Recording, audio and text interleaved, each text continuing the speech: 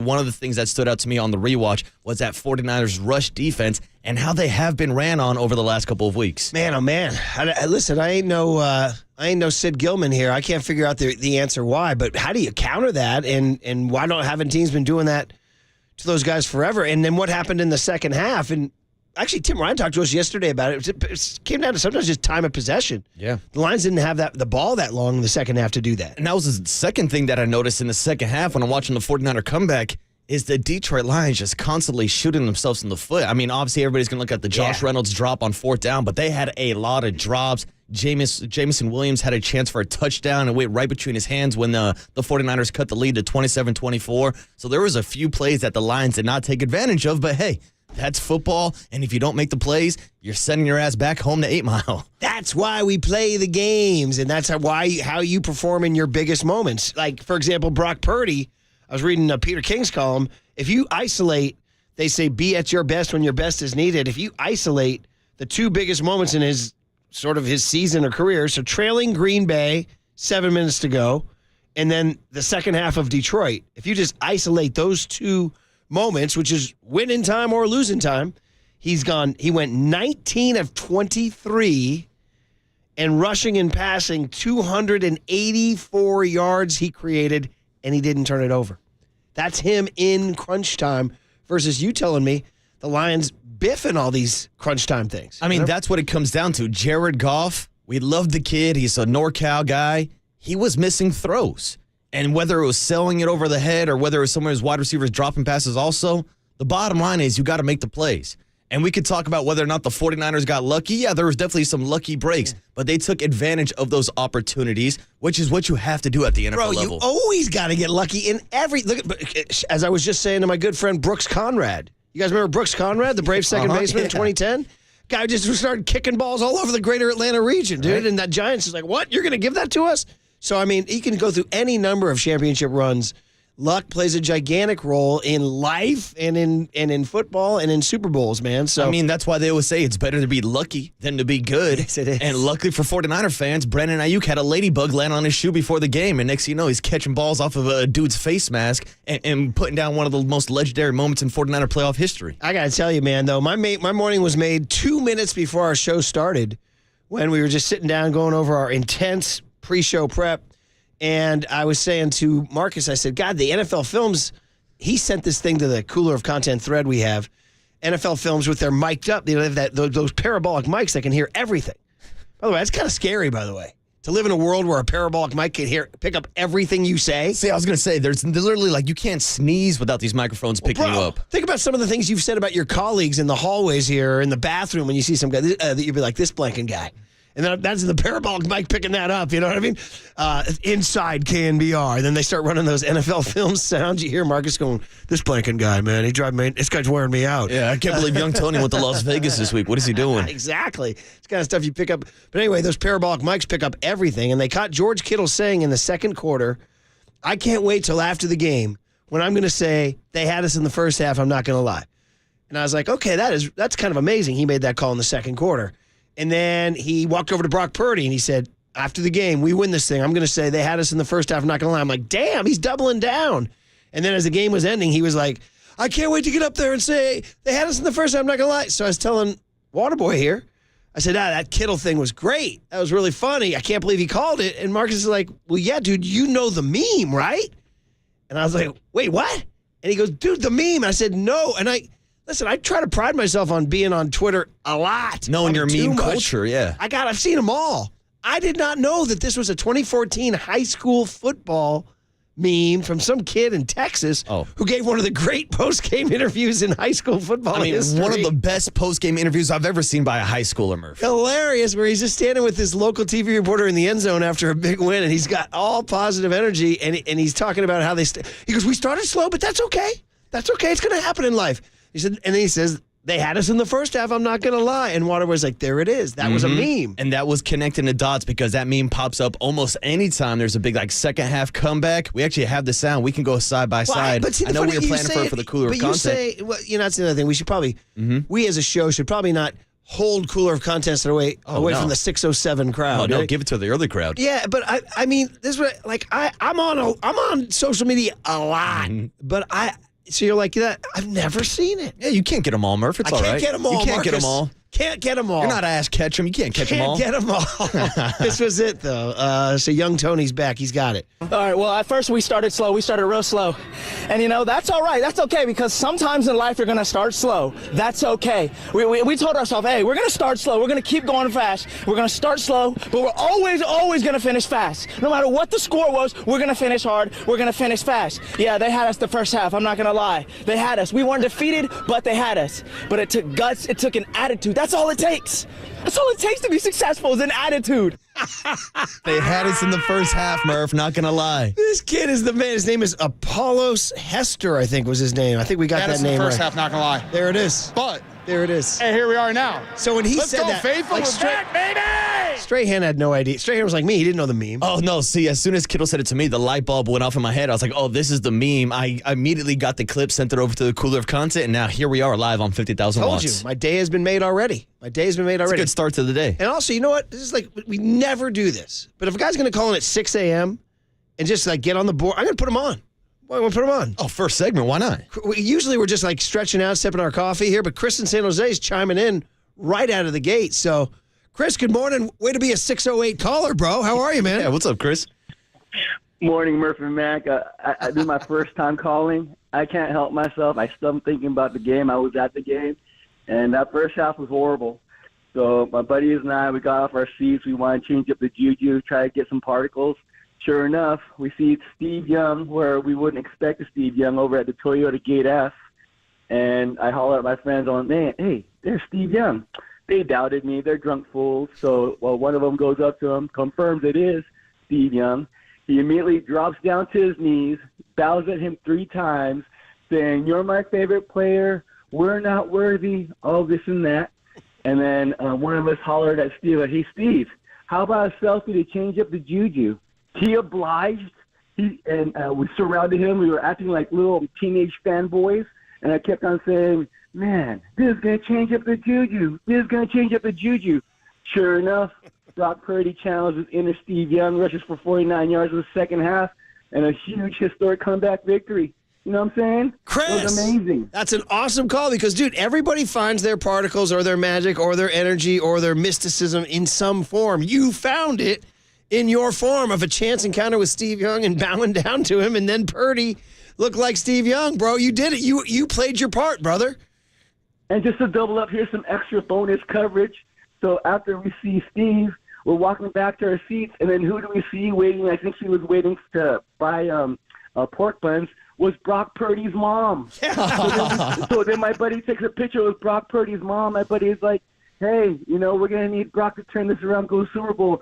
She just simply smiled and gave that look like, you'll see. And this is halftime. You're down 24. This is 24/7 at half. This 24/7.5. Meanwhile, we're hearing don't stop believing in the background. It was wild, man. It was wild. Hey, Chris. And the sky was magical, too. It was all happening, bro. As they said in Almost Famous, it's all happening. Great call, buddy. Don't be a stranger, and way to play your part, dude. Thanks for the call, man. Dude, I love Chris and his boys going full Wayne's World. We're not worthy. We're not worthy. And by the way, can somebody buy the pork buns and bring them down to Brock Purdy's mom? What is Brock Purdy's mom doing standing in line? No. And by the way, send Chubba. Yeah, what you get that, dude? What is she doing on the concourse? Is it Chubba or Chuba? What is it, Chubba? I know. Chubba. I know he's playing at Nevada now. Yeah, why don't you send Chubba to go get the pork buns, man? Come on. Anyway, great call, Chris. Thanks for that, man. So they had us in the first half. Not gonna lie. Not gonna lie. Until Chris saw Steve Young and Brock Purdy's mom. Until a couple of our callers yesterday put jerseys on their dog at halftime. That's right. 2 different callers said dog jerseys, and because Don't Stop Believing was playing in the background, and because 16-year-old baseball pitcher Henry screamed in our living room, "Don't give us life! Don't give us life!" They did. All right, we got a fun day. Young Tony's back from Vegas. He looks like he has that post-Vegas, would you call it a glow? Or he's got that glow. He's feeling himself right now. Probably won some money. Probably had some good times out in Vegas. If I know Young Tony. He went 3 nights, which I consider extraordinarily. Oh, that's the max. And we're going 4, bro. Yeah, dude. 4. Maybe even longer than that, Murph. I hope you do. Yeah. You should stay. All right, guys, here's the deal. We'll get the guest list on the other side. It is Tuesday, January 30th, 2024, and the 49ers are still going to the Super Bowl on KNBR 104.5 and 680, the Sports Leader. Yeah, they had us the first half. I'm not going to lie. San Jose. Shout out to you for supporting KNBR, San Jose's sports leader.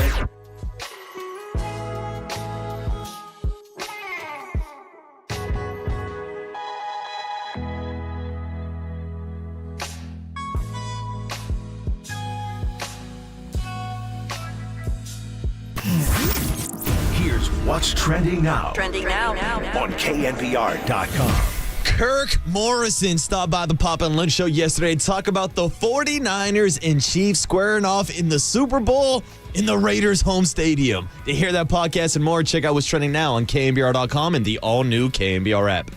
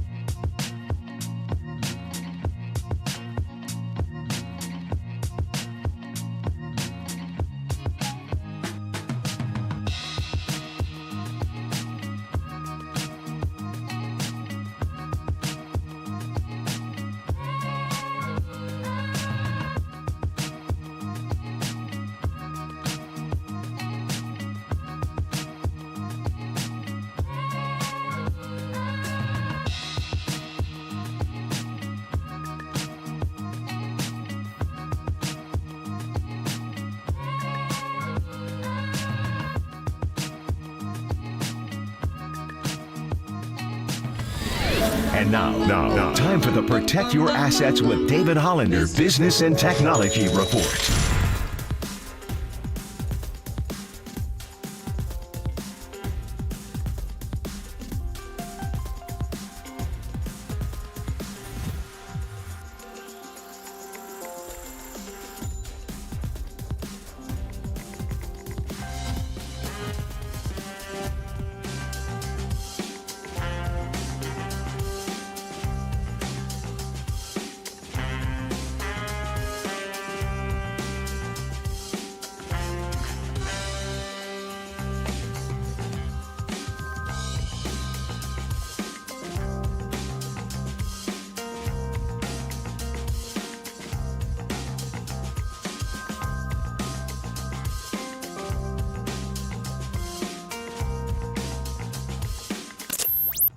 Murph and Marcus keep rolling on the sports leader and streaming live on YouTube at KNBR 1045.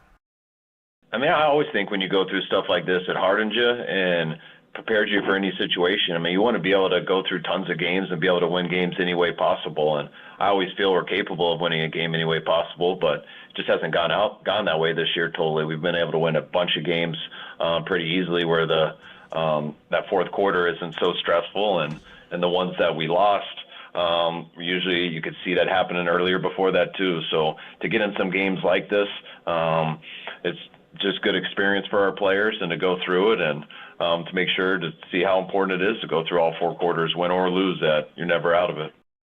Oh, man, young Tony. By the way, we want to talk to everybody out there. Hope you all had issues with the stream. We get it. This is what they call what do they call that, Waterboy? A technical malfunction. But it hopefully has been fixed now, and you can hear Steve Perry, Marcus Boucher, and Brian Murphy, Brian and Bobby's Best Bets, and see young Tony on the stream, who, as he plays Don't Stop Believing on a rejoin, does he know what happened here yesterday? Does he know the audio magic that was created? All right. Did you hear California Kyle's poetry? Okay, there it is. The California Kyle special yesterday. He texted him. Great work. Nice job, Tony. Were you listening at McCarran Airport? Listen to your buddy? He was bouncing around. Look at him. We'll get him a mic one of these days. No more of this Brian Smith. I'm just wondering whether or not Marks thing here. Yeah, I'm just wondering whether or not Tony heard us in the first segment yesterday. or I'm wondering. That's very good. Yeah, that's when he was falling in love. I know. Shout out to everybody listening on the stream this morning. I mean, we just had a good breakdown of George Kittle. They had us in the first half. Not going to lie, talking about the meme, but Murph, looks like Tony had us in the first segment. Yeah, they had us the first half. I'm not going to lie. They had us in the first segment. Not going to lie. When I got into radio, one of my buddy's dads was very upset because he liked me in newspapers. And he's like, I can't believe you're leaving newspapers. Of course, can you imagine this now? I can't believe you're I know, this is literally it was 2004. It was coming up on 20 years. He goes, you're leaving newspapers. I said, I know. I got to do it, though. He said, he goes, radio, this is to your point about this they missed the segment. It's gone. He said, radio is ephemeral. It disappears into the air. And he said, newspapers are eternity. And my buddy, we were in a car. My buddy was driving, the guy whose dad said it. He goes, newspapers are eternity. My buddy was driving, just looking at the window. He goes, yeah, Dad, eternity pays less. All right? That's true.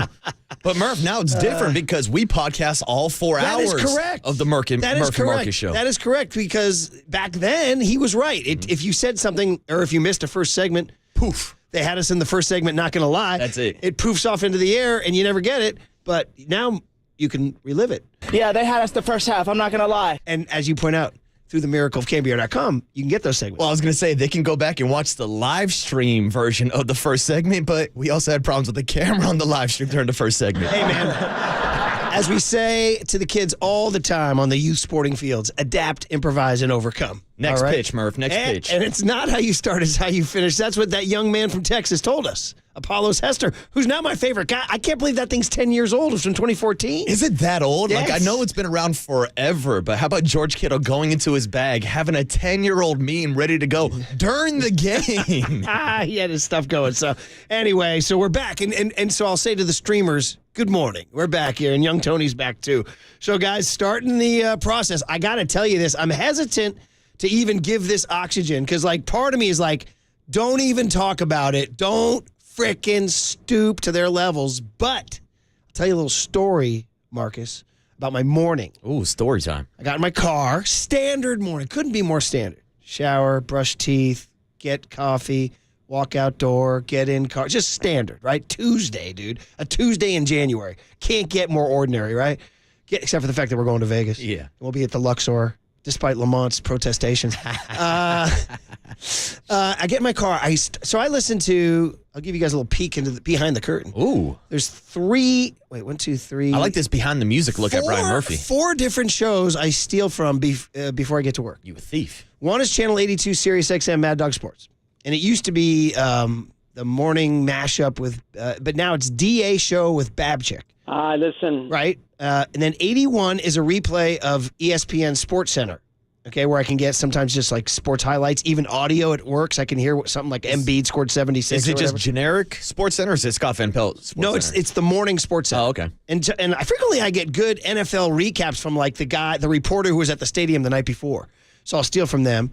Channel 80 is the new unsportsmanlike show with Chris Canny and the lady Michelle Smallman is her name and all that. And they have a segment at 4:55 where they riff and it's okay, whatever.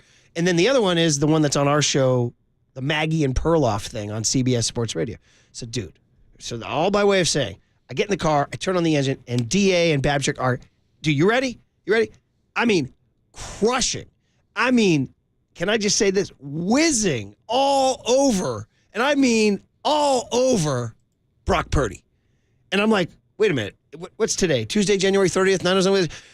Here's what I heard. I heard, doesn't move the needle at all, flatline personality, does nothing spectacular.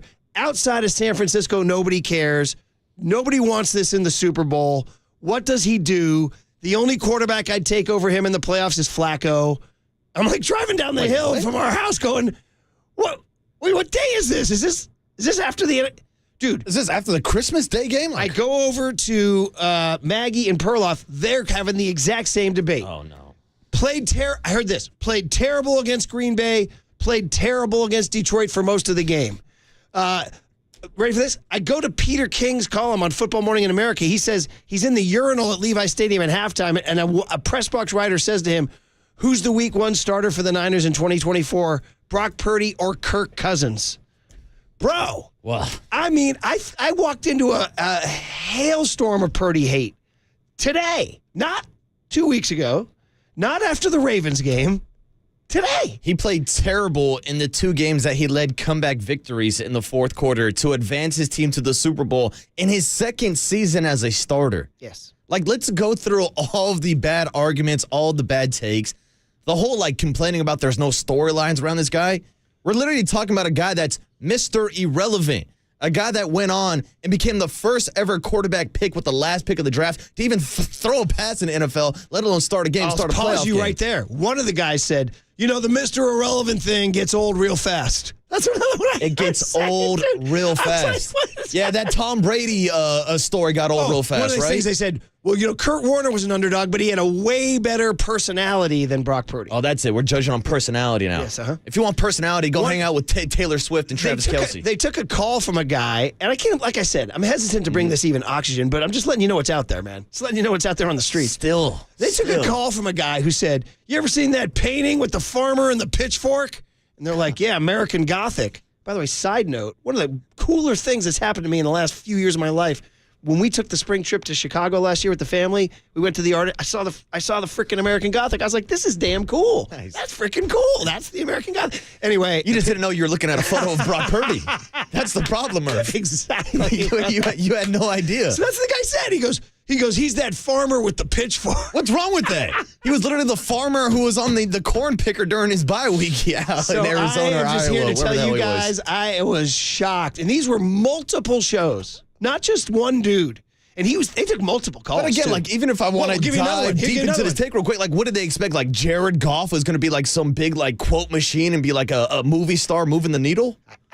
You tell me, brother. Yeah. And then the other one was they said, one guy, they took a call from a guy who goes, we watch movies and TV shows for compelling characters. There's nothing compelling about Brock Purdy. Dude, take a hike. There's nothing compelling from the last pick of the draft to being thrown into the system of Kyle Shanahan after Trey Lance, after Jimmy Garoppolo. And DA was saying he really didn't he said his biggest play was an overthrow that bounced off a face mask. See, these are the problems when you form your takes at halftimes of games. When you're like, oh, he hasn't done anything all game. The game's not even over yet. It's like literally you can't break down the Brock Purdy game without looking at the full picture. And Murph, we've been honest. We talked about the first half against the Packers. We talked about the first half yesterday against the Detroit Lions. But again, when the constant criticism is coming for a guy who hasn't even started 2 complete seasons, now went to back-to-back NFC Championship games, and in this one he didn't get hurt, and now he's in the Super Bowl at 24 years old. No storylines, though, Murph. No storylines. I'm just going to throw this out there as just a breadcrumb. Like, would it have been a little bit better if he had scrambled all the way in on that touchdown that he ran into Deebo? Would that give them because the guys that we're listening to, and again, this is 3 different shows, none of them mentioned his incredible scrambling, which Jared Goff clearly cannot do. Clearly. And so nobody mentioned that. Those were clutch, big-time runs that changed the fate of the game. Well, Murph, I'll say this because I think I brought up this topic last week when I was driving in, listening to ESPN Radio and listening to Chris Canny, begging the audience for, somebody please tell me what Brock Purdy does different than Jimmy Garoppolo. And then I came on and listened to about 5 or 6 different things, and then guess what? We saw what Brock Purdy does different than Jimmy G. The scrambling ability. Yeah. It was on full display on Sunday, and that's why the 49ers, in my opinion, will have a better chance this year in the Super Bowl against the Chiefs versus that 2019-2020 game with Jimmy G. Okay, we're going to get into that, obviously, for 2 weeks, but I will tell you guys this just early before we get into it. The Chiefs have my full attention, respect, admiration, and fear. And they should. They're defending Super Bowl champions. Exactly. And Patrick Mahomes is playing with the best defense of his career. Do you want something right now? And just a little. I've got a million stats we'll sprinkle throughout the next 2 weeks, but just here's one for your head. Since the start of last year's playoffs, 6 games now, no picks.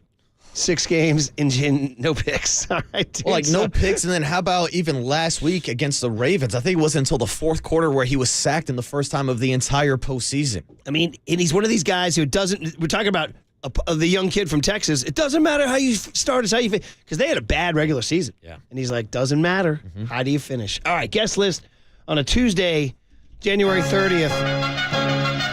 Tuesday. I want to make sure today is January 30th because the takes I was hearing were takes from what you would say after the Ravens game or before the playoffs. Because now that he's won 2 comeback playoff wins, I was still hearing those takes. After he came back down 17 points and scored 27 points unanswered. Nobody mentioned any of that stuff. Wow. Yeah. Those aren't good storylines. Other than they said his biggest play of the game, he overthrew Ayuk. His biggest play of the game was a 51-yard completion. Yes. Yeah, sorry Detroit didn't pick it off. That sounds like a personal problem, but it sounds like we got a good guest list today because at 7:35, Mike Krukow on a Tuesday morning, wrapping up Giants Fan Fest this past weekend in San Jose and looking forward to Napa this weekend, Murph. Plus, we need Kruk's take on the Niners, too, for sure. And then, some interesting stuff going on. A couple interesting things out there in baseball, too, believe it or not.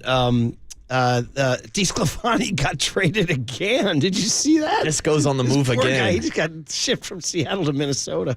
Anyway, boy, Disco, we hardly knew ye. All right, so it's the Disco Demolition Derby. So we'll talk to Mike Krukow, 7:35, get into the big hit, the cooler of content, and then 8:50, a friend of the program, Marky Mark Cannizzaro, national NFL contributor. Of course, anybody who listens to the morning show knows Marky Mark, and he was out here this past weekend for the 49ers and Lions. I'm going to go ahead and give a free plug there, not a sponsor at all, but Marky Mark is one of my dearest and oldest friends, and anytime he's in he loves San Francisco. You were talking about a guy who doesn't buy into that national narrative. He will do anything he can to get to San Francisco. So when he convinces the New York Post always to fly him out here, he freaking loves the city. He vibes off the city like no other, man.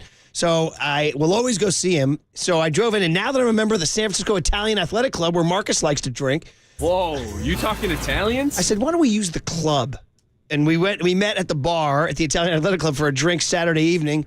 Just great evening with the locals. Real San Francisco. Real San Francisco. No BS, no pretense. Just like dudes, just San Francisco regulars. Oh, and real bartenders with heavy pours, Murph. Exactly. Heavy pours. So we walk from there down to the oldest Italian restaurant in San Francisco, and I'm going to give you guys a Fior d'Italia, which is the oldest restaurant in San Francisco since 18 whatever.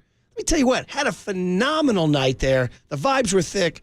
Shout out to the good people of Fior d'Italia. That's all. Just want to get that out there. That's it. And we'll talk to Marky Mark about that at 8:50 this morning and then wrap up the show at 9:15 MT2. Marcus Thompson talking some 49er football and the Warriors back in action tonight against the 76ers. I actually literally lost such touch with the Warriors. I had to ask you, when do they play again? Like, dude, tonight against the Sixers. Embiid playing or not? He scratched. Yeah, he got scratched like 15 minutes before the game last night, so I don't know his status for You know what I heard? He's now in danger. He can only miss 5 more games or he will not be eligible for MVP. That's it. Those are the new rules. He's down to like forced playing. He's down to 5 already? Yeah. He only has 5 to burn. How about that? He's got half a season left. All right, 808 KNBR is the phone number. I cannot believe the Brock Purdy narrative is still there, but Kyle Shanahan spoke yesterday. We'll get you guys the best sound from the Niners next on the Sports Leader. Ball! He fumbled the ball! 49er football! 49ers have the ball! Bang! Bang!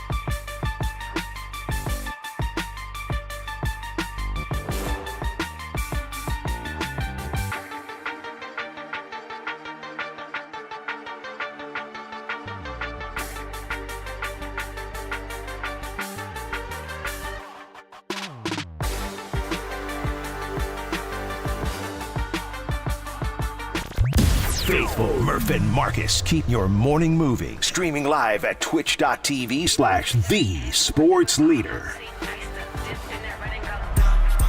Well, I just sum it up like this, and Cal said this last week. Just character, man. The men in that locker room, I knew for a fact that we were going to win that football game. And it wasn't really a lot of yelling and screaming. We just talked about the things that we had to correct. And everybody just had to do their job.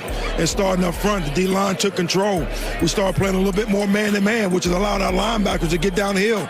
And we needed someone to spark us. We talked about trying to, create a takeaway. In 2-6, he carried the ball loose. We mentioned that all week. And when Gip came up with that play, Gibson, man, it was phenomenal. I knew right now that was the one that was going to turn the tide for us. That's your boy Steve Wilks. We nicknamed him Silk Wilks during the season. He did what he had to do in the second half. That is for sure, as the Detroit Lions go from a 24-7 lead to a 34-31 loss. The only touchdown they allow is a sort of, I don't want to say meaningless. It was meaningful because the game was still on the line. But they played that kind of soft defense to let them chew clock and go down. By the way, before we get into this stuff, just a quick digression. At that point in time, 34-24, were you thinking the better strategy is to play more aggressive? Or are you okay given that bend defense? See, I wanted to be aggressive. I wanted to see more blitz from Steve Wilks, which he did mix in a little bit in the second half. Pause right there. They blitzed, I saw the stat, 9 times against the Lions, only twice against the Packers. Yeah, so they definitely picked it up a little bit. I mean, it goes back to that first sack that Nick Bosa got. The reason why Penei Sewell didn't block him is because Dre Greenlaw came on the blitz, had an open man. But getting back to the strategy of that drive, I think the 49ers got lucky that Dan Campbell decided to run the ball on third down, which forced him to take that third timeout, which essentially meant that they had to get the onside kick or the game was over, because obviously if they score or have 3 timeouts, they could have had a chance to make a stop and get the ball back. So I didn't really like the hands-off approach, but I get the overall strategy of trying to kill the clock because they did end up burning that timeout and then ended up screwing themselves. It's age-old, man. This one, for all the analytics in life, this question's been around forever. Should you play the, quote, what we called in the old days the prevent defense? And the old line was the only thing it prevents is winning, because it has been burned before. But coaches will tell you, man, they don't want to be the guy like Steve Wilks at the end of the first half in Minnesota when you're just running out the clock and he calls the zero blitz. Yeah. And Charvarius Ward does everything right and has it in his hands. And who ripped it out of his hands? I think it was Jordan Addison. I think you might be right. Right? Out of SC. And he doesn't want to be that guy. He'd rather, and what Kyle and Wilks would tell you is, who's going to the Super Bowl? That's it. But you'd be like, yeah, but it got a little hairy and they ran the ball and they could have had 3 timeouts. And they're like, who's going to the Super Bowl? Exactly. So, but how about Steve Wilks also in that cut saying, we knew for a fact at halftime that we were going to win that game? Which is, for a fact? I mean, that might have been a little bravado from this. But the part of that cut I really liked was when he said, we talked about 2-6 holding the ball loose all week. That's the kind of stuff, man, just those little details. Like Jahmyr Gibbs, as great as he is, does not secure the ball. Tayshaun Gibson knows that, and he has that chance when he has his first chance to get him in the line of scrimmage, does what Tim Ryan calls the front tip rip. And that's because that's something they practiced and talked about, and that changed, that probably, of everything, maybe even more than the Brandon Ayuk catch, was the play that changed everything. Well, think about those 3 consecutive drives. The first failed 4th and 2 conversion with Reynolds dropping the ball. Then Brandon Ayuk, the 51-yard shot off the face mask. And then we get to that series. And that's what happens because Dan Campbell, I don't want to say the moment got too big for him, Murph, but it kind of looked like that because even on that play call, of course, the Lions wanted to get back to rushing the ball, but we saw how there was confusion in the backfield between Gibbs and Goff to even start that drive. So the Lions were rattled, and who knows if that comes down to playoff experience or just miscommunication on the pre-snap or whatever, but it led to an opportunity for Gibson to make a play on Gibbs. I'm half riffing here, but the reason why it happened is because they were playing outdoors. That's why it happened. That's why they missed it. So they anyway, did it on grass. So listen, obviously now the Niners went from being this one team the entire season, a juggernaut, where they were just gashing teams and Purdy for 30 and Debo's open over the middle and all that. And then it's like the NBA playoffs, where you can do one thing during the regular season, then everything changes in the playoffs when teams start scouting you differently and defending you differently. Mm-hmm. We've seen in the 2 games, those 2 defenses kind of shut down the Kyle gash over the middle of the field for the most part. So it's like, man, oh man, so how do you handle, being a juggernaut during the regular season, then having to be a comeback team in the second in the postseason. And so far, they've escaped twice, but that's obviously going to be huge for them that they now know they can do that. But that's the biggest difference for me. It's different falling behind against a team like the Lions or the Packers, teams that you can pass on to come back against. But when you're talking about a team like the Kansas City Chiefs, who have one of the best defensive backfields in the NFL, if you get down early to them, it's a completely different ball game. But I think that changes the strategy on both sides of the ball. Because we can go back to the regular season number for the 49ers rush defense, and they were a top 5 rush defense in the league. But then you factor in the fact that they won almost every single game by double digits, which means that other teams are playing catch-up. Yeah. They're throwing the ball more from behind later in the game. But we've seen now twice, back-to-back weeks, the 49ers fall behind, teams have success running on them, and then they're the ones now having to play catch-up. So about coming back and how different that is for the Niners, you just heard Steve Wilkes say we knew for a fact we were going to win the game. George Kittle talked about that, having to come back twice and then maybe having to do it again. Well, yeah, I mean, nothing like the playoffs to try to win from behind multiple times for the first time in a season. Can I beat the Chiefs that way? You know, you never want to give Patrick Mahomes the lead. He's a fantastic football player. Probably he's going to go down one of the best to ever do it. Him and Travis have, 18, 19 touchdowns in the playoffs. Like, they know how to win big games. They've won it twice. So, no, would that be good for us? Probably not. I believe in the team to be able to win in any circumstance, though. We proved it again tonight. And that's a fun thing to be able to say. Yeah, falling behind to the Chiefs, as you just said. L'Jarius Sneed back there. How about that? By the way, because we're so caught up in the NFC, how about the punch-out of Zay Flowers at the goal line? Dude, that was one of the play great of the iconic plays in Chiefs playoff history. That would have cut the game to 17-14 with plenty of time left in the fourth quarter. He's been one of the best lockdown corners all season long. We know how disruptive Chris Jones is up the middle, but this Chiefs defense, again, I said it earlier, I'm going to say probably 1,000 times over the next 2 weeks. This is the best defense that Patrick Mahomes has ever played with. Yeah, what I'm going to need basically is just Antonio Pierce's Christmas morning strategy. You guys roll in there, there's no problem. Well, that's the thing about this Chiefs defense, though. They can be ran on. I mean, going back to that Christmas Day game, the Raiders literally won the game with Aiden O'Connell not completing a pass for the last 3 quarters of the game. Wow. He completed all of his passes in the first quarter, and then they just ran the ball with Zamir White, not even Josh Jacobs. So it is a team that you can run on, but then again, when you're talking about game script and falling behind early, that changes your game plan about whether or not you're going to run or pass the majority of the game. So Nick Bosa, this is his second Super Bowl. 2019, if you recall, they handled their business at home, never trailed. I think the Vikings tied them at 7-7 in the first quarter of the divisional game, I think. Either way, they destroyed the Vikings, and then they destroyed the Packers. Now, a different road his second time. We just kind of rolled in 2019. I was a rookie, so I didn't know what was going on. I just thought this is how it goes. But the way we did it the past 2 weeks, I think there was a stat with Kyle not coming back after being down. And I think it's a testament to our group that we're able to battle back, and you got to do stuff like that to have a special season. All right, yeah. So Nick did it in 2019, walked in here, 2023, took a machete out and hacked their way in there. Well, then what makes you more confident? Seeing a team like we saw in 2019 kind of dominate their way into the Super Bowl, or watching a team like this year's team that's more battle-tested and has shown the ability to come back? Well, obviously recency bias is one thing, because I'm going to say this year's team, and then I hate to do this to my guy, Jimmy G, but I like this year's team better because I like the quarterback better. Damn, Jimmy. Yeah, exactly. All right. Hey, we're going to take a quick break, come back on the other side. We take your calls at 808 KNBR as you continue to marinate on all this and begin to turn your mind towards the Chiefs. Are you feeling better because the Niners are now a comeback team versus a juggernaut? And are you enraged by all the national Brock Purdy hate that I heard driving in this morning? I was like, is this January 30th? Did he just win the NFC Championship? No, I felt like it was week 2 or something. So anyway, here's 2 things I want to do. One, Dante Whitner going to join Tolbert and Copes today at 4:50, so put it in your iCal. He's always entertaining. And 2, this big game contest we have. Let's treat the 644 crowd, the 645 crowd.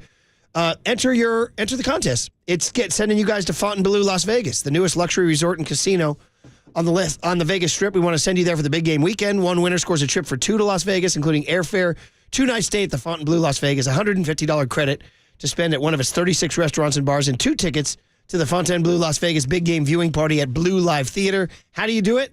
You simply text the word TRIP like what a long, strange trip. Text the word trip to 95819.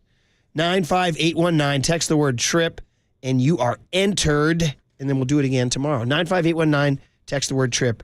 You're entered. We'll be talking more Niners on the other side on KNBR 104.5 and 680, the Sports Leader. Let's go, Faithful. We're back, baby! Woo!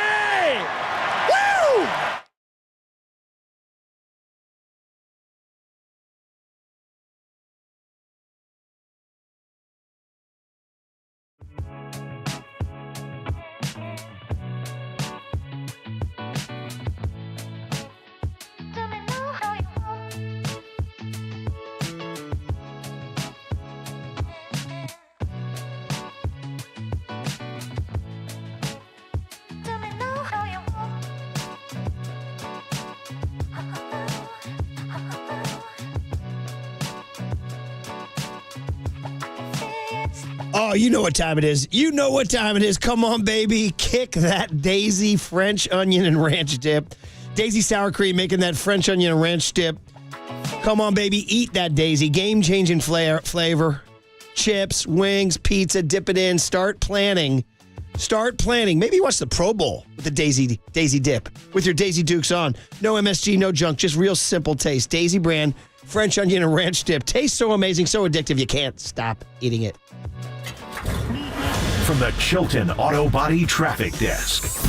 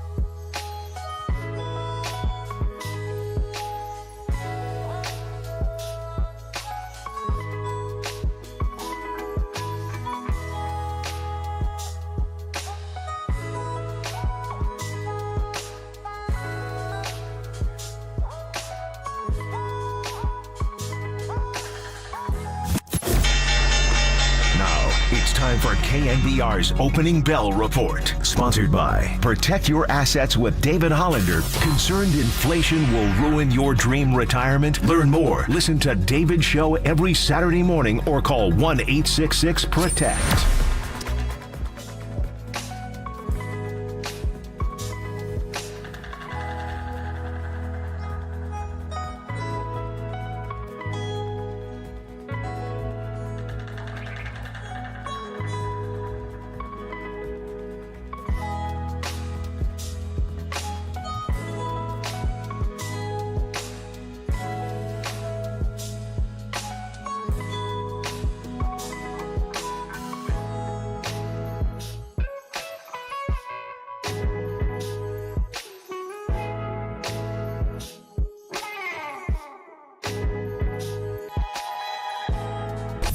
Listen to the sports leader anywhere, anytime. Download the KNBR app. Murph and Marcus continue live from the KNBR Casino Matrix Studio. Casino Matrix Progressive Jackpots are here. Where are you? Just drop in. Please play responsibly. 1-800-GAMBLER.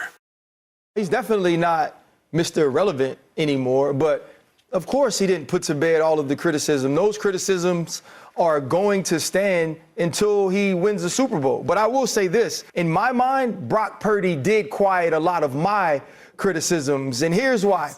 I've watched him execute with everything being ideal. I've watched him be able to distribute the football where Kyle Shanahan had it dialed up to go through his progressions, be able to do that with anticipation and accuracy. What I didn't see was you elevate your team when Deebo Samuel was out. Ryan Clark, here he is. Would you call that a backpedal or? I mean, it was kind of like a really. half backpedal. Not really. He's like, he ended my criticism. He was making plays in Kyle's system. I'm like, Ryan, have you watched anything that Brock Purdy has done this year? Like, what, was he surprised? And I think a lot of people were nationally surprised by the athleticism of Brock Purdy. But Murph, we've seen those plays all year long. I know he had over 50 yards rushing this weekend, but we've seen Purdy use his legs. We've seen the scramble ability. We've seen the playground Purdy passes. I don't know what the hell Ryan Clark was watching all season. Wow. Well, I told you guys, I woke up this morning and I could not believe it. I heard it this morning. I was like, national show's looking for something. Still, I mean, crushing. Like with a vengeance, they were crushing him too. Flat line, not interesting, no charisma, does nothing on the field to impress me. I was like, what is going on? I thought I was getting punked. I really did. Dude, I was like, is somebody pranking me right now? Is there a candid camera here? No, this is what they're saying. And how about the constant moving of the goalposts? Yeah, Ryan Clark, no, the criticism's going to be there until he wins a Super Bowl. He's saying this about a guy that just turned 24, who hasn't even started 2 complete NFL seasons, has been in back-to-back NFC Championship games, who is the lowest paid starting quarterback in the NFL, facing off against a 2-time MVP, 2-time Super Bowl champion, who's one of the highest paid quarterbacks in the NFL.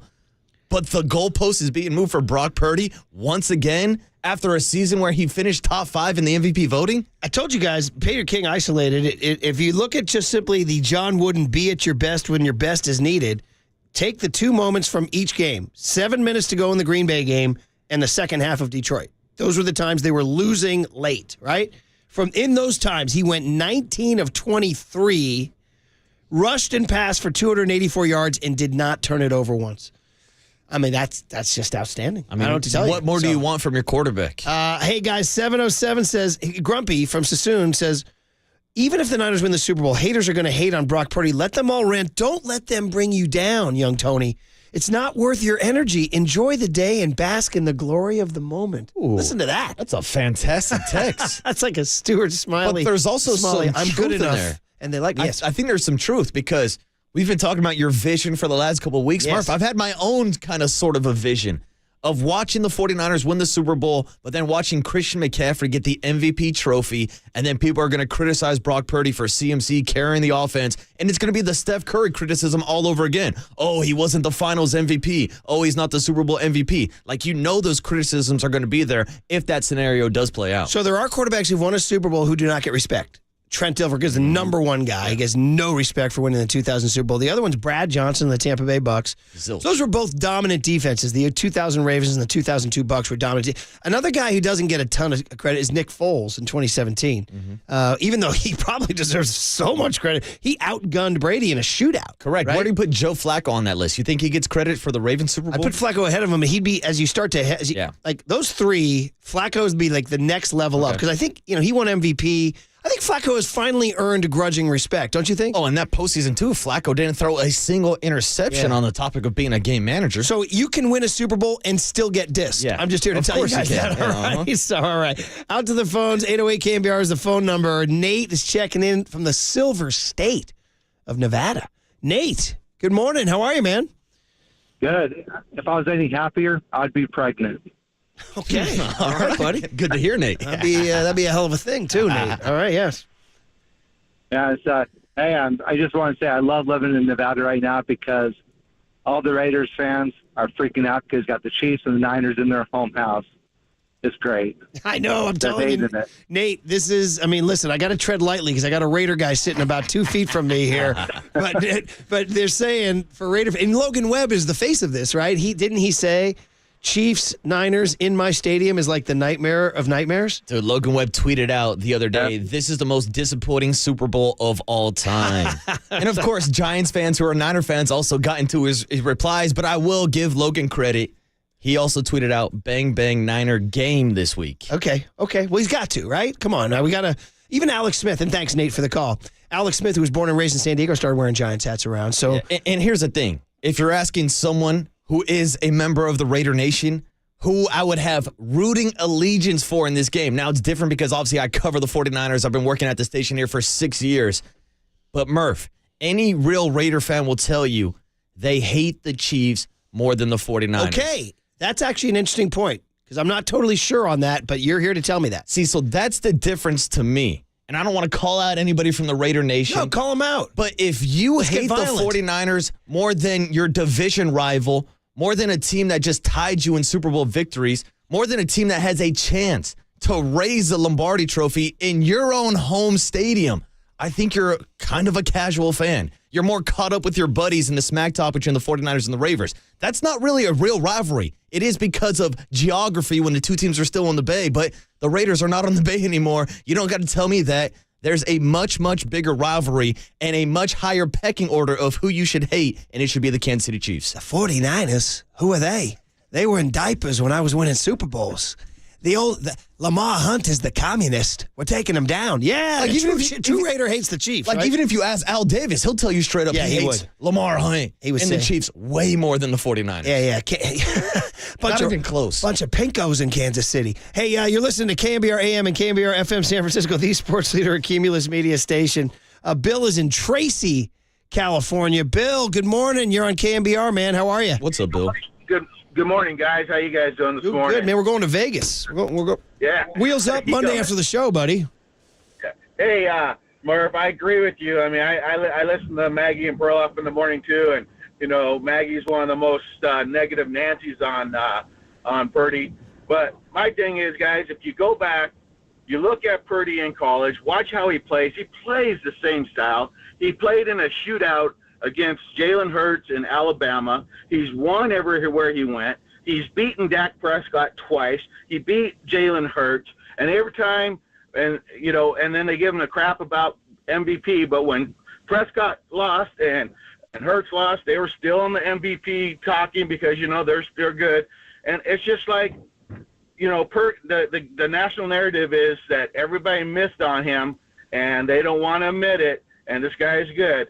But you know what? Tom Brady was 199, and look where people have him right now. Yeah, well, we're going to get to 6, and then we'll get there. But, yeah, Bill, we're with you together, and we're just going to – he's going to have – there's two choices. One, he's just going to have to keep winning and shut him up. Or two, we're just going to have to ignore these guys. That's it. We're just going to have to ignore them. So, but it's no fun on sports radio if you ignore those guys. Bill, thanks for the call. I appreciate you. I think probably the biggest thing to knock Purdy is his height. Really. He had that is going to – that will always be – a thing in the pocket, seeing over those big linemen, seeing over those long arms. He had a couple knocked down in the first half. I think that's probably the biggest knock on him. Wouldn't you say? And that's the reason why he wasn't a first rounder or a second rounder or a third rounder or a fourth or even a fifth, is because of how different he is. But we've also seen guys like Drew Brees or Russell Wilson, guys who are 5'10", succeed in the NFL. But I do feel like that's some of the criticism. We heard George Kittle talk about it last week. Brock Purdy is not Josh Allen. He's not Lamar Jackson. He's not Patrick Mahomes. But they don't need him to be that quarterback. What he does as the point guard of this offense, which Brock Purdy has referred to himself as multiple times over the last month or so, he distributes the rock to his playmakers. He's the best bargain in the entire NFL. I don't get how people are watching this and just saying this is boring. But we have literally seen him make off-schedule plays, and also don't underrate that scrambling, too. And now has had 2 playoff comebacks, which, of course, involve the defense. Every comeback involves a defense, for sure. But that's where we're at right now. By the 209 says, I am a Raider fan. Marcus is 1,000,000,000% correct. I don't like the Niners. I hate the Chiefs. Yeah, I can't stand the blanking Chiefs. All right. It's not even close. Mike in Eugene is checking in. Mike in Eugene, Oregon. We got the callers from all over the western United States today. Nevada, Oregon. What do you got, Mike? Hey, good morning, my brothers. How you guys doing? Well, we're going to Vegas, man. Right? We're going to Vegas. Hey, I know, man. I almost vapor locked throughout the game, man. I had an inhaler in one hand. I had my pipe with my flower of choice in it. I had my kettle jersey on. Halftime, I had to refill my inhaler, my pipe, and then I changed jerseys, put on my Bosa jersey. I was a hot mess throughout the whole freaking game. And I was listening to Maggie, too, and yesterday she got into it with a caller from San Francisco who took exception to her for calling it San Fran, and they argued over that for at least a minute. Hey, that's incredible. Well, Mike, hey, man, get your breath back, get your bearing back, dry your sweat, and then be ready for a week from Sunday, all right? Thanks for the call, man. Hey, by the way, I keep looking for the line to move. It ain't moved. It's a 1.5 right now. Explain to me why the Niners are favored when Patrick Mahomes, they're saying, is literally like knocking on the Tom Brady door of greatness, like easily the best quarterback of his generation, easily is playing at the highest level of any quarterback in the league. Why is he an underdog? Why? What's the X's and O's here? What's the facts here? The Chiefs have the number 2 defense in the NFL. They have an iconic quarterback who may be second only to Brady in the last 25 years. Why is he the underdog? Murph, I've been thinking about that since the spread came out, since they gave us the preview spread a week ago saying that the 49ers were going to be favored in the Super Bowl over a team like the Kansas City Chiefs, because I know we're going to spend the next week and a half breaking down this matchup. But if we're just looking at it from a surface level, they do have the advantage at quarterback with Patrick Mahomes. They have the advantage with their head coach and Andy Reid over Kyle Shanahan. Yes. They have the advantage with their defense right now, playing better than the 49ers defense. Yes. Now, 49ers have plenty of playmakers, and maybe that's how they kind of even the playing field. But I'm with you. Kansas City should be the odds-on favorite to win. I mean, I fall into this trap every time when I look at spreads. And remember, they set spreads to get the most money. Correct. And 49ers have a bigger national fan base that will bet on the Niners. So they will lure in Niner money is, I think, the story there. Oh, yeah. And talking about Las Vegas, I've already seen 49er fans take over the Strip once before. Really? I can only imagine it. Where'd you see Vegas. that? The New Year's game when they had the comeback win over Jared Stidham. You let that happen. I was. In your town. I was on the sideline. You let that happen, buddy. Taking smelling salts with Max Crosby on the sideline. Jesus. You had that parabolic mic that was picking up the George Kittle. They had us in the first half, not going to lie, which, by the way, we'll get into in the next segment. I mean, we all know what Kittle said after the game, but NFL Films has now revealed more to the story, and then Marcus revealed even more to the story. But we'll get into that. And shout out to everybody on the UMA guest line, the Golden State Building Material text line, telling us all their halftime rituals over the past couple of days. Whether it's putting jerseys on their dogs, whether it's meeting Steve Young at halftime, or Murph, can you please tell us about the text we got earlier about a 49er fan running into Nate Diaz? I wish I could find this at Levi Stadium during halftime. It was a 510 guy. We have so many. Thank you guys for all your texts. We do appreciate it. The only negative of all your texts is that it pushes all the texts down, and I have trouble finding the ones from earlier in the show. But a guy said, there it is. I found it way down here. It's 6:32 this morning. Actually, he sent this thing at 6:28. What is it, 7:04? So he says, fun story from the game. He says, Nate Diaz. Now, Marcus, for the uninitiated, Nate Diaz is... Hey, I'm not surprised, motherfuckers. He's a man that lives on our soundboard, legendary MMA fighter, has fought in the UFC forever, has fought down in San Jose at like Strikeforce fights. Like, you want to talk about the Nick Diaz army with his older brother, Nick. Nathan is in that conversation, had epic wars against Conor McGregor. He's one of the icons of the MMA community. And if I'm correct, Stockton, California? 209, Stockton, California, born and raised. 49er fan. And he's a diehard Niner fan. Love it. So here's the story. Nate Diaz, you now have the background. according to 510, shifted the momentum at halftime. Now, we've heard all these stories. We've had people changing dog jerseys. We had the guy who ran into Steve Young and then Brock Purdy's mom buying pork buns. All these different stories. We had Journey playing, right? We talked about Journey all the time. So this guy says Nate Diaz at halftime shifted the momentum, walked into the bathroom. I recognized him and let him cut me in line. By the way, would you let another man cut you in line at the urinal? If it's Nick Diaz and the Diaz Army rolling through, then yes. The answer is yes. Get the hell out of the way. Would you let Nate? This is Nate. Oh, yeah. Well, that's the thing. I'm sure Nick Who's was the better with them. fighter? So they call it the Nick Diaz Army because he's the older brother. He's the guy that got into the UFC first. But Nate and his crew, that's a tough question. They both fought for championship belts. Neither of them won in the UFC. Which one is the soundboard? This is Nate. Hey, I'm not surprised, motherfucker. This is when he had the upset victory over Conor McGregor, which is probably bigger than any win that his brother That was had. his analysis of his victory? That was. They said, how'd you beat McGregor? Yeah, they're like, you just shocked the world, Nate Diaz. You just beat Conor McGregor. Hey, I'm not surprised, motherfuckers.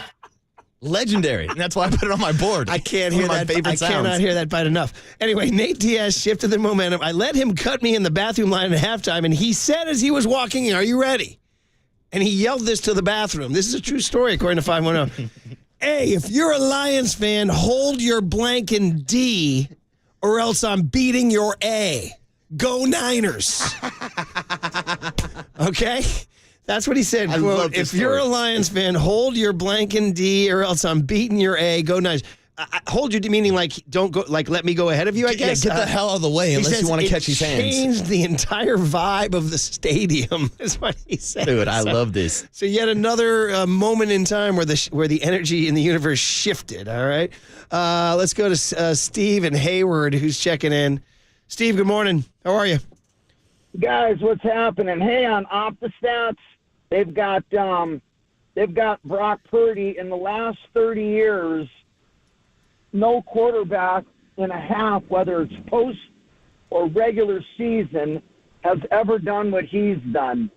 And basically, he threw for 150 yards, rushed for 45, completed 80% of his passes, averaged 10 yards per rush, and had 0 turnovers. Yeah. So I tell the haters, hate as much as you want. After the Super Bowl, I'm hoping we can tell you to hate us even more. Yeah. And after 3 Super Bowls, hate us even more. Right, Let's Steve. go Niners. Bang, bang. All right, Steve. Niners gang. Good call, buddy. Hey, how great would it be if Brock Purdy just shifted shapes on the podium after winning the Super Bowl and turns into Nate Diaz? You know, instead of saying, hey, glory to God, it's all I'm humble in his presence. So he's out there If like he just Brock grabbed the mic and Purdy. said, I'm not surprised, motherfathers.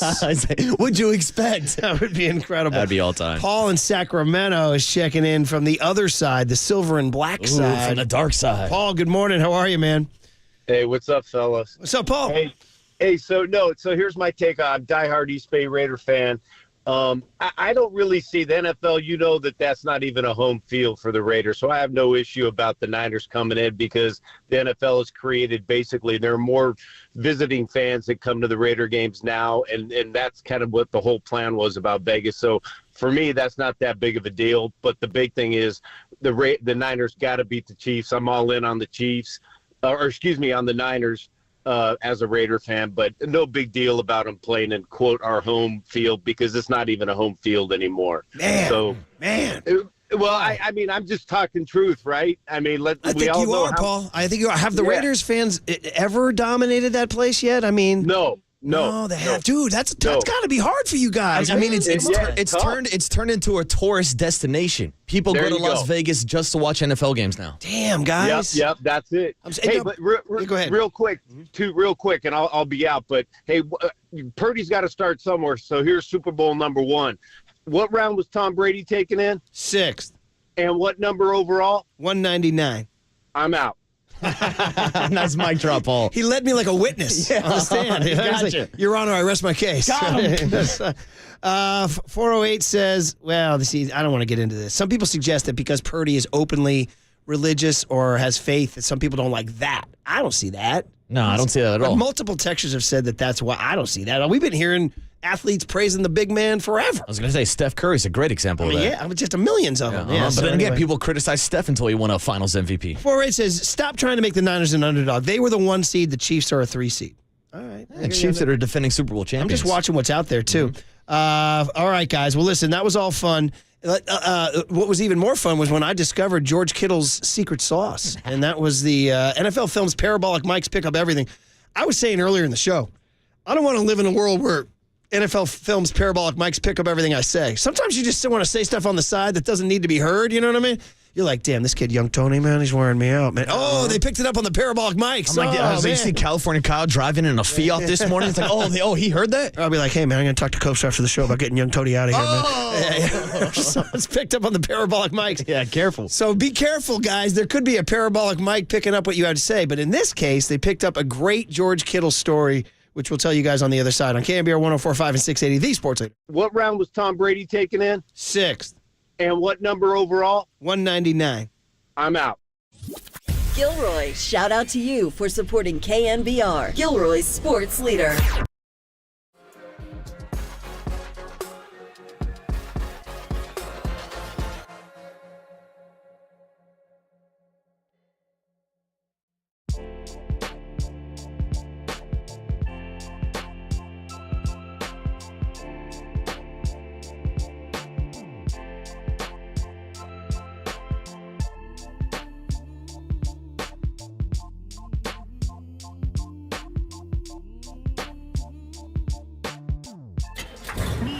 From the Chilton Auto Body Traffic Desk.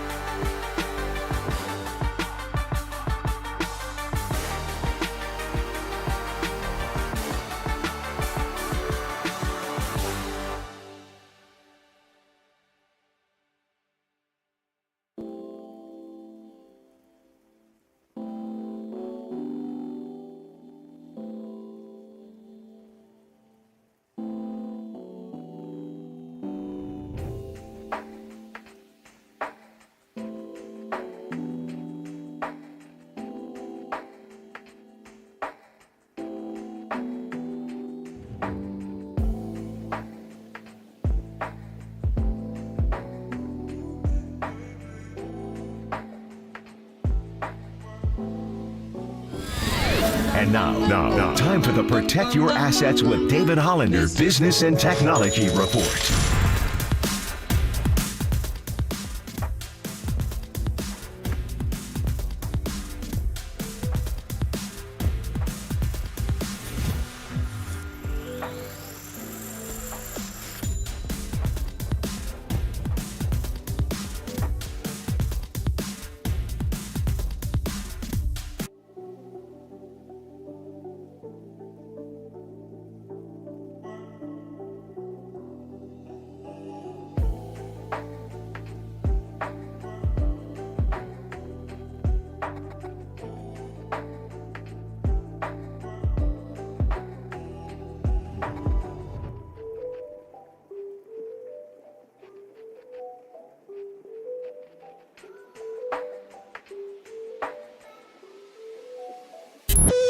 Now, back to Murph and Marcus on the Sports Leader and streaming live on KNBR.com and the KNBR app. Well, yeah, I mean, nothing like the playoffs to try to win from behind multiple times for the first time in a season. Can I beat the Chiefs that way? You know, you never want to give Patrick Mahomes the lead. He's a fantastic football player. Probably going to go down one of the best to ever do it.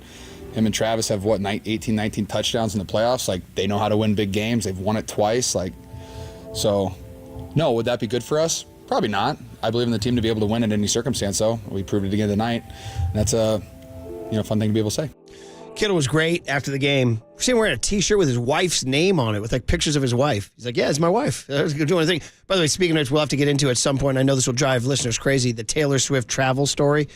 Do you have the Greta Thunberg, how dare you, on your board? Ooh, Murph. A listener I wrote haven't in. hit that in a while. A listener wrote in and said, How dare you? A listener wrote in and said, Taylor Swift's itinerary to get from Japan to Vegas on a private jet. Greta. How dare you? There it is. It's a little carbon footprint. That's not very good for the environment, man. No, it is not. Shout out Shannon. So Kittle was great. He addressed everything. He addressed Purdy. He addressed being down. He addressed all this. And then he said something on the postgame podium. And it's funny, when he said it, I did notice that he didn't get much reaction. Like, the crowd didn't go, ah. Like, whereas Christian McCaffrey said, faithful! And it was like, ah. You get that little 1 second delay. It's just the easy one. It's like, if you were on that podium, wouldn't you say that? Because have you been in those situations like Fan Fest or something like that? Like, do we have any Giants fans here? Look, Murph, I was doing it this past weekend at Giants Fan Fest in San Jose. I said, what's up, Giants fans? I know we got some 49er fans in the audience. There you go.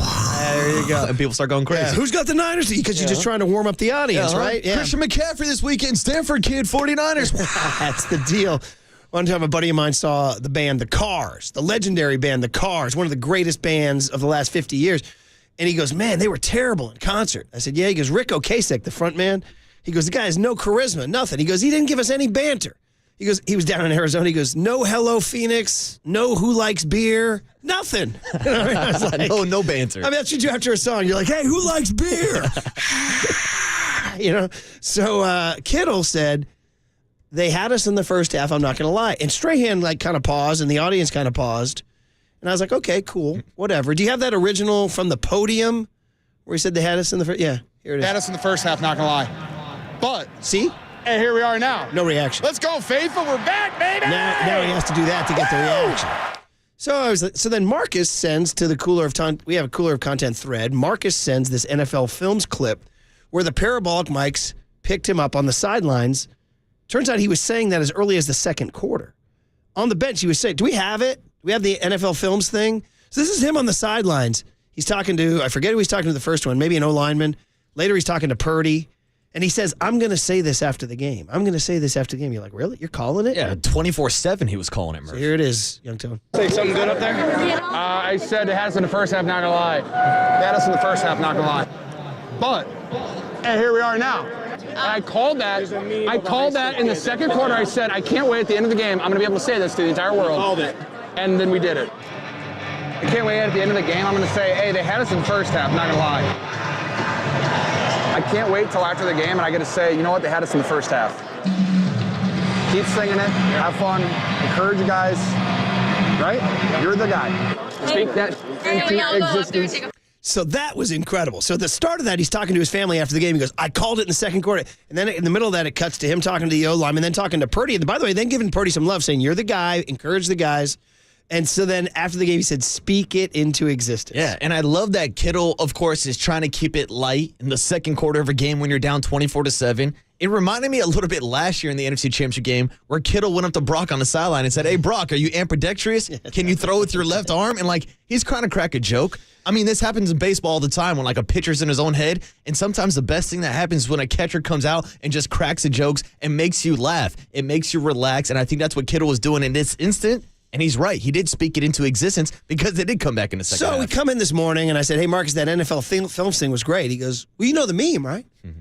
I said, what do you mean? He goes, you know the meme, right? I said, what do you mean the meme? He goes, you know the meme. First half, had us in the first half, not going to lie. I said, bro, I think I know my memes. I try to stay up.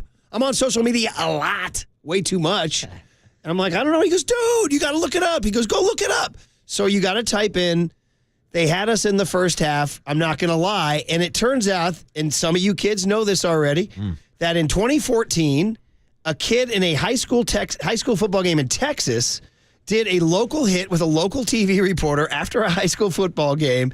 And I guess Waterboy and others made it into a meme immediately. This is September of 2014. TWC News in Austin interviewed a kid named Apollos Hester after a 42-41 win. And here's this kid in the end zone in 2014. And for me, this is my first. I got to imagine for a lot of you listeners, this is your first time. Some of you may know it. But this is from 2014. This is what Kittle was doing. Here it is. All right, well, at first we started slow. We started real slow. And, that's all right. That's okay because sometimes in life you're going to start slow. That's okay. We told ourselves, hey, we're going to start slow. We're going to keep going fast. We're going to start slow, but we're always going to finish fast. No matter what the score was, we're going to finish hard. We're going to finish fast. Yeah, they had us the first half. I'm not going to lie. They had us. We weren't defeated, but they had us. But it took guts. It took an attitude. That's all it takes.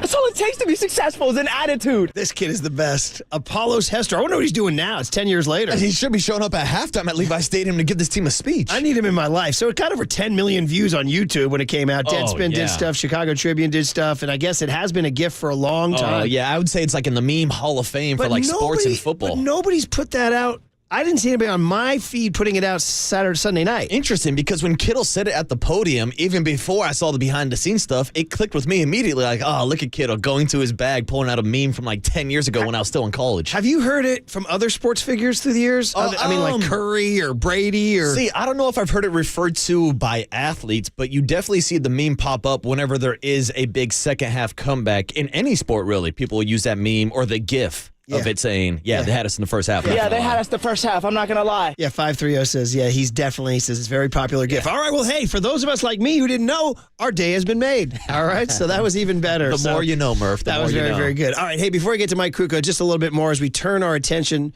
to this matchup on Sunday. A week from Sunday, by the way. So just FYI for your heads, everybody, Marcus and I are wheels up after the show Monday. So we will be on Radio Row Tuesday, Wednesday, Thursday, Friday from Vegas. By the way, I've looked into the Sphere. I'm not going to be around for the weekend to see you too. It's sold out. You'd probably go. But they have weekly things like they do like a sensory experience thing where you just go experience like the world in the Sphere or something. I may do that, Marcus. You want to bring a little tin and do that with me? Hey, Murph, I could bring some things that can enhance the experience, but I've actually seen this online, too. It's almost like an IMAX experience. Yeah. I think I got to do it, right? It's kind of like $89. Is it worth it? What's that ride down at Disneyland, California Adventure, California Screaming or whatever? That one gets me a little bit. Sometimes when we swoop down over the vineyards in Napa Valley, my stomach drops a little bit. Yeah. Right? So they have that same kind of experience at the Sphere, but I think it's like $100 a ticket. $89. Yeah. Should I buy you your ticket, buddy? Yeah, let's go. At the Sphere. As your grandpa figure on the trip. Anyway, it'll be. I think I want to do that. But anyway, we leave Monday afternoon. We do the shows Tuesday, Wednesday, Thursday, Friday. So starting to do a little bit. So just going over some fun stuff here, guys. Ooh, fun stuff. Well, just like Super Bowl appearances by franchises. You guys know is number 1, New England with 11, which is crazy to me. Because literally for the first 35 years of my life, they'd been in one. All right, brother? They've been in one. Like, if we go back, I mean, The Patriots were nothing. They were like the bottom of the shoe. I think it's incredible that they're number one all time with 11. See, so that's an interesting note because I saw this past weekend after the 49ers won the NFC Championship game, it was their 38th ever postseason win, which set an NFL record by the most by any franchise. That's awesome. Great call. Great call. So anyway, 11 for the Patriots, and then tied for second are three franchises. The Dallas Cowboys, cue the puke emoji, the Pittsburgh Steelers, still around, it's been a while, and the 49ers now with 8. So you go 11 for the Patriots, 8 for the Cowboys, Steelers, and Niners. Then we get into wins, just kind of refresh everybody. I have to refresh my brain here. 2 teams have 6. It's New England and the Steelers. Steelers have 6. Still curtain. They were the first one to 6.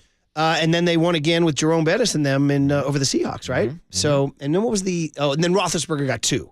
Correct, So because they beat the Cardinals the first 4 time, with right? the steel curtain, 2 with Roethlisberger, right? So that's 6. Then next up are the Niners and the Cowboys with 5 each.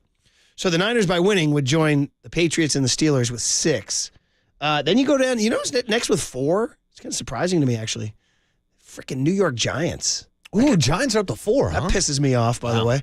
And so they won 2 in the 80s with Sims and Belichick and Parcells, and then they won 2 with Eli. 2 with Eli against Brady both times. And then you know who else has 4 is Green Bay.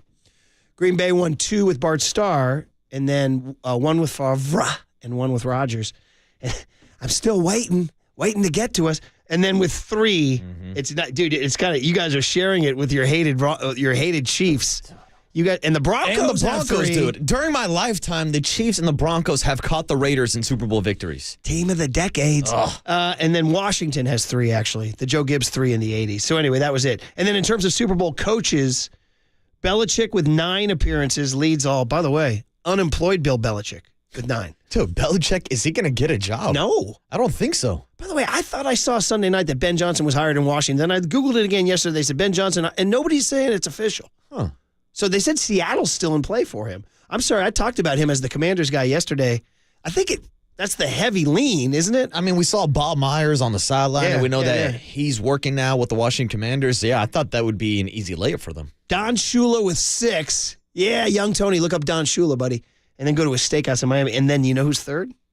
The guy the big man we're seeing on Sunday. Andy Reid. Andy Reid. 5. Yeah. So there you go. So Belichick 9, Shula 6, and Reid 5. And, of course, one other factoid, the Chiefs are trying to become the first back-to-back Super Bowl champs since the 03-04 Patriots. Oh, come on. So just some factoids for your head out there. You got to know your basics there, Tone, going in. Even I'm Mr. Sports Trivia. I got to bone up on this stuff sometimes. So I'd like to see the Niners get number 6. They're favored by 1.5. We're going to have to get into as the weeks go on. And maybe even today's big hit is, Mahomes has faced the Niners 3 times, and he's beaten them 3 times. In 2018, when he was in his first year starting, he beat Jimmy G at Arrowhead. In the Super Bowl in February of 2020, right before COVID, he beat the Niners. And then last year, they rolled the Niners here at Levi's. This is a big question going for all. Is this just a bad matchup?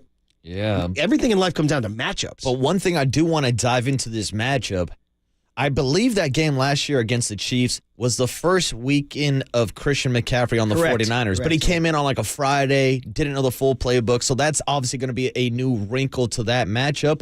And then we're going to get into the Brock Purdy versus Jimmy Garoppolo difference, which I'm sure we're going to break down for the next week and a half. For sure. Oh, by the way, thanks to a listener who sent me in the Apollos Hesters on Twitter. Nice. Follow this kid. He's got what is 14,000. Apollo up to these days? Landing on moons and stuff? Do you know what his bio says? It's just him in his kitchen. He looks like a 28-year-old guy. He's hanging out in his kitchen. Nice picture. In his bio, you got a little bio. He writes, "They had us in the first half, not going to lie." Dude. Still cashing in off that meme 10 years later. That a kid, Apollo.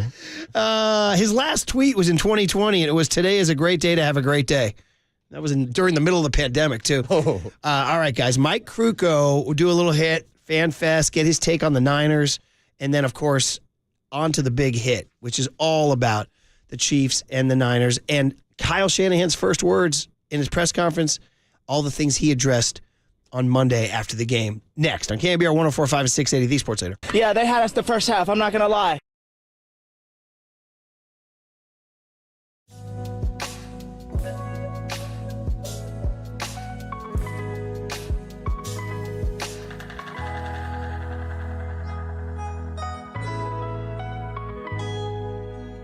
right, what's up, everybody? Thanks for tuning in to the Murph and Marky Show on a Tuesday morning. And if you love playing fantasy sports, do what I do and take the action to the next level with Prize Picks, the #1 daily fantasy sports app. This is the Waterboy Marcus Boucher, and right now, I'm in sports heaven. The big game is coming up, and basketball season is really heating up. So there's no better way to turn all of the big games into 100 times your money than with Prize Picks. Just select 2 or more players and place your entry. It's that easy. You can turn $10 into $1,000 with just a few taps. I love the easy gameplay, the quick withdrawals, and a huge selection of players and stat options. Right now, 7 million sports fans have already signed up, and I'm one of them. So join me and watch your favorite players and get paid while doing it.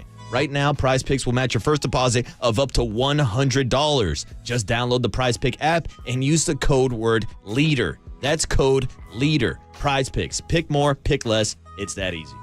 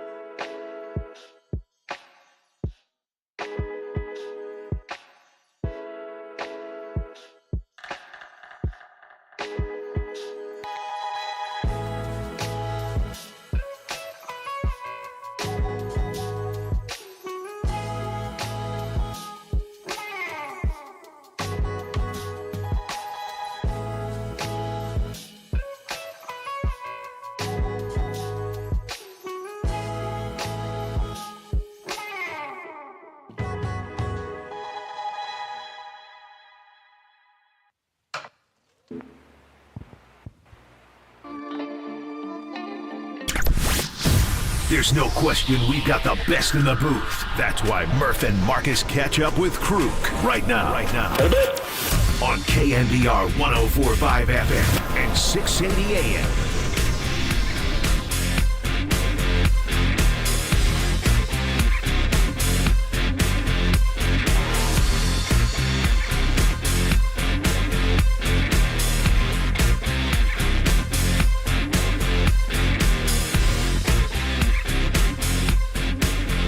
All right, welcome back to the Murph and Marcus Show on a Tuesday morning. Getting ready to talk on the UMA guest line with Mike Kruko. Talk a little Fan Fest this past weekend down in San Jose. Napa coming up this weekend, and Murph is back. I can't get any coffee. I just try to get a cup of coffee. Like, you're back. Give me some. I don't want to make Kyle get the coffee, but Kyle, you're going to have to get the coffee, brother. All right, Mike, sorry about that. I tried to get a cup of coffee. Mike, you know how it is. If we don't get the coffee, it's bad news. Good morning, Mike. Hey, morning, Mike. Yeah, I'm in the same way. I got to have coffee. Otherwise, I don't no idea what's coming out of my mouth. So, I ran to go get important. I got a big cup of black. They're like, you're late. So anyway, I apologize for that. But anyway, Marcus is here. I'm here. And good morning, man, Mike. Well, before we get to any baseball talk, we got to hear your story about the 49ers. Mike, 24-7 at halftime. The Detroit Lions doing whatever they want. And then the miracle. What do you think? Well, it was unbelievable. It was unbelievable. So we're all sitting there. You know, everybody's got their Niner stuff on. And like 3 plays into the game, I'm yelling, "What else is on?" I mean, Detroit goes right down the field like there's nobody even standing there, right? So I'm thinking, you know, everybody's kind of readjusting themselves in the seat. And that went on the whole first half. I mean, it was unbelievable. And, you know, everybody in the group is, you know, they're into it. And so they're suffering, and they're suffering out loud. And there was nothing funny about it, just a lot of pain. So everybody's thinking, all right, when they come out, you know, they got to score. They got to put something on the board, you know. So they come down, they get a field goal. All right, blah, blah, blah. And then the second half, it turned out to be just the most glorious chapter of Niner history. And with each score or with each fourth down stop, and I have no idea why Campbell didn't go for the field goal. I have no idea he didn't go for 3 scores up. And to the Niners' credit, they had the opportunity right there. And I think, you know, it's one thing I learned in professional sports, or sport in general. You know, if you have a lead, you have to be able to use your brain just a little bit. If you do something that creates an opportunity for your opponent, who you're beating, to develop that feeling like, yeah, we can do this, which unites the whole group, which all of a sudden forms that immediate chemistry within a game that makes you think you're bulletproof, you don't do that. You go the opposite way. And in trying to add on by way of a touchdown instead of a field goal, which still would have been a 3-possession game, when the Niners stopped them, it was like game on. And everybody in the room started thinking it's going to happen. I mean, we didn't say it out loud. We want to sound like an idiot. But we all felt it. You all felt it. And you damn sure know that the Niners all felt it. And that was it. That was the start. And they just took over. And in the end, they got steamrolled, and the Lions didn't score a point till way late. But it was just a beautiful game. And then just to see the look on the faces of all of them, especially Purdy, who he's still, his numbers are unbelievable.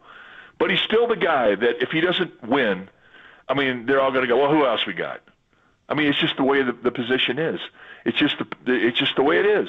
It's not fair, but it's the way it is. And to see the look on his face, the joy on his face, that was so worth the whole event. And so now we just think, hey, they're going to win every game. They could be down 30-0 first half, and they're going to win. And Mike, I remember it was about a year ago, almost to the date, where we were talking to you after last year's NFC Championship game, and I remember breaking down the symptoms of Brock Purdy's elbow injury, and I remember discussing, me and you talking about maybe him having Tommy John surgery and being out for a year. Now, of course, he went with the internal brace surgery and then came back and played like an MVP this season. So just tell us about that recovery process and how impressive it's been for Brock Purdy to play at this level after dealing with that major elbow injury last year. Well, it tells you two things. Number one, the medical opinion and advice and help that he's getting is off the charts. It's what you kind of get used to in the Bay Area if you're an athlete. The doctors there are just incredible, and it says a lot about Purdy. Number one, I mean, he obviously can deal with pain, and he's a good healer.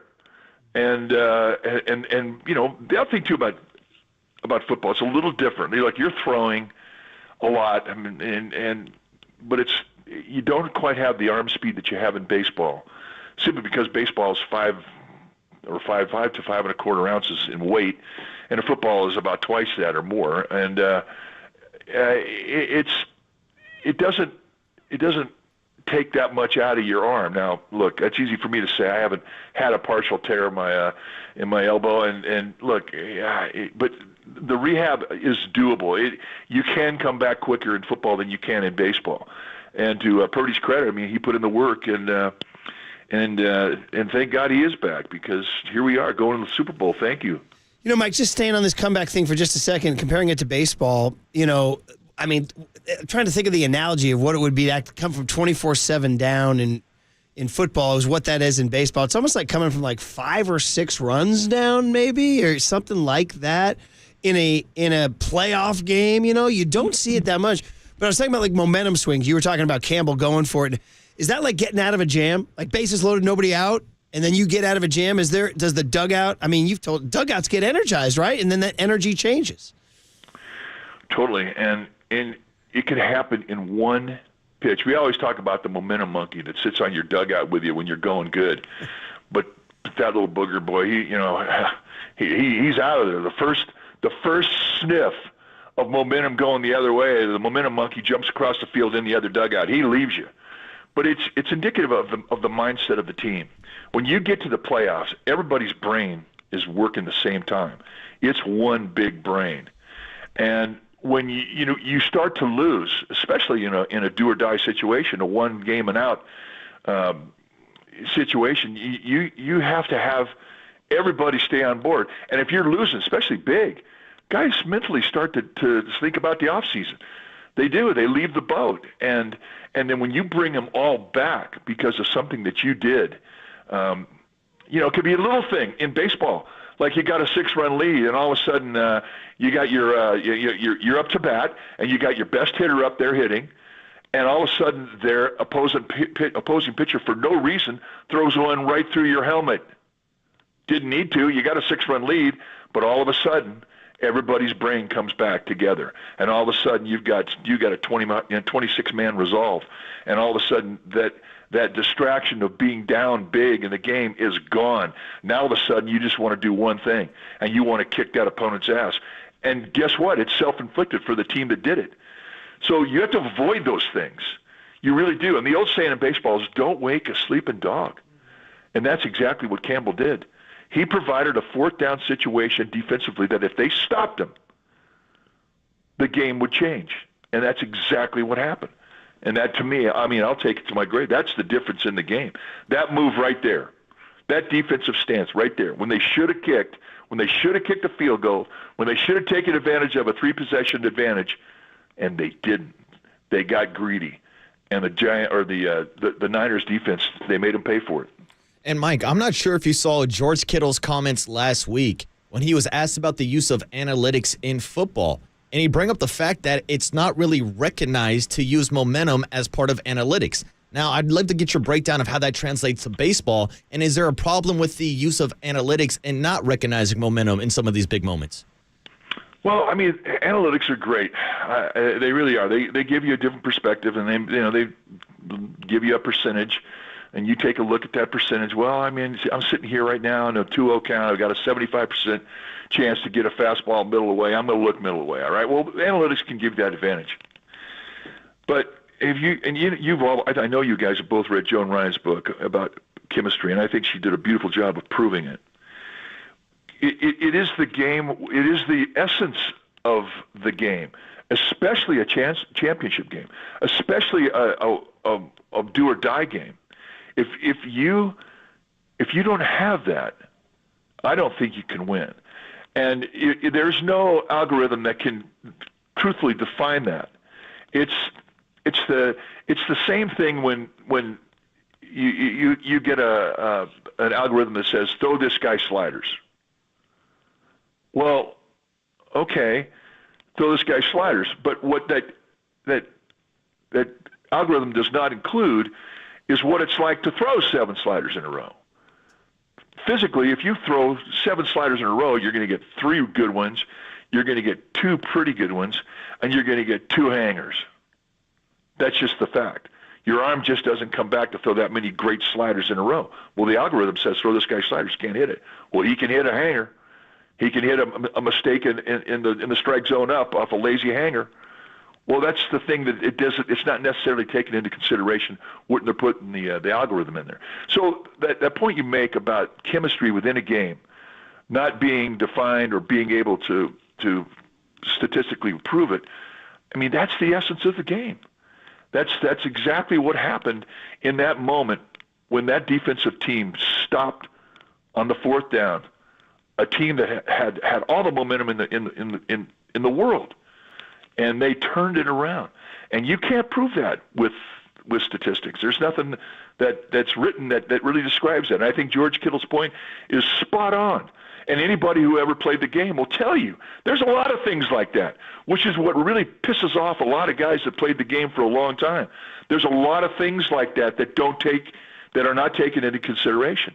But you just have to eat it because there's too many statistics that can prove otherwise, to where you're feeling your momentum change, your knowledge of having the tide turn within a game.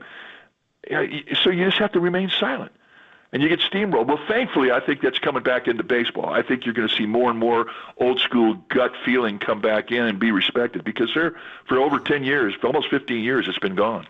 Human beings, man. That's the beauty of it. So, Mike, one Giants question, because we just talked Niners the whole time before we let you go.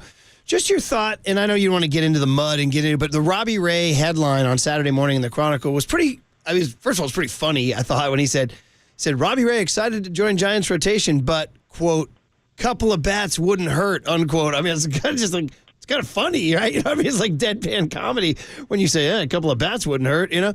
But I guess my question would be, how do you think Farhan takes that? And then also, it sounds like he might be a guy who, in the clubhouse, is kind of speaks his mind and what effect that might have. People have said that he's maybe sort of a free spirit in the clubhouse like that. What's your interpretation of that? Well, I like what he said. I mean, I think it's been kind of an obvious. I think that's what Farhan and his team are trying to put together before spring training is a couple more bats to come in, a couple more players who have reputation and presence in the middle of the lineup. They're needed. And in regards to Robbie Ray, well, first of all, he's talking from afar. He doesn't know much about this clubhouse. He doesn't know much about this particular team. What I know about the guy, given watching him from afar, from the other side of the field when he was with the Diamondbacks and with the Nationals as well, you find out what kind of guy is this guy. And everything I've ever heard about the guy is he's great. Veterans, I think, have a responsibility to be able to call it like it really is. I think it's healthy. I mean, it's healthy if you're a veteran to be able to have a dialogue with a writer that you respect, for the writer to write that and put pressure on the organization as well. I think you have to find ways to put pressure on an obvious, and it can be something that is a positive on your team.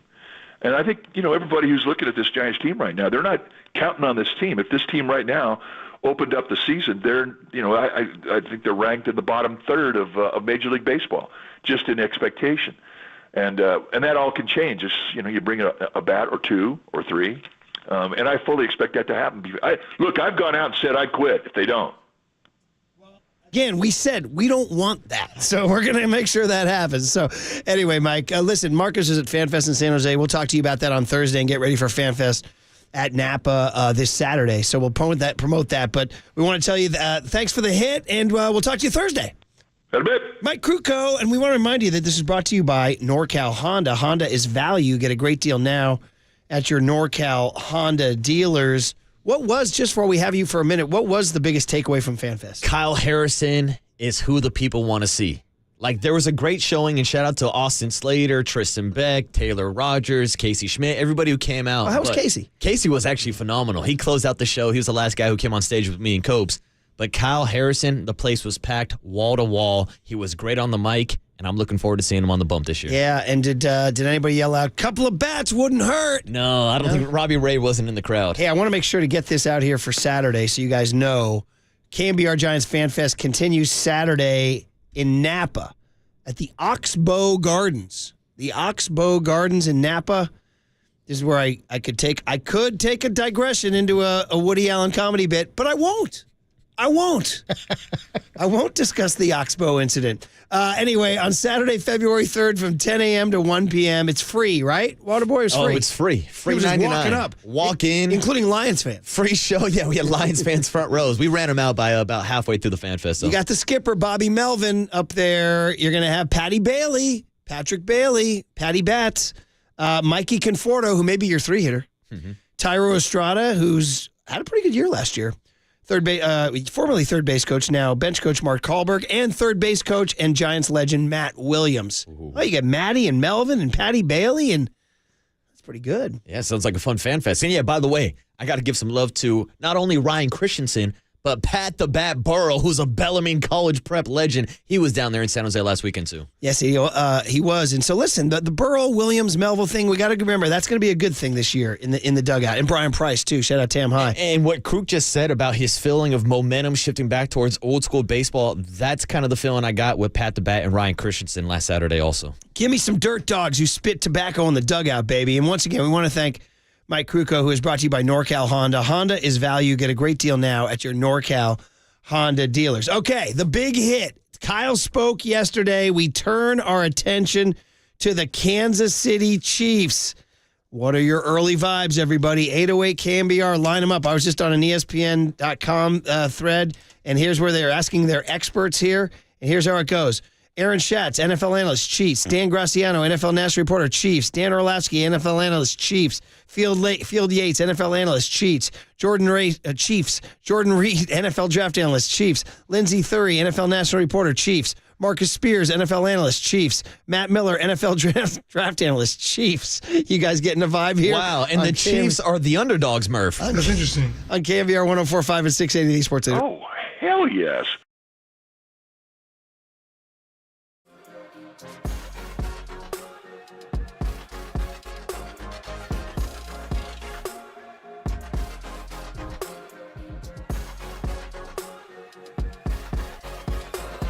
Here's what's trending now. Trending now.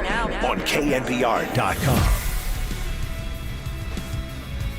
Dante Whitner stopped by the Pop and Lunch Show yesterday morning to give his recap of the 49ers comeback win in the NFC Championship and how he breaks down the Super Bowl matchup against the Kansas City Chiefs. To hear that podcast and more, check out what's trending now on KNBR.com and the all-new KNBR app.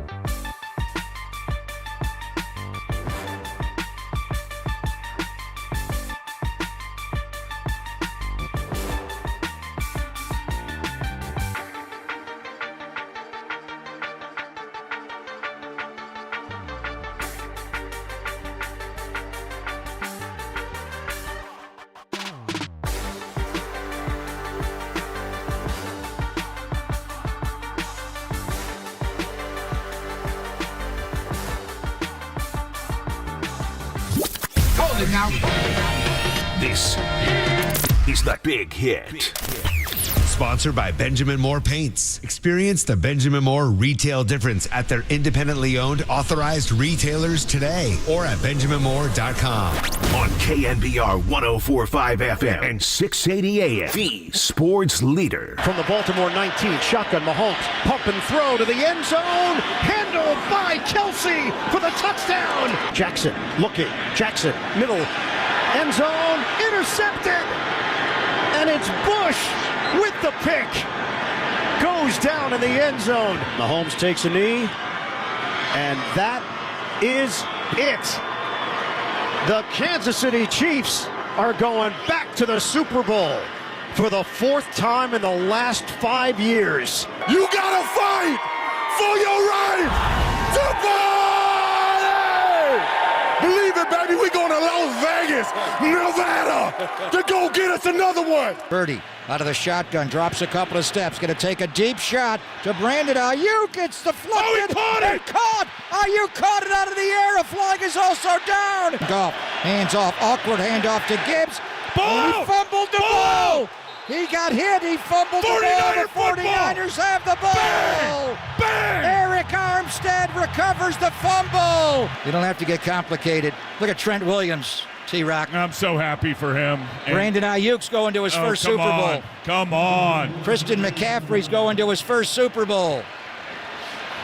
Brock Purdy's going to his first Super Bowl. Just back up here, Brock. Take 1 or 2 steps back. Back up. Go down. It's over. The Niners are going to Vegas. They had us in the first half, not going to lie. But, hey, here we are now. Let's go, Faithful. We're back, baby! The day after. How y'all feeling? 808 KNBR is the phone number. The Golden State Lumber and Building Materials text line, 415-808-5627. By the way, Travis Kelce, I continue to think like it's a strange, like Taylor Swift and her like red lipstick and her foo-foo girly fans and all that. They like the big, bad, brawling, blue-collar Travis Kelce. You gotta fight for your right to party. She likes that. She likes the bad boy a little bit. She likes the bad boy. She likes the bad boy. She does. It's the new classic American couple, Murph. Yes, man. So anyway, and it is funny. It is I will give him credit. It is a fun little celebration, but he declared they're getting another one. That's what he said. In Las Vegas. We're going to Las Vegas. To get another one. Yeah, wait. Vegas, Nevada. Thanks for clarifying where Las Vegas is, Travis. At least he didn't say Nevada, which drives me bananas from the East Coast people. Oh, Nevada. No, Nevada. Anyway, guys, 808 KNBR is the phone number, and we're asking the question, did falling behind and coming back give you more or less confidence in these Niners? Because it's how you view the world. Is your glass half full? Is your glass half empty? I'll tell you what, it's confused the hell out of me is what it's done, because everything I knew about these Niners for 17 weeks or 18 weeks is out the window. They are an entirely different team. Their defense has now been gashed over and over and over again.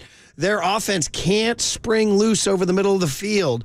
They tend to fall way behind instead of jumping way ahead. Everything about them that we knew is out the window. So I'm confused is where I am, Marcus. Yeah, Murph, because it feels like the script has flipped over the last couple of weeks. And maybe that's credit to the NFL script writers. Of course, I'm riffing a little bit. But look at the 49ers all season long. With every single opening drive, with Kyle Shanahan's scripted opening drives, it seemed like they would score a touchdown on every first possession of the game and then never lost the lead. But we've seen over the last 2 weeks, both the Detroit Lions and the Green Bay Packers build early leads, what puts them in a position to actually rush the ball in the second half instead of trying to play comeback against the 49ers. And that has completely changed not only the game plan offensively for the 49ers, but especially defensively when it comes to defending the run. Now, both teams defensively, both games, they played better defensively in the second half. Correct. And it's funny about somebody wrote in and said, I called Jordan Love was due for picks because he threw 2 in that game.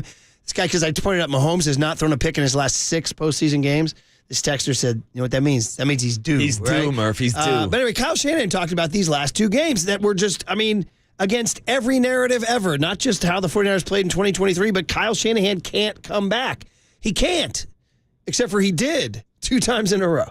I always think when you go through stuff like this, it hardens you and prepares you for any situation. You want to be able to go through tons of games and be able to win games any way possible. And I always feel we're capable of winning a game any way possible, but it just hasn't gone that way this year totally. We've been able to win a bunch of games pretty easily where that fourth quarter isn't so stressful, and the ones that we lost, usually you could see that happening earlier before that too. So to get in some games like this, it's just good experience for our players and to go through it and to make sure to see how important it is to go through all 4 quarters, win or lose that. You're never out of it. Yeah, 2-0 in his last 2 deficits, right? Kyle Shanahan, fourth quarter. And I think fourth quarter, they actually caught him by the fourth quarter on Sunday night. That's why I was joking around on yesterday on our show saying, damn, it's too bad they erased the deficit in the third quarter so it doesn't count as a fourth quarter comeback. Right. But to what Kyle was saying, it does come down to experience, especially for a guy like Brock Purdy, who's played, 26 games in his career, 21-5 now, is now going to the Super Bowl for the first time in his career.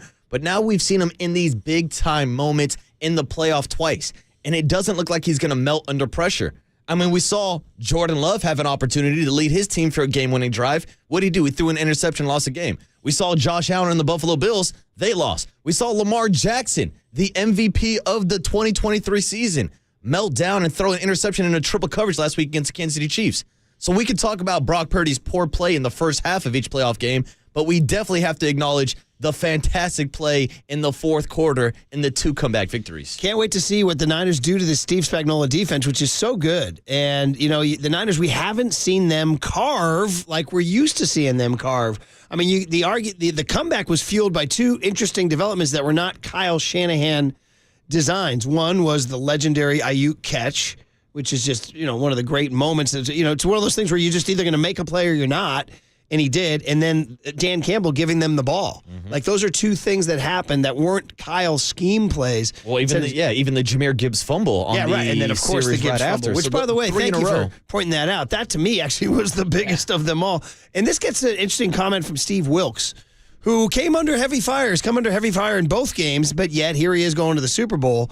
And he says at halftime they were still feeling good. Interesting note about Gibbs here in this answer, Steve Wilks. Well, I just sum it up like this, and Cal said this last week, just character, man.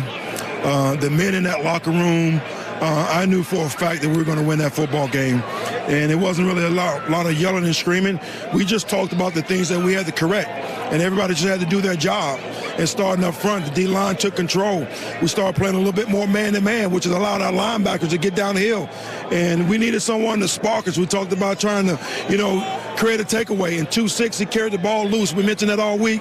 And when Gibb came up with that play, Gibson, man, it was phenomenal. I knew right now that was the one that was going to turn the tide for us. I love that observation. Wilkes said they were talking all week that Jahmyr Gibbs, who's so terrifying, they noticed on film he carries the ball loose. And when you get a chance, and Gibson finally got that chance, he penetrated the line of scrimmage, had a chance to get his hand in, and delivered the goods, man. Ball security down the stretch. The Niners did not turn it over in the second half. Mm-hmm. In fact, it was just the one interception in the first half, right? Correct, Brock Purdy interception in the first half. All right, 808 KNBR is the phone number. Are these comebacks making you feel more or less confident? Jake in San Francisco starts us off.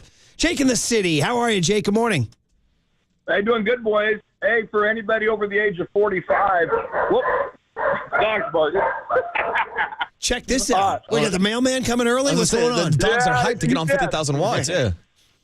Hey, anybody over 45 going 5-0 in Super Bowls to losing through 3 straight, I feel like the '80 Denver Broncos, man. I don't want to feel that. So we got to win this one. All right, Jake. So you're just saying you have this scar tissue from Kaepernick in 2012 and Garoppolo in 2019 is very unfamiliar. This is the game, yes. And I think I don't blame the quarterbacks either. I think they both played pretty well in those games. But this is the game that they got CMC for. I think this is the game he's going to have to play huge, and they'll win. Yeah, Jake, thanks for the call. It is true. I mean, for those of us who, the Niners won 5-0. It's so funny to talk to you and young Tony and Copes, and everybody's like, man, and even Grossman, who used to be an intern on our show, he texted in and said, you don't understand, man. We've never seen one. I'm like, what do you mean you've never seen one? I've seen 5. I remember after the Ravens Super Bowl, the lights go out, Niners get to the 5-yard line, can't punch it in. The next day at work, I was getting in the elevator with Spider Leland. Shout out Spider. And he was just devastated. He's like, that's the worst loss in my entire life. And I literally I wasn't like cavalier about it, but I was like, bro, it was a tough loss. I'm like, we got 5, man. I'm feeling pretty good. He goes, I don't have 5. You have 5. That's so funny. And that's what I think a lot of people got to recognize. For anybody who's around my age, from 30 and younger, 30 to 35, hell, maybe even 40 or younger. When these championships happened, I was 2 years old, Murph, the last time the 49ers won a Super Bowl. So for anybody who was born in the 90s, damn near, they don't know what it's like to watch the 49ers succeed at the highest level. And again, going back to my generation, watching the San Francisco Giants win 3 World Series, watching what the Golden State Warriors did across the bay and then here in San Francisco, the only thing missing is a 49ers Super Bowl in Santa Clara, I guess. So you're saying, like Jax, you want to do it for the 90s kids. That's what you want to do. That's you going back to Jax again, huh? I don't know what the hell. Hey, Juan in San Francisco is next up. Another city call. Juan, good morning. How are you, man? What's up, Juan? Good morning. Good morning, gentlemen. I love the show. Yeah. Hey. We love you, buddy. I just had to make a statement. Travis Kelce's a blockhead. That's why she likes him. Just a big block. Mr. Swifty himself, he had to specify, we're going back to Las Vegas, with a slight pause, Nevada. Well, you're not going to Las Vegas, New Mexico, goofball. Las Vegas, Nevada. I think Wani was. I think he was just going for bars there. I think he was just going for like little orientation, oratory flourish there. You know what I mean? Yes. I like it. All right. Keep up the good work, gentlemen. Thanks, God Juan. bless. Appreciate it. Thank She you. likes blockheads, is what he said. She does, or she likes the thousands of commercials that he's in. Like, I can't get this guy Travis Kelce or his brother Jason Kelce off my damn TV screen. I actually still hear people on national radios doubting whether or not it's a real romance. Really? I'm an innocent. I believe it's real. What am I? I'm naive. Well, Murph, if you want to go into my world of gambling, there are actually odds out there, and you can bet whether or not Travis Kelce is going to propose to Taylor Swift on the field after the Super Bowl. I'm not even joking. Those are real odds out there in the sports book. Bet? Hell no. No. Because By the I way, expect them to lose in Las Vegas again, so Taylor could be crying up in that suite again. Speaking of prop bets, Tanel told me a crazy one. Did you know that there was a prop bet out there that Jamison Williams of the Detroit Lions would score the first and last touchdown of the game? Oh, I bet the odds were It was through the roof. 700 to 1. Woo! 700 to 1. Why wouldn't you throw 20 on that? Yeah, I mean, it's hard to pick the first touchdown of the game. You can also do props where you pick if a guy will score 2 touchdowns or more. I like hitting those props with Christian McCaffrey. But to pick the first and last touchdown of the game, whoever knows that is Nostradamus. And he did. Yeah. So you hit. The guy must have had a 701. vision like you, Murph. There it is. The vision, Tony. Young Tony. We got Jacob in on the vision yesterday, too. What was interesting was my vision was preempted by Montana showing up at the NFC Championship. Now, somebody wrote in and said, Murph, your vision came true. And I appreciated the text, but I actually had this at the bowl, not at the championship. I had this at the bowl. So can Joe come back? Another one? Joe twice? Why not? I'm sure he'll be free in a couple weeks. I mean, but then again, I'll take Ronnie. I was going to say, Ronnie. Do you think Joe would do it for this matchup between the 49ers and the Chiefs with that history in the Great call. background? Maybe Steve Bono. Oh, Elvis Gerback. Oh. Actually, I'm a big Bono fan. Richard in Turlock is next up. He was at Levi's for the entire playoff run. Richard, good morning. How are you? Hey, what's going on, man? Hey, I'll tell you, I can't be living my life like this, stressing out every weekend. I'm telling you, after that first touchdown, I stood up the whole game and I was going, crap, not this crap again. But I'm trying to figure out the team. I love them dearly. Like you said a while ago, what kind of a team are they? They're not dominant. They're good, but I guess they just play to win. And Detroit, they did just like the Packers did at the end of the game. They got away from the run and just started throwing it. But I guess we just keep our heads on and just play hard, be patient. And, it shows a lot of character the way they play. Man, I love them to death. Our fan base is tremendous, man. Even though there was a lot of blue, but we just got to stay strong and keep on trucking. Like I said, I don't know what kind of a team we got. We got a great team, but they just play to win. Richard, good call, man. Thanks for the checking in. He said, I think the best thing he said there was, I can't keep living like this. I really can't. I mean, the idea of losing to the Chiefs again and the Chiefs getting their third, and by the Chiefs becoming the first back-to-back Super Bowls in 20 years, I don't know, man. It'd be tough. It'd be tough. If you start wearing that mantle of, like, you get there and you lose, you get there and you lose. I've always said, I say history shines favorably on the Buffalo Bills for going to 4 straight. That's my take. I know people disagree with that take, but I've always do you know how hard it is to get back 4 times? Plus, I just like those Buffalo Bills teams. I like Jim Kelly. I like Marv Levy. So I give those guys love for getting there 4 times, but there is the stigma. If you go again and lose, I mean, now Kyle's been there a bunch of times, and he's trying. But you know who went there a bunch of times and lost a bunch and kept trying? Andy Reid. That's right. And now he finally got that criticism off his back. But I was going to bring up the fact, Murph, when you're looking at this kind of big picture, I don't want to go full Giannis Antetokounmpo. We're like, oh, your season can't be a failure. There's points to get to. But we've been talking all season long. It's Super Bowl or bust for the 49ers. So if they don't win against the Chiefs, is the season a failure? I know that's kind of like a big picture question, but we got 2 weeks to debate it. The answer is yes. Yeah. I mean, they're here for one thing and one thing only, because they are good enough They really are. And this window ain't going to last forever, brother. That's it. It isn't. Purdy's young, but Kittle's getting a little older, Christian McCaffrey doesn't stay young and fresh forever. Trent Williams is not going to be playing forever. Trent doesn't have much left, maybe one more year. And that's just like the physical standpoint. And then you bring in the financial standpoint of Brock Purdy needing to get paid. Brandon Ayuk's going to get paid now. Yeah, for sure. So this is all those things. This is the time. George Kittle on the difference. 2019, they roll into the playoffs. 2023, they scrape into the playoffs. Super Bowl, pardon me. I thought our team in 2019 did a fantastic job of handling those games. Teams coming to the stadium and just kind of whooping up on them. I think we did a really good job of that. And I think we handled that, whatever the pressure was. I thought we did a good job of handling winning by a lot. We did a good job. But when you have to come back and win and you have to win 2 very gritty games, I think it kind of sets a sense of urgency into the entire building. And, all right, hey, guys, look, I don't know if there's things we have to fix, but there's things we have to lock down, tighten up, refocus on. And I think it just kind of throws some gas on the fire of a sense of urgency and like, hey, guys, we're almost out of this 2 different times. And luckily we're a good enough team with good enough coaches that we're able to come back and get those wins.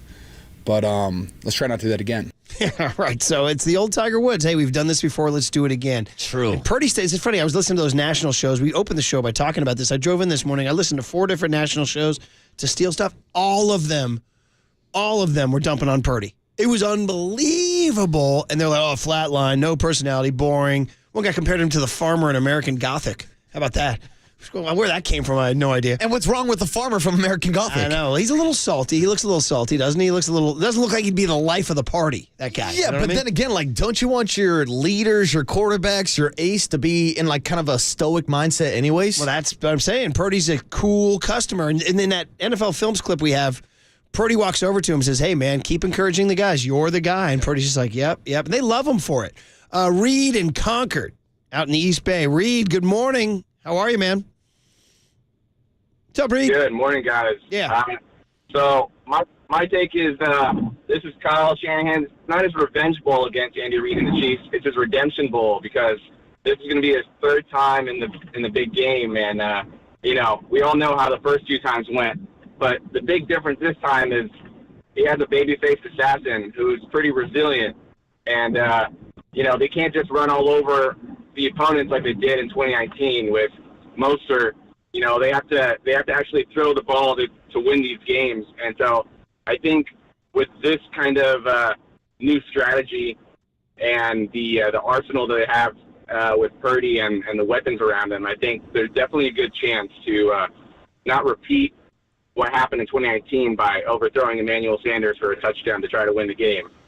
Yeah, Reed, I hear you. I think the bottom line is this. Like you're saying, they think the Niners have more weapons than they did. You have McCaffrey. That's the biggest one for sure. But the quarterback, I think if you're down to it, and I loved Jimmy, I did. Jimmy played good enough for us to win.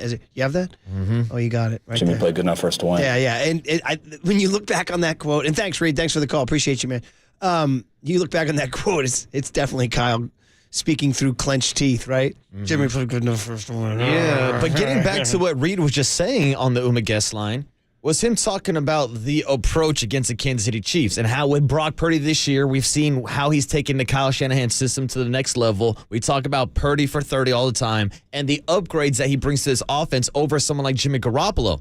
But I think the strategy is going to be the same as what we saw in 2019. Because if you want to beat the Chiefs, you have to beat them on the ground. Yeah. You have to be able to run the ball. That's why I was so perplexed by Lamar Jackson and the Baltimore Ravens this past weekend. They were the #1 rushing team in the NFL, and they just refused to run it. They got in multiple situations. It was 3rd and 1. Lamar's dropping back to pass, and I know Lamar had a fantastic year throwing the ball under Todd Monken this year, but they did not stick to their bread and butter. If you want to beat the Chiefs, you have to run the ball. It's hard to be patient in the big moment. Now, Kyle's gotten enough pelts on the wall that hopefully his mind is calm, but it's hard. The moment overwhelms you. You see guys choke all the time. Hell, Thurman Thomas forgot his helmet once. He couldn't get on the field. Do you know about that? He forgot his helmet? Oh, yeah. In the first series, when the Buffalo Bills were playing the Cowboys, Thurman Thomas, who was an all-pro running back, he was the dude. He missed the entire first series because he couldn't find his helmet.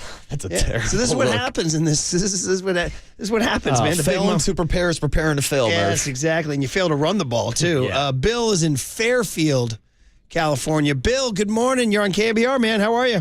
Hey, Eminem, good morning. It's actually Phil from Fairfield, but I'll accept that one. That's on Kyle. We're going to point Kyle right there. And then Kyle's supposed to hit the sound. Remember old Primetime had that sound? It doesn't matter what your name is. Do you remember that? Yeah. I used to play that on Frasier and Mr. T. Yes.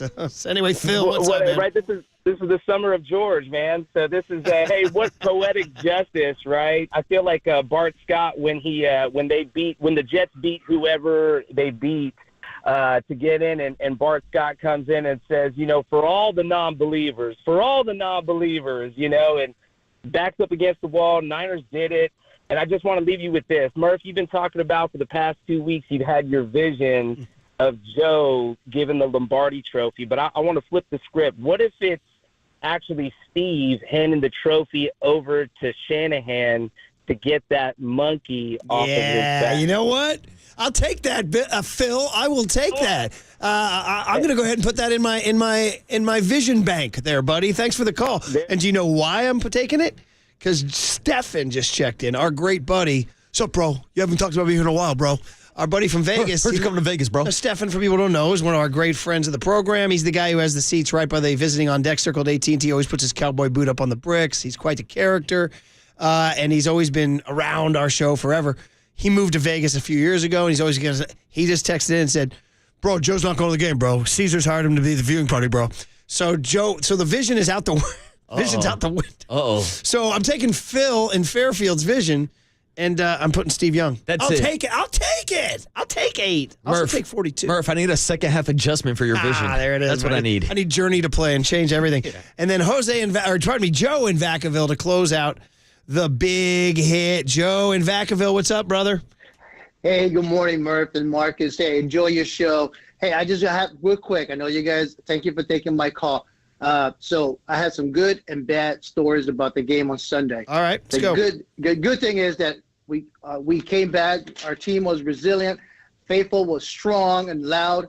The bad thing was during and before and after during the national anthem, there was a Detroit Lions fan who was very disrespectful, turning around saying, "You guys don't know what's going to come to you.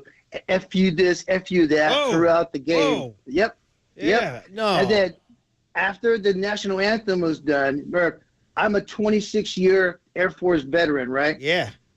I went down kindly walked down to him, and I told him, I said, "Look, sir, yeah, I'm glad you're here cheering on for your team, but during the national anthem, you need to respect the flag, sir."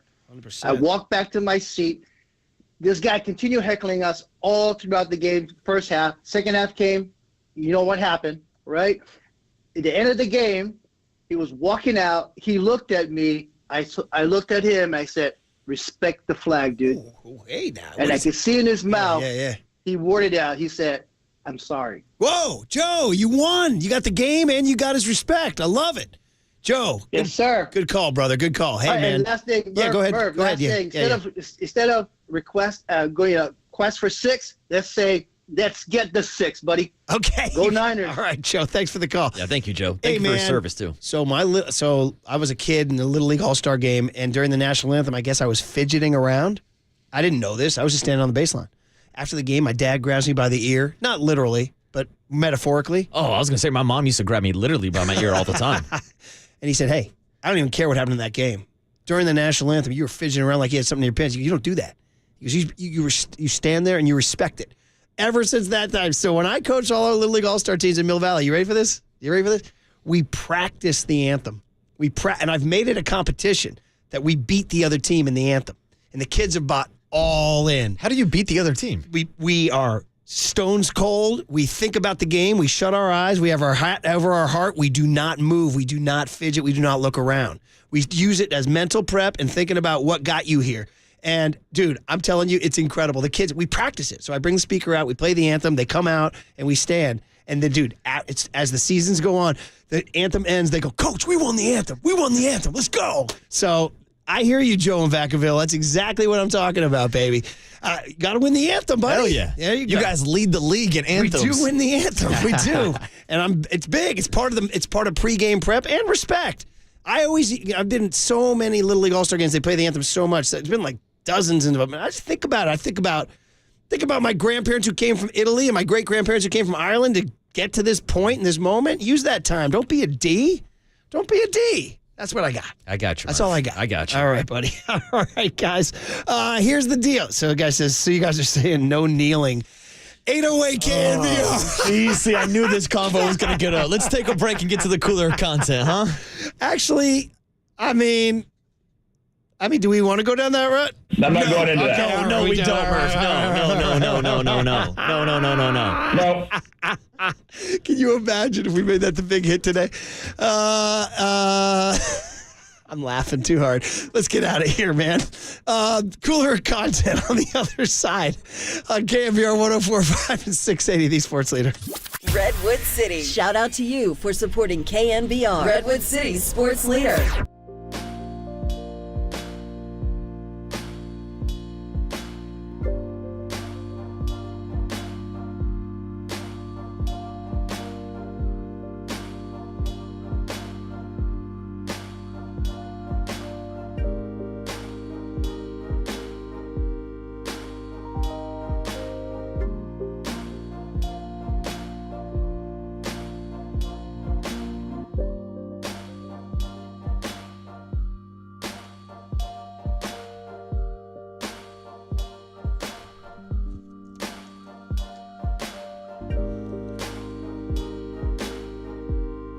Oh, yeah. You know, it's like reflexive now, man. When you hear Deuce singing Daisy Dukes, you head straight to the store. You get your Daisy French onion and ranch dip. Come on, baby. Kick that Daisy. Daisy French onion and ranch dip. Chips, wings, pizza. Dip it in. Eat up. Enjoy the heck out of it. No MSG, no junk, just game-changing flavor. Better than the dips you make from scratch. Come on, baby. Eat that Daisy French onion and ranch dip. Tastes so amazing, so addictive, you can't stop eating it. Here's what's trending now. Trending now. On KNBR.com. Kirk Morrison stopped by the Pop and Lunch Show yesterday to talk about the 49ers and Chiefs squaring off in the Super Bowl in the Raiders' home stadium. To hear that podcast and more, check out what's trending now on KNBR.com and the all-new KNBR app.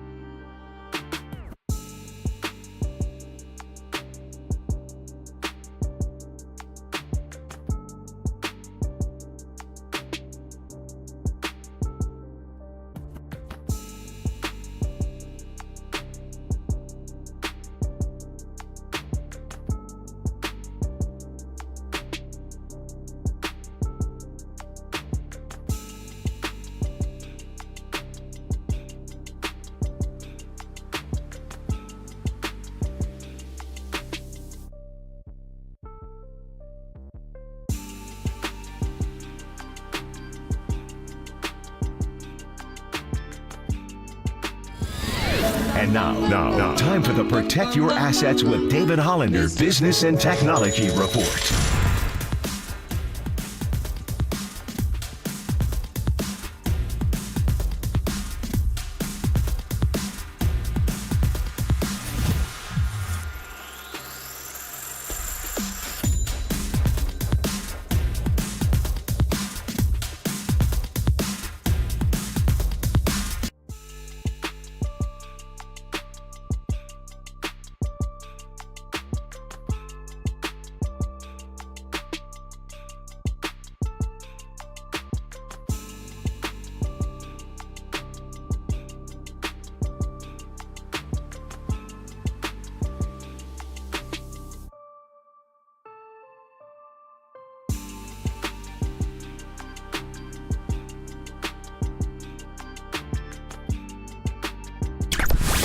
All right, everyone, chill. This is the Cooler. You're not sending me to the cooler of content.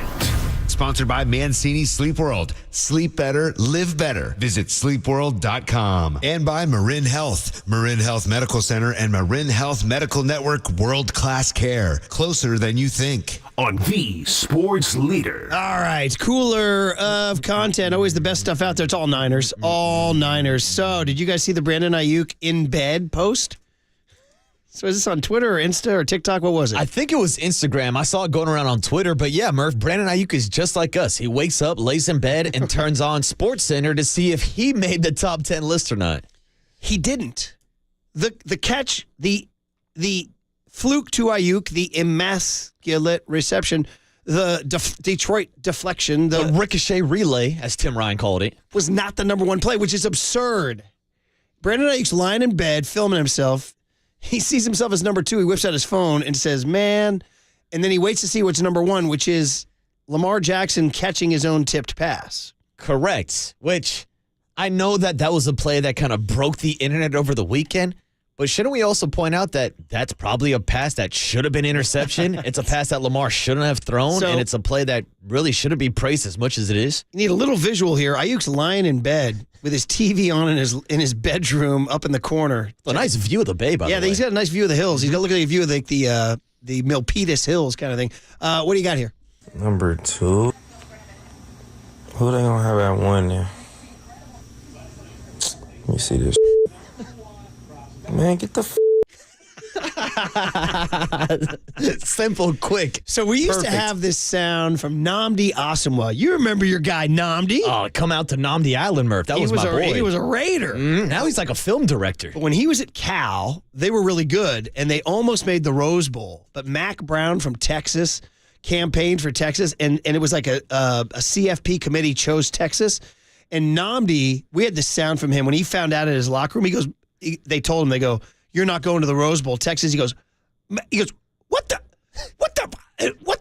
And we had, it was like the great soundbite of a guy just absolutely stunned and exasperated. And that actually sounds like Ayuk there at the end. What the? He goes, give me that. Man, get the That's it. That's for any old morning show listeners. Remember, Pecan used to drop that Nnamdi Asomugha. Man, what the? And there it is. All these years later, Ayuk bringing us back. Man, get the See if you can find the Nnamdi Asomugha in there. That's pretty funny. That's good. All right. Next up with Deommodore Lenoir. Had a big run stop actually in the second half. And like I said, man, he's a dog. He's got some dog in him, man. He really does. He went right. This is before Kyle Shanahan even spoke. So he gets right into the locker room, whips out his phone, and goes on Insta Live to dog C.J. Gardner-Johnson. And I saw Deommodore Lenoir, a couple of clips going around of him being chippy on the field during like the NFC trophy presentation, still chirping with a few lines. Okay. Yeah. Okay. Well, this had some language in it, so we're going to have some beeps, but he is right after C.J. Gardner-Johnson right away in the locker room, even before Kyle speaks, because at the end of this, you hear him saying, we're going to go hear from Kyle. He was doing all that talking about Debo. Debo stiff arm the out his ass. Had his ass eating I ain't never seen that. You talking about bring it up. Bring it up. That damn target. Oh, man. Weak ass. All that talking. I'm the real deuce in this bitch. Everybody up. Everybody up. Got the best coach in football right there. The best coach in football right there. Best coach in football right there. Yeah. All right. He said a few words about what Debo did to C.J. Gardner-Johnson. He was making him eat something on the sideline. McCaffrey with a good stiff arm of him, too. Oh, a huge stiff arm. And good after C.J. Gardner-Johnson was not only here running his mouth when Debo got paid this offseason, after he had that crackback that he got a penalty on Debo during the Brock Purdy interception, and then he was out here on the sideline during the second quarter waving the 49er fans at Levi's. C.J. Gardner-Johnson deserves all the smoke. Big. We could have made him a bum baby. He should have been a bum baby. Big fat L. I should have made him a bum. Stiff arm the out his ass. Yeah, shout out to eating Oh my God. Shout out to Debo too. Posted on Instagram, said always been taught to stand on all 10, and posted a clip of C.J. Gardner-Johnson waving to the crowd. He also said about that crackback block, only way you can get me is when I'm not looking. All right, George Kittle, this is making the rounds now at the end of Super Bowl 54 when they're losing to the Chiefs and the clock's running out. He's standing on the sidelines. This is one of those NFL Films Parabolic Mics picks this up from 4 years ago. I will be back here. I will be back here, and I will be back with vengeance. You will not get the best of me, no sir. Okay. That's awesome. Took 4 years, though. Now I'm going to need a big game on Sunday, buddy, a week from Sunday. It did, but that goes back to Dan Campbell's comments yesterday about not knowing if the Detroit Lions will ever get back to an NFC Championship game. Yes. Because look at that roster in 2019, and you thought, wow, this is a 49er team that can win a Super Bowl, whether it's with Jimmy G, whether it's with Trey Lance, or whether it's with Brock Purdy now. And you know what happened? Week 2, Nick Bosa blew out his whatever ligament in New York, and it was over, right? So now we flash forward 4 years, and you heard when Kittle went on the podium with Michael Strahan, he said, they had us in the first half, not going to lie. Now, for those of you who follow memes and YouTube, you knew what he was saying. A lot of people didn't know. If you know, you know, Murph. So it turns out that Kittle was thinking about that as early as the second quarter. So you're going to work with us here. You're going to hear him talking to his family after the game, saying, guys, I knew this was going to happen. I was calling it. Then you're going to hear him on the bench talking to a lineman and Brock Purdy. And then you're going to hear him at the end saying, speak it into existence here. Say something good up there? I said they had us in the first half, not gonna lie. They had us in the first half, not gonna lie. But, and here we are now. And I called that. I called that in the second quarter. I said, I can't wait at the end of the game. I'm gonna be able to say this to the entire world. Called it. And then we did it. I can't wait at the end of the game. I'm gonna say, hey, they had us in the first half, not gonna lie. I can't wait till after the game and I get to say, you know what, they had us in the first half. Keep singing it, have fun, encourage you guys, right? You're the guy. Speak that into existence. Absolutely incredible. He tells his family, I called it. And it is. He's on the second quarter. He goes, I can't wait till after this game. I'm going to say they had us in the first half. Not going to lie. Now, Marcus goes, so you know the meme, right? I was like, wait, what? He goes, dude, 10 million views on YouTube. I'm like, well, not me. I didn't know that in 2014, a kid out of Austin, Texas, named Apollos Hester, high school running back, was interviewed after a 42-41 comeback win by some local TV reporter in Austin, Texas. And this is the original cut that Kittle brings back 10 years later. All right, well, at first we started slow. We started real slow. And, you know, that's all right. That's okay because sometimes in life you're going to start slow. That's okay. We told ourselves, hey, we're going to start slow. We're going to keep going fast. We're going to start slow, but we're always going to finish fast. No matter what the score was, we're going to finish hard. We're going to finish fast. Yeah, they had us the first half. I'm not going to lie. They had us. We weren't defeated, but they had us. But it took guts. It took an attitude. That's all it takes. That's all it takes to be successful is an attitude. There it is. Your life lessons from a high school kid in Texas. I love it. Maybe one of the most legendary post-game interviews by a high schooler ever. Yeah. And this meme's been going around for 10 years, so I'm glad that Kittle busted it out at the podium. To help me. To help Thank you. To help me. I want to thank him. But how about this? We've been talking all week, past couple weeks, about your visions. What about the George Kittle visions? Yeah. Knowing that he's getting back to the Super Bowl, knowing that the 49ers were going to come back after that first Visions half. are coming. We've swapped out Joe for Steve now, by the way, in the vision. Or Ronnie. I'll take Ronnie. All right, guys. Well, there's your cooler of content. Very enjoyable. Mark Canizaro, New York Post. Always a great conversation. Always a fun conversation at 8:50. And that's coming up. And then Marcus Thompson, 9:15 on KNBR 104.5 and 680, the Sports Leader. Yeah, they had us the first half. I'm not going to lie.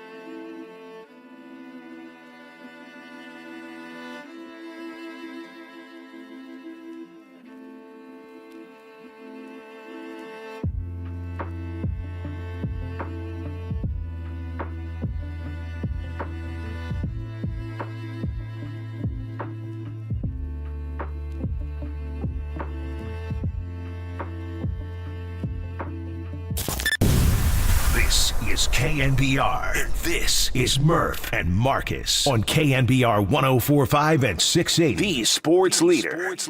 There's been unfinished business for a while, man. Our team was set out for this for a long time. It's been a long year to get to this point, and we got it done today. It was hard at the beginning. Yeah, they had us the first half, I'm not going to lie. But the character we have in our team, the type of guys we have, we can't wait to get to Vegas, man. Vegas, baby, Vegas, as Travis Kelce will tell you, in Las Vegas, Nevada. Yeah, thanks for the clarification, Kelce. Who's stopping Travis Kelce? That's a big, big question, especially because we could talk about Fred Warner and Dre Greenlaw. And I know we got into the Jair Brown, Logan Ryan, Tashawn Gibson conversation earlier. But Murph, last night when I was watching that second rewatch of the NFC Championship game, it felt like there were truly moments where I was thinking about Talanoa Hufanga. Yeah. And I feel like that's something that hasn't been a big topic because Gibson and Jair Brown, even Logan Ryan, not Logan Webb, have been filling in pretty damn good on the back end. But this past weekend, with a couple missed tackles, with a couple big plays, I was thinking about Talanoa Hufanga. I'm with you, too. By the way, Hufanga gave Purdy a Polynesian beads necklace, and Purdy wore it after the game. I saw it right after the game. He's like, I'm going to give you this, man, for the win. And Purdy wore it the whole game. There was a shot to him in the locker room still wearing the Polynesian necklace, which was awesome. Yeah, but when we're talking about that matchup against Kelce, Hufanga would have been one of those guys. Yeah, and then Fred, the linebackers obviously come into play. And listen, he's going to get his. And there's a certain point you can't stop him. So interesting stat now on the Chiefs. The ESPN has this thing called RTM, receiver tracking metric, whatever. But it's a measure of how many catches and drops your receivers make and how efficient you are in running your routes and all. I don't know. It's like war. I can't even tell you how they figure it out, but it's a number that you look at. You're like, oh, that's interesting. So RTM, receiver tracking metrics. The Kansas City Chiefs receivers were 32nd in the NFL in receiver tracking metrics. They were the worst receivers. Now, you hear this Kadarius Toney thing? Ooh, dude, what's the latest on this guy? He had a little bit of a development. Did you see that the Chiefs ruled him out for the AFC Championship? They said he's out with an injury and a personal reason because I think his lady was having a baby. Well, dude, he lashed out and he said it was BS. So there's beef right now with Kadarius Toney. Reed tried to downplay it yesterday. Here it is. I got the story for you right here on my phone. Andy Reid said the team did not make up injury reports for wide receiver Kadarius Toney, who Toney himself said was not injured going into the AFC Championship. Reid said he's been on the injury report. That's not made up by any means, and he'll be back out there. They listed him out on Saturday for personal reasons and a hip injury. Toney's partner gave birth to their first child. Toney went on a rant on Instagram Live on Sunday leading up to the game saying he didn't have hip or ankle injuries, and the Chiefs listed him with saying, I'm not hurt, none of that S. So we got a little beef. Wow, and I'm looking, I see the rant right now. Obviously, I can't hear it because we're on air. We'll send it over to Tony and the boys. Maybe we'll roll it in for the cooler of content. Hey, I like the dissension. Yeah. I'm all in on the dissension. And it's good, but honestly, after seeing how many times Kadarius Toney has screwed up in Kansas City, the Chiefs might be better off without him. Well, that's what they're saying. And you know what's different is in this story of the Chiefs is, and we're going to hear this all week and a week and a half, is the difference. It's really funny because it's kind of like the Niners. The difference between them in the regular season and the difference between them in the postseason. They had a very, by their standards, blah regular season. Now, they won the AFC West and they're the 3 seed. But, man, the receivers I just told you were the worst in the league. Kelce's stats regular season were down. Mahomes' stats were down. All of that across the board. Now, what happened in January? And after all that, Kelce's playing out of his mind. Mahomes has now won 2 road games. And Rashee Rice has turned into that dude that wasn't that dude during the regular season. And they did this. He was okay during the regular season. He was on my fantasy team. But correct. But they did this also back-to-back games on the road in the playoffs, which is something, again, that Patrick Mahomes never had to do in his first couple of trips to the Super Bowl. So that throws an extra wrinkle in there also. I mean, I hate to say it, the Kansas City Chiefs are reaching their peak at the right time. They're playing their best football, and I guess that brings up the question on whether or not the 49ers are currently playing their best version of their football. Which is the exact same story. The team they were during the regular season is not the team they are in January. Everything we knew about them, blowout, get teams ahead. If you ever fall behind, Browns, Vikings, Bengals, you're going to lose. All of those narratives out the window because now they have 2 epic comebacks after not gashing teams offensively. Yeah. It's so crazy. It's like I can't figure out which storyline you go with. And by the way, just because it beefs me here, 415 says Nnamdi wasn't on that Cal team. I know. He was in the NFL. He was reacting as a Cal alum. All right? Take it easy. We're going back to the Nnamdi takes, I huh? get pissed, man. Circling back. Listen, you do 4 hours live and get every freaking T and I dotted and crossed. He was in the NFL, and they told him Cal wasn't going in, and he said, what the? And so there you go. At least I brought you the sound. Yeah, tell him, You got Murph. the sound there? I will tell him. Did you ever find that Nnamdi sound, kid? He doesn't know how to spell Nnamdi. He doesn't even know who Nnamdi Was he a good Oswald Raider? is. Was he a good Raider? He was probably one of the best Raiders of my generation. All right. Like, he would take away half the field, and unfortunately that meant Stanford Routt was on the other side getting picked on all game. And then he went to the Eagles, right? He did, and that's when they built the super team and the defense that they thought they were going to win it all. They bring in Michael Vick and didn't win nada. Yeah, they didn't even go like the playoffs or anything. No, they were one of the biggest By the way, disappointments. Greg Cosell joins Tolbert and Copes at 3:50 today, and Matt Mayoko joins them at 2:50. Maddie. The afternoon shows. Okay, Mark Canizaro is going to join us on the other side. He's the New York Post NFL columnist, but more important, he's our dear friend, and he's been coming on the show for 20 years. And he's the man, and he was in Santa Clara, and Mark will carve out the knives. He won't be afraid to rip Brock Purdy if he needs to. But I'm reading this column right here. It says Brock Purdy is finally good enough after gritty 49ers comeback. His lead is Dateline Santa Clara, California. Any questions? Brock Purdy did not ask that question, at least not in public, because that's not his nature. But you can be damn sure he'd have liked to ask it, considering the way he's been scrutinized by naysayers and haters. So that's Marky Mark. We'll talk to him next on The Sports Leader. Yeah, I think it's going to rock, man.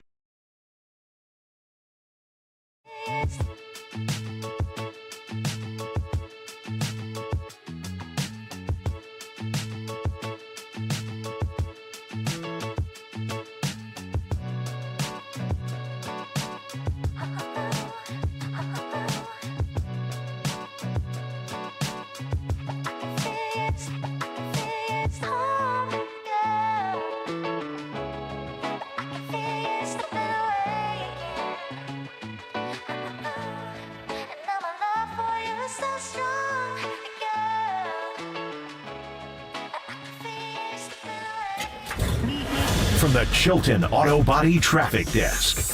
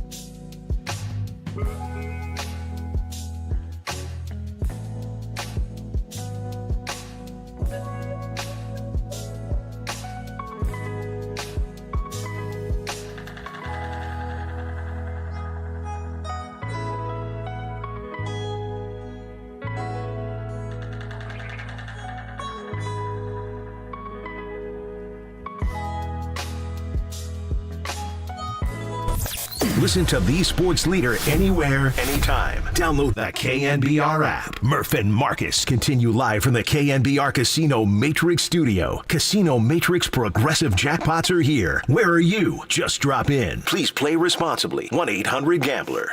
Yeah, I appreciate it, man. What an honor. We got one more. But, man, just proud of this team, man. Down 17 and a half, and for us to find a way like that was special. And everyone's got each other's back here. But, yeah, we got one more. Well, there he is, Brock Purdy, set to the sweeping sounds of the Rock and Roll Hall of Famers, who then blasted all after the postgame.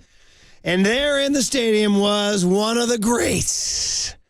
Come on, man. This guy's been coming on for decades. And by the way, shout out to our corner table at Fiordi Italia Saturday night. He is, of course, the great Marky Mark Cannizzaro of the New York Post. Marky Mark, you got your boy Marcus from Sound Summit. He was up there for the war on drugs, and you got your boy Murph. Good morning, brother. Hey, Mark. I believe we rode up the hill together, didn't we, Marcus? We did. If I'm not mistaken. We did. In the Murphy limo. And we both got to experience Mount Tam for the first time ever. Sound Summit, War on Drugs. One hell of a show, Mark. That was outstanding. I kind of wish they were back again. I know I missed last year's, but maybe one day I get back up there again. Well, you were back in the Bay, buddy, for this yesterday. First of all, great to see you Saturday night. And you can tell everybody, by the way, everybody who's buried San Francisco nationally for its downfalls, your pleasant evening on Saturday. Tremendous evening. A little Italian, San Francisco Italian Athletic Club, right? And correct. As you mentioned, Fiordi Italia, which was awesome with our friends of the program and friends of the city, Butch Berry and Al Jamison, of course, and the lovely Christine. And the lovely Christine, I forgot that. So yeah, it was a tremendous, as you guys know, because I talk about it all the time. I love, I love everything about San Francisco. So that's my spot.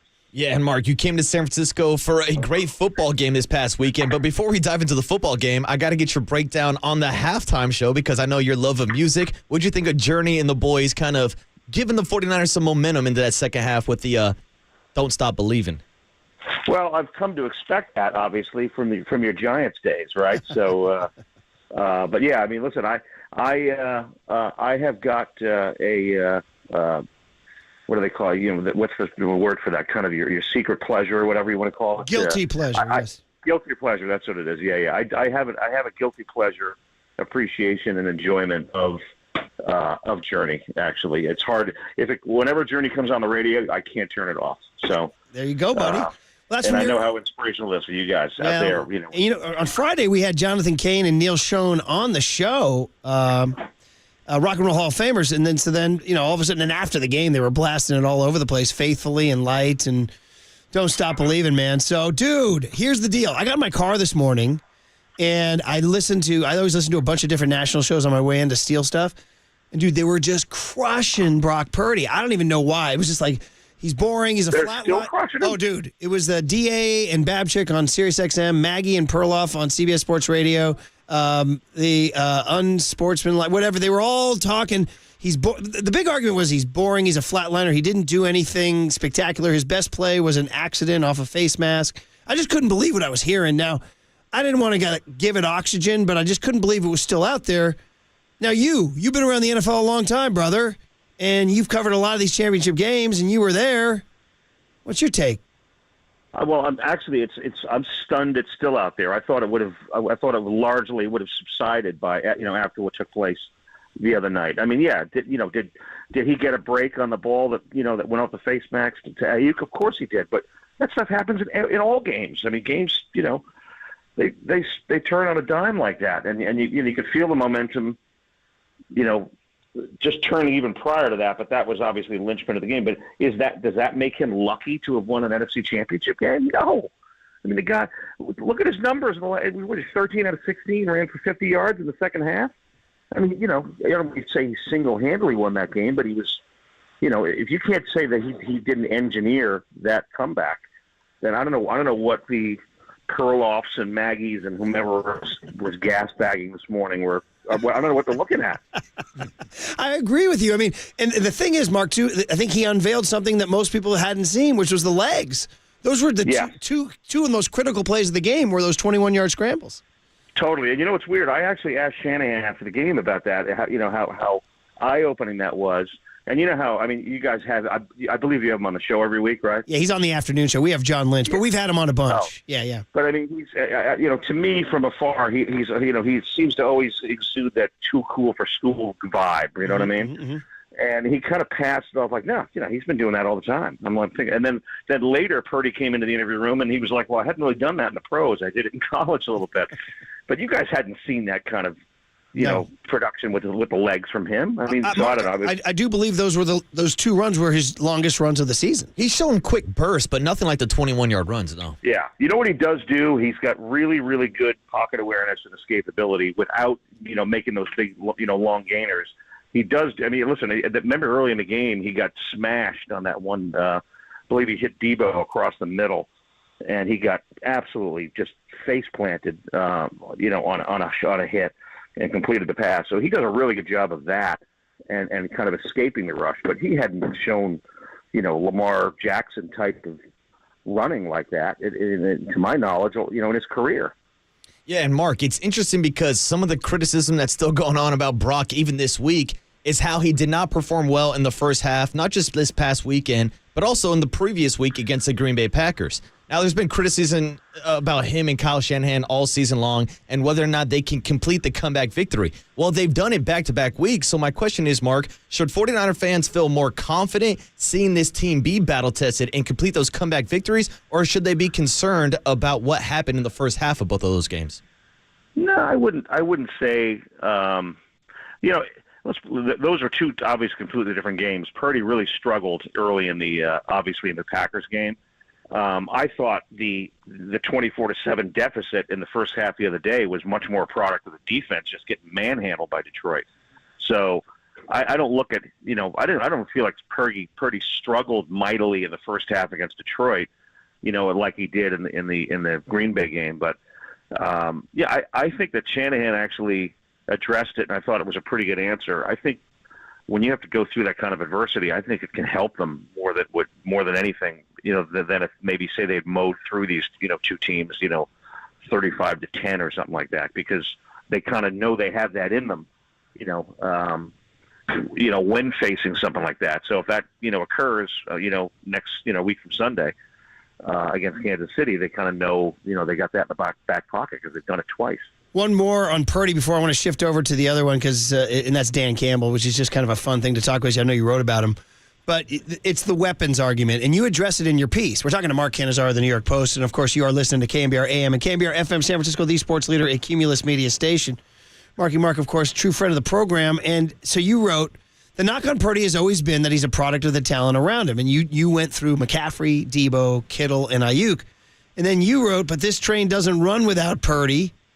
And a fact his detractors seem to constantly or conveniently ignore as they push the narrative. Can you expand on that, brother?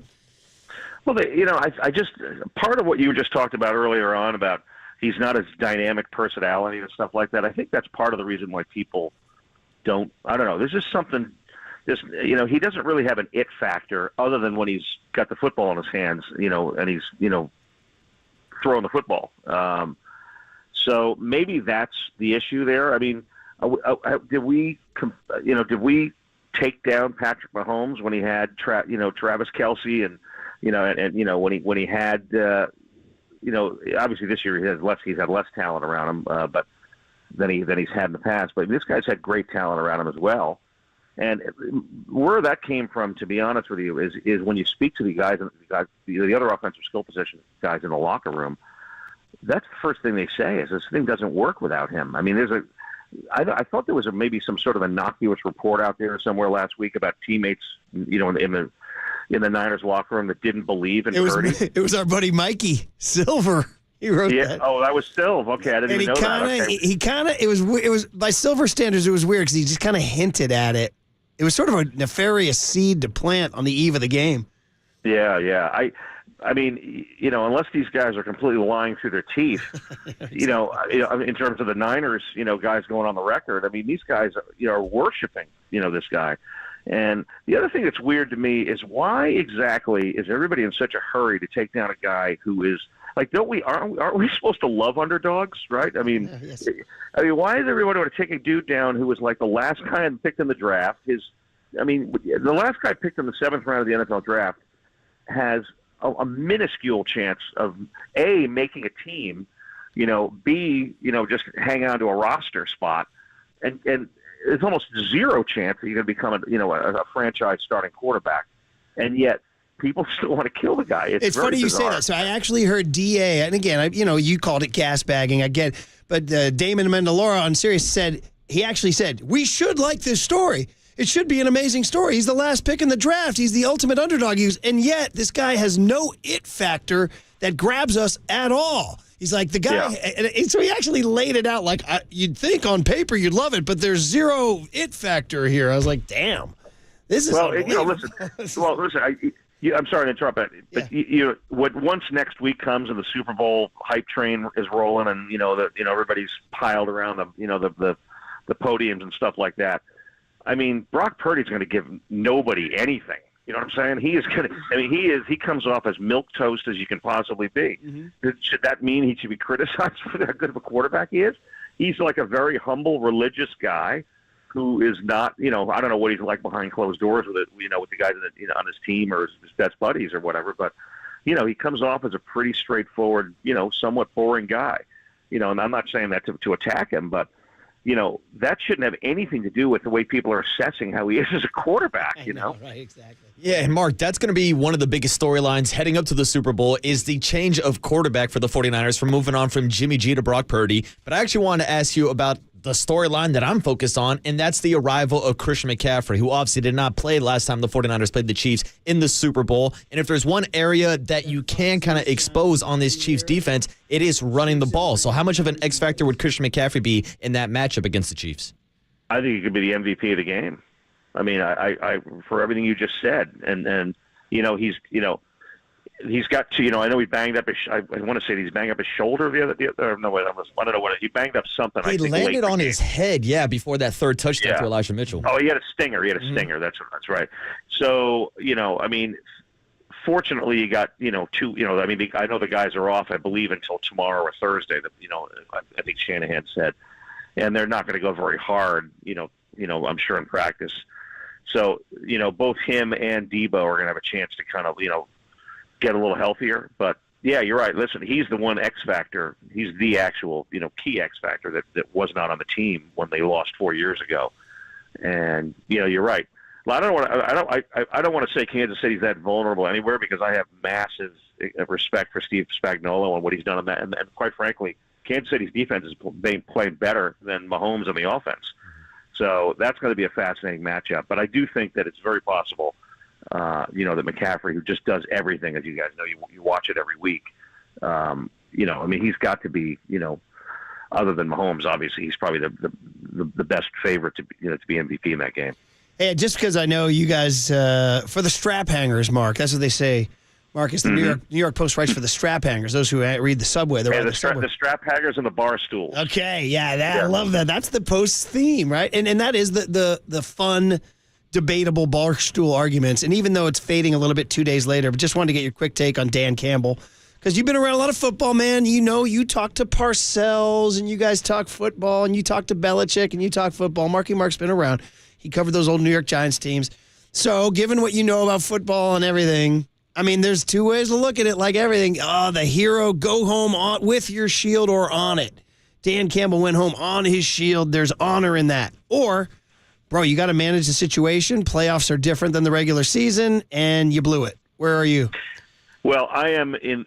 Here's my thinking. I would have kicked both field goals, but that said, I thought that the choice to go for it on fourth down with just about 7 minutes left to tie the game instead of tying the game with a field goal attempt, I thought that was an egregious error in my part. You've got, for a few reasons, you have to kind of read the game and read the room, and Campbell's been as good as anybody at doing that, obviously, and he's gone for fourth downs more than anybody in the league all year, and he's made more fourth downs than anybody in the league. But in that case, the Niners were absolutely boat racing Detroit. I mean, the Lions were reeling.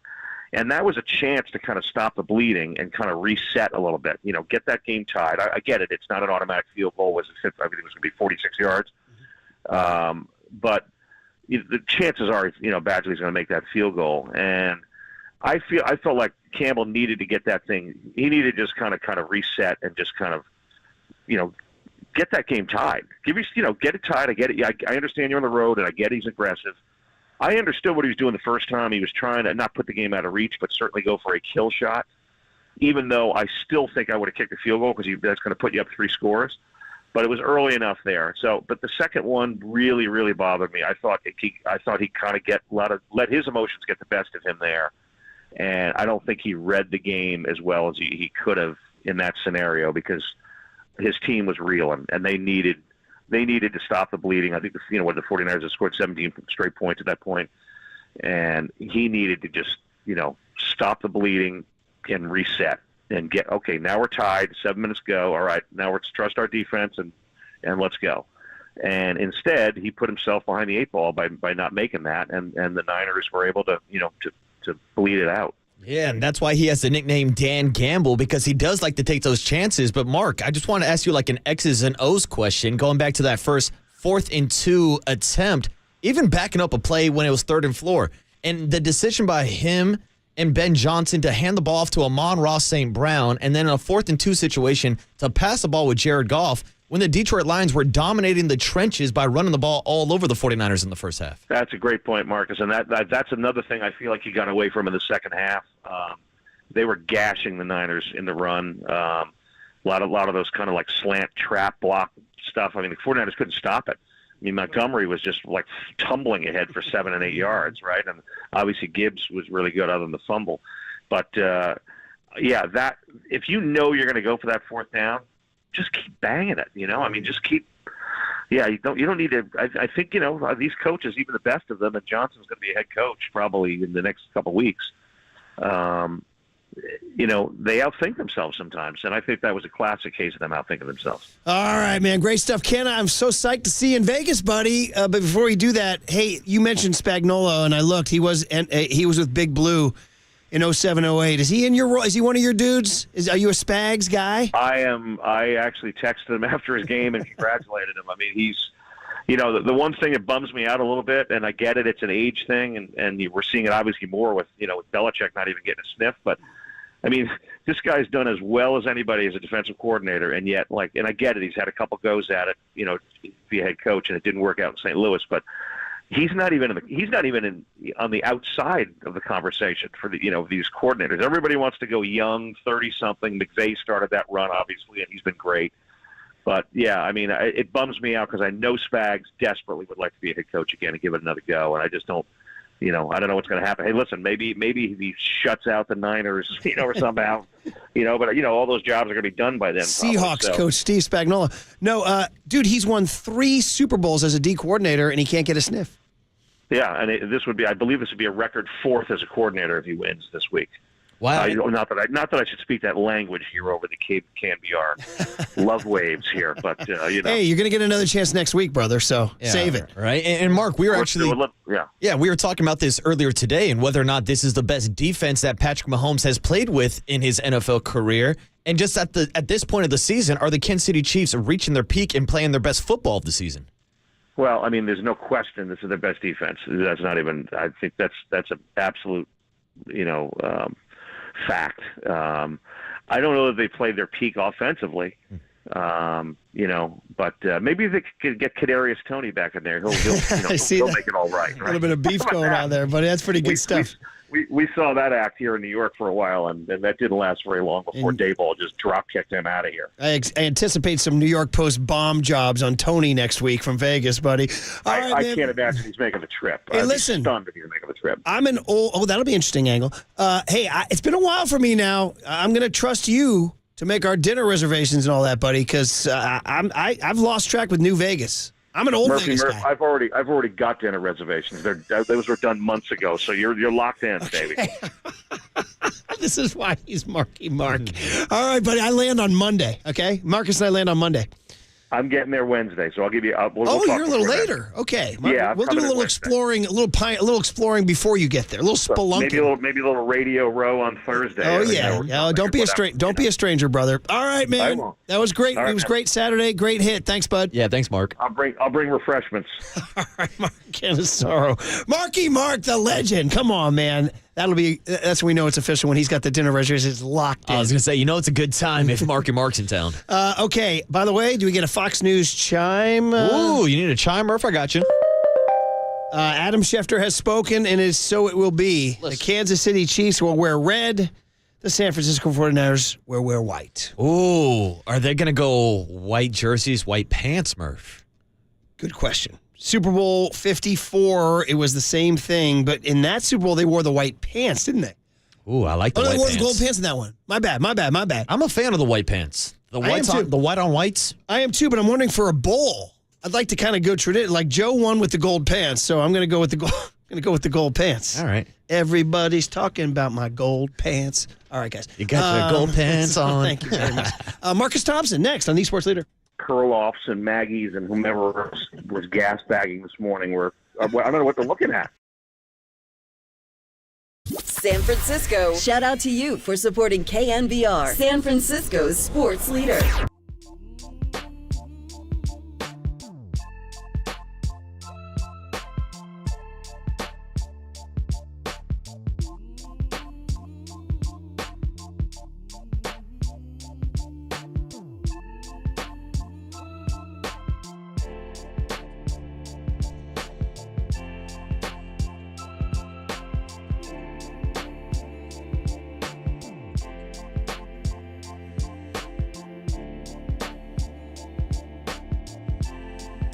All right, we got our good friend Steve Moskowitz on the line. Steve, you want to tell us about what you do when you can't pay your taxes? You call us. When you can't pay your taxes, it feels like somebody pushed you off a boat and you're drowning. You're over your head in the water. You don't know what to do. You're thinking about how you're going to feed your family, how you're going to pay the mortgage, how you're going to live. And a lot of times people make mistakes. The bottom line is, if you can't pay your taxes, you're not a bad person. You're not an axe murderer. You just can't pay your taxes. So call us. The first thing we'll do is we'll listen to you. We'll listen to all of your needs, your financial needs, your family needs, your business needs, your personal needs. And then we'll go to the government for you. And we want to cut you a sweetheart deal. We don't want you to have to talk to them, deal with them, have anything to do with them. We want to do the whole job for you. And then we come back and we bring you back a deal that lets you live a normal life. But whatever you do, don't stick your head in the sand, because the IRS has all these new agents and they're coming after things like this. And you don't want some new IRS agent ruining your life, your business, your family. Just let us handle it for you. And we want you to go ahead and have nothing to worry about and just live a normal life.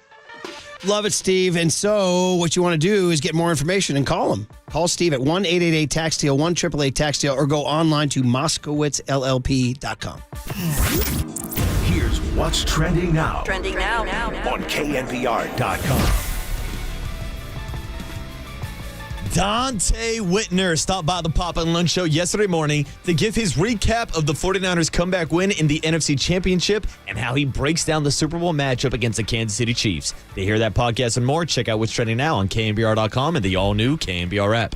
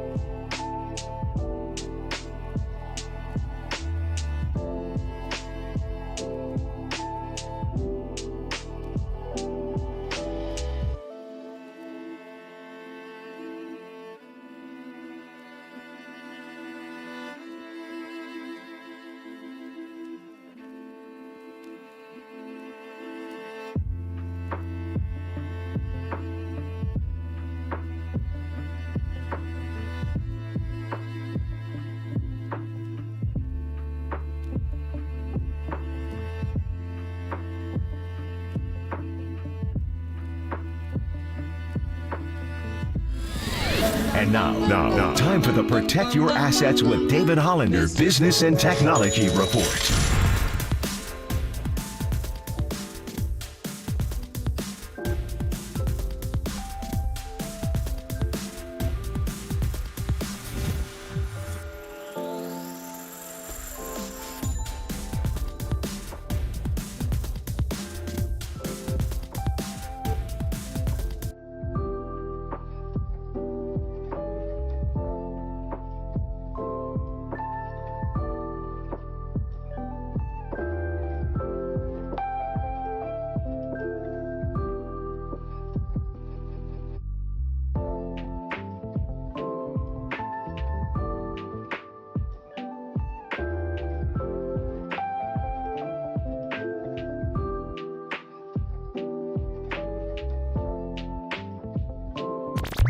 Faithful Murph and Marcus keep your morning moving. Streaming live at twitch.tv/thesportsleader. Man, thought it was the difference between winning and losing.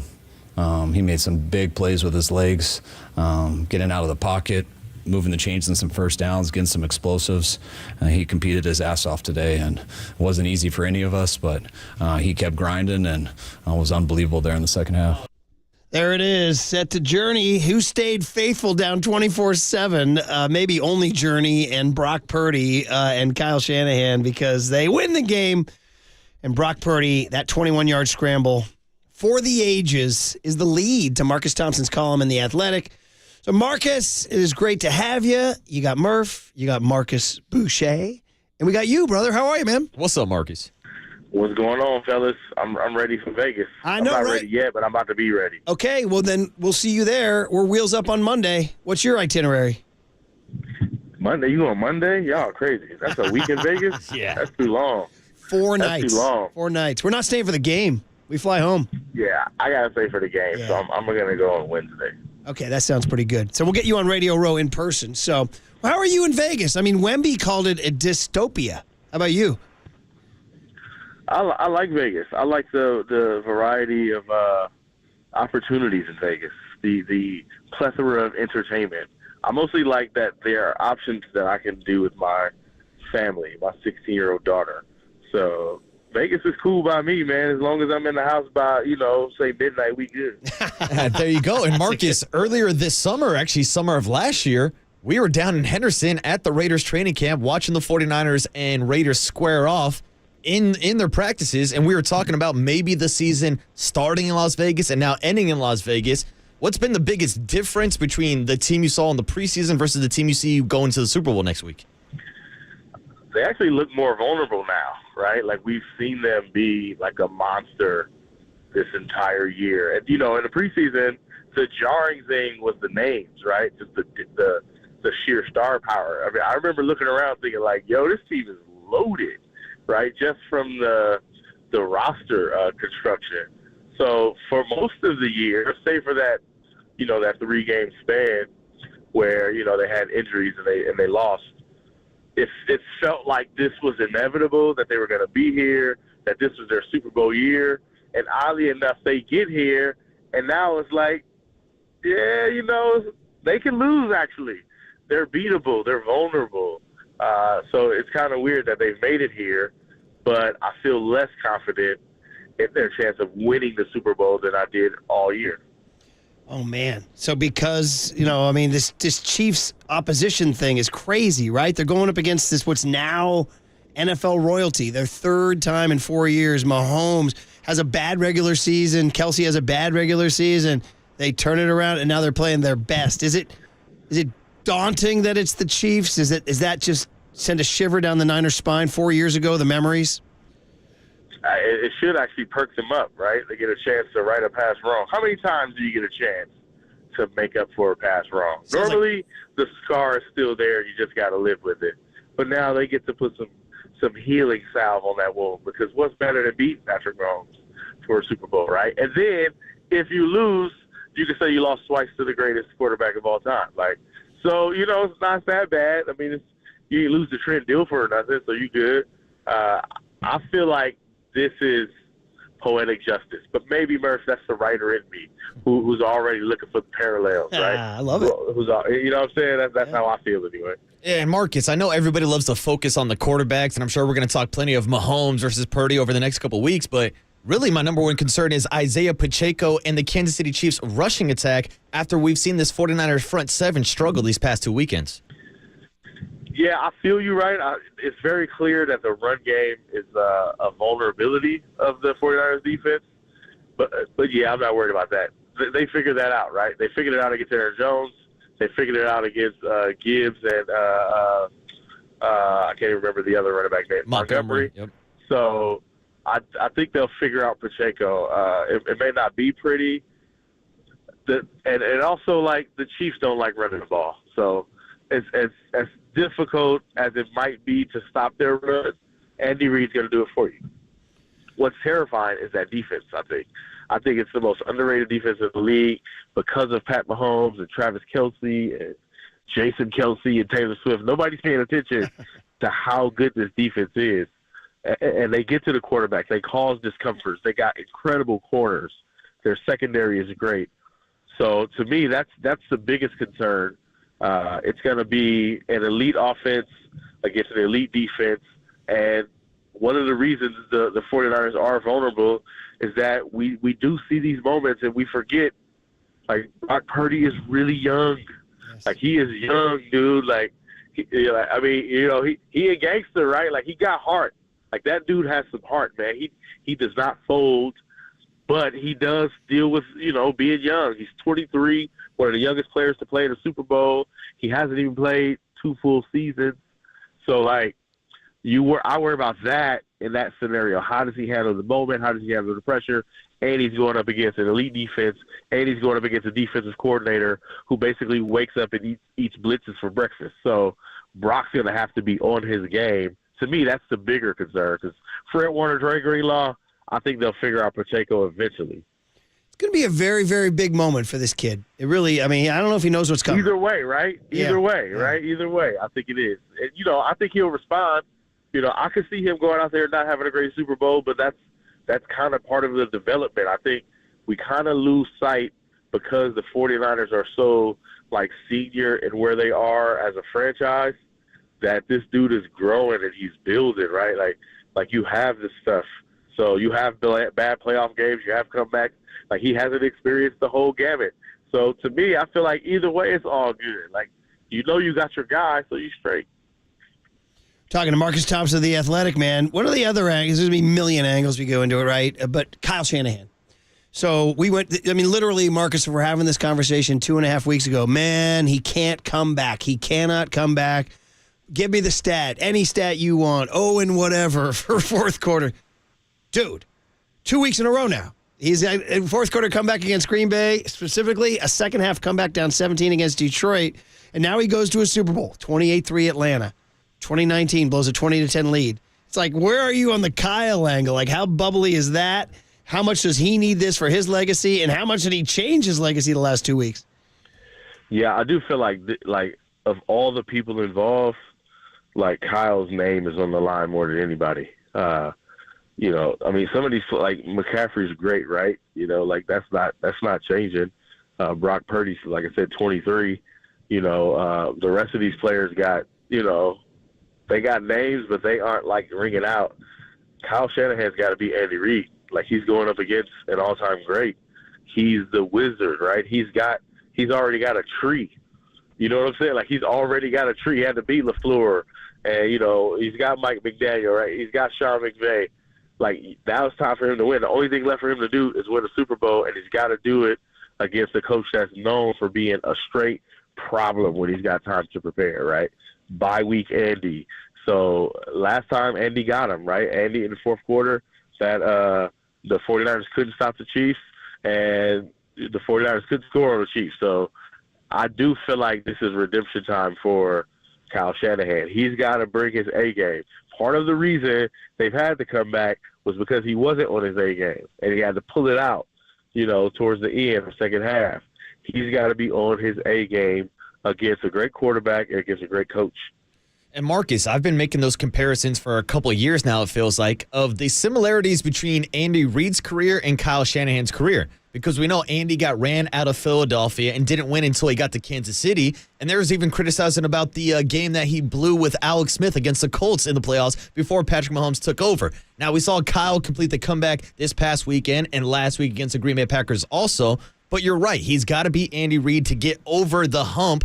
And do you see those similarities on their career paths? No question. And to be fair, Andy Reid won when he got the greatest quarterback of all time, arguably, right? And Kyle Shanahan has done it with Matt Ryan, who's, good, but, not one of them dudes, Jimmy Garoppolo, and now Brock Purdy. So there is some level of impressiveness. Even Andy Reid went there with Donovan McNabb, right? Who, was a really good quarterback and, one of the best in the league at the time. So I do feel like there is some, a little bit more like grace at the time for Kyle Shanahan, but it's very similar where you could see, like, if they win the Super Bowl, you could see this being the first of a few for Kyle, right? Just knowing what it takes to get over the hump, figuring it out. He's got so much postseason experience at this point. That's it. And once he wins it, he's going to be beloved like Andy Reid. Like, that's going to be the crowning achievement where he becomes the guru everybody thinks he already is. So, yeah, I like that comparison. Even though Andy Reid's quarterbacks are way better, at the time, like, who knows what Brock Purdy's going to be. But, I mean, in hindsight, making it with Jimmy Garoppolo looks pretty good, doesn't it? Mm-hmm. I mean, not that he's not a bad quarterback. He's just not elite in an era where you kind of need an elite quarterback to win a Super Bowl. Which means, is Brock Purdy elite? I think he's got the potential to get there, which means if he does it now, like that's just going to be so huge for his career and what he's capable of doing. I don't think he's elite right now. I think he had an elite season. He's super talented, but he has a stacked roster that helps kind of cover those weaknesses. But I do think he can win it. I believe he can win it because you have Christian McCaffrey and George Kittle and Debo. Like, because he's got the pieces around him, he can take advantage of that in a way that no other quarterback they've had in the Kyle Shanahan era can.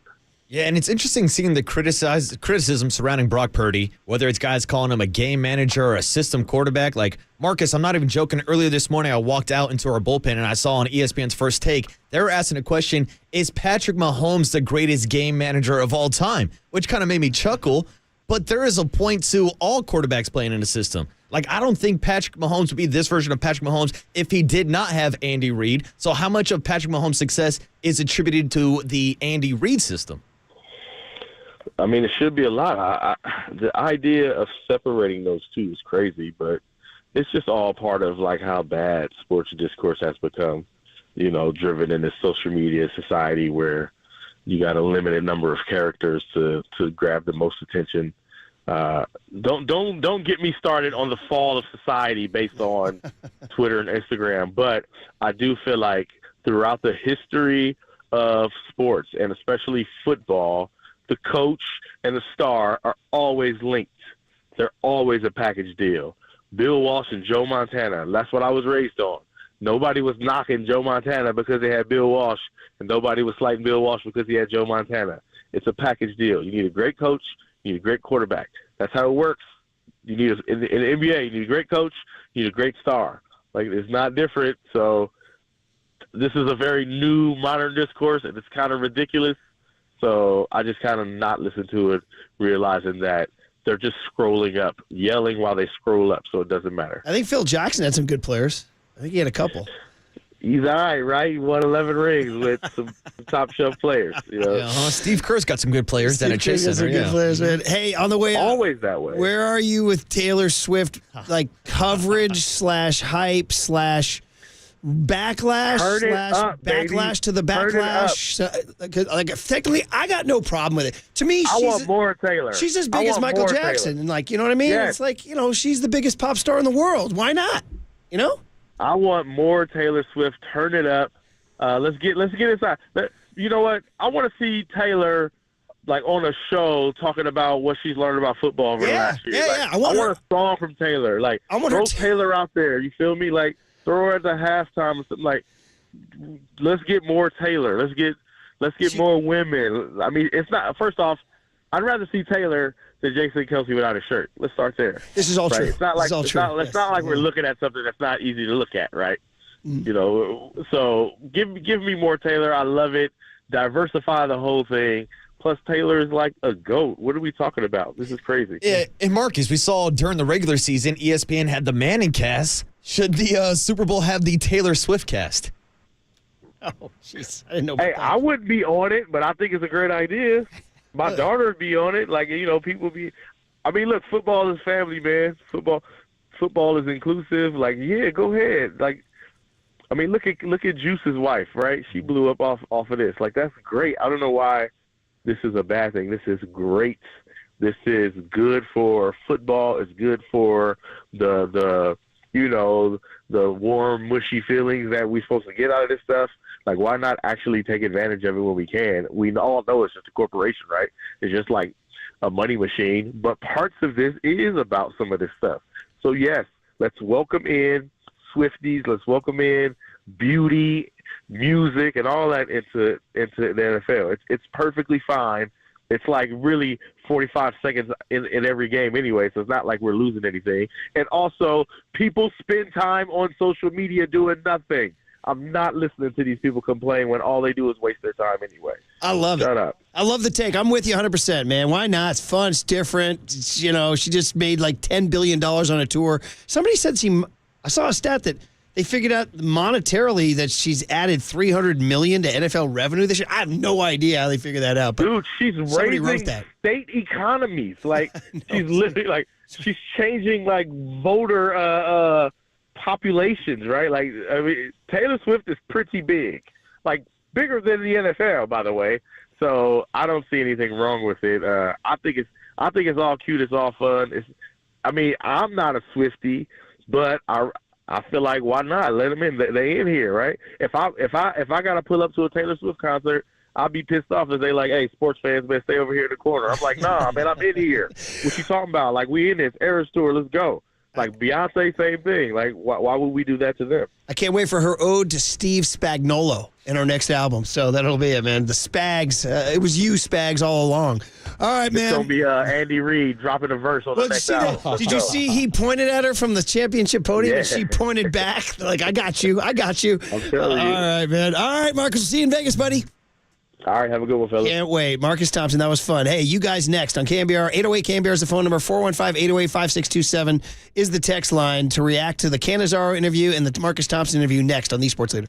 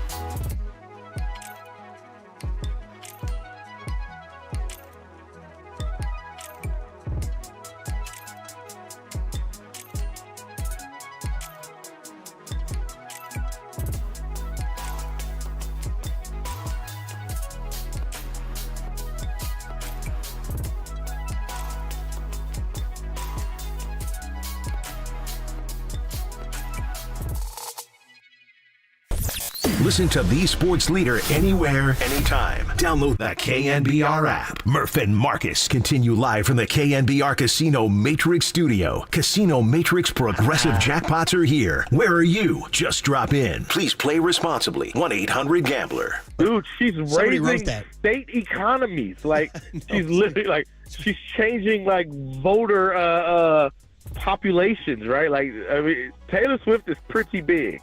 Like, bigger than the NFL, by the way. So I don't see anything wrong with it. I think it's all cute. It's all fun. I'm not a Swiftie, but I feel like why not? Let them in. They in here, right? If I gotta pull up to a Taylor Swift concert, I'll be pissed off if they like, hey, sports fans, better stay over here in the corner. I'm like, nah, man, I'm in here.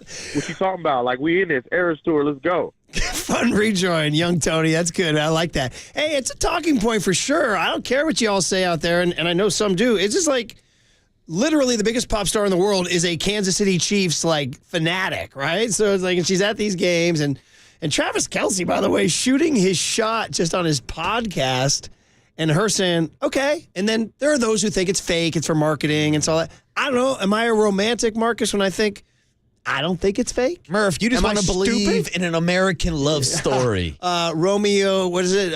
Romeo, get it? What is it? Juliet. I forget the lyric. Whatever. Yeah, whatever. Last weekend, we saw them kissing on the field after the game. So, no, I don't think you can fake that, Murph. The friendship bracelet the worked out. fake kiss? Yeah. So, the friendship bracelet. She said that she admired him, quote, putting her on blast, unquote, on his podcast.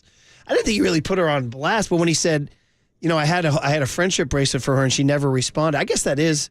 So she was like, oh, okay. And then think about that clip going viral and then everything that's happened after the Taylor Swift effect. Like Marcus was just talking about like how much revenue she's generated for the NFL. I know Travis Kelce's jersey started selling out, became the most popular jersey in the NFL. Their podcast, the New Heights podcast, became #1 on Apple and Spotify and all your podcast networks. Like, she's definitely a needle mover, and that's why I know a lot of 49er fans are going to be fed up with the Taylor Swift coverage. But, hell, I know there's a lot of 49er fans that are also Swifties. She just played down at Levi Stadium, Marcus. But there's going to be tons of Taylor Swift coverage. Dude, they changed the name of the city where the 49ers play. Do you remember? The day she played the concert, they officially changed the name to Swiftie Clara. Remember? Remember this, dude? She said it on stage. Swiftie Clara? She said this on stage? Yes, it was a big deal. She said, wow, I've never had a town change its name for me. I gotta ask Greg Papa about this. I know he was at the concert that is night. Definitely, was he there? Oh, Papa's a Swiftie. Okay. He came in with the New Era hoodie the next day. I told you guys yesterday my weird theory about, that's right, he did, about, I said not to profile between clean-cut boys and bad boys, but I feel like the song Love Story, which is maybe the one that don't you guys sing that in your bars late at night? Isn't that what your kids do? Yeah, Romeo, and all that. And used in the episode Forks and the Bear very well, by the way, is that I always feel like the kid she's singing about would look more like Brock Purdy than Travis Kelce, right? Wouldn't he? Isn't that more like you'd think she'd go? But no, she likes the bad boy. She likes Travis Kelce. Who says, do we have some Kelce from the podium here?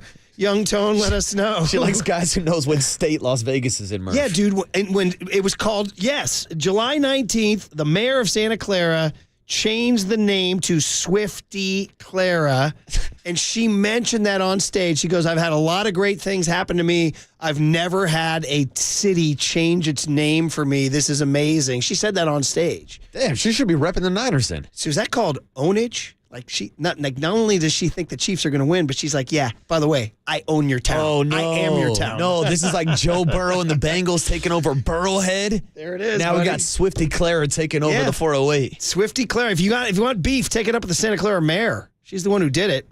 I thought that's one of those things that's so stupid. It's like one of those proclamations nobody pays attention to. But she did. Oh, pardon me.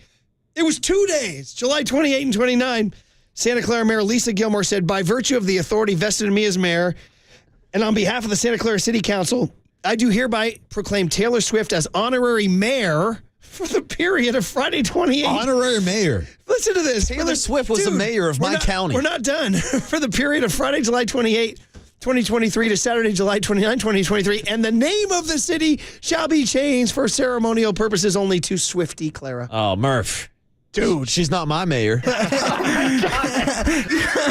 A Hey, can we get a recall petition going? Get her off, dude. You know what I mean? KNBR. Taylor Swift has ruined Santa Clara. That is hilarious. So dude, that should be something probably the national media should pick up on as a fun little angle. Yeah, but that's how powerful Taylor Swift is. And that's the kind of impact that she has. And Murph, I'm kind of with you. It's kind of been my kind of take on this topic since Taylor started showing up at Chiefs game. Listen, if this gets a 15-year-old or 14-year-old daughter to sit down and watch a football game with their dad or their grandpa, then it's absolutely phenomenal. I got no problem with it. By the way, she seems to be a completely vested, emotional fan. So it's not like she's on her phone texting her agent or something.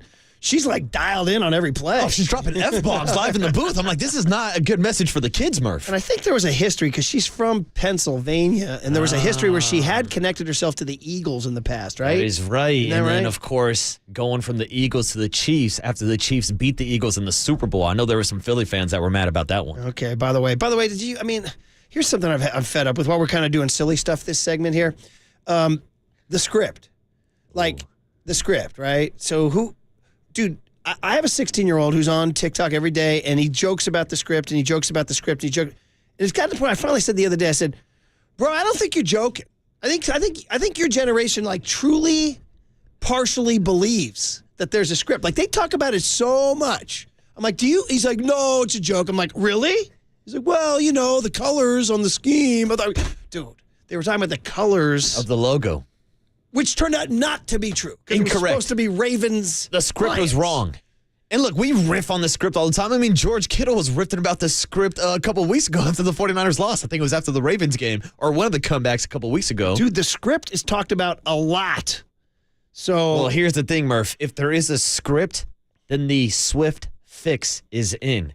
Because it seems like the referees, the NFL has done everything to help the Kansas City Chiefs get to the Super Bowl. Trust me, you can ask plenty of Baltimore Ravens fans about some of the penalties last week, but I've heard that be referred to as actually a real thing that people are throwing out there, the Swift fix being in for the Chiefs. So that we get a proposal on the it would be better for the world, like I'm talking like marketing-wise and gossip-wise, if the Chiefs won and Taylor Swift was on the podium. Oh, it would be all over every news channel, daytime TV, soap operas, everything. It would be Taylor Swift and Travis Kelce, the true American love story, Murph. Well, because they're like, hey, it'd be better and more current if they had Taylor Swift on, as opposed to if the Niners win and Journey Rock and Roll Hall of Famer guitarist Neil Schon is up there. Yeah, I think it's going to rock, man. People are like, wait, what, dude? By the way, Maria Lopez, Emlo, our gal, she's our favorite here in the shout out, Emlo. She says, hey, they named Beyonce mayor also when she played Levi's. By the way, it sounds like it's pretty easy to get mayor down there. I was going to say. She says, so step over T-Swizzle. Now, my only counter to Maria, though, is they didn't name the town. Yeah. They didn't call it Beyonce Clara. And that's the thing, Murph. I don't want to get into any turf wars here because I know the Swifties and the Beehive have gone at each other on social media. Can we coexist? It's like the Beatles and the Stones. People are like, hey, man, Beatles or Stones? I'm like, what do you mean Beatles or Stones? Beatles and Stones. And then it used to be, dude, ready for this? People literally used to say Joe or Steve.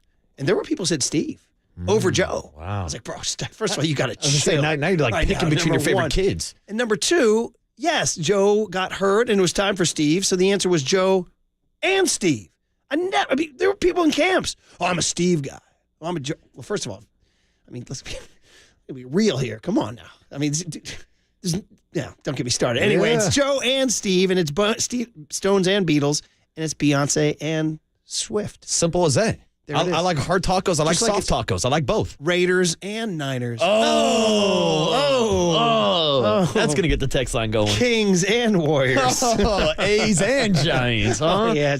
By the way, shout out that split head. Kind of a funny little thing. Dave Cavill. There's little things in the background that the A's Vegas thing is not coming together. Have you seen this? Oh, bro. Well, we can go scope out the Tropicana site that apparently is too small for the A's new stadium. Murph, they might not have anywhere to play in the next 10, 15, 20 years. I don't know if the A's are ever going to find a home. There's legit conversation right now that they're not hitting benchmarks on this stadium deal, dude. This goes back to Mike Krukow when we had him on and we were like, Mike, the A's are leaving. Mike goes, well, I'll believe it when I see it. And I was like, no, come on, man.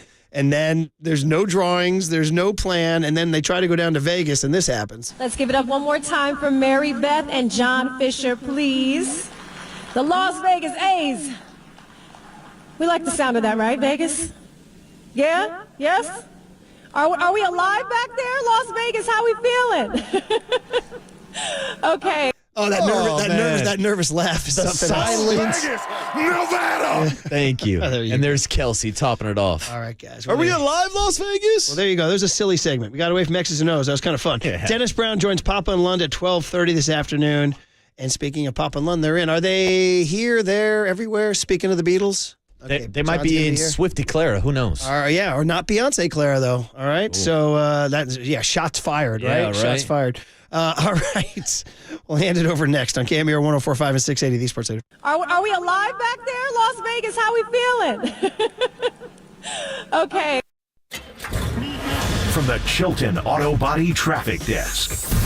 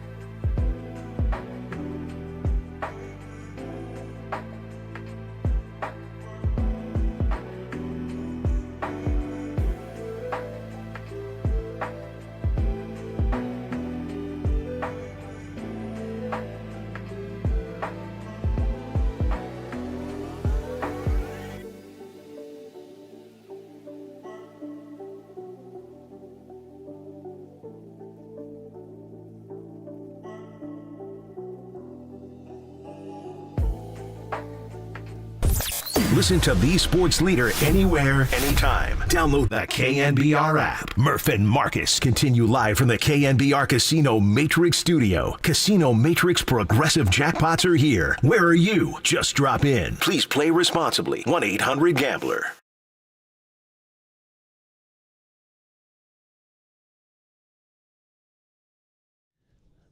Should we just get the lighters out or what? Or should we? I don't know what we do. Do we put on our 87 jerseys here? I don't know, Murph. You got a friendship bracelet for me? All right. So this is the one you guys, you millennials, y'all sing this at the bar when you're housed enough, right? He was Romeo. Yeah, I was get it, 'cause Juliet. the big I thing. know the story. All right, there you go. Well, we'll see. Will they be playing this as the confetti falls? Is that their vision? Hell she no. walks the trophy Hell out. no. All We're right. playing lights when the confetti's falling. Thank you Murph. very much for that, Taylor Swift. 707 says, will Taylor Swift drop Kelsey if the Niners win? All right. And then there's a bunch of people texting in all these political. Everybody sees it like politically. Like, how's Travis? Yeah, don't get me started, dude. I don't want to get into this stuff, man. So, I'm not going into that. yeah, thank you very much. Thank you very much, man. So anyway, Taylor. Dude, 415 says Taylor and Travis are the 2000s version of JFK and Jackie. Wow. Ooh. That's a bit of a leap. And we were I'd say talking, that. I was going to say, we were talking comparisons earlier. Like, I remember Jessica Simpson being shown in the suite when she was dating Tony Romo. Who was it? A-Rod and Madonna when she was feeding him popcorn that one time. Yeah. Mm-hmm. By the way, you got a little Fox News chime. Young Tony he says Ben Johnson, Lions offensive coordinator, who was certain to be leaving for a head coaching job, and I had read was finalizing a deal with the Washington Commanders, according to Tom Pelissero of the NFL Network, is staying in Detroit. That's a shocker. Yeah. I had seen this goes to show you what you can't believe. I had seen reports that they were finalizing a deal in Washington. And also that there's the angle on that was, how's Dan Campbell going to be without his genius coordinators? Wow. What the heck? Why would he not?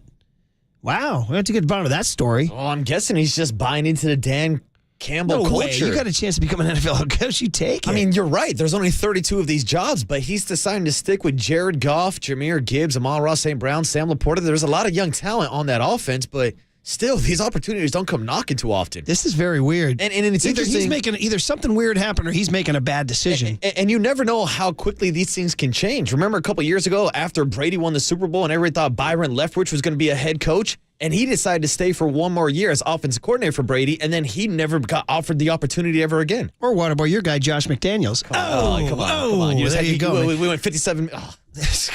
Went 3 hours, 57 minutes. You're hitting me with McDaniels in the last 3 minutes. Tom Pelissero reports Lions offensive coordinator Ben Johnson informed the Seahawks and Commanders he's staying in Detroit per sources.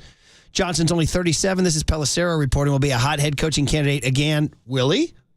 I mean, I don't know, Murph. I had some questions after he decided to hand the ball off to Amon-Ra St. Brown. It says first he wants to, this is Pelissero, he wants to take another shot at bringing a Lombardi trophy to Detroit. That's it's very noble of him, and I would say very dumb of him, unless he knows something I don't know. Yeah, but go anyway, get your bag, Ben Johnson. I think the connection's being made with Greg Papa down in wherever land. Gee, Pop, that surprises me. Good morning. How are you? What's up, Pop? I thought our friend Adam Peters, who is now the GM of the Washington Commanders, but I don't know what it was. I'm sure Sheila Ford Hamp paid him a lot more money to stay there. Yes, he has yeah. complete autonomy. Everything you criticize with Dan Campbell is just game management. Ben Johnson runs that offense. He is a math major. He's a walk-on quarterback at the University of North Carolina. I have tremendous respect for him. I can't think of a time, maybe a young Kyle Shanahan that I observed come into Oakland with Matt Ryan and run a no-huddle offense and just gas the Raiders. He knew he was hot and kept an eye on him going back to his Houston days. There have been a lot of good ones, obviously. But this guy is on that kind of realm, and I've never spoken to him. I've asked a lot of people about him and how impressive he is, and he's really cerebral. But you just watch his team play, and they are state of the art. They do everything. They're completely a Kyle Shanahan kind of offense. So now what happens in Washington, what happens in Seattle, interesting hires that John Schneider and Adam have to oversee, which leads to when the 49ers win the Super Bowl a week from Sunday, and they get to host the season opener on that Thursday like Kansas City did last year against Detroit, I don't think they're going to have Detroit do it again.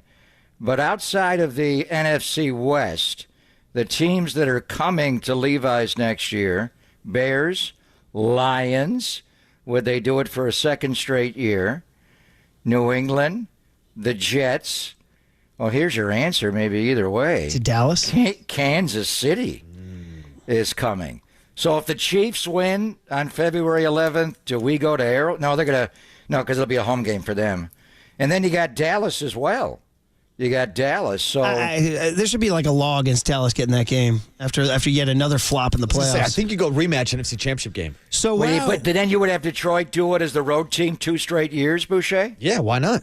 Bring Dan Campbell back to It's very unusual to have that happen. I don't think any team's ever done that. But. Interesting. All right, guys. Well, listen, you guys got some Ben Johnson stuff. You got some Super Bowl hype, and you got Papa and Lund. Good to have you back, young Tony. Thanks, California Kyle. Marcus, see you tomorrow.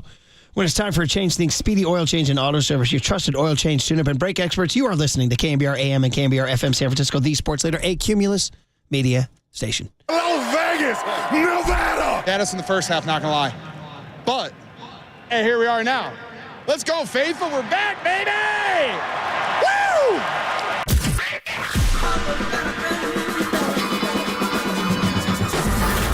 Ladies and gentlemen, Prepare yourself. prepare yourselves I love it when you call me Big Papa. for Greg Papa Sleeping Boy is Superman. San Francisco. and John Lund. It's 10 o'clock. Let's hit it. This is Papa and Lund. That's right. We're getting it going. On KNBR 104.5 and 680. 680. The sports leader. Sports leader. Purdy out of the shotgun, drops a couple of steps, going to take a deep shot to Brandon Ayuk. It's deflected. Oh, he caught it! Caught! Ayuk caught it out of the air. A flag is also down. Did Ayuk score? He got touchdown on the 2-yard line. McCaffrey runs a route. Purdy pressured. Purdy throws. Caught by Brandon Ayuk. Touchdown! San Francisco. Ayuk is on fire! Just in time! That was amazing. It was he ended up scoring 3 plays later, so it was awesome, and it seemed like they were running away with it early. Brock made an off-schedule throw, and BA almost came down with another low catch and missed it, and that was a big one. And for him to come back and completely redeem himself and even more with one of the best catches I've ever seen in the biggest moments we will all be hugely grateful for our whole lives. Here's Purdy back, looking right, pumps, sneaks through, it'll run. 20, 15, 10, 5. Purdy spinning all the way down to the 4-yard line. He would not go down. He never gave himself up. Purdy steps up in the pocket, runs away from a sack. Purdy runs for a first down, cuts back inside. He dives down to the Lion 27-yard line. I mean, what can you say about Brock Purdy and his performance tonight? Heck of a game manager. Wow. Managed the heck out of that game, boy. He the reason we're going to have a chance to win us a ring. I love him. Yes, we are still basking in the glory of the comeback victory over the Lions. We've got a ton to get to, and I did the work that Scott Osler wouldn't, Pop. We got a ton of work to get into today as far as the Lions, more afterglow, more discussion, more interaction with the people. I listened to Sports Radio Detroit today. I got a good laugh out of that. They're blaming everybody, even Jared. You know, those people were chanting Jared Goff before the game. Yeah, they're mad at Jared Goff now. Jared was just Goff. And all that stuff. And you know what now? He's actually going to get married this offseason. Yeah, I saw John, that. you know where he can go get a ring? At Jared's. Oh, wow. And that'll be the only ring he's very getting pretty this offseason. He is very pretty. All right, we will also get into a lot of conversation about it was funny, the whole show, and we didn't really get into this yesterday because we had so much going on, is Dante was talking rituals. Everybody was talking halftime rituals. A bunch of people were tweeting / Xing me about their halftime rituals. We'll discuss that as well. We might even delve into Kansas City.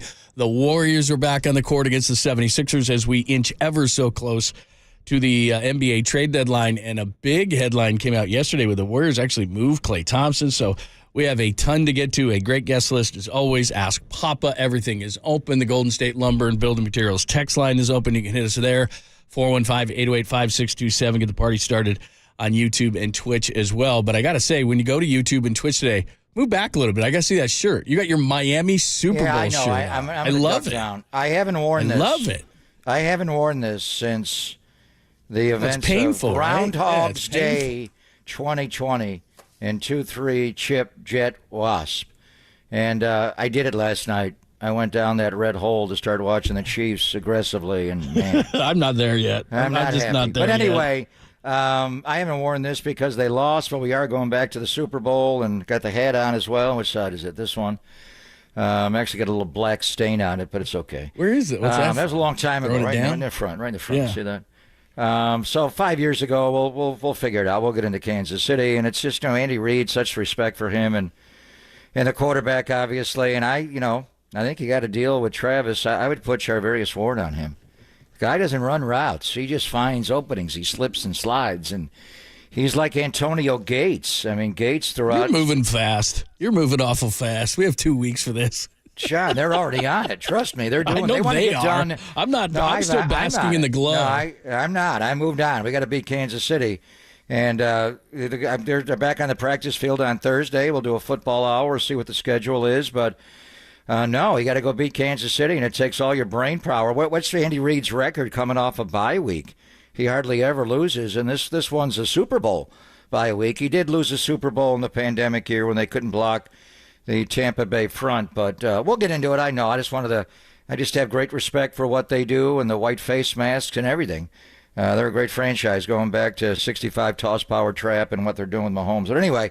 I know yesterday we saw 49ers on a Monday. I did go back and watch the Warrior game from Saturday night. My God. Yeah, I hear you. The offensive firepower in that game, Steph Curry, the dribble around Anthony Davis to score, the three he made over AD, it was amazing. He tried a step back one where he was inside the line and AD got a fingernail on it.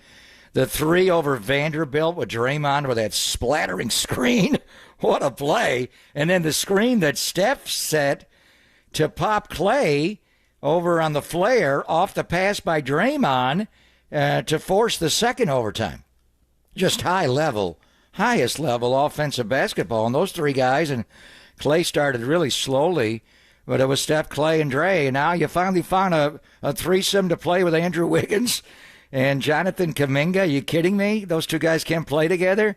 Kuminga was great. Wiggins picking up Miangelo full court. Miangelo making a big shot and getting a big offensive rebound. But Jonathan Wiggins or Jonathan Kuminga, they're kind of the same player. The Olay defense there on LeBron's drive into Pajemski. What are you doing? And Doris Burke called him out. Unacceptable. And you just got to play better defense. So he's still young, but he's becoming a go-to guy in so many ways. But that was a tough loss. So Mark Spears will join us. Coming up a little bit later on because a week from Thursday, we'll be in Vegas next week. I'm going with a team on Sunday, and Media Day, you'll be there on Monday. But that Thursday before the Super Bowl, not only is NFL honors, we'll find out who's going to win all the awards, but NBA trading deadline. And the way Wiggins is playing right now and Kuminga, we'll see what they do. I'd like to see them give him a little more time to try to write the year. But the math is the math. They got to overcome so much, but that was a amazing game. But so in your research, and Osler wrote a great column, but he left it out there, and maybe it's a column to come. Yeah. Greatest Bay Area good sports reference. comebacks. Yeah. So I just said, okay, I'll take a look. So, but you did not include the Warriors' comeback against Durant and Westbrook and Ibaka, Serge Ibaka in 16 when they came back from 3-1 down. Well, here's what I got. Okay, and we can do the poll however we want. But right now, here's what I'm thinking. Obviously, you got to put 49ers Lions because it's the top of our heads right now. But 2024, and I'm just doing Bay Area, and let's stick to playoffs because regular season, whatever. 2024 49ers Lions, 89 49ers Bengals. I can be swayed on that, but they were down going into the fourth quarter big, and they come back with that final drive, Montana to John Taylor, and that's to win a championship. Well, how big were they down? They weren't down 17 points. They were within a score, weren't they? No, but wouldn't you call that a comeback? Well, again, this is Silver's reference to comeback. Yeah. How do you categorize? I mean, the volume of the point total is what I'm looking at. 24-7 at halftime, being completely outplayed. Okay, so here's to flip it. They were within one score, but that was okay. They were down, but for the ages. Okay, they won 20-16, but they're down 13-6 going into the fourth quarter, and they scored 14. So they outscored them 14-3 in the fourth quarter. There was 3 minutes left in the game, and they had after a holding penalty, they had 92 yards to go with about 3 minutes left in the game. So again, we can debate whether that's even considered a comeback. I would say it is, but again, we can say whatever. I don't know if I'll put Raiders Patriots in there, but that's a pretty big comeback. They were down 21-10 going into the fourth quarter, and they won 24-21 against New England in the Sugar Bear Hamilton game. And that was 76. And again, what's big to me is that led to a championship. They beat the Vikings in the Super Bowl that year. That was a championship. First, they had to beat the Steelers in the title game. They beat them 24-7. They smoked them. Rocky and Franco didn't play in that game. So, again, Raiders, Patriots. Silver yesterday said Cal Stanford. Again, that's not a playoff game, but, I mean, that's a pretty big comeback. I'll give you that. But then again, the Bears finished 7-4 and Stanford 5-6. So what did that lead to? 2012, this has to be on there. Giants, Cardinals. If you want to put it all together with the Reds, they were down 2-0 in that series. But down 3-1 to the Cardinals, again, led to a championship, beating the Tigers in the World Series. And then I put honorable mention, and we're going to bring Holler in here because he remembers it better than I do. I remember watching it. 2019, the Sharks beat Vegas. They came back late in that game and won that series. Yeah, that was insane. And then, like you said, the Warriors in 2016, they were down 3-1 to Oklahoma City, and we can discuss that, but it didn't lead to a championship. So that's an epic comeback. Only 14 teams in NBA history have come back from 3-1. So, I mean, if you're looking at it statistically, that's 4.7% of teams come back from 3-1. So that's massive. I'm not saying it's not, and I could be persuaded to put that on the Final Four, and maybe we do. I'm just saying it didn't lead to a championship, so that's a big mark against it. So what do you think? I am impressed with your research. Thank you. I love it. Thank you. I would, when you get into a 7-game series and all that kind of stuff, every game has a different DNA. And a series can flip. What I was thinking, I don't know how Scott thought about it, but when I reached out to David Feldman, it was strictly single games where you had to come back in a game. And it was more, how far did you have to come back to win the game? And that one, the playoff game against the Giants was a bigger margin, 24 points down 38-14, but it was a wild card game. You lost the next week to Gruden's Buccaneers. They went on and beat the Raiders in the Super Bowl, and Mooch got fired. So it was not a salient moment in the franchise's history. Even the Atlanta comeback with Dante, we were talking yesterday, and we asked Patrick Willis about it last week. It was the same margin, 17 points, but it was 6 seconds into the second quarter when Julio scored, so you had more time to come back. I think the Warriors in Game 6, because you're facing elimination. If you lose, that 73-9 team loses. And they were down 13 in the fourth quarter, and it was Game 6, Clay. They were even down more Memorial Day Monday. They were down 16, which I had forgotten. But they did come back at home, and that was the last game Durant ever played. But whatever it is, it's just, what do you think of as a comeback? And then if you're just going to a single game and you don't care about the score, what's a bigger comeback than the drive? Jim Breach made a field goal to make it 16-13 Bengals. Right.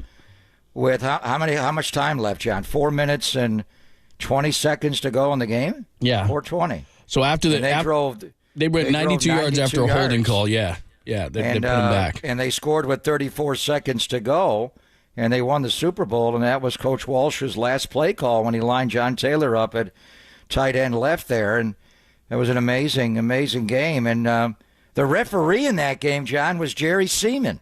So come on, man. We had how great Seaman is that? all over the field. That's amazing.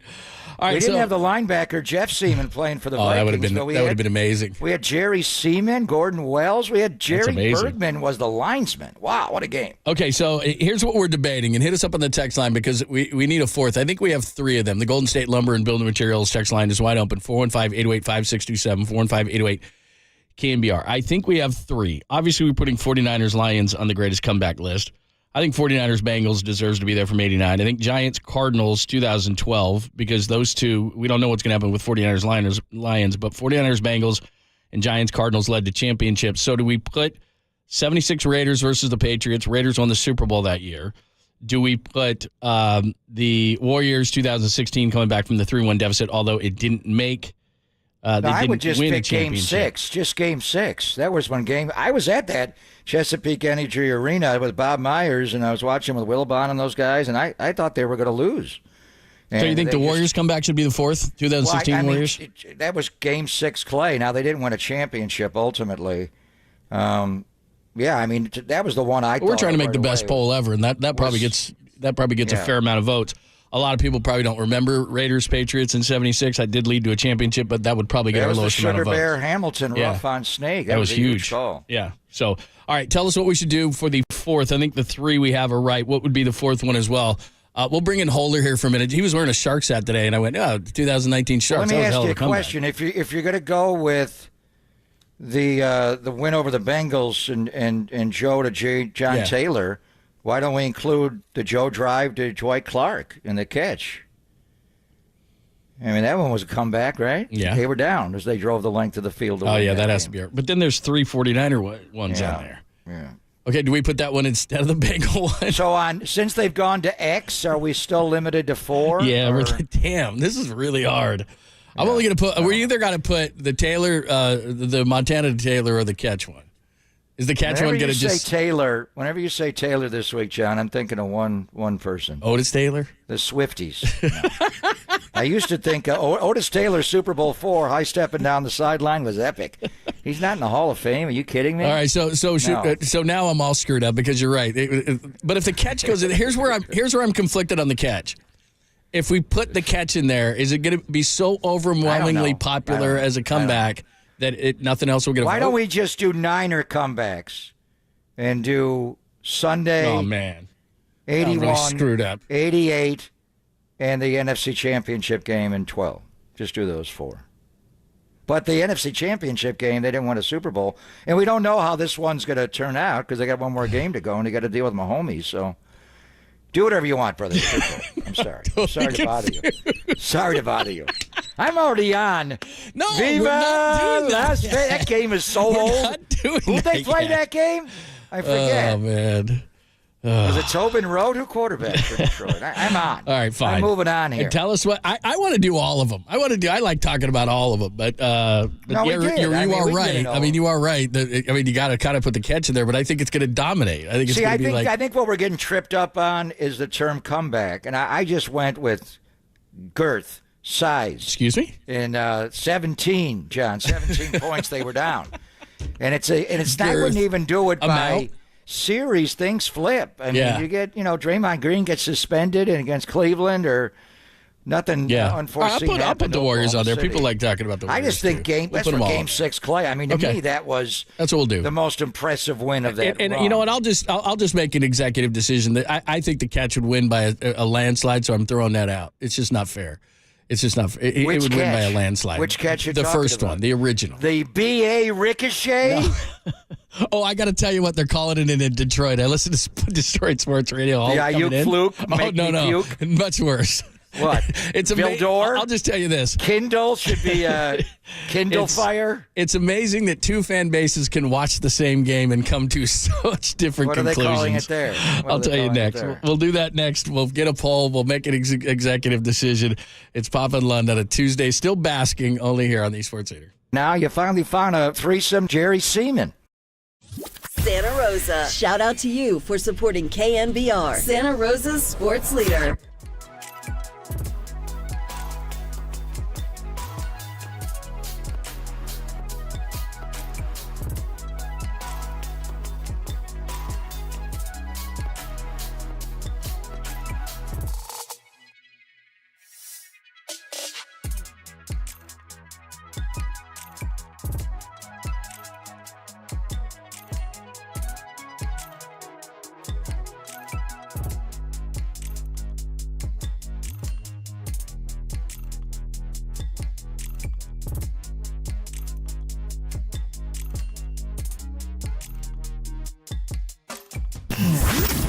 Here's what's trending now. Trending now.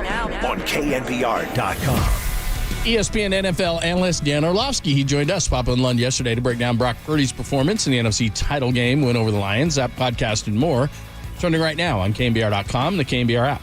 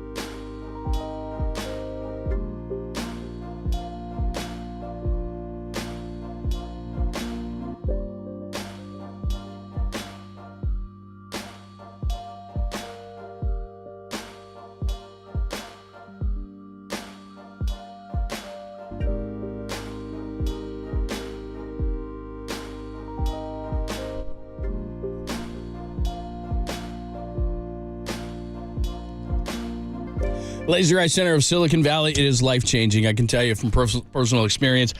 Pop and I, we have had our eye issues, and Pop, after a little while, was saying, man, the Laser Eye Center of Silicon Valley, I can see like a much younger man. And, of course, he's a younger man anyway, but his eyes were giving him trouble. So finally, after a lot of Papa crowing, I was like, all right, well, let me check this out as well. We both had this procedure. Very simple, very easy. It's called CLR, Custom Lens Replacement, the perfect permanent solution to glasses, contacts, readers. Plus, we're never going to develop cataracts, which is awesome. And you can trust the Laser Eye Center of Silicon Valley. This was huge for me. Tens of thousands of procedures. You can trust Dr. Craig Mindy and his entire team to tell you which procedure is best for you. And we've talked about this before. CLR worked best for me, but they do all sorts of different procedures that may work better for you. Everybody is different. So what you do is a free, I tell you, consultation at lasereyeclr.com. That's lasereyeclr.com. Do it today. You will not regret it, or you can simply call 877-GET-2020. Again, CLR was Pop and I did many different procedures, thousands of procedures, much easier than you think, and you can trust the Laser Eye Center of Silicon Valley. Again, lasereyeclr.com, or simply call for your free consultation at 877-GET-2020.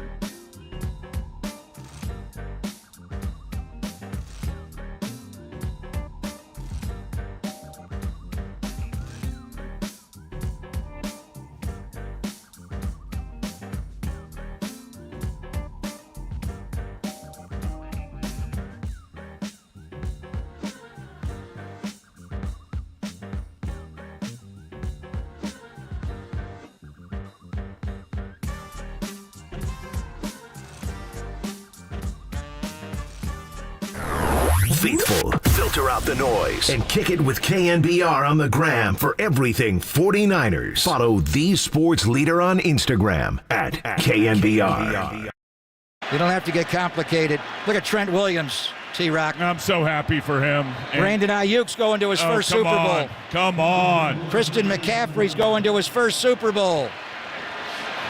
Brock Purdy's going to his first Super Bowl.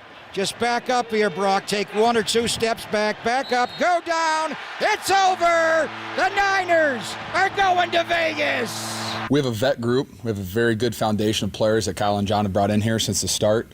And we have a lot of high character guys, and this team doesn't really give up. That's what you get all year round. With this team, it's just you have a vet team who we really want to win. We're not going to give up. This is our one opportunity. And the halftime speech was, "There's not really a rah-rah speech that's going to get it done for us, guys. Just figure out a way to get it done." There's George Kittle talking. Give us your thoughts. The Golden State Lumber and Building Materials text line wide open, as well as the phone lines. You want to get into anything in regards the day after. We are trying to talk about a poll as well. And I realize the catch is the one. Somebody also on the text line liked this, Pop. They're going old school. You'd like this. 1975, the Warriors trailed the Bulls 3-2 in the West Finals. Oh, that was amazing. And they came back from that. So we've had some good ones, that was at Chicago Stadium to win Game 6. Yeah. It was a great win. By the way, I did have this under honorable mention, and somebody on the text line hit me up on this. And again, a lot of it has to do with where it was. I mean, some of these we're talking about won Super Bowls or led to championships. In 2012, or excuse me, in 2003, obviously the 49ers were down 38-14 to the Giants. Dan Campbell was a tight end on that team, and they were down 38-14 with 4:35 left in the third quarter and won that thing 39-38. That might be the most improbable of them all. But again, didn't lead to a championship, was the wild card round. Doesn't mean it wasn't great, but that could be there. I mean, we've had a lot. Like most of our polls, you could have more than 4 answers. There's no problem. But I think, and I'm just going to preface this by saying I think the Catch would win in a landslide. So I put 49ers Lions 2024. I have not hit send yet. 49ers Bengals 89, Giants Cardinals 2012, Warriors/Game 6 2016. They were down 3-1. So which you're talking 2012 4? against the Cardinals being down 3 games to 1? You could almost do that whole thing though, right? I mean, Reds to the Cardinals. That whole thing. I mean, the Reds, they were down 0-2. To me, when you're in a series, every game's a different DNA. When I was looking at it, I don't know how Scott wrote it, but in a game when you have to you're not going to bed and coming back tomorrow and the next day and things change and somebody gets hurt or disqualified, suspended, just in that game, and you get injuries and all that. But anyway, so I was looking at it more just the single game and the ability to come back from a large deficit. I mean, the Giant game was incredible. That was like 2 separate games. That was the weirdest game of all time. It ended on a interference call on a punt, a snap. John, who was it? Trey Olkin? Trey Junkin. Yeah. What was he, a line snapper for 16 years? He was with the Seahawks forever. His brother also was a long snapper. Yeah. So, I think he came out of retirement, actually. The Giants had him come out of retirement. I think their long snapper got hurt, and he came out of retirement and did that. It's like, oh, dude. Tom Coughlin was not happy. And I think after the game, too, he said, basically, I came out of retirement after 16 years. I was a long snapper, kind of anonymous, and I came back for this, and look what happens. But, hey. Now, it wasn't Coughlin, it was Fossil, wasn't it? Who was the head coach of the Giants in that? I think it was Fossil. Let me double check. It was Jim Fossil, I think Bones' you're right. dad. Yeah, right. So, was that the year he went, we're going to make the playoffs? He was all... Yeah, I'm all in. Was that the year he said they were all in? I think so. So anyway. Trey Junkin played 16 years. He was a long snapper for everybody, including the Raiders. Right. A couple of times. And his brother, Dan, it was a great story. He was a long snapper as well. Yeah, so there you go. So anyway, the point of this all, as I delved into this thing fairly deeply, is that, I mean, we could put a lot on these, and we have had some great comebacks. And like you said, individual games, series, however you want to term this whole thing. But again, 2024 Niners, 89 Niners, Bengals, 76 Raiders, Patriots, 82 Cal Stanford, which is kind of in and of itself. But since Silver mentioned it yesterday, I wanted to mention it. Giants, Cardinals, 2012, Sharks, and the Vegas Golden Knights, 19. Warriors, 2016, down 3-1, Game 6 specifically.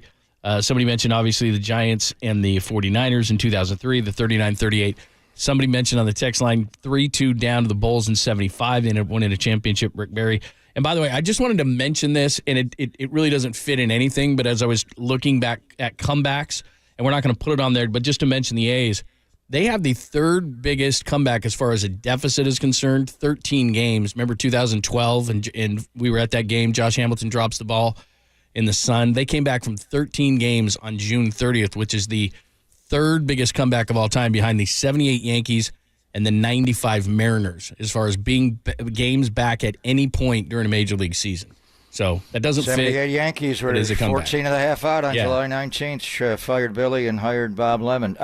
Junkin's older brother was Mike Junkin. He was a linebacker. And he was a linebacker. At Duke.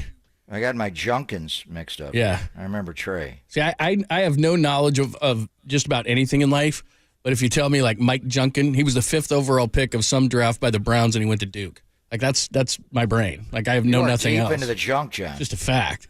I don't know anything else about anything. And he played for the Kansas City Chiefs with the white face mask. You are deep into the Chiefs. It's great. It is so Out great. of Duke. He was a Dookie. Yeah, and went to Cleveland in 87. Was that Marty Schottenheimer? Yeah. I'm like a Mel Kiper Who later Jr. coached guy. the Kansas City Chiefs. Oh, my gosh. Everything is going to come back to these guys. I'm sorry. But, one thing, I hope, just because, look, Miami's a big place, and Miami Beach, and you can get away from Chiefs fans.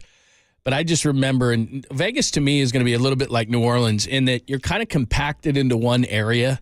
There's a lot of play, but you're compacted onto the Strip, much like you were Bourbon Street and a couple of streets around New Orleans, because if you get outside of those, you can get yourself in trouble, and I don't mean the good kind. I hope the faithful travel really well, because the last 2 times you and I have gone to Super Bowls against Baltimore, in New Orleans, and against Kansas City and Miami, those places are obviously closer. I mean, this is home turf, close to home turf. Because, man, we were overrun with Chiefs and Ravens fans the last 2 times. I don't know. Was it more Chiefs fans in Miami? I couldn't tell. It was all red in the crowd. It was a lot of Niner fans. But remember, the one thing that got me right away was, remember when they did the national anthem and they said the home of the Chiefs? Yeah, and that was loud, and I went, damn, this is the Chiefs crowd. So who knows? And I'll tell you this, too. We can get into this a little bit later. The Super Bowl is not for the common man anymore. Have you seen the prices on some of this stuff? It's that way every year. It's ridiculous. Yeah, I mean, it's been that way. It's insane. It's inflation. Yeah. I mean, it goes up and up and up. There's a point now where it's been that way for, I can't remember the last time it was for the common man. Maybe when the Raiders were there in 2002. Right. I mean, it's, and I used to get, when I was doing Warrior games, Ralph Wilson, the owner of the Bills, he owned KICU, Action 36. So they would give me like 6 Super Bowl tickets every year. And when the Bills were playing every year, I got my mom and dad in and all my brothers. And when they lost in Minneapolis to the Redskins, the game in Tampa, the Whitney Houston one. I mean, they'd give us a handful. Now the Raiders would give us 4 every year. It's hard to get any tickets. It is, man. And that's what the players were actually divvying up yesterday with Dustin Albertson, who does that for the Niners. It's hard, and they'll have a lot of, they're going to fly planes in there, and there'll be a lot of family. But it's I don't even know what the allocation is for each team, and how many they get, like 5,000 tickets or something. This isn't a big stadium, right? I mean, it's a little bit smaller than most. It's a dome. Yeah, and they built it a little bit smaller. Again, I think Levi's is about 72. I think Allegiant's like 68. Which, look, it doesn't sound like a lot, but 4,000 tickets, that's a big number. So anyway, all right. Let's flip it over to the Warriors as the trade deadline is coming. The 76ers are in town. We'll deviate from the 49ers for just a second and talk to Mark Spears about it. And, of course, we got to ask Spears. He's a Raiders guy, but he's got to be repping the Bay, right? He's got to be thinking good thoughts about the 49ers, or maybe not. Yeah. We'll talk to Mark Spears. This is their worst nightmare. 49ers. Chiefs. Nobody will give me an answer. I asked your son Derek. Asked my son. They're not going to watch the game. Who else? Who'd we ask on the air yesterday? They want the game to go to like 9 overtimes and everybody teams get hurt. lose. Is what they want. Yeah, Kirk Morrison.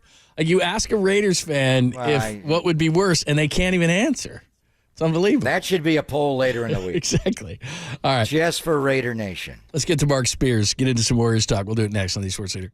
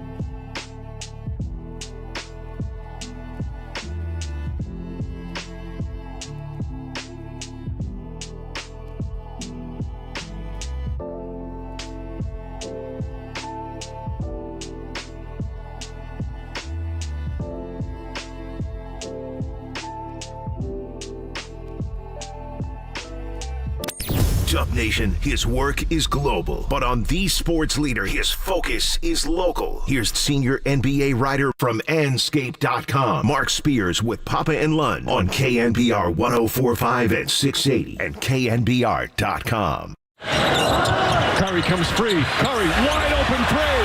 Bang! Bang! Curry from downtown. Warriors up one, timeout. The magic of Steph Curry reappears.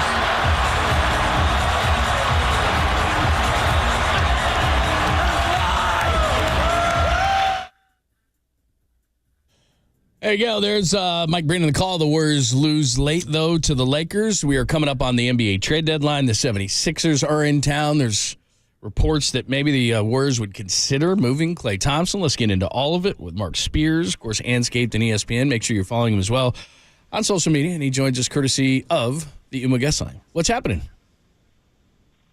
Yeah, there's a lot of talk this time of the year, right?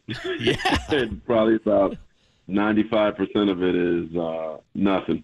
But, hopefully in the Warriors' case, there's smoke for some fire here. Well, there was a lot of fire Saturday night. First of all, were you at Chase Center on Saturday for that shootout between LeBron and Steph? What a game that was.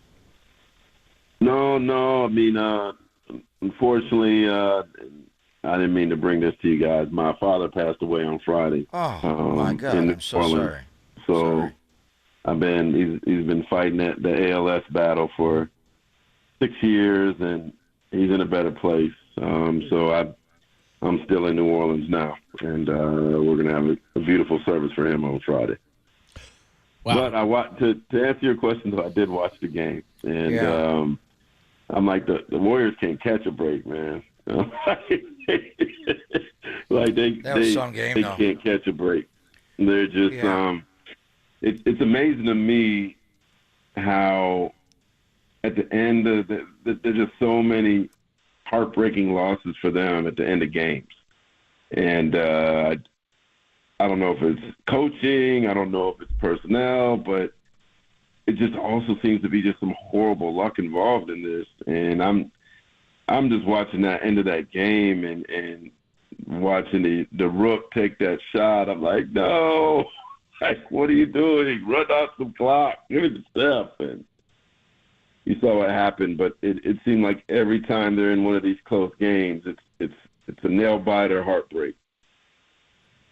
Mark Spears is joining us. First of all, Pop and I know how you feel. We both lost our fathers, and condolences. I know you don't want to make a big deal of it, but I just want to make sure we say that to you, that we know what you're going through, and we wish you the best, bro. We really do. In regards to where they are, here's what's tough, I think, too, is you got before the trade deadline, as they sit here now at 19 and 24 in 12th place. 76ers tonight, then they hit the road. Grizz, Hawks, Nets, 76ers again, and then that next day they play Indiana, but that's the trade deadline, so you're gonna make a move before that game. So I don't know, maybe they're sitting around 12th. I was projecting maybe 22 and 26. So if you're Joe Lacob, if you're the Warriors, I mean, you're sitting in 12th place. You got to be realistic. You're around 22 and 26, probably in that kind of range. I mean, there doesn't seem to be a player that's going to turn your fortunes greatly, unless I'm mistaken, and I certainly could be. I mean, what do you do? Yeah, I mean, I still would love to see DeJounte Murray for the Warriors. In the uniform, you wonder about the guys in Chicago. There's three players there in terms of, Levine, DeRozan, and Vucevic that are available. The kid in Utah, I think that's not going to happen. They're not trying to trade him. Marketing. Yeah, I've talked to some people there. That you got to offer them the moon, and the Warriors don't have the moon to offer.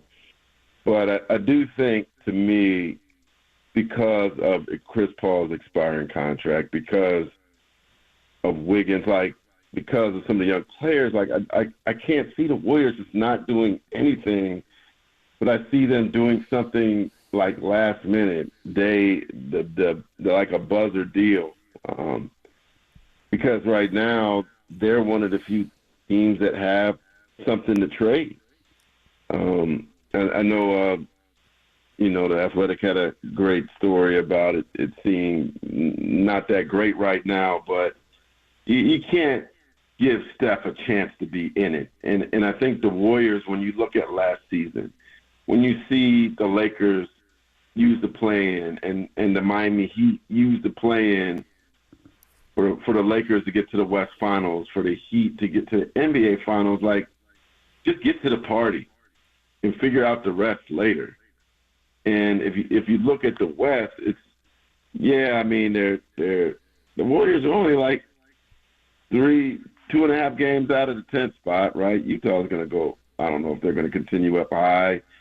I definitely think they're still in the mix for at least minimum of playing. They're 6 games out of the 6th spot. But they got to do something, man. You can't just – it's not like they got a draft pick that's going to change any fortunes for them. I think they have the assets to change what people want for Wiggins, or if they're interested in Chris Paul. And obviously, like, are you guys that in love with Kuminga now where he's off limits? I mean, because I do think that Kuminga could garner a talented player. I just feel like the Warriors, and I've been like, it's like I'm beating a drum here. Like, they have to do something. This isn't. They're not out of contention for making a play, and they're talented enough to win 2 play-in games. So I still think that they need to get in the mix and get something done. That's easier said than done, but I think that Dunleavy has to do something here. Well, I mean, Kuminga made a terrible defensive play at the end of the game on James's drive at Podziemski, and he got caught in the yo-yo no man's land. But he's such a good offensive player. He's fitting in. Andrew Wiggins can guard. Bringing Draymond back has just tightened up everything, and now they're going Steph, and I mean, Steph made some amazing shots. So I can do the math. I can see where they are. They're 5 under. Steve Kerr was just quoted after that game, and it was a hard loss, and I'm with you. The reason they have all those rings, the late game execution, they win these games. But Steve did say, even after losing that heartbreaker, and what a game that was, I think we're going to turn this around and have a great season. I really believe that. So so let's do so as Joe Lacob gets with Dunleavy, what is the directive? To move salary so we can be under the second apron next year? To improve the team? To not improve the team? To tread water? I mean, what if they do make a trade, what are they looking to accomplish here?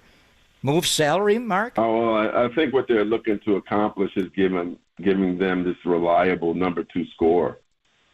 That could kind of get you over the hump, right? Kuminga's not that right now? Some days he is. Some days he isn't. Like, he's on a bit of a roll right now. He's on a bit of a roll right now. Pop. But I see you. My respect for you, sports-wise, is so much deeper than NBA, right? I mean, obviously, you're the voice of the Super Bowl for the Niners. So, my question to you is, do the Warriors have to have a Yankee mentality? I think they have to have a Yankee mentality. And if Kuminga is going to get you that player that helps you fight to get into the postseason and perhaps do more, I think you got to do it, and you have to give up something to get something. This isn't, teams will want something great for somebody great, right, or some great potential. So, I mean, to me, outside of Steph Curry, I do think that everybody should be available, right? Like, I still can't see them moving off of the big 3 as a core, and Draymond's looking really, really great. Clay's looking better. But again, like, I can't see Joe Lacob and company just throwing in the towel right now and not making some effort. And perhaps, if you lose Kuminga, are you going to regret it 2 or 3 years from now? Perhaps. But what if that player gives you that boost? What if Who's that guy, though? Siakam's already been traded. I would have done it for Siakam. Who's that guy that's going to be this guy? I really like DeJounte Murray, man. I think he's somebody you could rely on scoring-wise.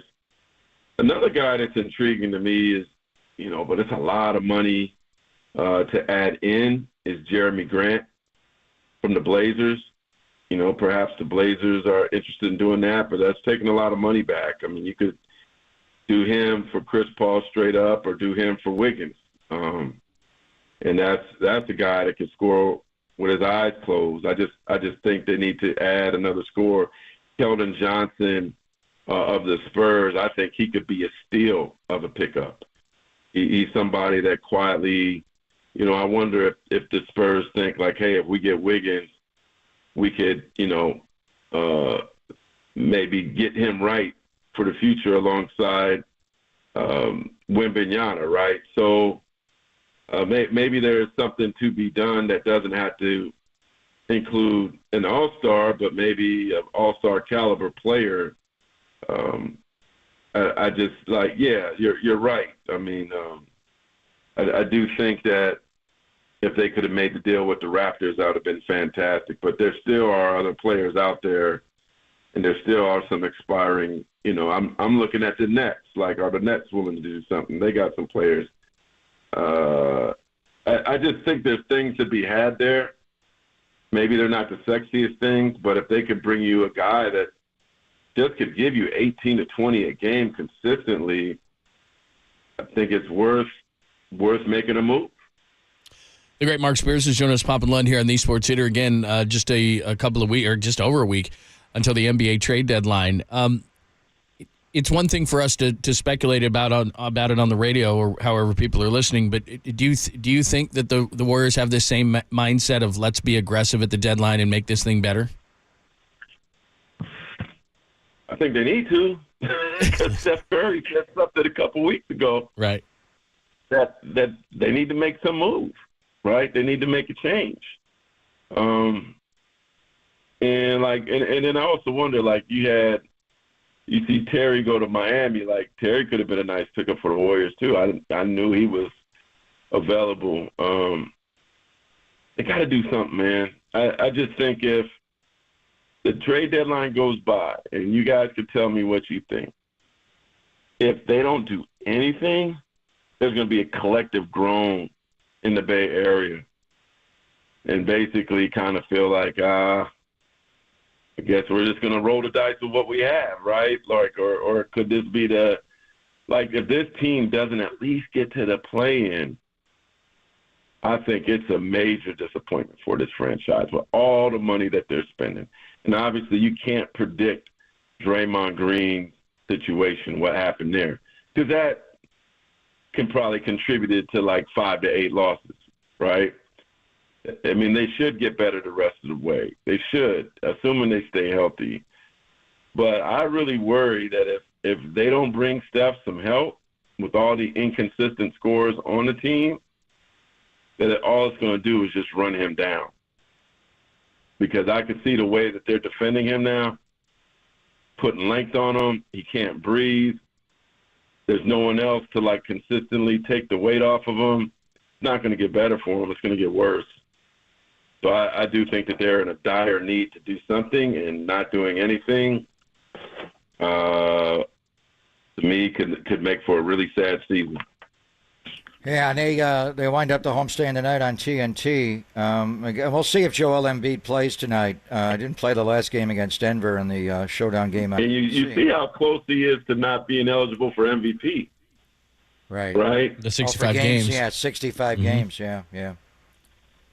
So, I mean, him and Halliburton are flirting with not being able to get any of these awards. I think the NBA made a mistake with that, 65. Yeah, I agree. I think it probably should have been maybe 55. I think 65 is too little. Yeah, Patrick Ewing won the Rookie of the Year. We played 50 games that year, but he was clearly the best rookie. Exactly. But we'll see if Embiid plays. Yeah. Yeah, without a doubt. Well, we'll see if the first Joel plays tonight. But last Monday, he went for 70 on Pop Spurs, and it looked like an easy 70. That same night, Karl Anthony Towns went for 62 against Charlotte. And then on I hope Friday you didn't watch night, that game. Friday night, Devin Booker goes for 62 at the Fieldhouse in Indy, and Luka goes for 73 in Atlanta. Yeah. What the hell is going on with the NBA? Is anybody playing any defense, or are we just in an era where the offensive ability of these players from all three levels has never been seen before? Paul Pierce, not that Paul Pierce was an all-NBA defender by any means, but he put a thing about the lack of defense in the NBA now. And it's like, do these guys have any pride? Like, how do you let somebody score like that? And, I remember that night that Kobe went nuts against the Raptors, man. They were trying everything. They were throwing the whole stink to defend. 81 games. Yeah, the key in those games is, like, the game has to still be close, so you tell the guy to come out. But if you go watch the Karl Anthony Towns game, it was absolutely embarrassing. They lost the game to Charlotte basically because they were trying to get Cat to 70. Hey, like they had a nice lead and they were trying to get it to him so bad that they lost the game in the process. The Suns lost on Book's big night. Oh, that was horrible. That Booker one was horrible. Yeah, I mean, so it's like, is it really like amazing if you lose the game, right? So another thing, Pop, is like when I see these scores now, like teams scoring 140 points, like it's nothing. Obviously teams are hitting more threes. That's contributing to it. But I don't know. If I'm trying to win some basketball games, I'm going to put an emphasis on defense because it doesn't seem like anybody else is. That's a good point. Mark Spears is joining us. Real quick before we let you go. So we haven't gotten a straight answer from a Raiders fan on this. Every time we've asked them, they've said, we need a minute. We need a minute. Who's the Raiders fan? We asked Kirk Morrison, who played for the Raiders. Yeah. You're not anymore, Mark? Are you not? I'm not saying a fan, but you grew up. Well, you're an Oakland fan. You grew up. I ain't up on the damn Traders. They moved on me 2 times in my life. What was the last time? When was the last time you liked the Raiders? I hope they lose by 1,000 every game. Okay, all right. I am so ecstatic. I hope the Niners dance on their field. That would be amazing to me. Okay, you're perfect. All right, which one are you hoping for more? The Niners, and they no longer share a marketplace for the Niners, or the dreaded Kansas City Chiefs, who have run their AFC West for a decade. I think the Niners winning on their field would be more painful to them. Really? So that's what you want? No, he hates. Oh man, oh man, I hope they dance. I hope they do windmills. I hope they take over the stadium and leave different things. Spray paint. Wow. We missed the Bay. I don't know, man. I know too much, and I am really ecstatic that 2 of their most hated franchises get to play there for a Super Bowl. That's perfect. Cool. That's exactly what I wanted to talk about. That's amazing. Yeah. I still respectfully, all of my friends in the Bay, they feel like they have to have this allegiance to being in this battered relationship where somebody's left you twice. I just don't get it. But hey, man, you reap what you sow. No doubt. No doubt. Best to you, my friend. We appreciate you. Thank you, brother. Exactly. Yeah, man. Some of the people y'all interviewing are getting checks from them because they used to play for them. So, of course, they're going to say great things because they're paying them when they go visit. Exactly. Yeah. When are your dad's services, Mark? When are they coming up any day now? Man, Friday out here in New Orleans. So we're going to have we're going to have a great celebration for him. He went through enough pain. And I truly know what people mean if someone's in a better place. He's in a better place. So anybody interested, the Steve Gleason Foundation and the ALS West Foundation, man, put a couple dollars in their pocket, get your tax deduction, and, help make a comfortable place for somebody that has ALS because it's a nasty disease. Thank you, my friend. We will do so, and best to you. We'll talk to you soon. Thanks. Yeah, none of them Traders fans going to donate. I'm sure after I said all that. But. Yeah, they're not going to know. Mark Davis was just writing a check, and then he heard you take that last shot, and he backed away. Yeah, we're at Hooters. Hooters, PF Chang's. Yeah. PF Chang's. Those are his haunts. Yeah, for sure. Yeah. All right, man. We'll talk to you soon, man. Thank you. Take care, Mark. Later. Love you, brother. That is the great Mark Spears. Anscaped, ESPN. Make sure you read his great stuff. All right, we do have the poll up. We will explain, plus a lot of honorable mentions. This is a tough one to get to. We'll explain that one as well. The Golden State Lumber and Building Materials text line is open. If you didn't get in yesterday and you want to still talk about yesterday or Sunday's victory over the Lions, get into the Super Bowl, we can do that as well. It's Pop and Lund on your Tuesday, only here on the Sports Leader.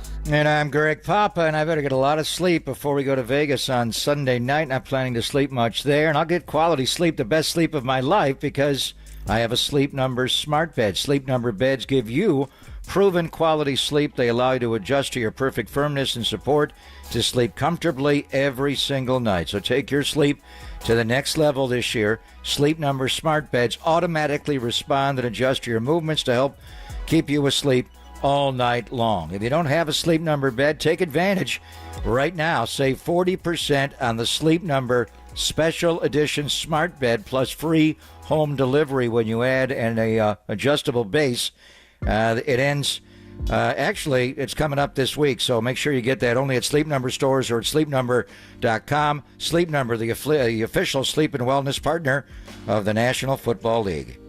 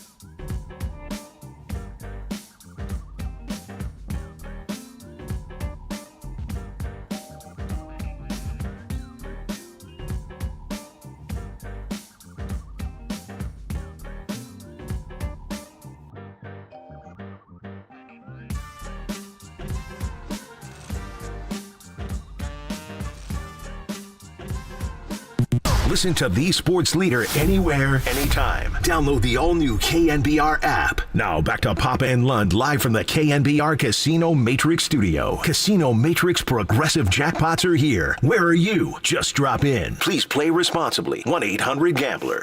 Purdy out of the shotgun, drops a couple of steps, going to take a deep shot to Brandon Ayuk. It's deflected. Oh, he caught it! Caught! Ayuk caught it out of the air. A flag is also down. Did Ayuk score? He got touchdown on the 2-yard line. That's going to be DPI and a deflection, and Brandon Ayuk never gave up on the football and came down with it at the 2 or 3 yard line. Before the game, a ladybug landed on my shoe. And y'all know what that means. So that's all I can say, because other than that, I don't know. Just great luck. God was with us today. Great win. Bang, bang, Niner game. It's crazy.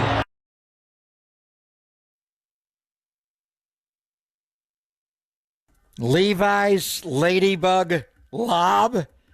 We're not going with that, but ladybugs are good luck. As we dubbed it, right when he caught it, the B.A. Ricochet. Brandon Ayuk, who had the single biggest moment of the NFC Championship game. But I ask you, John Lund. Yeah. They don't hand out MVPs for championship games. Oh, like that's the a good NBA question. did not hand out an MVP That's a good for question. conference finals until they wanted to add the Magic Johnson Award, and Steph won that in Yeah, they need to do that. 2022. What's that? They need to do that. That's a good. That's a good thought. It's another trophy they could hand out, but they do not hand one Of out. their trophies. But if they were to hand out a most valuable player in championship game 2023 on January 28th of 2024, would it be Brockle-Doodle-Doo, who rebounded after the first half to have a great second half, 13-16, wound up 20-31, 267 yards and a touch? Or would it be Run CMC, who had 90 yards rushing, 42 yards receiving, and 2 touchdowns? Or would it be Dan Gamble, the embattled head coach of the Detroit In Detroit, Lions? they would say that. I've been listening to Detroit So sports who would radio be your for fun. MVP from the title game, Brock or Christian? Or could I go off the board and say Brandon Ayuk and the On that what one are we calling play? it? The The B.A. B.A. Ricochet. Did By you the way- forget what I trademarked? No, I know, but by the way, they're calling it in Detroit the Lucky AF. The Lucky AF. That's how they term it. So everybody No, calls his name is not Anthony No. Frisker. What's it, Frisker? But what are they talking about? I was driving in today, and it's all they could talk about was the Lucky AF, and so How was it lucky? How was it lucky? The talk show host was saying the Lucky AF, the Lucky AF. So then all the callers are calling in, going, "Oh yeah, they're bitching about Dan Campbell and they're bitching about Jared Goff and they're this, that, and the other," and then.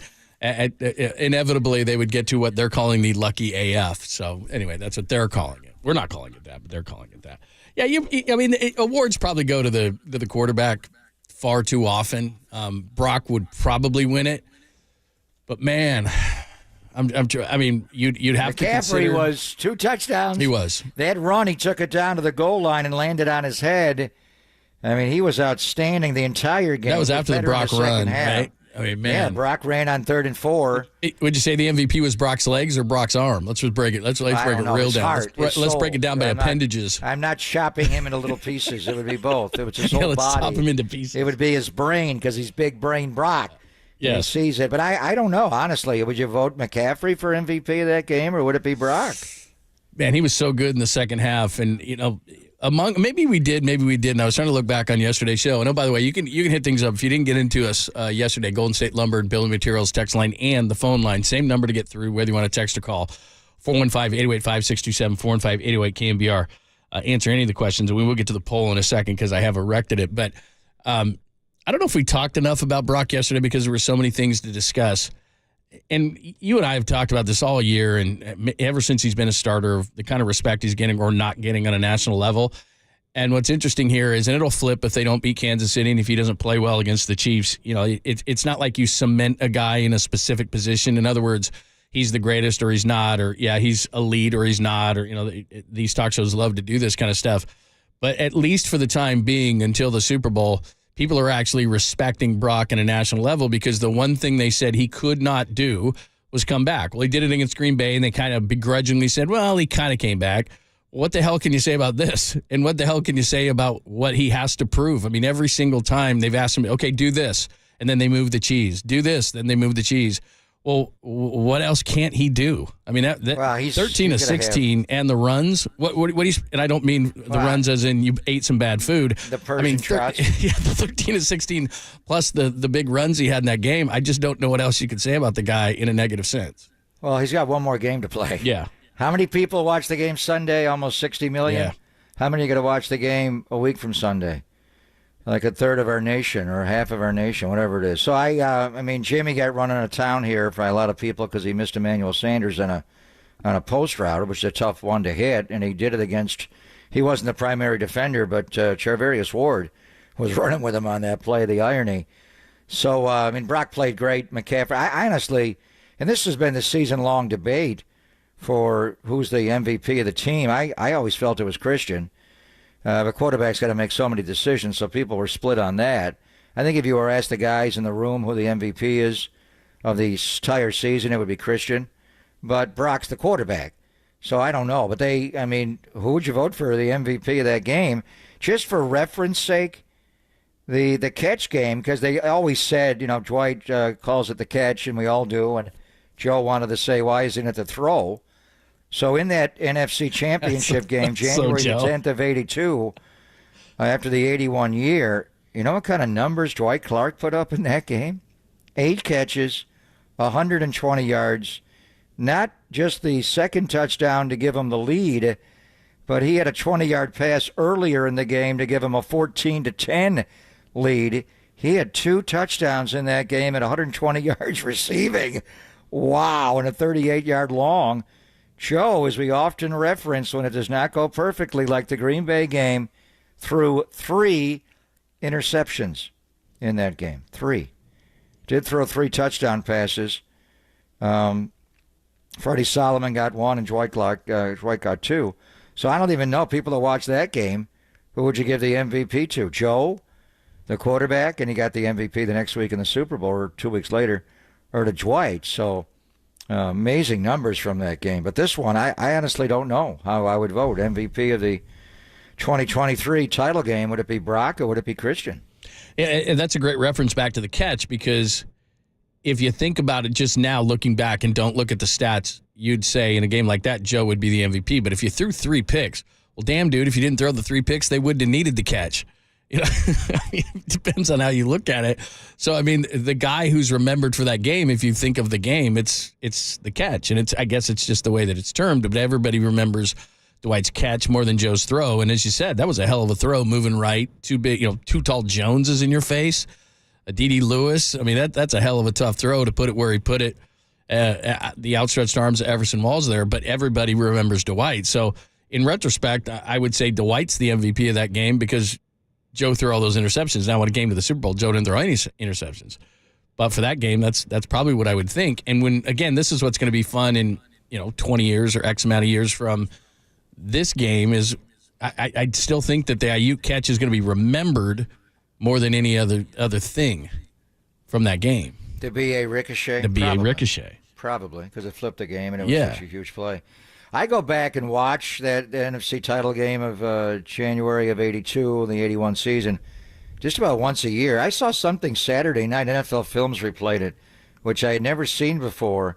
It was the NFL Films cameras, low angle, and Danny White's spiral coming right at you. And they took the radio broadcast of Jack Buck.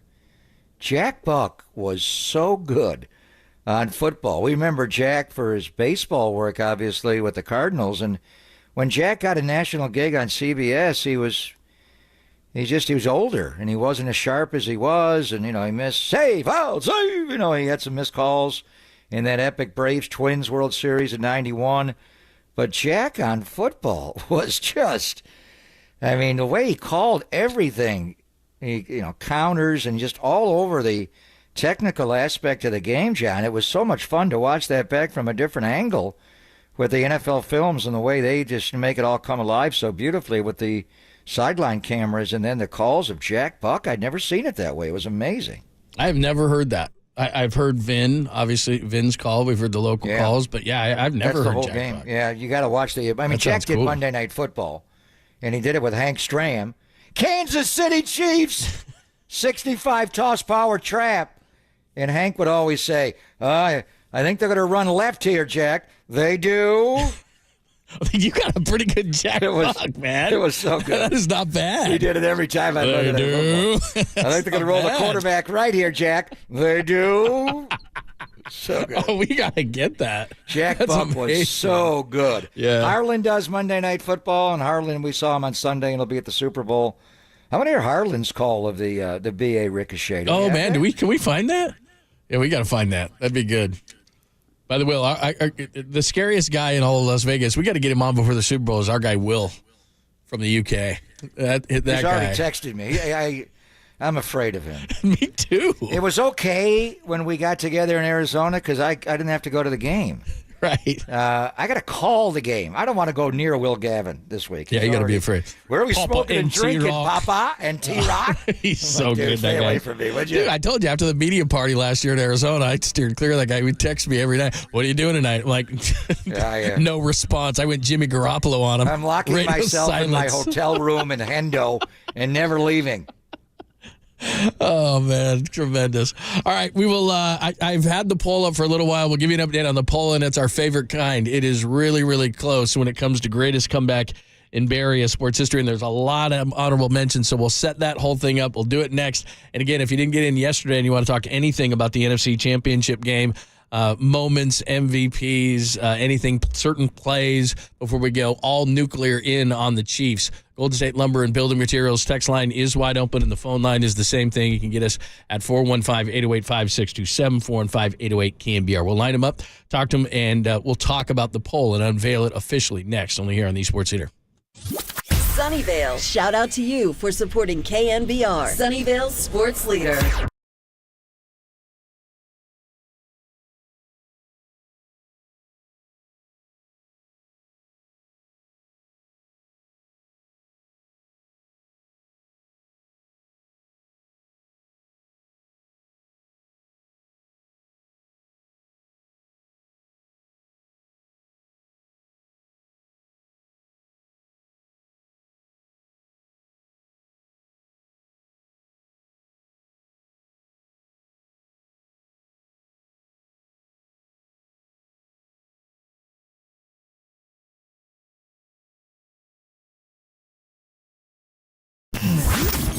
Here's what's trending now. Trending now. On KNBR.com. Three-time 49ers Super Bowl champion, the great Brent Jones. He joined Tom Tolbert and Adam Copeland, that's Tolbert and Copes, to react to the 49ers comeback win in the NFC Championship game. That podcast and more trending right now on KNBR.com and the KNBR app.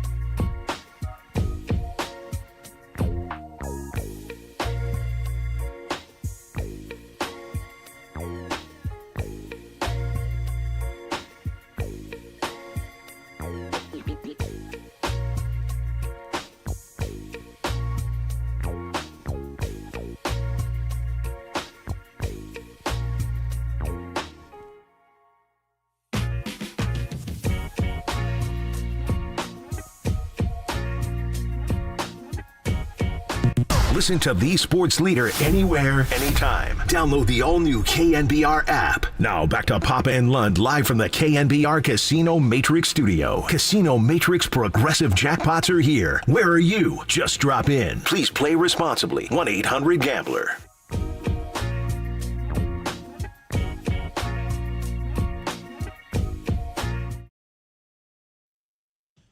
Hello, friends. Thanks for joining us. Papa and Lund, we got some phone lines, talk more about the Lions and the Niners. We'll go all in on the Chiefs. Remember, we're going to be in Vegas next week, and that's going to be a good time. Monday night will be the media night. We'll have a ton of stuff from that.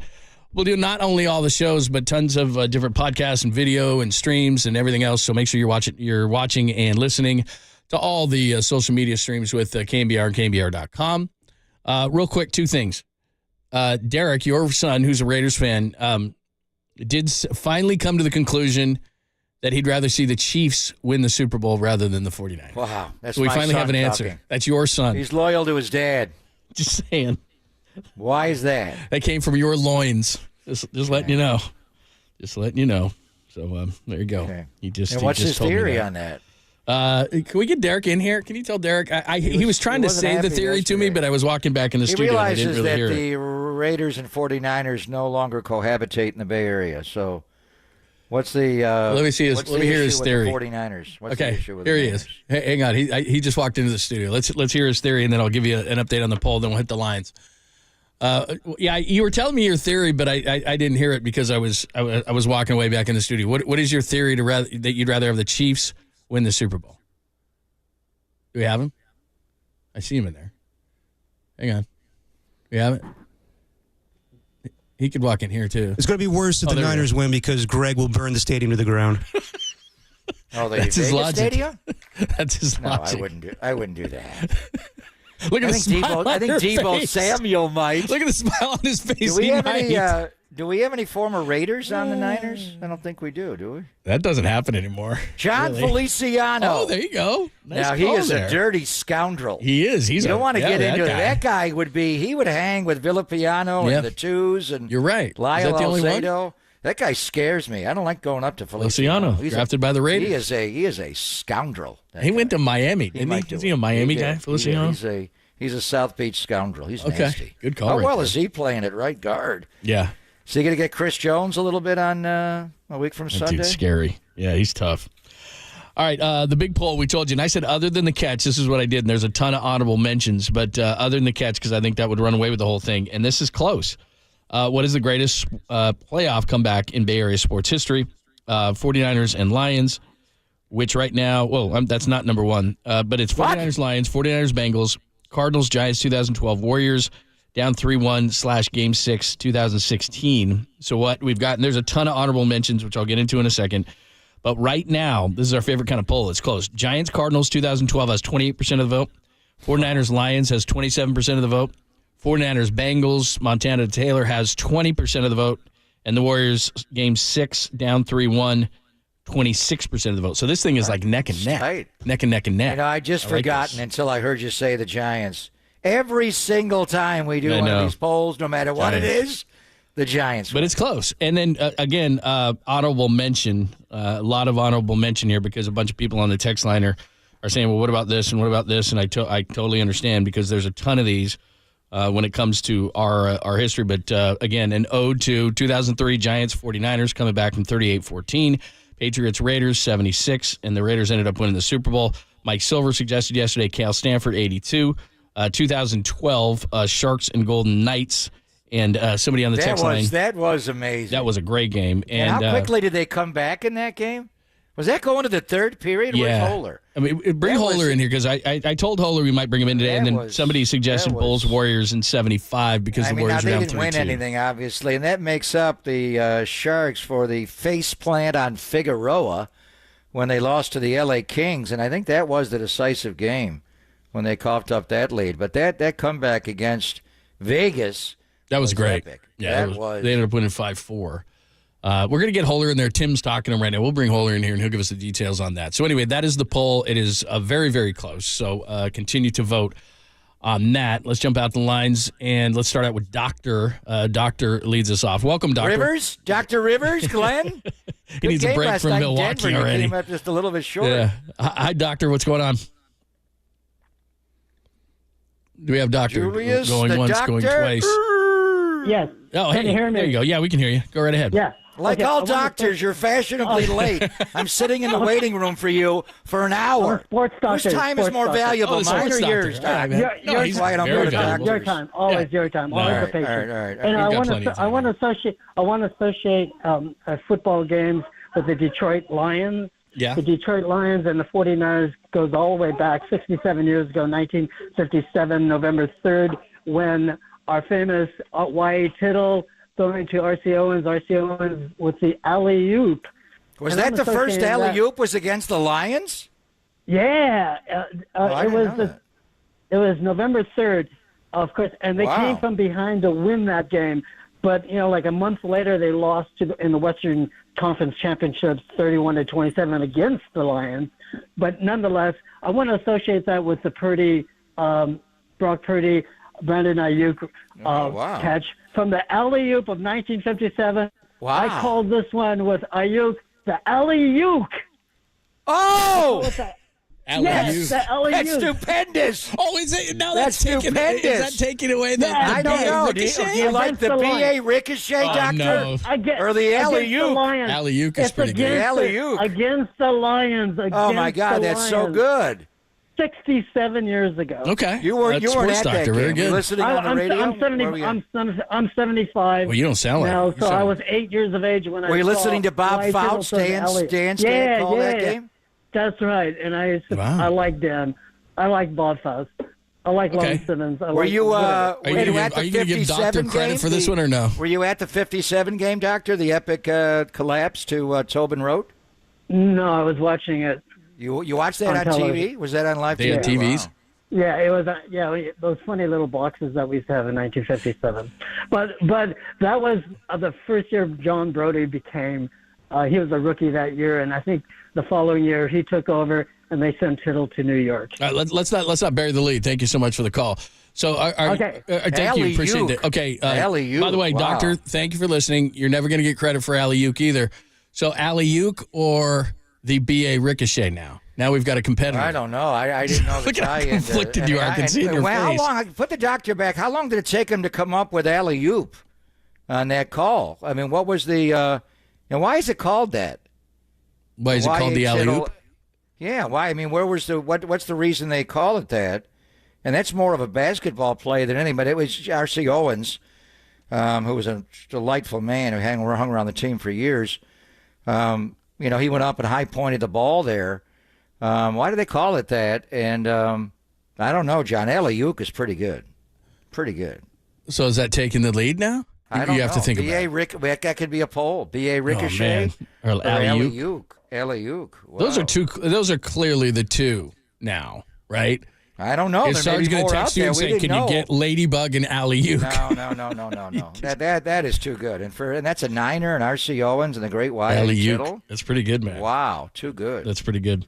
All right, keep them coming. We'll take more thoughts on the Lions game. We got the poll coming up as well. If you got thoughts on the poll, we did a lot of audible mentions, but those are the four that we came up with. The Golden State Lumber and Building Materials text line is open, and it's the same number to call, 415-808-5627, 415-808-KNBR. We'll continue the conversation coming up next. Bob and Lund on the Sports Leader.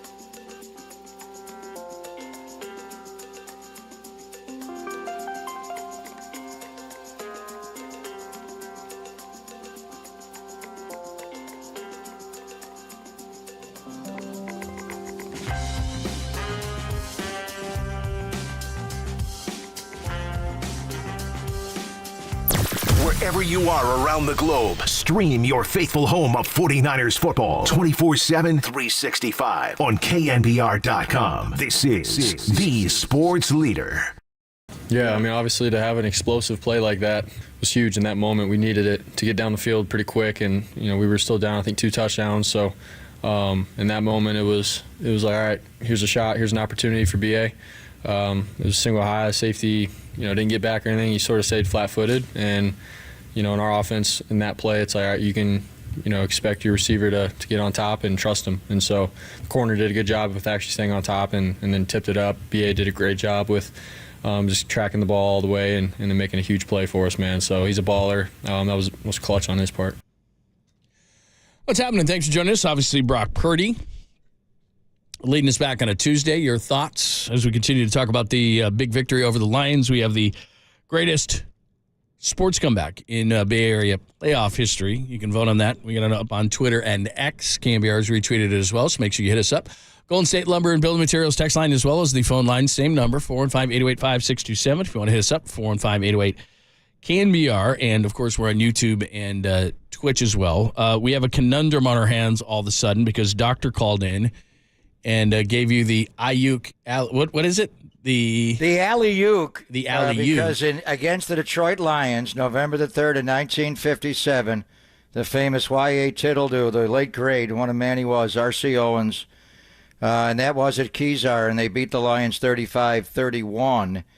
And the genesis of the term alley-oop actually, according to the Oxford English Dictionary, John, actually predates the term in football by basketball 2 years earlier. I don't know where that came from, the alley-oop in basketball. So that would be 55. But anyway, and then the Niners used that play a lot. It wasn't just that one day. But as the doctor told us, the Y.A. Tittle to R.C. Owens alley-oop in football, and he just went up and high-pointed the ball. He was taller than everybody. The original 50-50 ball he would win was against the Lions, and it was the same year that they'd actually played 3 different times that year in 57 and then met in the infamous championship. Well, actually, that was the week before the championship game. And it was not the NFC championship game or anything like that, but that was the game they came back. So they played November the 3rd at Kezar. They played November the 17th at Tiger Stadium. The Lions won that game. And then they came back from down 24-7 and 27-7 to win, to advance on to the championship against the Cleveland Browns, and they won that game. So anyway, alley-oop is pretty good with Brandon Ayuk and Allie, and a homage to Y.A. Tittle and R.C. Owens, and that's pretty good. So I don't know. I'm conflicted here which one I've invented, the alley-oop or the B.A. Ricochet. That's my favorite part. Maybe we could use them both. Maybe we can use both. Alley-oop or B.A. Ricochet. That's what we are down to. A lot of people. By the way, I just had somebody text in, and they are still impartial to snatch, but the snatch. Of course they are. We always like snatch, but alley-oop or B.A. Ricochet, I think, is what we're down to. So again, if you want to comment on that, and maybe later on in the week we would have to have a poll, just a 2-name poll, unless we get better ones. But I am not partial to anything Ladybug. I realize there's a lot of people texting in Ladybug stuff. And if you don't know the story on that, Brandon Ayuk said a Ladybug landed on his shoe. We told Aaron Andrews this post-game, and that's for good luck. And I understand all those things, but I don't know. I just remember the movie was terrible. Rodney Dangerfield was in it, and I think he was coaching a girls' soccer team. One of the worst movies of all time. I think it won all the Razzies that year, and that's not for me. So I like the 2 that people have come up with. And I'm glad that you came up with them is what I meant to say. Yeah. That's what I meant to say. B.A. Ricochet, alley-oop. That's good. I mean, those are outstanding. Those are both outstanding ones. By the way, Detroit calls it the Lucky AF. We're not going to go with that, but that's what they're calling it in Detroit, the Lucky AF. So anyway, all right, let's get out to lines. Omar is in the city. Hi, Omar. Welcome. Hey, gentlemen. Thank you guys for taking my call. Sure. Alley-oop is great. Yeah, I like alley-oop better than B.A. Ricochet. Okay, that's one sure. vote for alley-oop. Okay, we'll keep tabs. Speaking of Brandon Ayuk, I think the play that changed the game with the Lions, that was that catch by Brandon Ayuk, that 50-yarder, it just completely changed the momentum of the game and just completely brought us back. Just little notes from that game. And I feel like 49ers stand a good chance against the Chiefs. I don't know if you guys probably heard today, but Charles Omenihu was out today. ACL, tore his ACL. Wow. Former 49er, yeah. And I feel like that's going to – I mean, it's next man up always, and Andy Reid has 2 weeks to prepare off a bye. But I feel like he was a big loss for them, and Trent Williams should have a day, maybe blocking against whoever he's going to be going against. And Christian McCaffrey should be able to run the ball at will. Thanks for the call.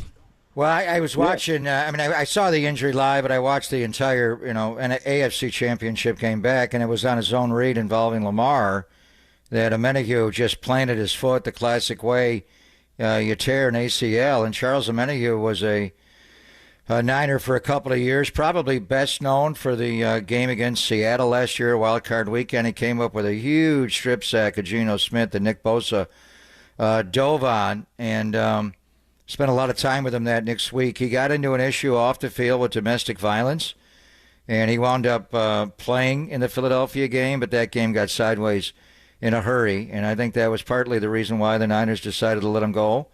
And then he had a PED suspension. He didn't begin the year with the Chiefs on the roster. He was suspended for 6 games. So he's long. He is long and lanky. What a specimen he is. There's no doubt that is going to hurt their outside pass rush. Karlaftis, the young guy, is a force on one side. Mike Dana will mix in as well. I think, John, they'll move Chris Jones all around the front. May put him over Colt McKivit's side or inside, whoever they want to pick on. Maybe both guards are playing well right now, Banks and Feliciano. But there's no doubt the loss of Charles Omenihu is that he came up with a huge strip sack of Lamar Jackson after the Chiefs went right down the field and scored. And I think it was after Zay Flowers uncovered, right, John? He came around the edge, and with those long arms, he caused the strip sack on Lamar, and Karlaftis dove on the ball. So there's no doubt that is a huge loss for the Kansas City Chiefs going into the Super Bowl. Yeah, there's no doubt. By the way, one quick thing that has happened today, and I realize we're going to be all focused on the Super Bowl, and we should be, and we're still kind of reveling in the win over Lions because it was such a great game and talking about a lot of different things. But Ben Johnson, the great offensive coordinator of the Lions, is going to turn down all head coaching opportunities and remain in Detroit, which, look, we just vanquished the Lions and we're moving on. But as I'm looking at the NFC, I thought they were going to lose one, if not both, their coordinators. It looks like Mike McDonald, the defensive coordinator of the Ravens, is going to be the Seattle Seahawks' new head coach. But the Lions aren't going anywhere, and they're going to retain at least Ben Johnson, if not both of their coordinators. And one of the things you and I talked about all season long was the fact that it's very difficult, and it goes under the radar with fans, to replace both your coordinators. Just ask Philadelphia, who fired both of their offensive and defensive coordinators a year after going to the Super Bowl. Cowboys are going to be back. Rams are going to be back. Seattle with McDonald. Maybe they'll fix their defense. I mean, the NFC is going to be tough. And just for 1 second before we go all Super Bowl, to go for the last 5 NFC championship games, go 2-2 in those and win the 2 at home, lose the 2 on the road. But it's phenomenal because the NFC is getting better and better. And now that the Lions, I think, are going to retain both of their coordinators, and especially Ben Johnson, we thought was going to Washington, they're going to be tough for a while, looks like. Yeah, Aaron Glenn had like 4 interviews. I never felt like he was going to be a serious head coaching candidate. But Ben Johnson, the word we had from around the league by a lot of people, and Mike Tirico came on with us last week and confirmed it. I think most people thought he was going to take the Washington job. And that's our friend Adam Peters there. I'm watching the Senior Bowl practices, by the way, in Mobile. So they got the number 2 overall pick in the draft with the Washington Commanders. But keeping Ben Johnson is critical. That guy is a great play designer. He got a little creative, maybe overly so, with a toss throwback to golf from David Montgomery and deep down the field and a flat-out flea flicker later in the game. But the way he designs his offense, the way he moved Penei Sewell around and lined him up at tight end and ran behind him a lot, they do creative stuff. They are really good. And I thought he would be a head coach, but for whatever reason, I'm sure Sheila Ford Hamp stepped up to pay him a lot of money, a lot like Jerry does to keep Dan Quinn. So Dan Quinn, is he not going to get a job, John? I have to assume he's not going to get the Washington job, and he's not getting Seattle. So, I mean, Dan Quinn, I thought maybe a reason why Jerry would move on from Mike McCarthy at some point was to elevate Dan Quinn to head coach, but I guess that game against Green Bay didn't impress people around the league. Yeah. So anyway, that's a big deal because everybody thought Ben Johnson, he was the hot OC name that was going to go to a team. And McDonald, by the way, was the defensive coordinator for Jim Harbaugh at Michigan before he went to the Ravens, and he had been in the NFL for years. He's only 36 years old, so young head coach going to Seattle, it looks like. So they got to fix that defense, which leads to, we were talking to Murph and Mac before you jumped on. Yeah. So next year's home schedule, if the 49ers win this Super Bowl, then they get to host that Thursday night game. That's right. Now, I don't think it'll be an NFC West team. It could, Cardinals, Rams, Seahawks. But outside of the NFC West, teams coming to Levi's next year. Mm-hmm. Bears, Lions, Patriots, Jets, the Kansas City Chiefs, and Dallas. One of those three, Lions, KC, or Dallas. Lions just opened this season last year at Arrowhead. Are they going to have them do it 2 years in a row? But a rematch of that epic game, I mean, you'd sign up for that every day, wouldn't you? How about a rematch of the Super Bowl? Is that too early in the year to do that? Might be, but it's one of those three. Because Dallas, it's not going to be Dallas. Dallas can give you numbers anytime, so they won't do that. They won't waste Dallas because Dallas will get you numbers anytime. So Chiefs. Chiefs and Niners at a rematch of the Super Bowl. It's going to be either Detroit or Kansas City. Yeah, it's going to be Detroit or Kansas City. I bet it's Detroit. I don't know. Maybe they won't do it 2 years in a row with Detroit, but, I mean, that game was so good. I mean, that's going to get numbers anytime, too. How about the return of Robert Saleh? If Rodgers is back. Put the Jets on Hard Knocks again. I mean, if Rodgers is back, that could be an interesting one. But that's a good – all those teams are at home? Next year? Yeah. My Those are the home God, games. that's a good home schedule. Buy your tickets Cardinals, now. Rams, Seahawks, then Bears, Lions, Patriots, Jets, Chiefs, Cowboys. Boy, that's a good And home then schedule. we're going man. to, and we got 9 home games. Yeah. And the Niners, I thought we'd have to give up a home game for an international trip, but they're not giving up a home game. Maybe they will in a couple of years when they host Super Bowl 60. And then the road games are at Green Bay, at Minnesota, at Miami, at Tampa Bay, and at Buffalo. Wow. That's got to be a late season snow I want to game go for there you. in the snow. Yeah, I that want a has to snow be. game. There's no question about it. All right, we will officially, we've been able to open up the phone lines and the text line the entire show, but we will officially do Ask Papa Anything at all coming up next. And again, as I tell you, phone line and text line are the same. So if you want to text, that's fine. If you want to call the show, love to hear from you. 415-808-5627, 415-808-KNBR. Get your questions ready. Could be about the Lions game. Could be about the poll that we've got going today, which is the greatest playoff comeback in Bay Area sports history. We'll give you the choices on that one coming up next. And we have a conundrum on our hands between the two names for this Brandon Ayuk catch. A lot of people still want to put immaculate in there. That is a Raiders term, immaculate anything. So a lot of people want to put It's a Steelers term. Yeah, it's a Raiders-Steelers term, so I wouldn't do that. But the alley-oop or the B.A. ricochet seem to be taking the lead. So if you want to comment on those things, you can do that too, or come up with your own. Someone from behind the scenes just asked no snatch. Even though a lot of people are checking in on the text line saying that is their favorite, I don't know that made the final two, but people seem to think that one is popular as well. So we'll get to all of it next, and we will officially Ask Papa Anything next, only here on the Sports Leader.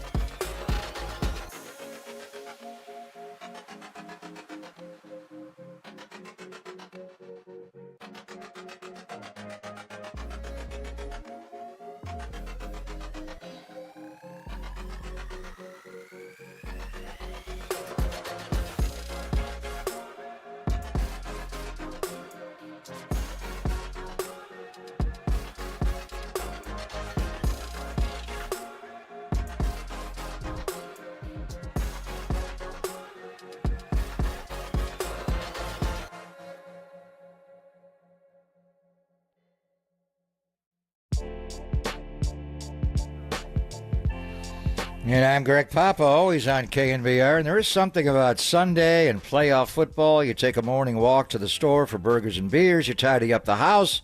You make room for 10 fellow football fans. And your biggest Sunday chore is loading a case of Bud Light into the fridge. Or if you get ready for a full day with the family, the football family, which is anyone wearing the same team colors as you, the hard work pays off because nothing is as easy to enjoy as a Sunday full of football and beer and Bud Light. And what did I do right after the Niners won on Sunday to go to the Super Bowl? I had a Bud Light.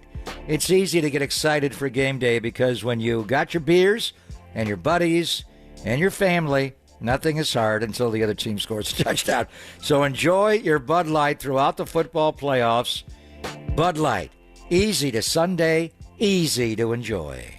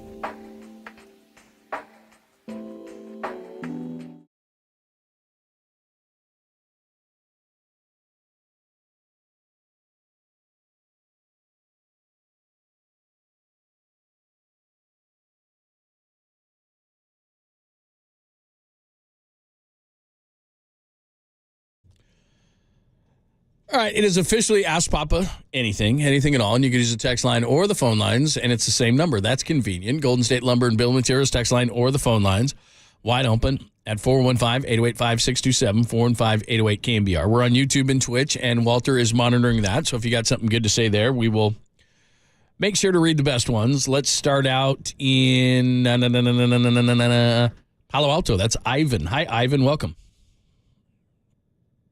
Ivan. But it's in the ballpark. I'm glad someone finally brought up the 1957 alley-oop. I was there. You were? I was there. What'd you call it right away? I was collecting cushions at the end of the game, and everybody stood up.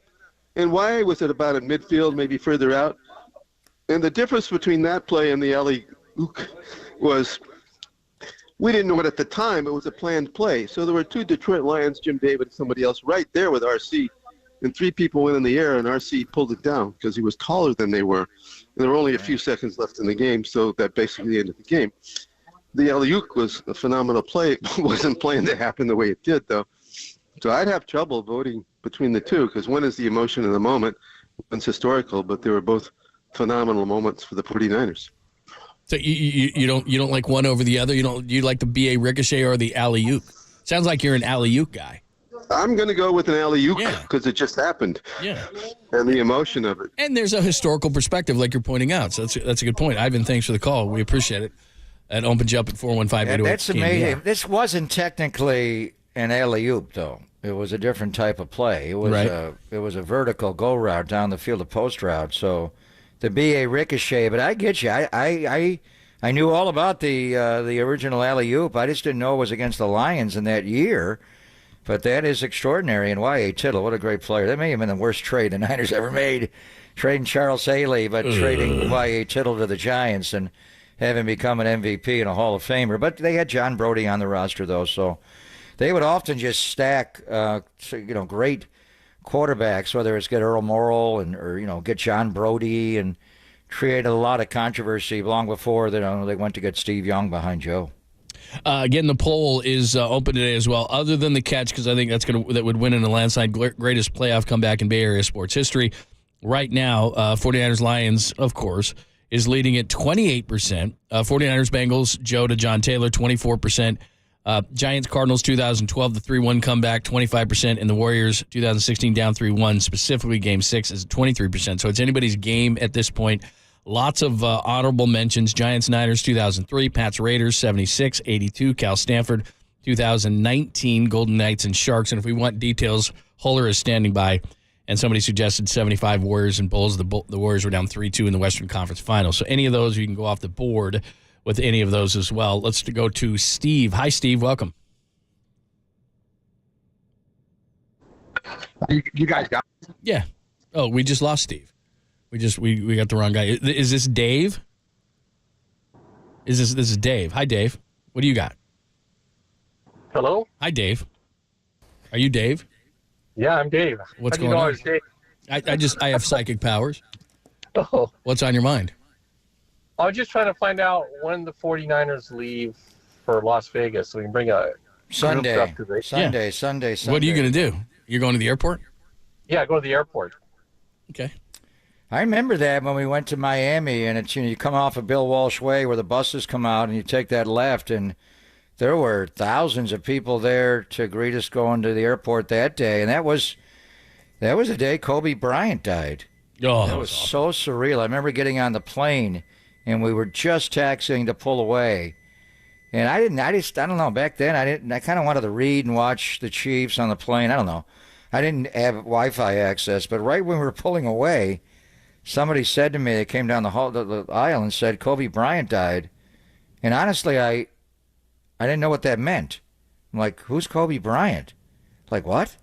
Like, for about a minute, I had no idea. Doesn't compute. It's just like, who? You, Kobe Bryant? So that entire flight, and we flew all the way to South Florida. So we were like in the air, 5 hours. And I didn't go there. I know you were watching all the CNN stuff. And yeah, when I woke up Sunday morning. And I just didn't go there till we landed. But I remember when we got to Radio Row on that Monday, that's all anybody talked about. And the players were talking about it the whole trip. But yeah, come on out on Sunday. there's going to be a lot of people there, and there always is. But I remember that just pulling out of there on the bus rides going to Super Bowl 54, there were thousands of Niners fans there. All right, we got Steve back. Steve, welcome. Go right ahead. Hey, thanks, you guys. Sure. Anyway, sorry I missed you earlier. Anyway, first-time caller. Hey, I know it's not the playoffs, but the comeback that actually spearheaded the Niners into I think the dynasty that they were. The New Orleans Saints game? The Saints game, absolutely. 35-7, December 7th in 80, and think about it. Then they went into the draft, and they drafted the complete defensive backfield, and then they won the Super Bowl the following year. Dwight Hicks and the Hot Licks. You know, they never lost 10 games after up until 99, after that season. And then I got one more. They tore the goalpost down. That was amazing. They did. And now this one here keeps Ayuk in the name, but it's the Ayuk scoop. The Ayuk scoop. That's a good one. Thank you for the call, Steve. Both good. Both when good he points. opens up a ice cream store, he can sell those. The Ayuk scoop. Yeah. And his 81-inch arms came in awful handy on that catch. He probably has big hands too. That what was really cool. He's got big hands. When you guys when they went to the field, and this was also what was going on in the locker room, but they went to the field and everybody's mom and dad is out there and everything. And as I think we do this as fans, we certainly do it as media. Is you forget, man, these guys are real human beings and they're real like people and all this kind of stuff. And so, I mean, there was a great interview, and I'd like to give credit to who it is. I'll double check my notes on it. But, Sean Purdy came on the field and was interviewed afterwards and said that Jeff Garcia comforted him during the first half. It was talking to him about, they still got this, all that kind of stuff. Brandon Ayuk's dad, mom and dad were on the field, and we're just so proud of him. I mean, to get to your kid and to hug him, Nick Bosa's mom was there and hugging him. And just, it was such a cool scene where all these parents, because, we're all like little league mom and dads and stuff to a certain point. And then, I told my kid very early on, like maybe when he was 5, athletics aren't going to be it for you. I really don't know what it's going to be because brains don't run in our family either. So I don't know what you're going to do, but best of luck. Take it easy on George. I'm seeing a late bloomer in him. Don't tell him he can't do anything. I mean, to get to this point and to have, Ayuk makes this catch and Purdy makes this comeback, and they were talking to all the parents on the field, and it was, we can all relate to a certain extent, but then obviously to this level is just so ridiculous. But it was just cool to watch them all, and then to see them pour into the locker room as we were all waiting outside and to be able to celebrate with their kids. What a cool moment that was, man. That was just really cool. I don't know why that just hit me, but that was really cool. I get reminded every day how young they are. They are young. They are, man. They're making these plays. Brock is tons a baby of pressure. boy. He's a baby boy. Yeah, he is. Tacey is in the city. Hi, Tacey. Hi. How are you? I'm good. Hey, I'm going to jump in on the alley-oop. Yeah, sure. And I know you didn't want the Ladybug story, but we were at the game, and by the half, we were losing our minds. And I'm the one that they all make fun of in my family because I don't know as much as you guys do. But every time I get in my car, my kid's been in it, and KNBR's on it. So I'm like, okay. Like, so Mom, come on. Can we hear some music, please? Mom. Yeah, Mom wants to listen to loud music. But so I'm sitting at the game, and I go, we got to bring funk back in. And I hear Journey, and I know everybody likes Journey. I don't. I'm a Rolling Stones fan, so that's really rough on me. But so finally they play funk, and we come back in, and that game, and these 2 little girls are sitting in front of me, and they're completely into the game, and they're probably 14. And a ladybug lands on this little girl's hair. Wow. And I tap her sister, and I go, hey, look at that. And she about swipes it off. I go, no, take a picture. It's for good luck. And she goes, what? And I go, take a picture. She takes a picture of the ladybug. And I swear, I can't kid you guys, Ayuk does that catch, and I'm going, that is weird. I text my son who didn't get to go to the game. I'm in his seat. And I text him this story, and he goes, Mom, did you see the story about Ayuk? I'm like, no.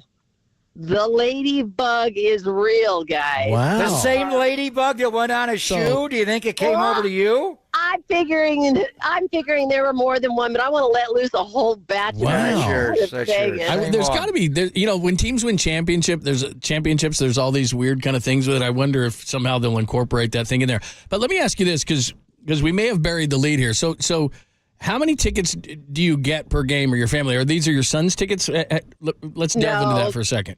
They're my husband's tickets, and there's 2. And I remember the day when he goes. You and who went? I was with my husband. Oh, so how many kids do you have? Two. Then they get no. And so Margot's in Brooklyn, so she's so you moving only have back to one. San Francisco, so she can go. yeah, so your kids will go to like a preseason game. Yeah, we'll get you to a game next No, preseason. they go to all of them. Okay. I'm pretty good about, I love it when they're not around. I get to go. And it doesn't matter. I love going. I love watching. I find myself yelling at bars by myself. So my son has sunk into me. I'm like, there's KNBR in my car every time I get in. I'm like, okay, Papa's hilarious. I laugh my rear end off. You Sorry, can say whatever you want. Your ass. You're on the right show. You're on the right show. You can say whatever you want. If I make you laugh, you like the caboose, right? Yeah. That's the part of it You're like? demented to a point. That's for sure. What do you do when that comes on? How old are your kids? I mean, I'm psyched, and we're just, it's like, okay, all you have to do is sell a house, a kid, or something to go to the game in Vegas. But I'm like, I want to let loose the ladybugs, and my son goes, okay, you're so dumb, but that worked, Mom. You got to come to Vegas anyway, even if you don't. There's so many places to watch the game. Oh, in the casinos, even if you don't have tickets, show up for the game. You got it. It's gonna be fun. Okay. Tay-C, thanks. That's cool. You, Casey. What's her name? Tay-C. Oh, Tay-C. I thought it was By the way, Sunshine Band. You brought up nothing something to do with the Kansas City Chiefs. By the way, you brought up something really interesting. I was talking to a friend of mine. They, as a group, 5 or 6 of them, they go to Vegas every single year for the Super Bowl without exception. They've been doing it for 20 years. And so they're still going to go. They're not going to the game, but a lot of people love it, and they rent a suite in a sports book. They go to the MGM. They rent suites out, and they're fairly costly, but they have a great time and they have a party, and they bet on the game, and they do the live betting, and they do the props and all that kind of stuff, and they've been doing it for 20 years. So I hope people realize that when you go, you don't really even have to go to the game. I mean, it'd be great, but as she said, you got to sell your house, your kid, your dog, take a third mortgage on your house, which is popular in the Bay Area, like all these different things to go to the game itself. But it's going to be so packed down there in this condensed area because it's the people who are going to go to the game. There are people who just want to be around the Super Bowl. And then there are the people who go there and hang out in sports books for the Super Bowl, even if it's not in Vegas, which my friends have been doing for years. This is going to be insane. This scene is going to be insane. Yeah. Man. By the way, I can get you a refi in your home at prontomortgage.com. Well, my buddy's Tim Brown. You know Tim Brown. Yeah. He's certifiable. They've been going to Vegas every year for Super Bowl Sunday, and I went like twice. And it's out of control. It is beyond decadence. So this year, they're not going for Super Bowl Sunday because the whole world's going there. I think they're going for the Pro Bowl Skills Challenge. So that tells you how much they really want to watch football. So wow. Yeah. Is that in Orlando this year? They're going to Orlando? It's in Orlando this year, yeah. Hi, everybody. Welcome to Orlando. They do have a thing in Orlando, though. It's called Adult Island. And there's a lot of debauchery on that place because everything else is like kids. Replace Brock Purdy as the NFC All-Star starter in a flag football game? That would be Jalen Hurts. I think it's Jalen Hurts. Disneyland. I think Jalen Hurts was announced earlier today. So have some fun. For all that Pro Bowl we were talking about, you don't want to be in the game. He's perfect for a flag football game. That's he is. They play there. Dennis Brown will join us bottom of the hour. You can ask Papa anything at all. Eric is up next. Hi, Eric. Welcome. Gentlemen, good afternoon. Hey. Yeah, I just wanted to say that I'm getting tired of everybody saying how the Niners were lucky to win the game. We can go both ways on that since the tables turned. The first half of the game, it was all Detroit. What? They got lucky? Second half of the game, the Niners, it was all their game. It was the better team won. Who's saying they're lucky? Who's saying that? Family, friends, guys at the gym. Really? Raider fans. Guys in the Bay Area think they were lucky? They scored 27 consecutive points. Is that luck? Exactly. And I don't understand it. And hey, about this really quick, this one last thing, this ladybug thing. Hey, bring them on. We might need it, but let's go Niners. Absolutely. When you look back at the game, there's just a lot of different things. When you come back, a comeback of that magnitude, you do need some help. I'm not calling it luck, but no. Josh Reynolds dropped one pass all season long with 60 tries. He dropped one. 230 touches for Jahmyr Gibbs. He fumbled it once. He fumbled in that game. So look, you get some help. Dan Campbell, questionable decisions, but that's not luck. That's Detroit Josh deciding Reynolds what they were going to dropped do. the ball because Nick Bosa rushed Taylor Decker. No, he dropped two really big The one ones. later, but the one on the 4th and 2. I mean, they drop plays when they get tight, when you're putting pressure on them. The game had two distinctly different, it was a blowout in the first half for them, and the Niners blew them out in the second half, and it turned out to be a great game. Things happen in sports. Like I thought of the New Orleans comeback, but that was a regular season one. They were down in that game against New Orleans late in the 80 year, 35-7. And that's the one that really began the legend of Joe Montana and what he was able to do. Hit Dwight Clark on a 71-yarder, Freddie Solomon, they forced overtime, and then Ray Wersching made the kick in overtime. But I remember talking to Randy Cross about that game. They tore the goalpost down after that game, and how many games they win that year? They won like 2. No, they finished up strong. Yeah. They had 3 wins. That one finished off a 3-game winning streak. So they went 6-10. And then the next year, it was kind of like Harbaugh taking over with a 6-10 team, and they went 13-3 the next year. And unlike Harbaugh's team, they did win it all. And it was the catch game and the championship game. Harbaugh's team fumbled a couple of punts. But anyway, that 80 team, that 80 comeback against New Orleans, and there was a game in Cincinnati. I remember they came back and Joe hit Jerry Rice over the top, and the Bengals busted the coverage, and Bill Walsh literally skipped off the field because that was against Paul Brown's Bengals, and Paul Brown was there to see him. But I remember that 80 game well in the 35-7 comeback to win 38-35 in overtime. Yeah. Look, like I said, I give the Niners a ton of credit, but Dan Campbell had some decisions. They had some drops.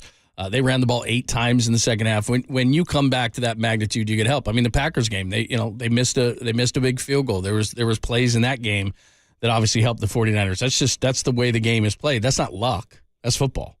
I mean, Jahmyr Gibbs fumble. That's football. And that was a great play by Gibson making a play. Knocked it out. After Jared Goff, and I don't know who went the wrong way on the hole. I mean, he looked like his arms were crossed, but I think Goff's footwork got all screwed up, and Deshaun Gibson's not going to say that's luck. That was a hell of a good hit and a football play. All right, Ask Papa anything at all. Let's go out to Michael in Napa. Hi, Michael. Welcome. How you guys doing? Hey, we're doing great. Caller. Yeah, thanks. Yeah, I was just thinking the catch by Dwight Clark. That is the catch, right? Yep. And I was just thinking the catch 2, the number 2, I'll just come up top of my head. Thank you for the call. Now, there's a number of catches, as we know, in 49ers history. Catch 2 is Terrell Owens, right? I don't know what they call the Vernon Davis one. I mean, they tried to call it catch 3. Catch 3, and they don't acknowledge John Taylor at all for what he did. Yeah, that's a weird one. It's kind of like movies. After a while, though, you got to come up with something, right? I mean, we can't call Brandon Ayuk like catch 5 or catch something like that. I mean, like I said, I think we're down to 2 pretty good ones, the alley-oop and the B.A. Ricochet. That's where our conundrum comes down. I think those 2 are pretty good. Alley-oop is pretty damn good. Yeah, I would say. Nathan is in the city. Hi, Nathan. Hey, I'm calling for a couple things. One, I would just like to say that it would be amazing to have a couple plays specifically designed for Juszczyk after seeing him make that amazing catch on the sideline against Detroit. in the last on the scramble, you're talking about the scramble and then the toes on the sideline. They gave him a fullback force. They have plays for him in the playbook. Yeah, they gave him. They almost had a touchdown. He took it down to like the 1-yard line. He got close. Yeah, it was just such. I mean, I know you guys talked a lot about it yesterday, but it was such an incredible play, and I know that Andy Reid comes in so prepared and so I was thinking it'd be amazing to have a couple, special plays because since the defense will be focused on more of the other stars, and just a thought. And then lastly, and last thing I'll say real quick, guys, is the Brandon Ayuk catch. My personal opinion is it was kind of based on an errant kind of throw to begin with. So, I don't even think it's that important we name it. I'm not trying to be a Debbie Downer or anything, but it's, not as important to me to naming that catch because, I feel what do you want to call it, the Brock overthrow? Come on. Thanks for the call. Appreciate it. Wow. To his first point, though, he makes a valid first point. I mean, we're watching the game, as you said yesterday, from 8 floors up, and it's pretty easy, and you got binoculars, and it's almost like watching live all 22. You can see a lot of the field. Look, there's so many different guys to go to, but a lot of times 44 is open. I mean, we don't even talk about the 23-yard catch. Great play by Brock to get out of there. 23-yard catch that gets him a field goal on the first drive of the game.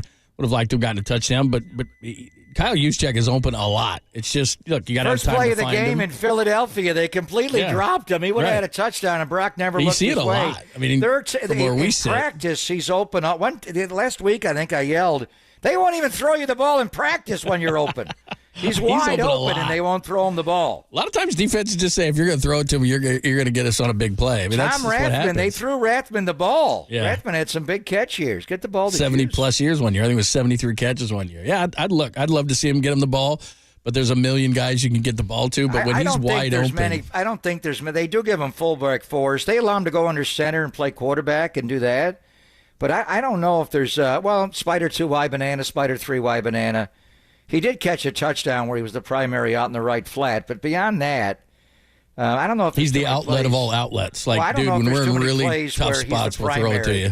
But there are times when because they put the best coverage linebacker on McCaffrey. Right. There are times Kyle Juszczyk, go back and watch the first play of the Philadelphia game. He was wide open. That's what I mean. He's open a lot. But I just don't think they look at him. Look, that's one thing I can relate to. When I did used to play football, like even like backyard football, I'd be waving my arms like a madman. Nope. They're like looking at me like, dude, you're hardly on our team. We're not throwing it to you. So I know how he feels. The catch, though, you made the point the other day. How many fullbacks have you ever seen make a catch like the one he made on the sideline? The way he got up on the sideline and had his toes placed and leaned over, and the moment he caught the ball, he just like fell to the ground. It was, you don't see too many fullbacks. I'm trying to be able to put their toes in like that. I mean, Rathman would probably tell you he could do it, but there's not a lot. I don't know. I mean, just pure fullbacks. I mean, guys, back Jim Brown was a fullback. Yeah. I mean, some of the best players in football were fullbacks. But I mean, your modern day, Jim Taylor, what they are now, right? Could Low Neal do that, Low? Can you do that? Oh, he's listening. You know he's going to say he could. I don't know. Because at Fresno State, Mike Allstott was up the gut. Yeah, was he on the sideline? He was like a Juszczyk type. I mean, he could run it. He ran it. He could catch it. Allstott could probably do blocker. That. He wasn't a multi-positional guy. Who was the guy who was on the cover? Peyton Hillis. Remember Peyton Hillis was on the cover of Madden one year? That was weird. He was a fullback, so there's a handful, not very many. They could do it. I mean, and they got I love the close view. Do they have a camera? That camera that they have now at the first down marker. I love that thing, by the way. That's awesome. And they show the close up of his toes getting down on that play. That was very cool. All right, we'll get to more of Ask Papa anything at all. Bottom of the hour, our good friend Dennis Brown is going to join us. Not only will we review the Lions and 49ers, but we have to have a real conversation. I know we'll talk to Dennis a lot before the Super Bowl, but they got to get this run defense fixed, man, to just come down to earth for a second. So we'll talk to Dennis about what they need to do to shore things up, because that first half, when they ran for 148 on 21 carries, now the Lions did you a bit of a favor in the second half, only 8 tries for 39 yards, but they got to get that defensive line shored up altogether, and they got to get after the passer like Nick did, but they also got to stop the run against Kansas City, or else they'll do that to you. So we'll talk to Dennis at 12:30 about it. It's Pop in London on a Tuesday on the Sports Leader.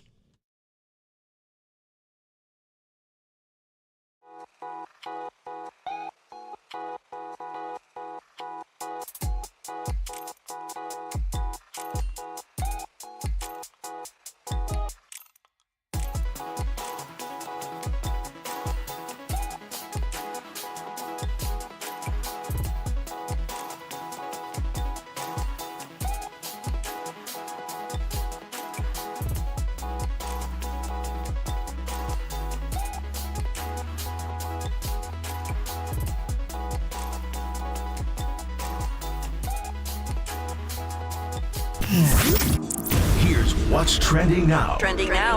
On KNBR.com. 3-time 49ers Super Bowl champion, the great Brent Jones. He joined Tom Tolbert and Adam Copeland, that's Tolbert and Copes, to react to the 49ers comeback win in the NFC Championship game. That podcast and more trending right now on KNBR.com, the KNBR app.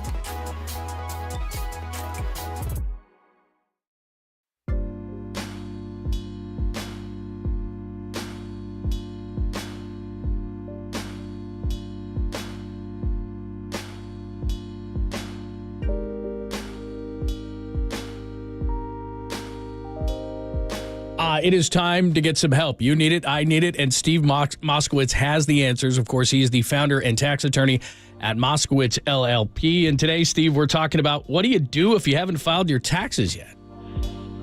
Don't panic, cause it's a real common problem. People don't file their taxes. And here's a pattern. Somebody doesn't file their taxes the first year, usually because they didn't have the money, although sometimes because the spouse is gone or the bookkeepers, but they didn't file it. Now year 2 comes around, and they say, well, how am I going to file year 2 when they didn't file year 1 and they still don't have the money? And then all of a sudden becomes a lifestyle, a criminal-like lifestyle. And it causes all kinds of problems. I've seen it cause suicide, divorces, lost businesses. It doesn't have to be. Typically, people come and see us having filed 5 or 10 years. However long it is, we'll file the returns, we'll make a deal for what you owe, and then you can have a normal life. That's the way to do it. Steve Moskowitz is here to help. So what do you do? Well, you're going to have to check out Steve right now. Give him a call at 1-888-TAX-DEAL. That's 1-888-TAX-DEAL, or online at MoskowitzLLP.com.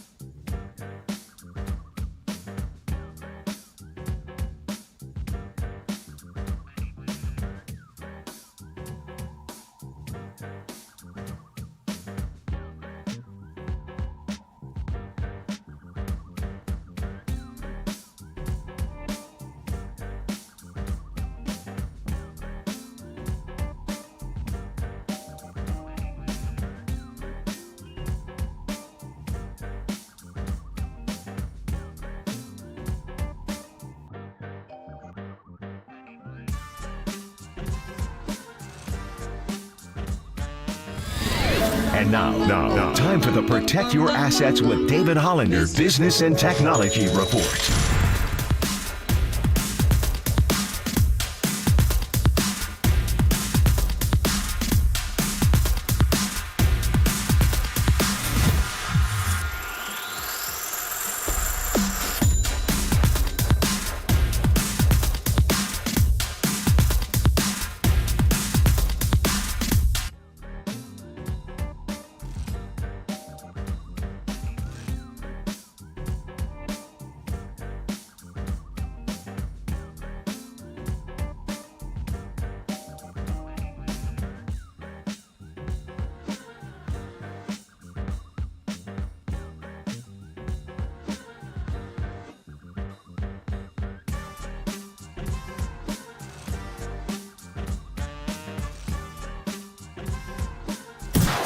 Listen to the sports leader anywhere, anytime. Download the all-new KNBR app. We are your proud home of 49ers football. KNBR 104.5 FM and 680 AM.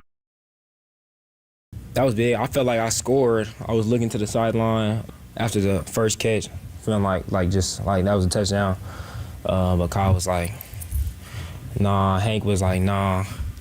Debo trying to pull me back into the huddle because I was like, that was a touchdown. I was trying to get a touchdown. But they came back to me and we got a touchdown. That, of course, is Brandon Ayuk. Still reveling in the victory. 34-31, the 49ers get the victory, coming back in the second half. Ask Bob anything at all. And we'll get to some Chiefs as well, a ton of Chiefs to discuss, Chiefs and 49ers. And we will be there. The big first event will be Monday with Media Night. That's going to be fun, so we'll talk all about that next Tuesday. We'll be on Radio Row Monday through Friday.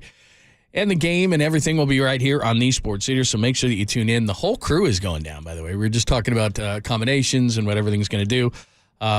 If you're around, I will be staying at the Big Dorito, the Luxor, which has turned into a Big Dorito chip. If you've ever been to Vegas, which I'm sure many of you have, the Luxor looks like a pyramid, and so now they've put a big Dorito chip on it.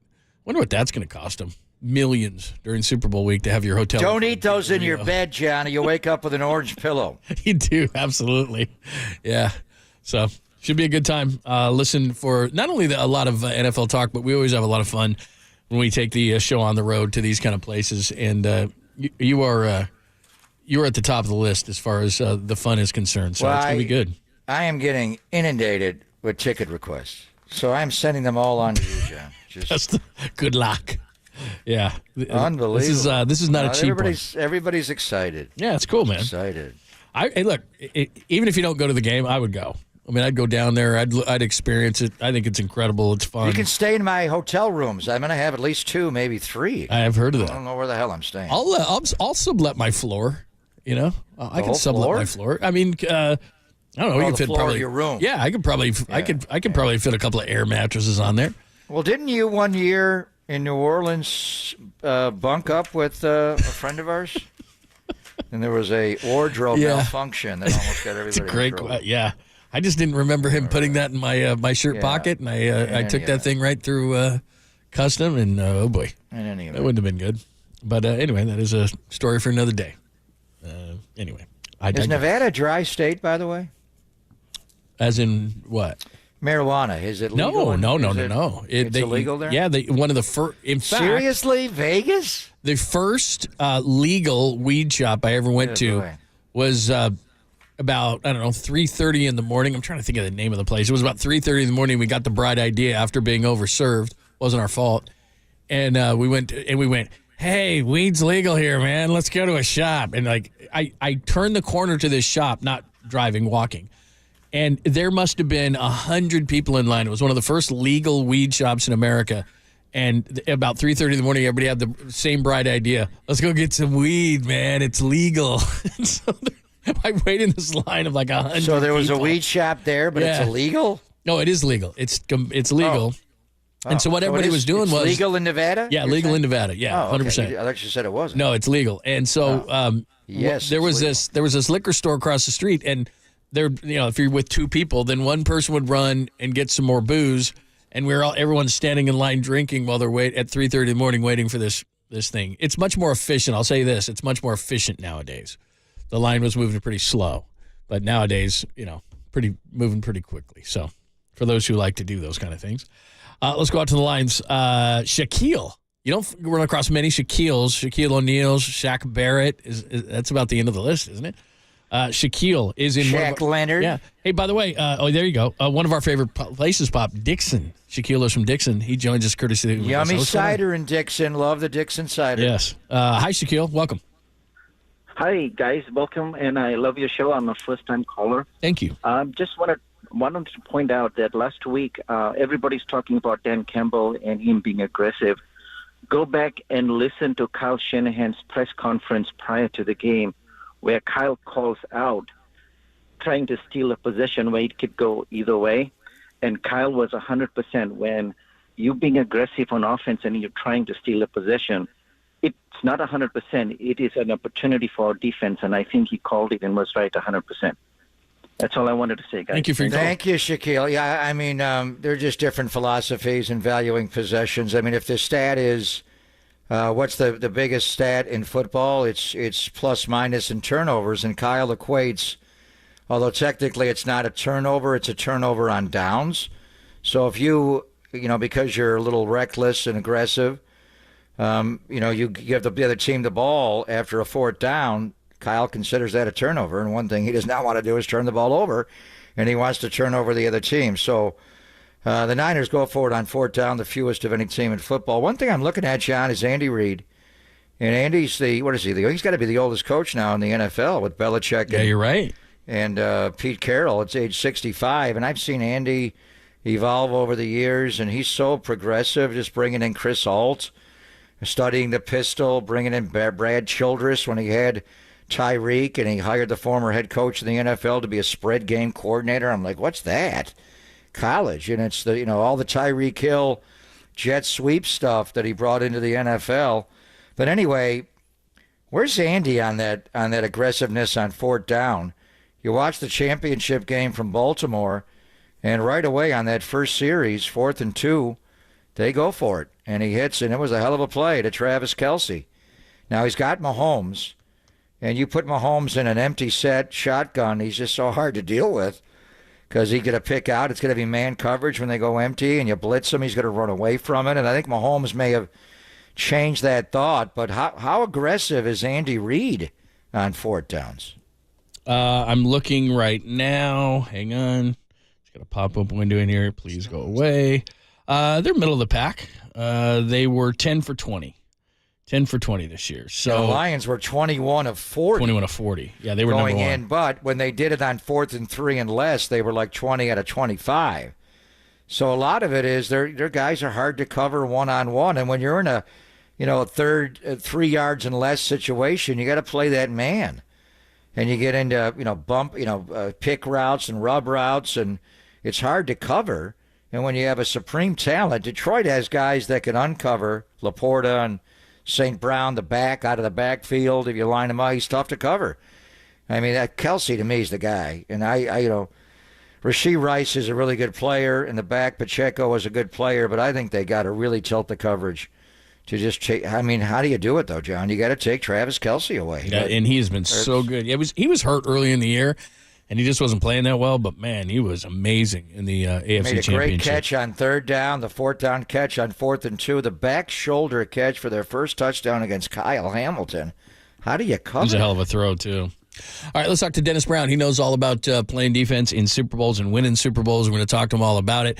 And a lot of great things about the NFC Championship game, but the run defense, especially in the first half, was not one of them. Green Bay was able to run the ball, so how can they shore that up against Kansas City? Plus, just what are the players thinking? How do you prep for a Super Bowl? We'll ask Dennis Brown about it all coming up next, only here on the Sports Leader.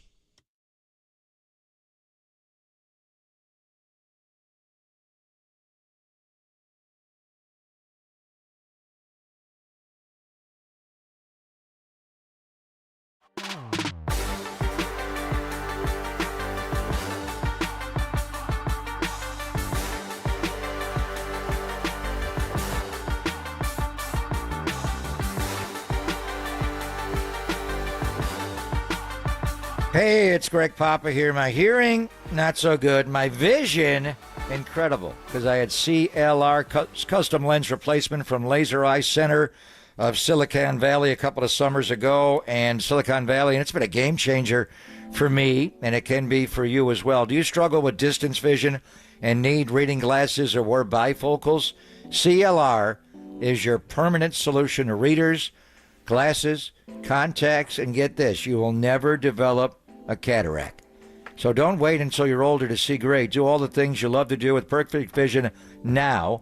After tens of thousands of vision correction procedures, Dr. Craig Bindi has his team at the Laser Eye Center of Silicon Valley, and they can tell you if it's your right time to go CLR. CLR. Find out now with a free consultation at lasereyeclr.com. No readers, contacts, glasses, or contacts. It is lasereyeclr.com. Touchdown CLR! Or just call 877-GET-2020.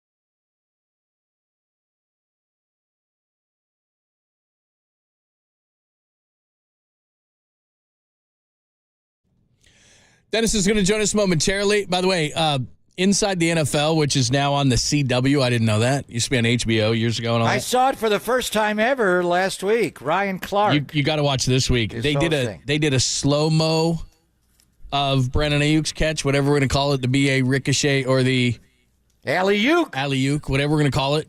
They did a slow-mo of it with your and Tim's call in the middle of it. Like they slowed the whole thing down. Your call is not slowed down, but they slow the ball down, like they always do in those highlights, and it takes forever to get down. It is. So, I got to send you this, dude. This is so cool. It is so cool. Anyway, what is that on? The CW? The CW. What the hell is the CW? I have no idea what channel it's on. It's like during March Madness. Charlie Warner? Yeah. He has his own network? What channel is the CW? I have no idea. I've never watched it. Can I get it on YouTube TV? Yeah, I think so. No, Smart TV. I don't know. But anyway, they just slowed it down. I just watched like 5 times during the break. It's so cool. For the first time this year, I watched it. And Ryan Clark is on. Howie Long, one of his sons, is on. Okay. Howie Long's son is on. Mm-hmm. Who's the third member? I'm trying to think. It's very different than the days of Nick Buonacani and Lenny Dawson. That was the thing. You had to rewatch it or you never got any highlights. Because that was the first one where you got the NFL films and the sideline cameras. I mean, Howard wouldn't even use that. Howard would get different video from more top deck video from Monday Night Football highlights. And it was Thursday night Inside the NFL on HBO, and I was like, what the hell's HBO? I don't know what that is. It was amazing. It was You'll find out at 2 o'clock in the morning, the Emmanuel series. Yeah, that was HBO back in the day. No, that was more Cinemax. Oh, yeah, Skinemax. Yeah. All right, Dennis Brown would know nothing of those things because he's pure as driven snow, and on Super Bowl week, he would just stay in his room. Super Bowl champion Dennis Brown joins us courtesy of the Uma guest line.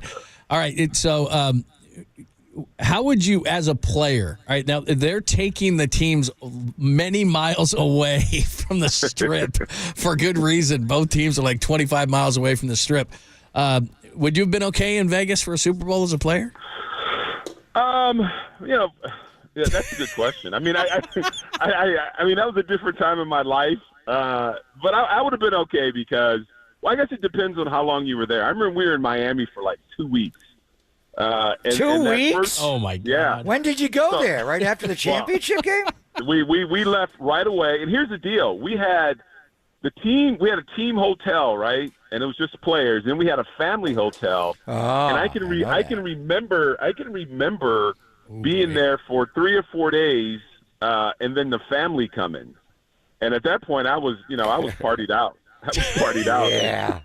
So the first 3 or 4 days, you blow it out.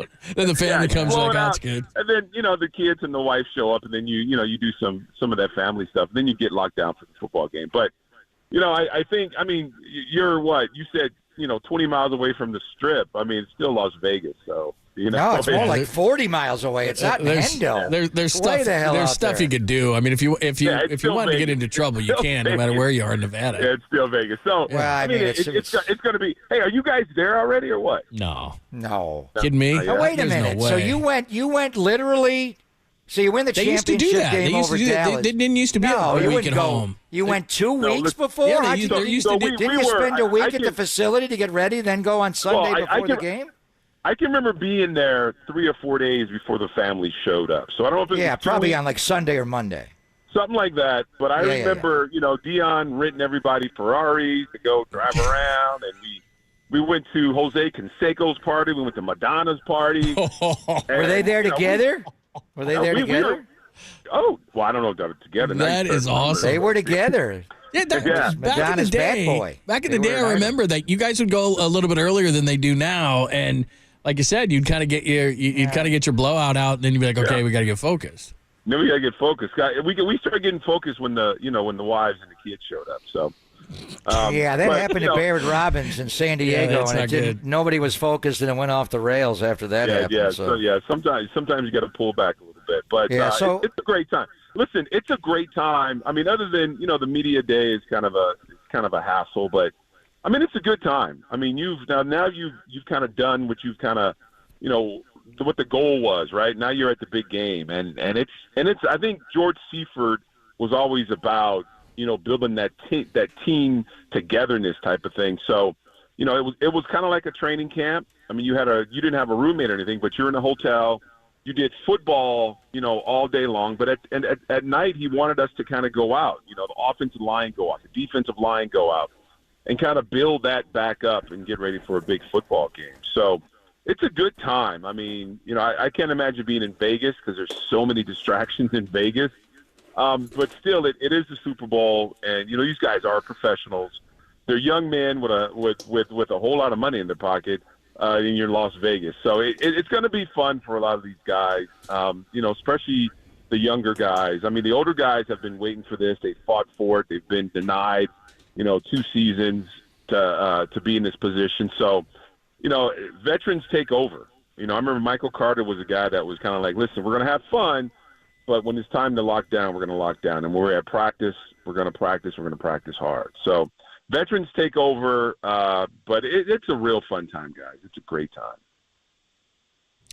Dennis Brown's joining us, a Super Bowl champion, of course. We're talking all about getting ready for the game, focusing for the game. But the one thing we want to talk about, look, everything's positive. They win the game, absolutely. But in the first half, as you well know, because we talked about it so much in the postgame, they had 31 carries for 148. They finished the game with 183. I don't know why they only had 8 rushes in the second half, but they did what they did. And one of them was Amon-Ra St. Brown on a 3rd and 4, which I didn't understand. But, hey, you need some help sometimes. But the fact remains they've got to shore up this defense. We talked about it a week prior against the Packers. They were able to run through a bunch of alleys. Do they have enough time to make the adjustments against Kansas City? Because everybody's going to be talking about Patrick Mahomes, and I understand that.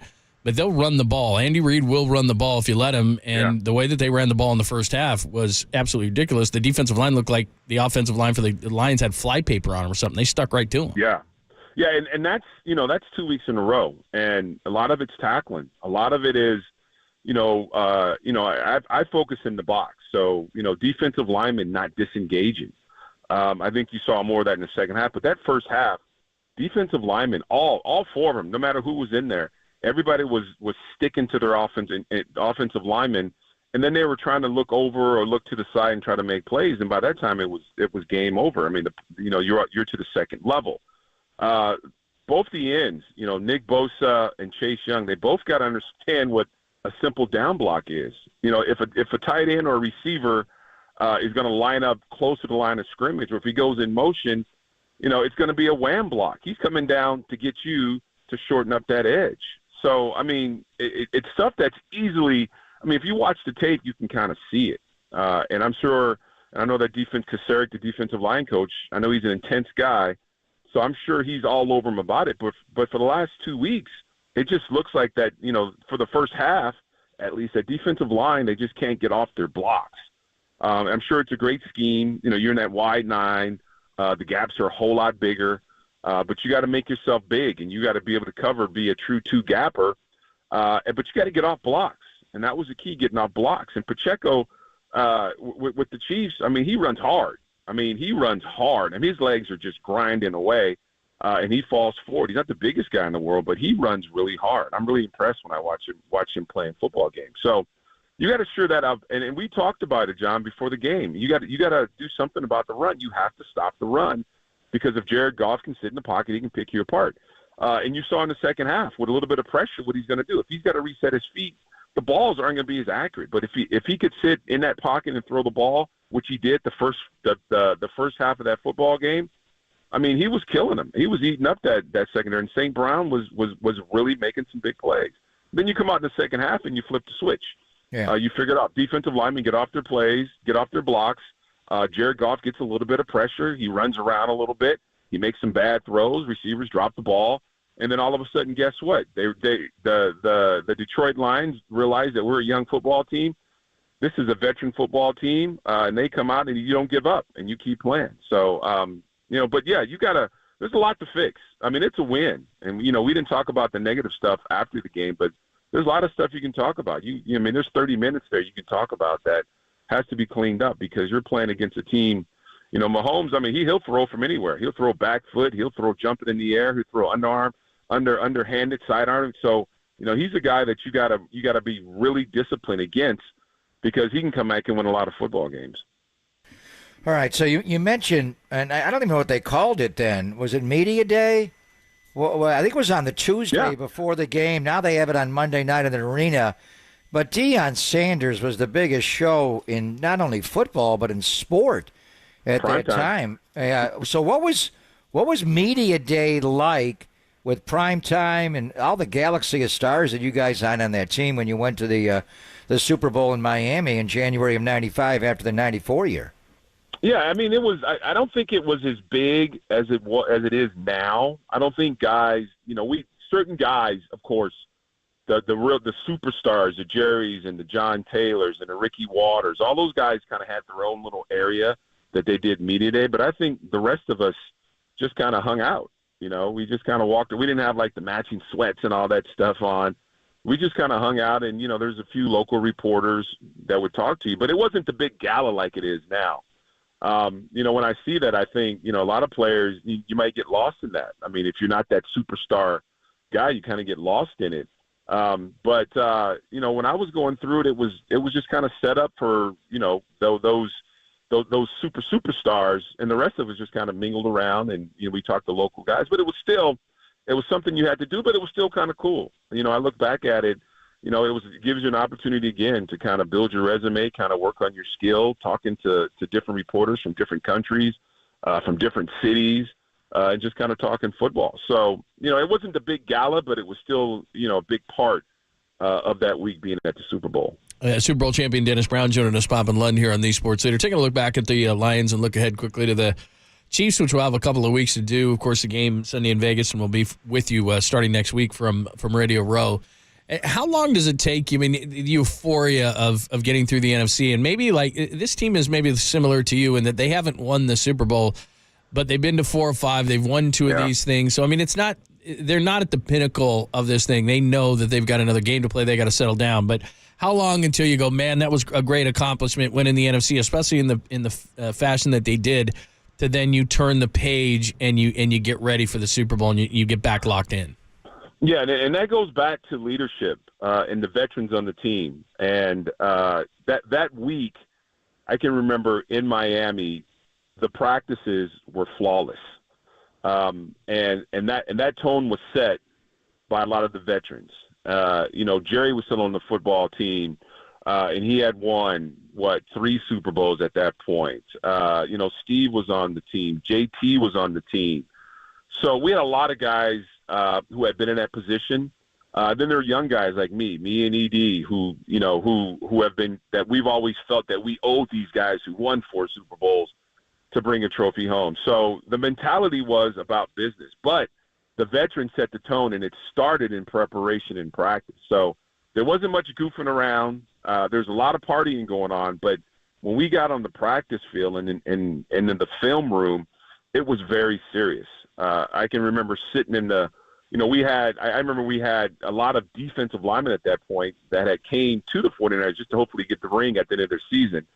And I remember how intense, like, Charles Mann was, Richard Dent was, Ricky Jackson was, like, dead serious the entire week because they wanted to win a Super Bowl, and these were veterans. So they set the tone, and I think that's what happens. I mean, you get in practice. There's no goofing around. There's fun times to be had because you're there, enjoy the Super Bowl, but it is a business trip, at the end of the day. And the veterans said it. Like I said, all these guys were very, very focused in the meeting rooms, preparing for the football game, and then in practice. Practices were, of course we didn't go in pads, but it was very intense. And George Seifert was very focused. And it was a good time, but it really did feel like it was still a playoff game, and we were on the road to play a football game. So very businesslike, but the tone was set by veterans. Interesting to hear you say that because, that was not Dan Fouts' San Diego Chargers. That was Stan Humphries. You had to deal with the big back Natrone Means and Ronnie Harmon. And Bieniemy was actually on that team. Yeah. But was it partly, did you guys feel like after you finally got the monkey off your back, and not just Steve, but all of you, and beat the Dallas Cowboys in the championship game, that you had already won the Super Bowl to some degree, that they were the far better team than the Chargers? Yeah. Well, it was, that Dallas game was so intense because, we had those battles. We had lost, a couple of NFC championship games. And I can remember being on Candlestick on that field when they were doing the big trophy. And, the trophy it wasn't on a stage and the confetti like it was on Sunday evening, which is fantastic. It was just kind of on the field. And I can remember, the D-line was kind of all together. Pee Wee was our coach then, Dwayne Board. And, George Seifert just kind of looked over to our group and gave us a thumbs up because he knew, kind of how we got ready for that football game and playing against that offensive line that just kind of beat us up for 2 NFC championship games. And him just looking over to us and give us a thumbs up. I mean, it felt, like a Super Bowl. I don't know at that point if we even knew that what team we would be playing, if it was going to be San Diego, whoever they were playing in their conference game. But, at that point, it really did kind of feel like a Super Bowl because we had battled with these guys so much. And I can remember in the third quarter, being a guy named Rent Hall from University of Oregon, we sacked Troy Aikman. And I can remember Troy, they're wearing those white jerseys. It was wet. It was high tide, so the field was really wet and moist in the middle. His jersey was just covered with mud. And Troy Aikman just laying on the ground with the ball still in his hand and with his eyes closed. This was like the third quarter. And I said to Rhett at that point, it's over. It is over. He has given up now. So it really did kind of feel like a Super Bowl. And we really got over that hump. And I think these guys on the field probably feel the same way. Some of these older guys who have been through this, even in their young career. You think about a Nick Bosa in his young career. I mean, he's been in his position several times, and now it's his first time he's going to the Super Bowl. Think about Trent Williams. He's played, 15, 14 years, and he's never tasted this before. So he's a guy that can, he hasn't been there, but he understands being a professional. He understands how important it is to have first of all, to have an opportunity to play in the Super Bowl. But if you walk away with a win, after 15 years in this league and play at a high level like he has. So, that Dallas game, it felt like a Super Bowl. And then we got ourselves ready. We got ourselves refocused to play San Diego. You talk about Natron Means. I mean, he was a guy that we were fearing, and we knew he had a bad ankle. And, Humphreys was a quarterback that could make some things happen. He could run around and do some things and get the ball down the field. They had a decent offensive line. But we knew we had to kind of eliminate that run game that Natron Means because he was a bowling ball and he had an ankle, and we were all trying to get that ankle twisted up in a game. And maybe first half he went out the football game. So, it was fantastic, and I'm so happy for these guys. And I think it's going to be a great game. They got a lot to fix, like we've talked about. But again, you have an opportunity now to be the best and bring a trophy back home to the family. I know this is going to be a talking point for the next 2 weeks, so we're kind of letting out the line slowly here with all the different topics we're going to talk about with Kansas City. But they got to finish this thing off. Like we talked to you and talk about winning this, and you had the Harbaugh era. As great as those teams were, we don't talk about them with the teams that actually won the Super Bowl. You guys and Steve took the monkey off his back because he knew, this puts me in a whole different stratosphere to win this thing. The quarterback who didn't win it, the guys who win championships all through the history of sports in every single sport, guys who won it, guys who didn't. And if you didn't win it, your key doesn't work to that room. Like, I am a champion, and that's what it is. Dennis Brown, we have the promo. Dennis Brown, Super Bowl champion. You're a hell of a player. You did a lot of great things, but we term you every time we talk to you. It's Super Bowl champion Dennis Brown. So these guys have got to finish this thing, or they go down in history as a really, really good team coached by a really great coach, but they never finished it. So, I mean, they can't think of it in those terms because maybe it becomes overwhelming. But when you think about that, where I won a Super Bowl, man, that's something you get labeled. Oh yeah, definitely. And even it's been a historic season for a lot of guys on this team. Brock Purdy, Debo, Ayuk, all those guys, Christian McCaffrey. It's been a historical season for them. But you got to win the big one.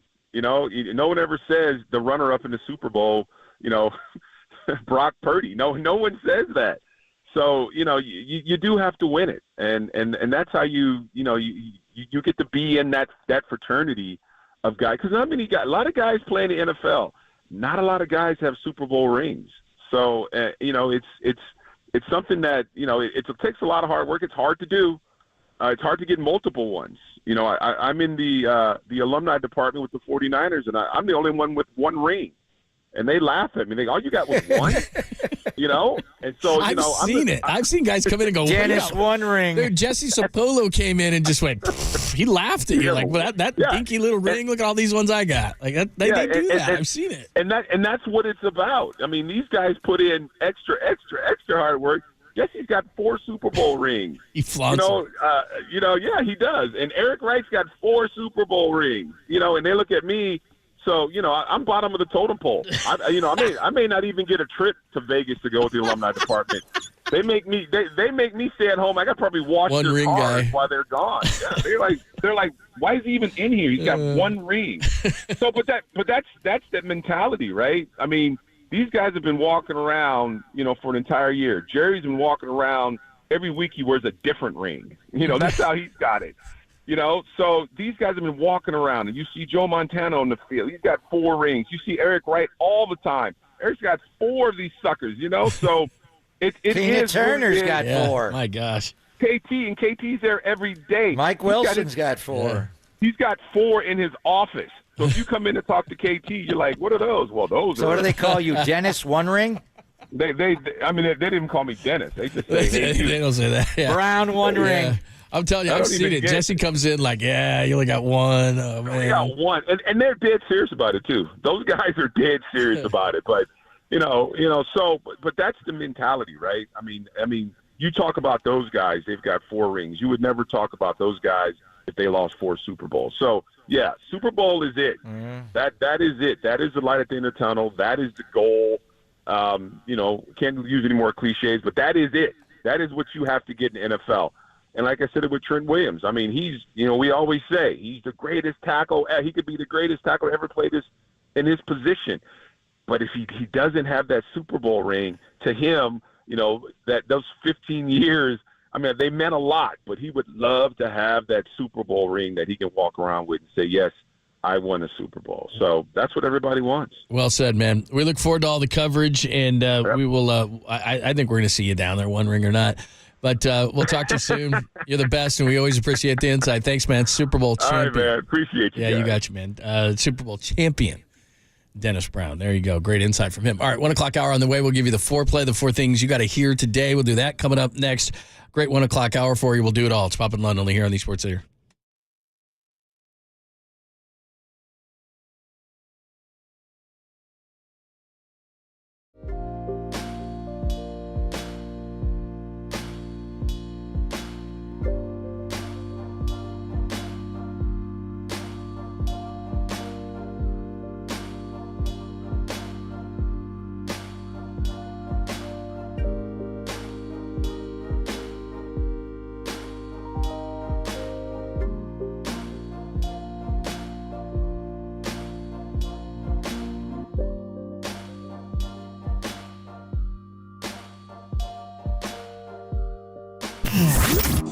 Here's what's trending now. Trending now. On KNBR.com. ESPN NFL analyst Dan Orlovsky. He joined us, Papa in London, yesterday to break down Brock Purdy's performance in the NFC title game, win over the Lions, that podcast, and more. Trending right now on KNBR.com and the KNBR app.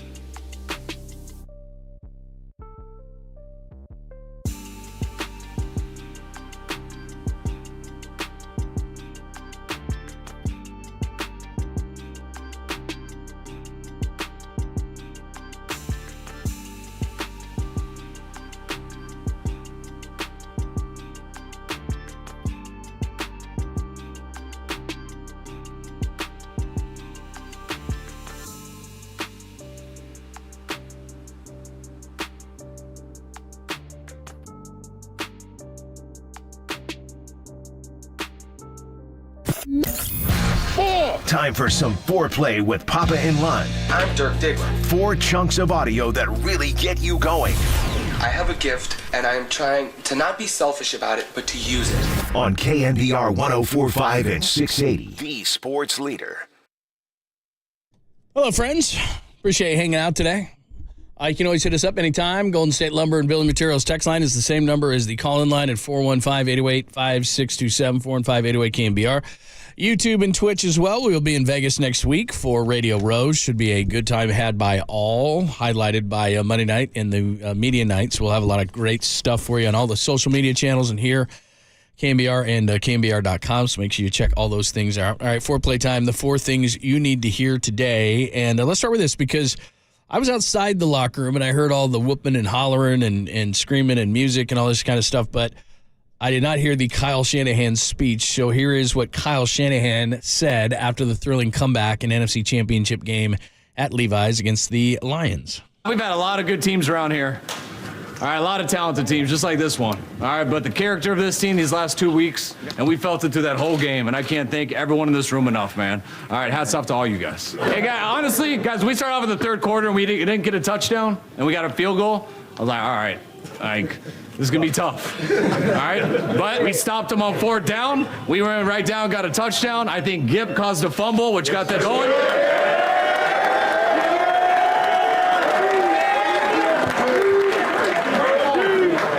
But hey, guys, we know we set out to get to here. We know how short we were last year. We know how that felt. All right, that's what I was thinking there right there at the end of the second half. Like, man, we cannot go out like this. We waited all year to get to this game. And we feel got to play a whole game. And we needed the whole game, and we got it done. But as always, this is not the one that we set out to get. Let's go. All right, it's not the one we set out to get. Superman! Enrico! Hey, get Enrico. Hey, man! Hey! I mean, he said it all right there, man. One more to go. Let's go. Now it's on 3. 1, 2, 3. There you go. How about that? Frederico. That was pretty cool, man. That is that's pretty cool. Kyle said he didn't do well on that. He stumbled. His family there. That was one of his better ones, actually. No, I thought it was great. Yeah, it was PG. He had to clean it up. He did. There's so many kids in the locker. Yeah. No, it was fun. It was fun to listen on the outside. Like I said, we're normally in the locker room within, 10, 15 minutes, 20 minutes tops, and hour afterwards they're still whooping it up, and they should have been. They didn't need to talk to us, but that was fun to listen to. On your post game, we did. I said we sent Tim down. Yeah.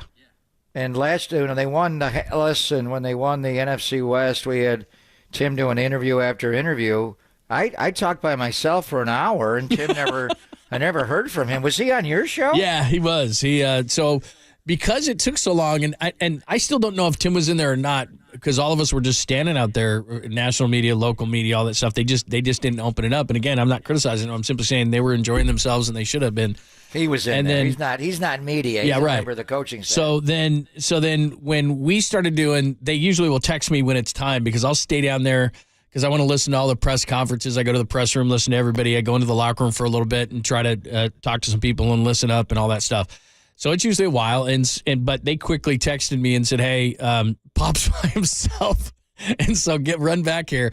And then once we got on, it was probably maybe 5 minutes. We kind of had our opening remarks, and then Tim got Brock Purdy. He talked to Fred Warner real quick. There's a couple other guys he talked to. It wasn't as long as what he normally does, because he wanted to let the guys, get back to their families and celebrate and all those kind of things. But I think at first he got Brock. He got Brock first, and then got a number of guys, and then that was it. Maybe he talked to 4 or 5 guys in there, probably, is what he did. So, yeah, it was good. It was a good stuff. We're going to send him down after they win Super Bowl 58, and there may be a clipping going on as well.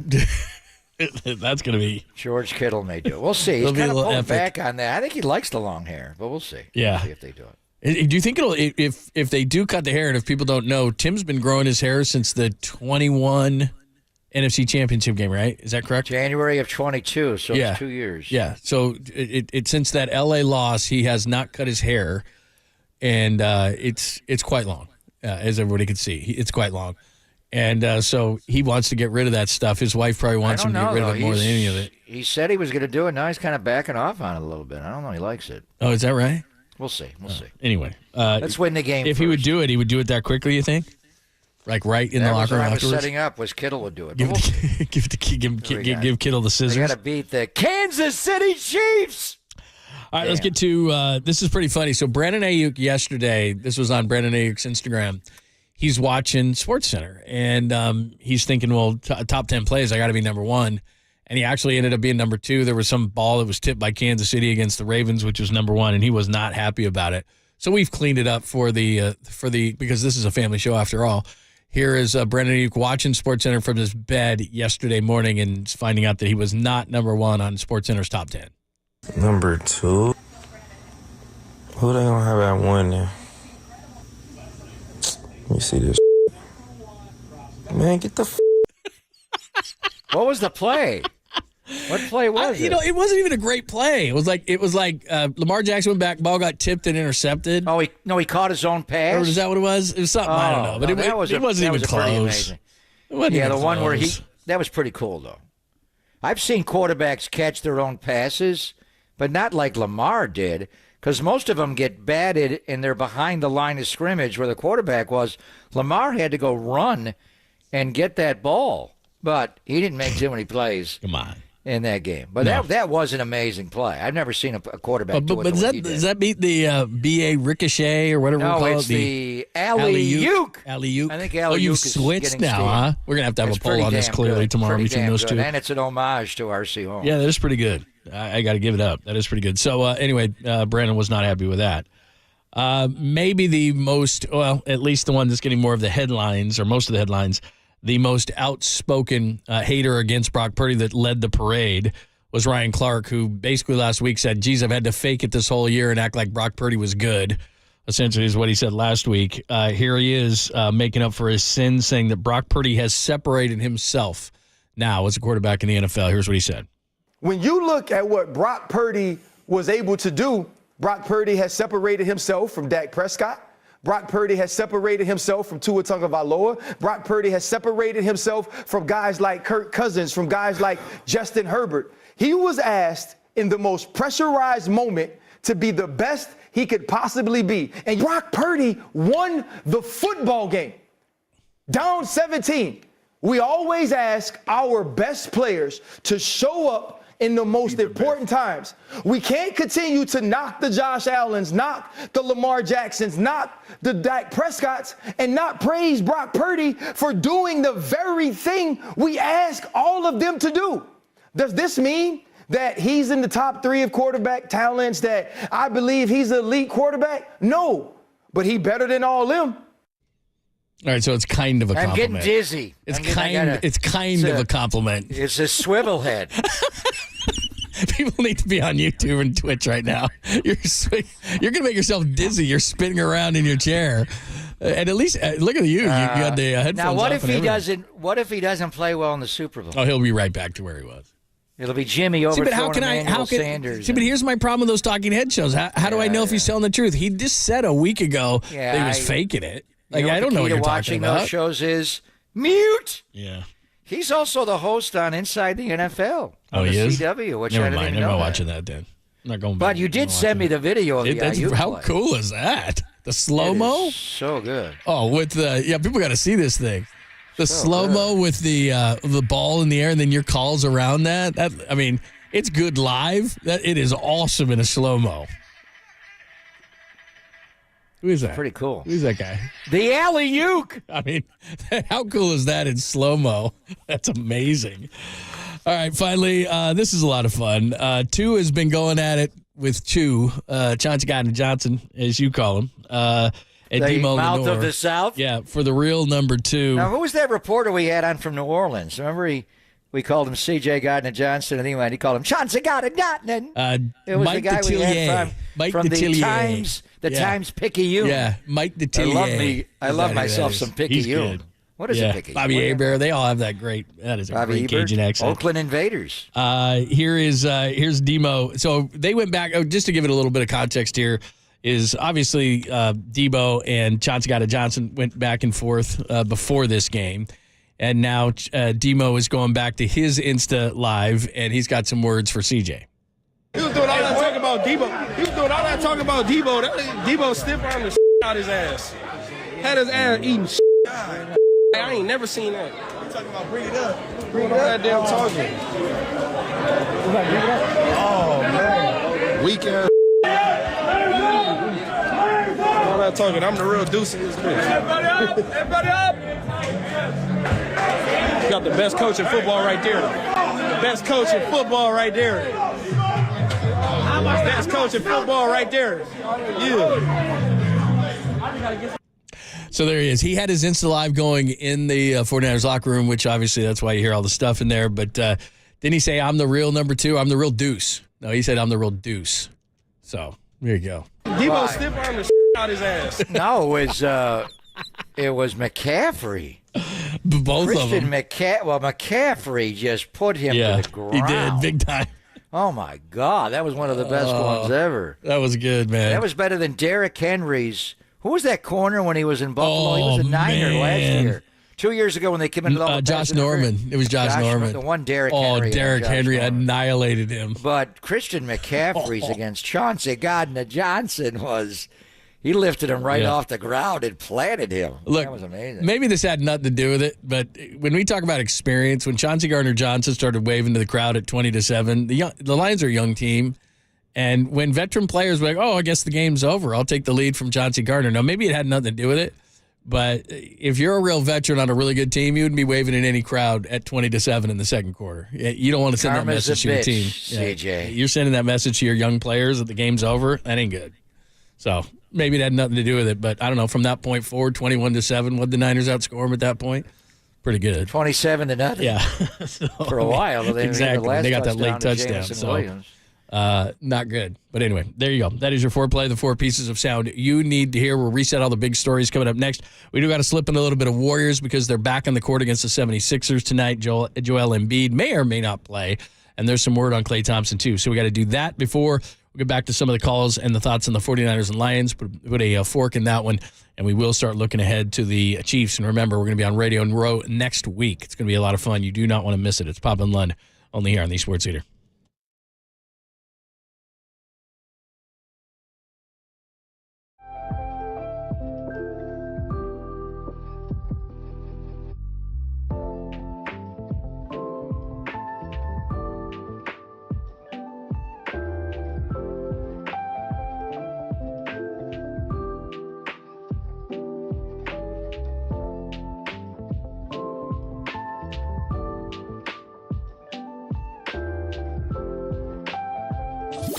Broadmoor, shout out to you for supporting KNBR, Broadmoor's sports leader.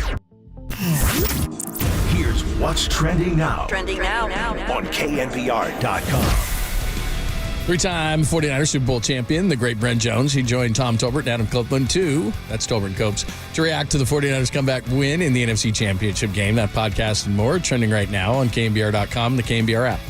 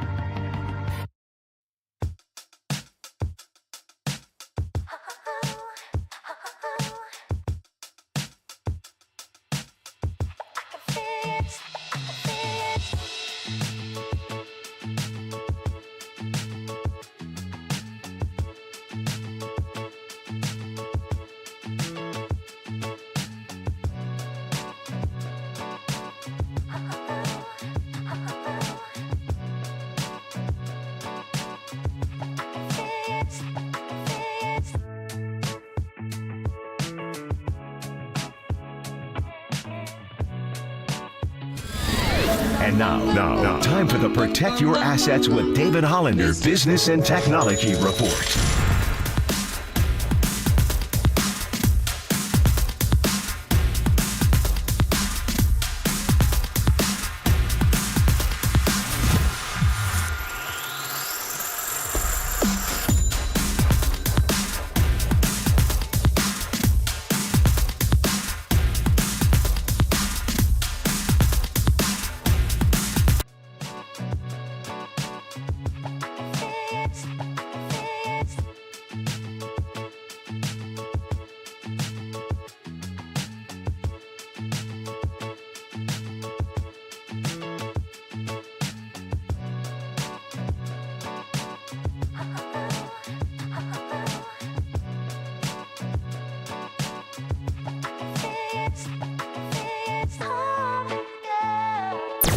Nation, wherever you are around the globe, stream Gold-Blooded Radio 24/7, 365 on KNBR.com. This is the sports leader. Curry trying to get free, and he does. Vanderbilt's on him. Green sets a screen. Curry on the bounce, drives inside, keeps his dribble alive. Now fakes, goes inside, layup, shot is good. Curry thought he got fouled. 5.9 remaining. They tied the game. Davis, reaching foul, knocked away by Thompson, puts it up at the buzzer. Oh, just about a foot short, and we're going to overtime. What's happening? Thanks for joining us, Pop and Lund, on a Tuesday. Still basking in the glory of the win over the Lions. We have a poll going today. We may have to run a poll for the name of the BA catch because there's a couple of really good ones. So we may have to do that tomorrow. And we will barrel towards talking some Chiefs and Niners. And we'll be in Las Vegas next week at Radio Row. All sorts of great guests and fun. So make sure that you tune in all next week. But real quick, on the Warriors, Joel Embiid is questionable tonight for the 76ers. So that could help the Warriors if he does not play. But we talked to Mark Spears a couple of hours ago, and the trade deadline is coming quickly towards us a week from Thursday. And where the Warriors still sit is in 12th place in the Western Conference. And we were debating with Mark whether they make a major move still. And I was thinking the same thing you were, is now that they are putting Wiggins with Kuminga, and it works now that Draymond Green is around, it seems like they have their team and their starting lineup. And I realized they lost that game to the Lakers, but it was a good game. They played well. They're certainly not into moral victories around here. But I keep thinking to myself, the way Kuminga is playing is DeJounte Murray that much better, short and long term, especially given that he's going to be hitting on a new contract at the end of the season? We keep seeing reports. We saw another one this morning that Andrew Wiggins is the most likely traded, but he's starting to kind of come around a little bit. So, look, Mark's thought is that, you know, they have to make some sort of a move, and I'm looking at myself going, well, who's out there? Who's out there to make the move? And you're not going to just make a move to make a move. So what do they do here with the trade deadline approaching and they're finally getting their team back together? I don't know if they know. I mean, first of all, the game on Saturday night was incredible. I mean, that was a double overtime. It was LeBron, and man, did he play well. The pass he threw to D'Angelo Russell, the way he just took the game over, he faced up Wiggins and made a shot right over him. It's just too hard to guard him. He's so big, and then at the end, he drives right down the middle, and Kuminga made a mistake. He got caught in between there and just let him go by him, and Draymond wound up fouling him. But anyway, it was a great game. Steph made, my God, the dribble, he looked like Curly Neal. The way he dribbled around Marcus Haynes, and Steph's such a great dribbler, ball handler, just the whole thing. The way he just went around Anthony Davis when he scored the layup. The three he made over him when he got the switch. Anthony Davis is so long. There was one where he couldn't make a long two over him. Maybe should have backed up a little bit more off the front rim, and then he makes the three over Jared Vanderbilt, which was incredible off an amazing Draymond screen.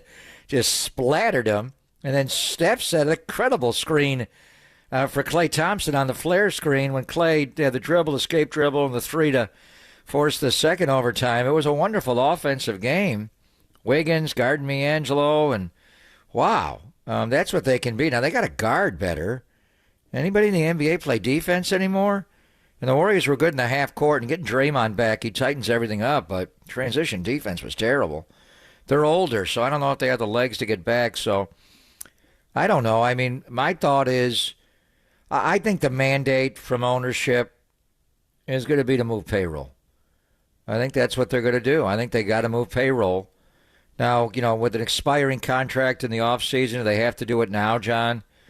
I don't know. But I would not trade Jonathan Kuminga right now. And he's still got room to grow. But that guy, he's scoring 20 a game every night. 6 straight games. He's becoming a guy you can feed the ball to. There was a time where we thought, can you feature him? They are. And he's finishing at a high enough efficiency. And then Wiggins just guards too well. I just wish Wiggins would rev it up every night like he does some nights. LeBron brings it out in him. Jamal Murray in Denver when they were here. I mean, you're not going to get better defensively if you trade Andrew Wiggins. Now, what do you get back the other way? DeJounte Murray's a nice player. He would have been a perfect third guard to Steph and Clay all these years. He's still a good player. But I don't know if it makes it that much better where you give up Kuminga's future. So I don't know. The bottom line is they're not winning. They're entertaining as hell. They're kind of like the Run TMC teams, but those teams won. They won 50. They just didn't win in the playoffs outside of the first round. So let's just see. I think this is one of those deals where you take it right down to the deadline. You got the game tonight. And it's a big. Joel Embiid's averaging 36 a game. God. His 70-point night was ridiculous. And by the way, you and I, because we've been so caught up in 49ers, Luka scored 73 the other night. Have we seen a stretch ever where it was like Embiid gets 70, Karl Anthony Towns gets, 62? Devin Booker on the same night? I mean, that was crazy. It's gotten to the point where it's ridiculous right now. I mean, last Monday night, and Pop Spurs, I mean, he's known for defense. Before anything, he was a defensive coordinator for Nelly's teams. He goes for 70. Karl Anthony Towns, trying to feed him the ball, goes for 62 the same night.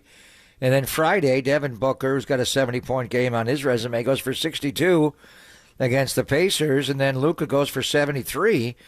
But Embiid's averaging 36, and he's making the 3 ball. So he's unreal. If he does not play, then you got to get this game, and then the Warriors go on this road trip, and they're going to squander the homestand. The one game when they honored Decky, they were able to beat Atlanta. But we didn't even talk about the Sacramento game last week, and that was an exciting game. But damn, call a timeout.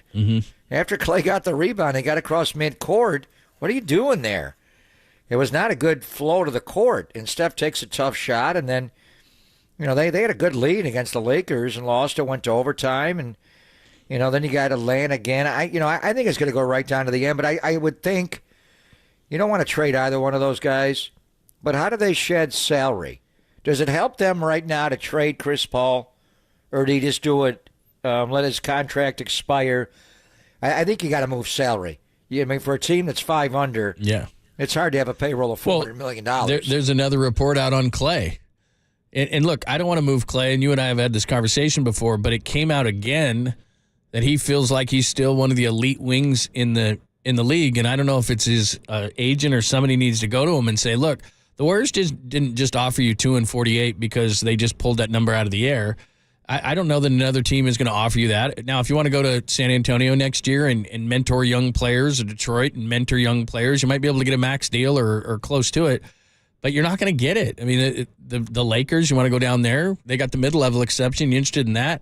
I love Clay, man. There's, everybody loves Clay, but it seems to me that he's delusional in terms of where he is in his career, and the Warriors are going to have to play hardball at some point. I mean, in the offseason, you lose him for nothing. I mean, if he continues to think that he's a near max player, do you move him? Do you move that salary? What are you going to get back for him? I think it'll just ride out. They're not going to trade him, and then you try to readjust his contract in the offseason. He's a statue. He's not even a Hall of Famer, a guy who retired his number.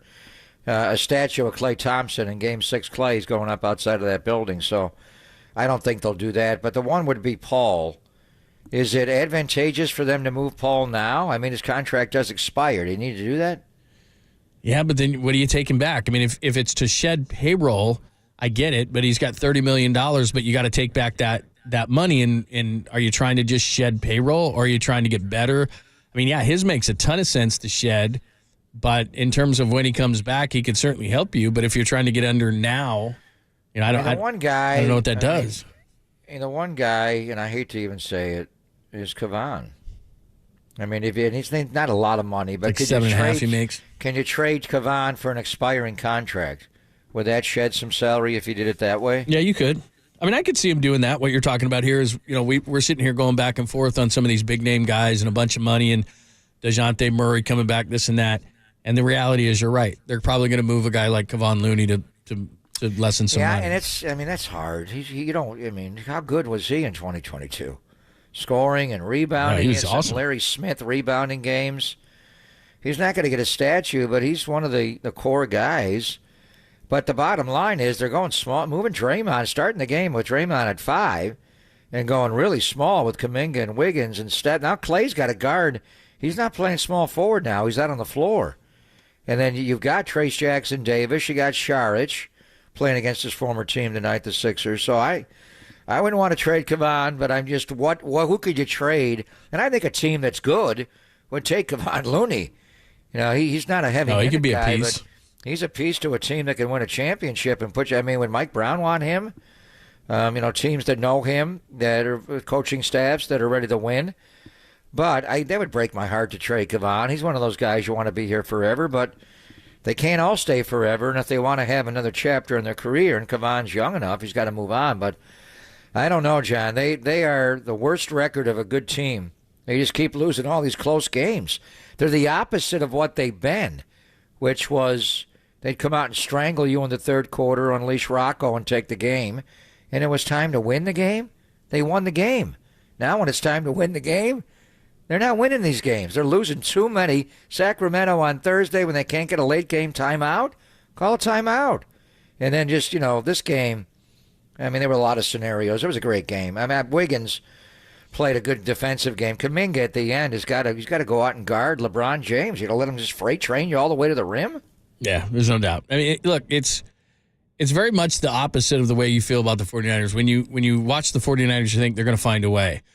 When you used to watch the Warriors, you would think they're going to find a way. I watch the Warriors now, and I think, how are they going to lose it? That's what they've done. And even last year, as frustrating as the year was last year, they were winning at home. They're not doing that. They weren't winning on the road ever last year. But what were they, 33-8 at home? So they don't win at home. They're not winning much on the road. That's going to be the problem, too, is after the 76ers game, they hit the road. And during when the trade deadline happens, they're going to be on the road. So, sometimes the Giants were influenced. Remember when they went into a hot streak and then they didn't trade Bumgarner? Like, what if the Warriors go on the road here and fall on their face? Is that going to influence the way that they feel at the trade deadline? They're already in 12th place, 6 under 500. Shouldn't that influence them right now? If I'm Joe Lacob, I'm going, this team's going nowhere. What am I supposed to do? How can I defend keeping this thing together or spending more money? I can't. And I'm sure the guy they're looking at, is Wiggins, but I just wouldn't do it. I think that's a mistake. All right, let's get more into the 49ers. We'll get back to that. Some final thoughts on the Lions game. We will turn our attention as we get ready for the Kansas City. Oh, you know what I was thinking? Why don't you and Mitch Holtz just have a bet? Whoever gets to keep the call. Whoever wins. Okay. You got to make him give it up. That would be sweet. He's not giving it up, but I'm not giving it up. Okay. Give us one of those Lombardis. That'd be nice. He's got 2 of them. Yeah, they don't need any more. All right, we'll be talking a lot about the Kansas City Chiefs, and of course, we'll be live from Radio Row. We'll get you some final thoughts and update you on the poll coming up next. It's Pop and Lund, only here on the Sports Leader.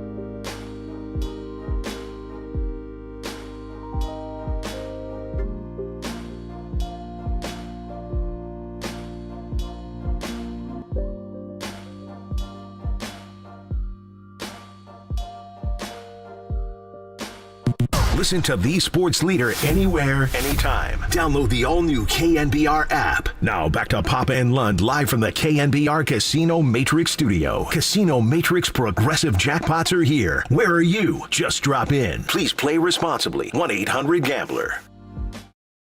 Yeah, I mean, the first time he got in the preseason, you could see him do it. And then I always go back to his first NFL game with Miami. He made some plays moving around when they were blitzing the heck out of him. It's so huge. I mean, you always want a guy who can sit there and get the ball to the right people every single time and find that hole in the defense and make those throws standing in there and being accurate.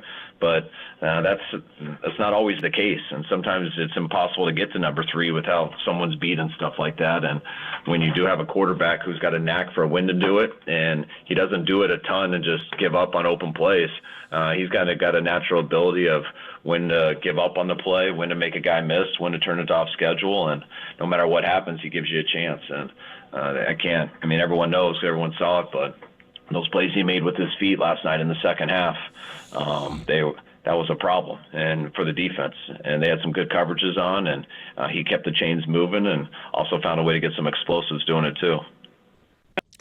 That is Kyle Shanahan on the teleconference yesterday. It's funny, NFL Network is replaying the game right now, the NFC Championship game, and they just had Brock miss Juwan Jennings on that third down with 11:06 left in the third. Jake Moody just made the 43-yard field goal. And I know the outcome of the game, and I still don't believe it ended up like it did, because I'm like, I remember when we were sitting in the booth with you on Sunday, when they didn't get a touchdown on the drive and they just got a field goal to make it 24-10, I thought, oh, this isn't good.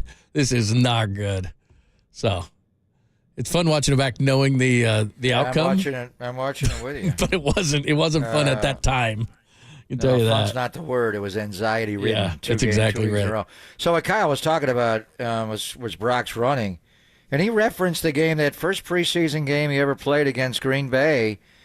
And I actually went back and watched some of the plays of that game before the Packer playoff game. And that's the game. We saw it on the practice field, OTAs, minicamps, training camp, but you see it in a game. And they ran a little bit of sprint right option where they rolled him right when he hit the tight end Tanner Hudson to put the 49ers ahead over Green Bay. And then Kyle went for 2 to make it a 7-point lead. He rolled the other way, left, and hit Keyshawn Johnson. Not throwing me the damn ball, Keyshawn. But he was a former Arizona Cardinal. Anyway, he caught that ball. And then once the Niners had the lead, his bleeding of the clock, they call it, the clock sucking, John. It's just unbelievable what he did in that game. And then the Miami game when he ran away from pressure, the 0 blitz. And in this game against Detroit, the 21-yard run, the 21-yard run, he had a 10-yard run. He had the 5 scrambles for 48. The one where he got to his left to hit Juszczyk over the middle on the 22-yarder. The one where Ameniyu had him sacked, and he somehow got out to his left, and he hit Juice along the sideline. The Baryshnikov catch, and then the one to Juwan Jennings. He missed Juwan on the play you just saw, but he hit him earlier, going to his left, turning back middle, and lofted it up high, and Juwan went up with the one-handed catch. Just unbelievable. So Patrick Mahomes only had 15 yards rushing against Baltimore. Watching that game back, it looked like more. He had one run of 11 yards. Go back to last year in the AFC Championship game when they won. His ability to scramble on that bad ankle, did it over and over again. In the Super Bowl, he ran away from Javon Hargrave to set him up to get in the field goal range to ultimately win the game. So who has more yards rushing in Super Bowl 58, Brock Purdy or Patrick Mahomes? Oh, man. And, he did a Mahomes impersonation. I mean, that's what he did. You know what's funny is, again, I was listening to Detroit Sports Radio driving in today because their perception of it, our perception of it is so different. It's fun to listen to, but they were lamenting the fact, and I would have never thought this in a million years, they were lamenting the fact that Brock Purdy had mobility and run ability, and they were a lot of callers were complaining about Jared Goff's lack of. And I saw Jeff Needy's numbers as well. I mean, just like, and you were saying this the entire game, even if they get him off just a tiny bit of the spot, and there's a great breakdown online of that fourth down play, the final fourth down play in which Dan Campbell didn't go for the tie, down 27-24 in the fourth quarter, and how the 49ers showed initially because there was players in motion, and by doing that, the Lions are trying trying to get you to divulge whether they're in man or zone. And Dre Greenlaw actually went with Laporta. And so Goff thought it was man, but it was actually zone. And so the first read he had was actually zoned off, and he tried to move to his right. And by the very fact that he had to move, just screwed him up, and he threw a ball that bounced to Amon-Ra St. Brown. So it was a great breakdown online, but that's what they were talking about in Detroit. A big topic of conversation was, we got to get a quarterback who could move like Brock Purdy, which that was classic. So when you look at just straight line 40-yard dash time, Jared Goff's coming out of Cal was 4.77. Brock Purdy's coming out of Iowa State, 4.84. So Goff, with those long legs, and he's taller, actually runs straight line faster. But when you look at the 10-yard splits, this is Brock Purdy in the short area quickness. His 40 time is not, it's okay for a quarterback, but the 1.60 first 10 yards and the short area quickness is what the big difference in him. And you can see it. There's the way he's able to reset his feet, and he's got better pocket presence this year, and he just makes guys miss. He does it over and over and over again. And Jared Goff, just those long legs and long. I mean, you want the longer guy, and when he gets back and pumps to throw the ball, it's pretty impressive to watch Goff. But his inability to reset his feet. So Goff is straight line faster than Brock Purdy, but short area avoiding the rush. Brock is far superior. And not only the runs, and you and I talked about this a lot yesterday. You mentioned this going out, and Juszczyk, I thought he was complete. Melifonwu, I thought had him. He just does such a great job, and this is the difference when people talk about mobility in a quarterback. It's movement in the pocket. Marino probably ran a Rich Eisen 6, but he could move in the pocket. Tom Brady could move Quick in release. the pocket. He got rid of the ball fast. He didn't get sacked, Dan. But Brady could move in the pocket. He wasn't athletic, and he barely ran. Occasionally he would, and he would shock the defense, which is how he got a few yards. But the reality is he could slide in the pocket, and there's a huge difference. And Brock has a great sense in the pocket. Now, he showed you he could run the ball against man defense, and he made some great runs. But his ability to keep the play alive in the pocket. I mean, he did that to Juwan Jennings on the ball in the middle, which he never should have thrown, but he did. He moved in the pocket so well. And that's where, again, you mentioned this even before the game, that if you get Goff off just a little bit, get him off the center, he's not going to be as accurate. And you look at the numbers, Pro Football Focus, they sent him out. I mean, they're just the difference, and even before this game, but it was terrible against the 49ers. He just could not complete a pass if you got him off that center spot. It was unbelievable. It's not and that was we knew that from his Rams days, and it was, just who he is. But this guy we're facing a week from Sunday, yeah, he's not that guy. He's a whole different dude. And not only is his pocket presence, the pass rush just doesn't bother Mahomes. He keeps his head up, and he just runs around, and he looks like, he's got a bit of a beer belly, and he doesn't look like he's that athletic. He's getting better shape now. You can see his definition more. But anyway, the pass rush does not bother him at all. You got to get him on his back. The one team that bothered him was the Super Bowl after the 49ers, Super Bowl 55, Tampa Bay, and their front. He was throwing the ball sideways. He was this way. And he made some throws, but he was so far off. But his ability to run around, to keep alive, and then when it's just time to go and run, like he did last year in that bad ankle. He hurt that ankle against Jacksonville, and you thought he's out. He comes back in, and he's running all around and makes a big play. Cincinnati, and they were tough that day. Burrow played well. The way he escaped there. So this guy is just completely different. When you get him, you got to get him on the ground, John, but he's hard. And then when he starts pressing the line of scrimmage, he's not Lamar, but he'll force you to step up and go get him, and then he just flicks his wrist, and he's a great thrower, way better than Lamar. So this guy, what is the scouting report? Remember the throw he made? The first year he was a starter against the Niners in 2018 at Arrowhead, when he got off to that insane start. He was throwing like 5 touchdowns every game. That's a Jimmy injury year, yeah? He rolled, it was that same game. Yep. He rolled all the way to his right, spun out of the rush. I think it was DeForest Buckner, and he got outside the numbers to his right, and he just, pooh, it was like, who is this guy? So he's got a little of that escapability, but you're putting him, we call Josh Allen, John Elway. Who's this guy? Who is he? Well, I mean, in terms of just, and everybody knows this, I mean, in terms of early parts of his career, there's nobody ever like him. I mean, you can go with Brady, go with Joe, early part of the career, there's been nobody to accomplish what Mahomes has. And we've seen Marino statistically, but he couldn't win. But that's what I'm talking about. I'm talking about winning. I mean, he just MVPs really and winning and all of it together. Yeah. The only thing that's different, and we got a ton of time to talk about this, there is no Tyreek Hill, Jet Wasp, but there is a finally healthy Travis Kelce.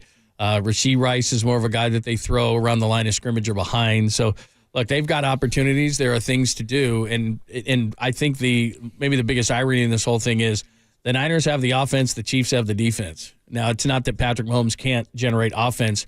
They're not quite the offense they were 4 years ago, but their defense is much better. And I don't think the 49ers are the defense that they had 4 years ago, but the offense is better.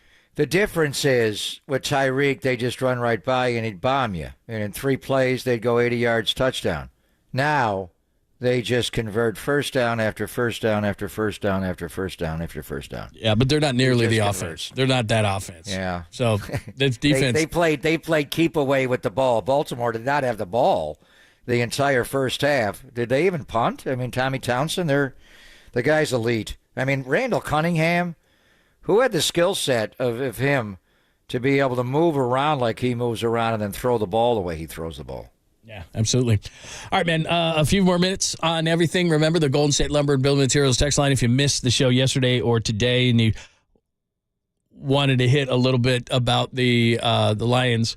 We can get more into that as well. We'll get into the Chiefs next week. We're going to be on Radio Row, and that's going to be a great time. Vegas is going to be epic. We have done a ton of Super Bowls, you and I together from Radio Row. But if you don't remember from 19 against the Dolphins, man, you just get a lot of great guests when you are the home team and you're in this thing. So it's going to be a great time next week. You do not want to miss it. We'll give some remnants until the top of the hour, and then Tolbert and Copes jump in only here on the Sports Center.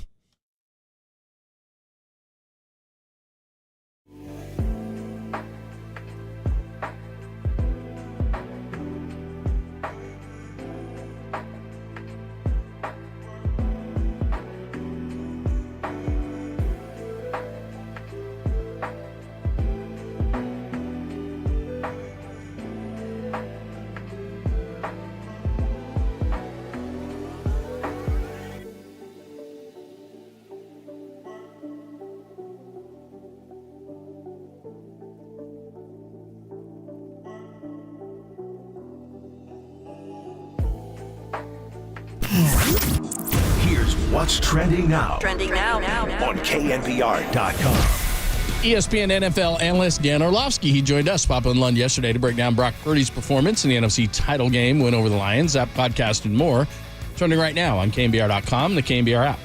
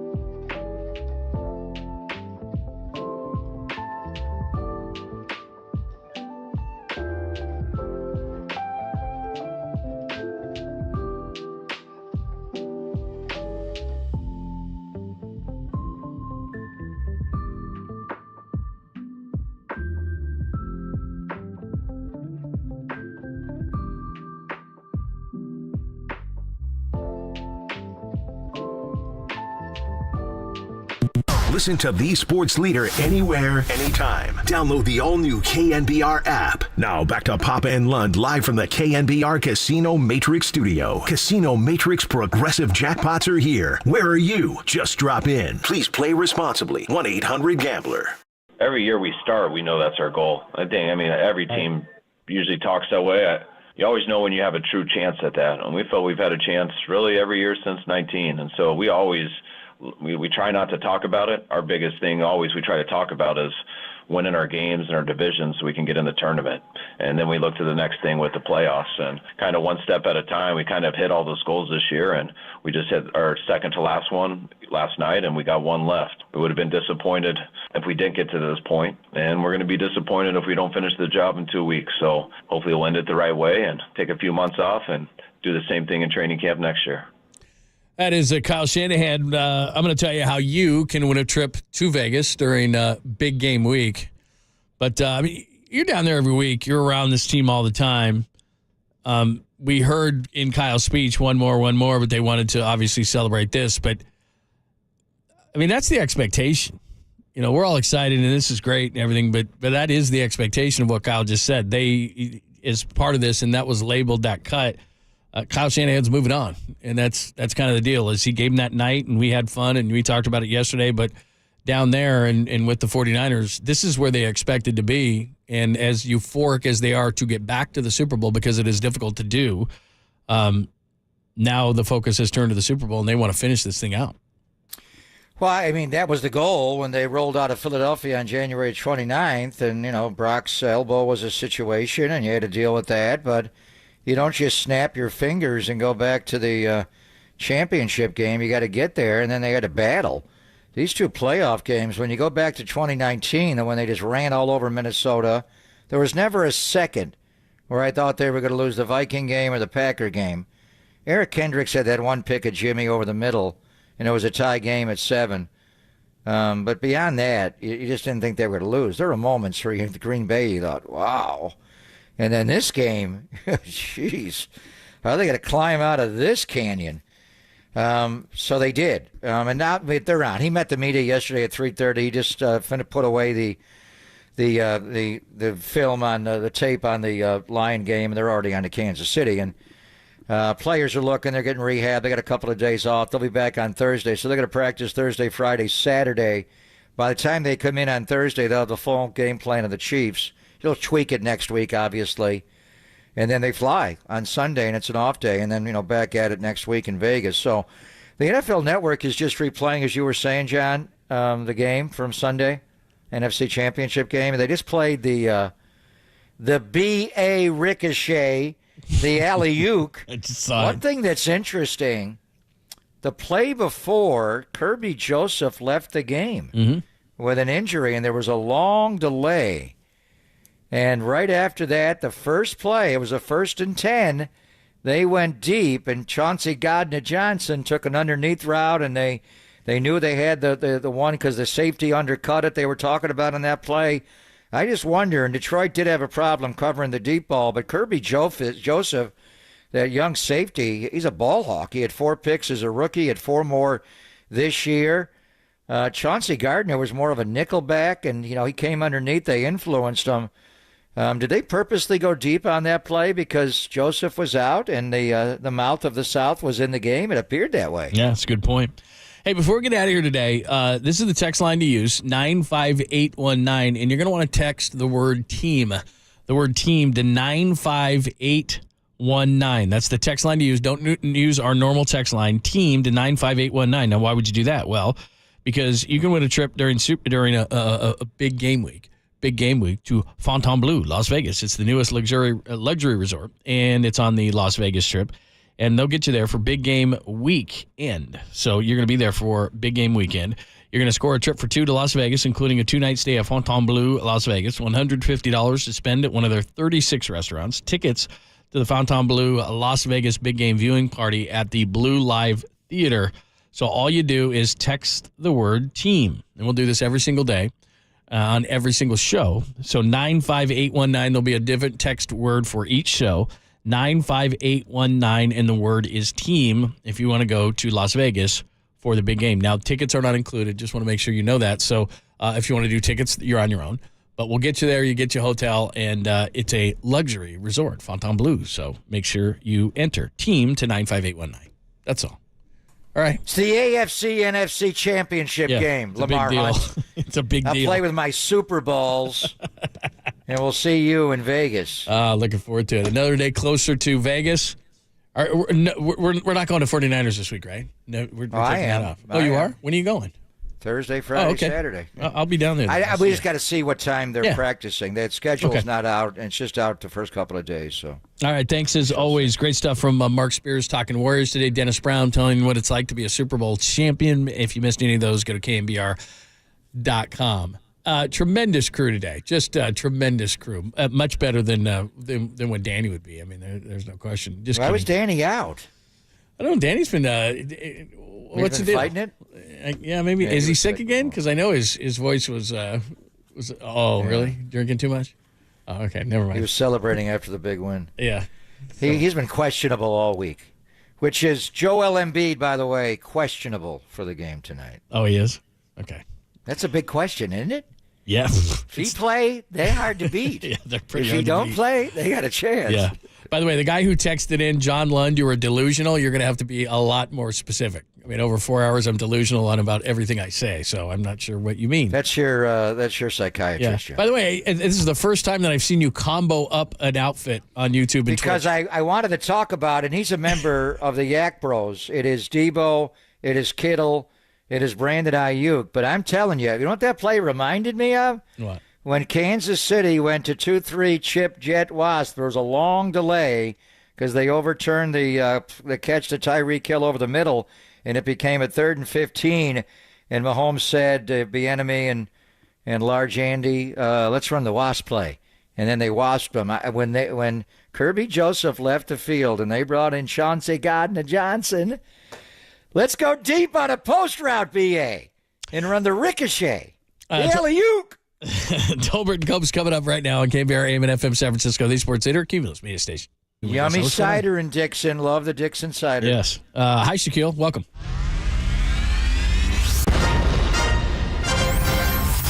The NBA brought him to the Bay.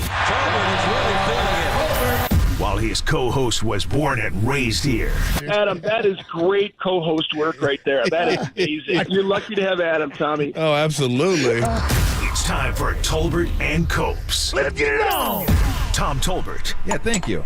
Now if I could ever get some beer.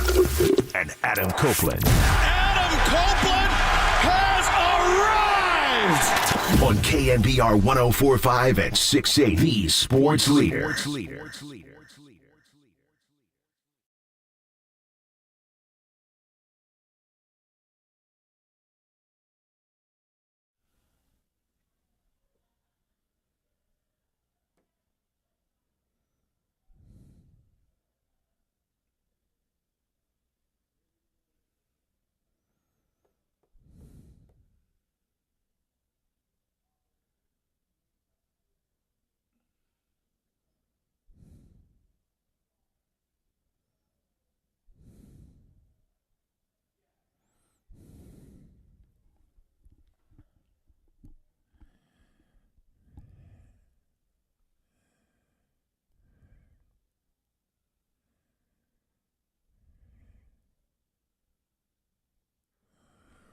What is shaking? Adam Copeland, Tom Tolbert with you. Today on the program, Matt Mayoko is going to join us. Greg Cosell, Dante Whitner. Football. What's up? What's up, dude? How you doing? Yeah, chilling. Yeah? Oh, now I can see the haircut. Now I can see the shaved sides. You couldn't see them before? I couldn't. I didn't make them out yesterday. Now they're very visible, yes. Sides. Got it. Yeah. Now, well, it was pulled back differently yesterday. Now it's pulled up. You know what I mean? Yeah. You went with the Tolbert sides. Yeah, I went with the baby's bottom side. That's where I went. Exactly. Oh, man. Dude, it's fun being out in San Francisco now. It's like you forget what it's like when your team kind of takes over a city. You know what I mean? Like when the Giants had their big run in 2010, like everywhere you go, it's all anybody's talking about. Everybody's buzzing about it. Everybody's wearing colors. All over North Beach, even last night, just people walking around wearing their Niner stuff. Basically everywhere you pop into. I went and had lunch down the street before the show earlier, and just a guy at the end of the bar was talking Lions. He was actually a Seahawks fan. Is that Hello? me? Hello? Hello? Anybody? He's talking Seahawks fan. He was saying, God, I really wanted Ben Johnson to come to Seattle. But apparently the asking price a little too high. So I wonder what he was asking. Because I think that probably has a little bit to do with Belichick too. I don't think it's like teams are completely turning him down. I think there's some of that, absolutely. The reasons are pretty obvious, but his asking price probably was pretty steep, I would imagine. Pretty steep, so that might have had something to do with it. Diana Rossini reported he was asking in the range of $12 million a year. That's it? It's a lot of cheese. Oh, you mean Johnson? Johnson was, yeah. Yeah, no, I was thinking Belichick. I was thinking Belichick was probably Johnson. Belichick was probably asking, what, 20? Thinking? At least 20. Yeah, he probably wants. I was thinking Belichick wants more control than money. He probably wants both. I want money and power. I want it all. Like I want it all. It's like a super villain in him. And I want it now. And they're like, "Now I'm going to pass on that one." I got a kick out of the Ben Johnson news this morning because it said the headline when I walked into the studio here at KNBR. The bottom line said Ben Johnson notifies Lions he will return. I was like, how about that power? I was like, how about no? I'm coming back. I'll be there. I'm coming back. Yeah, I'll be there. Well, that $12 million. I mean, man, that dude has some nads. Never coached before. He wants to be first-time head coach, $12 million. Like, hey, buddy, slow the roll a little bit. There's been all along the NFL highway, it is littered with really good coordinators that never made it as head coaches. They just didn't. They can't translate what they do on the sideline because I don't want to say there is less pressure because the decisions ultimately aren't yours. They're the head coaches, but there's still pressure. There's no doubt. But when you're the head guy, the buck stops with you, period. And some guys can deal with it. Some guys can't deal with it. Some guys are better just, up in their little boxes or on their sidelines and just give me one side of the ball. That's all I have to worry about. And let me diagram my plays and we're all good to go. Now, all of a sudden, you got to be like the face of an organization, like the face of a company. And you got to manage a bunch of people at that point. And all the men you have to manage. Not just about the offense and the defense. Now it's everybody. So and some guys can do it. So again, this whole notion that an offensive coordinator is the way to go in the NFL today, I just think you better get someone that could lead men. And then after that, you can figure out your coordinators. Because a lot of times the coach doesn't call plays defensively or offensively. They're just like there. They're the guy. But they're the guy. And when you look at them, they're the guy. Some guys you look at and go, I don't know if that guy's the guy. I don't know. I'm not sure about that. They're great at calling plays. Love that. But if you're not a leader, then it's not going to work, period. But I understand why they want offensive coordinators as head coaches now. The offensive coordinator, quarterback connection, Kansas City, look what they've done. Look what the Niners have done. Look what McVay has done. So I understand why. Yeah, and again, I said it feels to me, if you have a defensive-minded head coach and an offensive-minded, I hope you have an offensive-minded offensive coordinator. If you have a defensive-minded head coach and you get a great offensive coordinator, look what's happened with the 49ers. Their D coordinators keep getting plucked. I'm not saying it's the easier thing. I actually do think it is the easier thing to replace or to find somebody within the organization to step up. I think offensive play calling is one of the most difficult things probably in all of sports coaching at the professional level to do. And a lot of teams, when it's all based around having an elite quarterback, you need to have a guy in place who can put that guy in a situation and the offense to succeed year after year after year and create some sort of constant chemistry or some sort of culture there. We saw that with Josh McDaniels. I mean, remember when he left and then came on back and how the Patriots offense kind of turned back around again. So it makes sense to me that if you get a head coach who's an offensive-minded guy, you're more likely to have him entrenched for a long time with stable success for your offense than say, I mean, how many coordinators did Alex Smith have with Mike Nolan as a defensive coach? I'm not saying that was, by the way, not because they were just getting plucked to head coaching jobs. A little bit different situation with Alex Smith, but Norv Turner's a good example of that, right? He loses him late in that offseason after a 7-9 year. Yeah. He goes to the Chargers. and that's it. That was the Hostler year.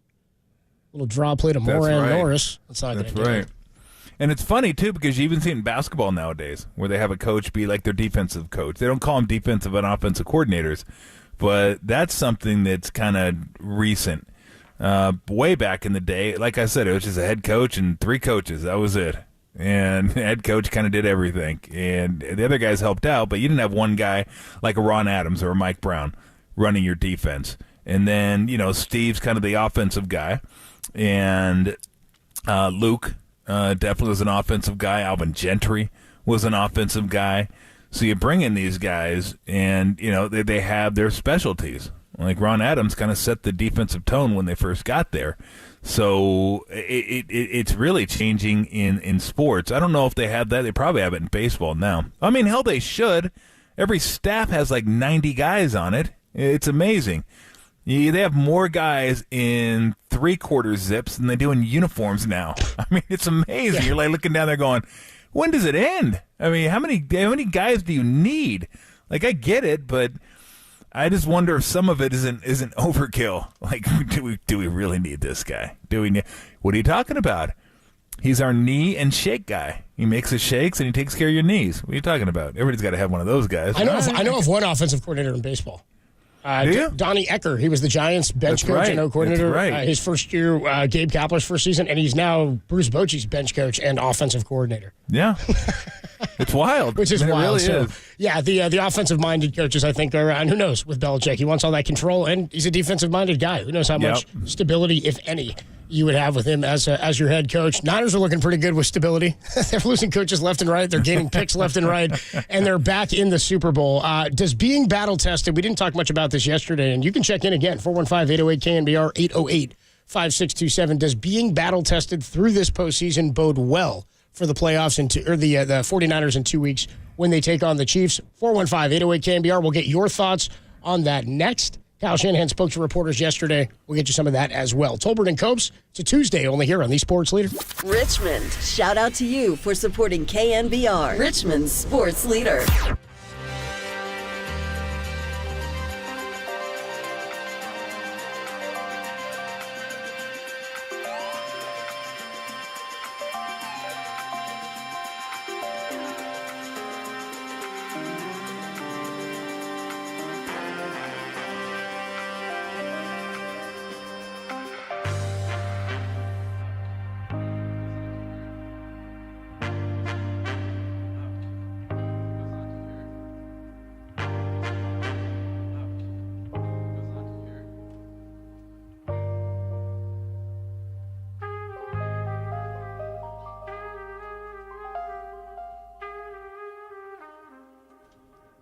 The 49ers are early 2-point favorites over the Chiefs in Super Bowl 58. There's more on that story trending on KNBR.com and the KNBR app.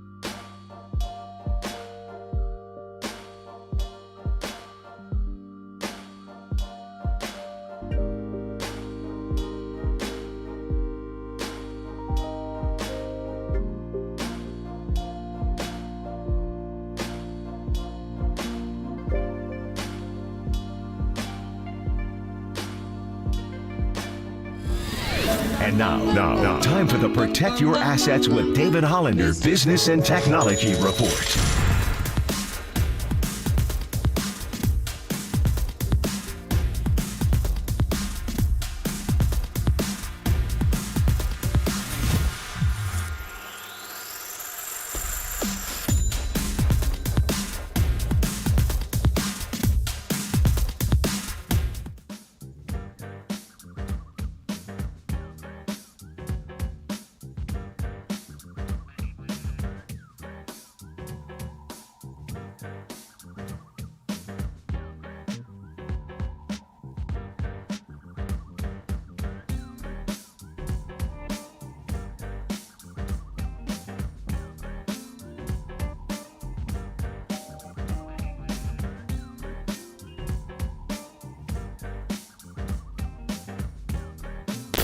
Missed an interview or want to hear it again? Catch them all at knbr.com/podcasts. You're tuned in to Tolbert and Copes on KNBR 104.5 and 680, the sports leader. Tolbert and Copes with you on a Tuesday afternoon. Niners back in the bowl, Super Bowl 58. They open as favorites, and you and I think, Tom, talked about it a couple of weeks ago. We said maybe it was leading into this game, but I think we both thought if they played the Ravens again, they'd be favored. And I think we both thought they would definitely be favored over the Chiefs. Everybody has so far in the postseason. Niners open as a small favorite, but it swung pretty hard immediately right after the line opened. 808 KNBR is the number to call and to text if you want to get involved in the conversation. Also check in on the YouTube chat. KNBR at 1045 is the account on YouTube. Does being battle-tested bode well for the 49ers throughout this postseason, through these first two games? Kyle Shanahan spoke to reporters yesterday. He said the last two playoff games have been good for the 49ers. Here's what he elaborated on. I mean, I always think when you go through stuff like this, it hardens you and prepares you for any situation. I mean, you want to be able to go through tons of games and be able to win games any way possible. And I always feel we're capable of winning a game any way possible, but it just hasn't gone that way this year totally. We've been able to win a bunch of games pretty easily where that fourth quarter isn't so stressful, and the ones that we lost, usually you could see that happening earlier before that too. So to get in some games like this, it's just good experience for our players and to go through it and to make sure to see how important it is to go through all four quarters, win or lose that. You're never out of it. I'm a big believer in the iron sharpens iron thing. I don't, there are people I'm sure are going to believe that they just skated by. It has been a different postseason for both the Chiefs and the Niners. I know the Chiefs got shut out in the second half, but Mahomes has looked like Mahomes. He's been damn good, right? I mean, he was fantastic in the first half last week. The Niners haven't looked like the Niners until the second half of last week's game, and even then, the defense questionable. Well, yeah, I mean, of course, after the last two games, they're hardened. I mean, that's about enough, though. I mean, after those two games, they're harder than a 20-year-old on Viagra. Whoa! I mean, it's unbelievable. So I've had enough of the hardened, the James Hardened. It's how about a nice Rich Hardened? A nice smooth coast victory by 4. That'd be nice. But they have not had against the spread. In the two games, they have not had the spread covered with the ball. The only time they had it covered was at the end of the Detroit game. The Detroit came back and scored the next drive. They went up to cover and then gave it back. Yeah, so they have not had the ball where you're like, okay, you get a score here, we're going to be in really, really good shape. And hell, they didn't even need a score to cover that game. They just get a stop or hold them to a field goal, and at least you get a push. Yeah. But no, but yeah, of course these things help. It's a rough way to make a living, though. You keep trying to do this, but you put in the bank again, more equity, more knowing that you can get behind and come back. I don't recommend it. I don't think it's a healthy lifestyle to try and pull that off over and over and over again. And I'm highly skeptical that if they try to pull the same act against the Chiefs, it's not going to go their way because the Chiefs are a different animal. They got Mahomes. They'll be able to run the clock and bleed the clock and do the things they need to do to kind of, keep the foot on the pedal. So, but yeah, of course it helps. I think anytime you put yourself in a situation like that and you come out victorious, yeah, it's going to help. It gives you more confidence. And again, the equity that I talk about, you think you can do something until you've done it. Well, now they've done it twice in a row now. And the one was It was close. It just didn't feel right. It didn't feel good. And they did what they needed to do at the very end. This one, they did what they needed to do, but they had to do it for the entirety of a second half. So 2 different situations, but yeah, they came through both of them. Like, yeah, I don't recommend getting behind 17-0 in the first quarter and go, hey, now we got 3 quarters to do it. This is going to be easy. We've done it in a half. We've done it in the last drive. We'll be good to go. So they did it in a quarter, by the way. They erased the deficit. Yes, I know. Well, they did it in like 4.5 minutes. Yeah, about 7 minutes if you count the field goal. But it was wild. So yeah, there's no doubt that stuff helps. Absolutely, that stuff helps. But yeah, it'd be nice to. I'm almost thinking about. I'm not going to change my mind, but if I ever was going to change my mind, like if the Niners won the toss, I'd almost be like, just take the ball, see if you can get up one time instead of giving the ball away. But I do not believe that. I don't. I still standing with the stick to the plan, dude. Just stick to the plan. You kick it off. You try to get the 2-for-1, which didn't work out for them at all against Detroit. They had a chance to do it, but they just gave the ball right back to Detroit, and they're the ones that scored at the end of the first half. So Detroit gets the ball first, touchdown. Green Bay gets the ball first, right down the field. Did hold them to a field goal, but you got 2 scores and 2 really nice drives. If you're going to kick ideally, obviously what you want is what Kansas City did against Baltimore. You defer, you kick it off, 3 and out, get the ball, score. It's like, okay, now we're cooking. Now we're the ones up, and we're on serve. So that's what you want. But, the first parts of the game have been really, really rough for them. Yeah. Really, really rough. So hopefully if they do the same thing this time, they can get a stop and get the ball and have the game tied with the ball in their hands, because it just feels like they're always battling uphill. And they really weren't against the Packers. I mean, they're up 7-6. Yeah. And then, they went back up again, like immediately. And then they went back down again immediately. It just kind of felt like you could never get any breathing room. Like they never can get any margin. And then the Lions, you got margin, but it was late margin. So, yeah. Again, I definitely think it helps, but I think it's an unhealthy way to live.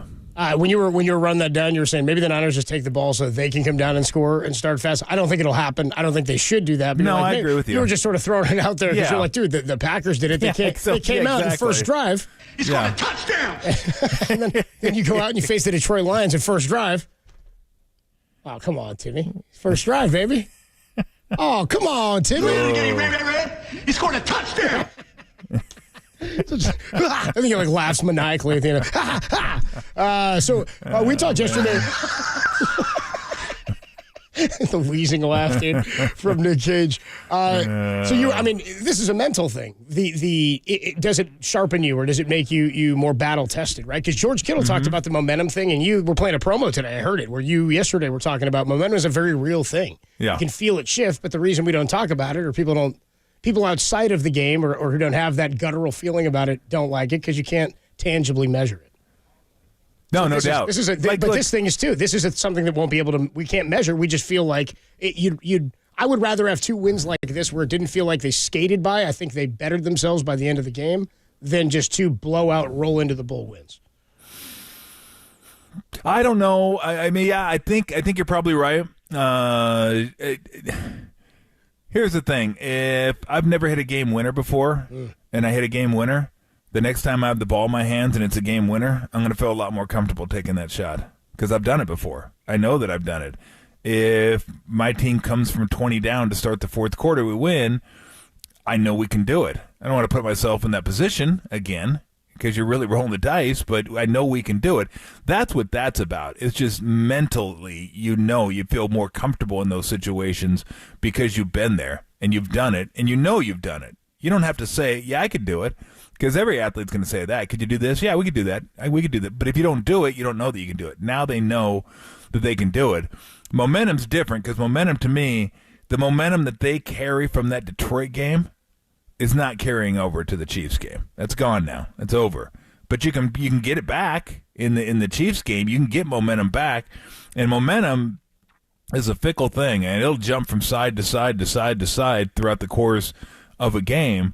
And that's why I go back to that 2 2-play sequence from the Lions that ended up in a 4th and 2 incompletion to Reynolds was that they had a chance to maybe not get momentum back, but at least put it back in neutral, where it's like, okay, they don't have it. We're back at neutral, we're back at square, we're even, we killed off 7.5 minutes. But what they did is when they missed it, then momentum started building again. Like it kind of started surging a little bit again because you get a big 4th down stop. Boom, okay, here we go. And then the Ayuk thing, then the momentum meter was just like, hit into the red. And then you score the touchdown, and then the fumble is just like, uh-oh, here it comes. That was like a wave of momentum that just swept over the Lions. And I'm sure you felt it there. It was just like wild. And they just couldn't get it back. They just couldn't get that momentum back, and the 49ers carried it through. And I thought it started with that play, that 4th down stop, because that is, one way or another, that is going to be a momentum shifter. If the Lions get it, it's a momentum shifter for them, a little bit of a deflator for the 49ers.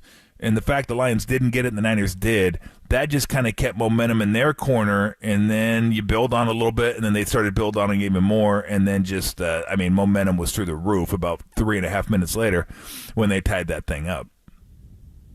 Tolbert and Copes with you on a Tuesday afternoon. We are going to catch up a little bit later with Matt Mayoko. We missed him yesterday, NBC Sports Bay Area 49ers insider. He was there speaking to Kyle Shanahan and was, of course, on the field after the game on Sunday. Greg Cosell, cannot wait to talk to Greg Cosell about this one and about the AFC title game. This will be a lot of fun talking about Lamar Jackson and what happened there, and Patrick Mahomes, some of those throws in the first half, and then Dante Whitner at 4:50. Always a blast to catch up with Dante Whitner. When we come on back, let's talk into let's turn the page to Brock Purdy turning the page. Brock Purdy and his mobility in that second half of yesterday's game, or of Sunday's game. We talked a lot about it yesterday. Last week, Steve Young kept talking about how Brock Purdy needs to turn the page from the Packers playoff game. I'd say he did just that. We'll get into that next on the Sports Leader. He scored a touchdown!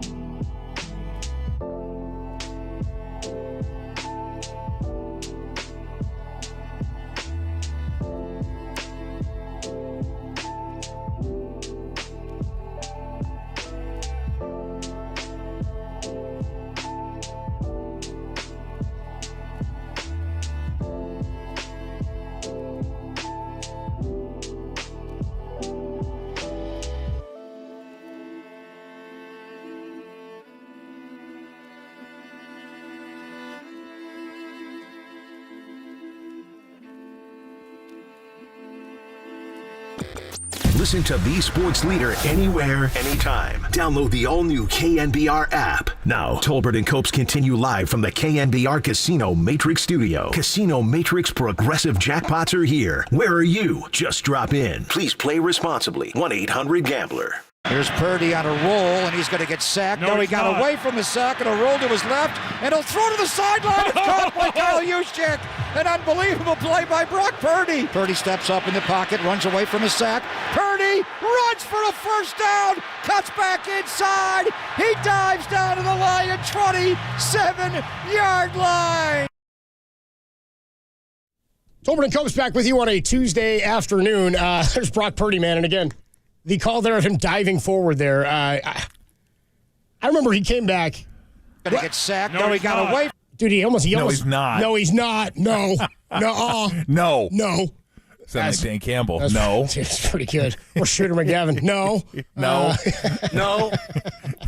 Yeah, dude, that's the one where it looked like he was getting pulled down forward. Like, and I thought it was like, did he scrape his forehead on the turf and stay up? He like folded in half and then popped back up and ended up making the run. And that's the one I think where he switches hands with the ball too. That just looks so cool, man. Remember last week even, he's holding the ball with the left hand, wipes it off. He's just, the game I think slows down for him in certain places. He gets sacked. No, he got away. No. And I think as evidenced. No. As evidenced by his change in the second half. His mobility was fantastic. Not only did he turn the page from last week's game, he had to turn the page from the first half. Wasn't sharp in the first half. 7 of 15, 93 yards, and that one interception. Second half, 13 of 16, 174, a touchdown, and 49 net rushing yards. How much better did Brock look in this game overall than he did in the Packer game? Even in the first half, how much better did he look to you overall? Oh, yeah, quite a bit. I mean, he wasn't off target as much as he was in the Packer game. Like I said, the Packer game was just wild, and I think the rain did have something to do with that. But, he missed a few throws, but, that's always going to happen. I thought the big one he missed was third quarter where they had to settle for the field goal. He had Jennings over the middle wide open and just airmailed him. That was a tough one. That's the one, especially those deep ends. He usually is on the money with those, and he wasn't. But for the most part, I thought he was good, really good, especially in the second half. But it was the full complement of Brock Purdy. You got the throwing and the running. Like, again, the running is what really stands out to me in this game because I think people question whether he is that guy. He is that guy. He can do those things. He is quick. He can avoid guys. He can pull away from guys for 5-10 yards. Like, he can do those things. And he's not afraid to do them. And he has a nice little presence about him where he can kind of feel it and then just sees it and goes, boom, gone. And he's not that guy to where they're going to put a spy on him. And the heavens, no, they're not going to do that. So he's going to have some lanes, and he took them. But even that, the completion to Juszczyk on the left side, that was just great. I mean, Russell Wilson used to do this better than anybody. You would have a shot on him, and then you just go flying. He'd like go turtle mode, duck down, wide base, and you couldn't pull him down.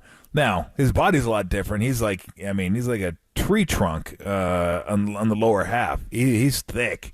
So Purdy isn't that, but he has that same kind of feeling like, where's the guy going to hit me? How do I need to position my body to get a little bit of leverage and make it harder for him to pull me down? And you can just see it with him. And that kind of stuff, it jumps out at me too. So, no, I thought that was a great game. It wasn't like his most artistic game throwing the ball, but when you factor in the runs, when the runs happened, those were big time. Like, those were big time. We just don't expect to see that from him. We've seen it on occasion, but to see it like all in one half, like you had a bunch of really good runs all in one half. You expect that from Holmes, from Lamar, Josh Allen, guys like that. But it was critical. His feet were absolutely critical, and he can do that. He absolutely can do that. He has quick feet, and he has quick kind of choppy steps to where he's not long. You don't want to be a long strider when you're trying to weave in traffic or get out of tight situations. Like long strider, you catch the ball and you got a straight shot, then yeah, being a long strider is awesome. Ted Ginn, one of the greatest long striders of all time, man. That guy just ate up ground. And when he got going, forget it. You weren't catching him.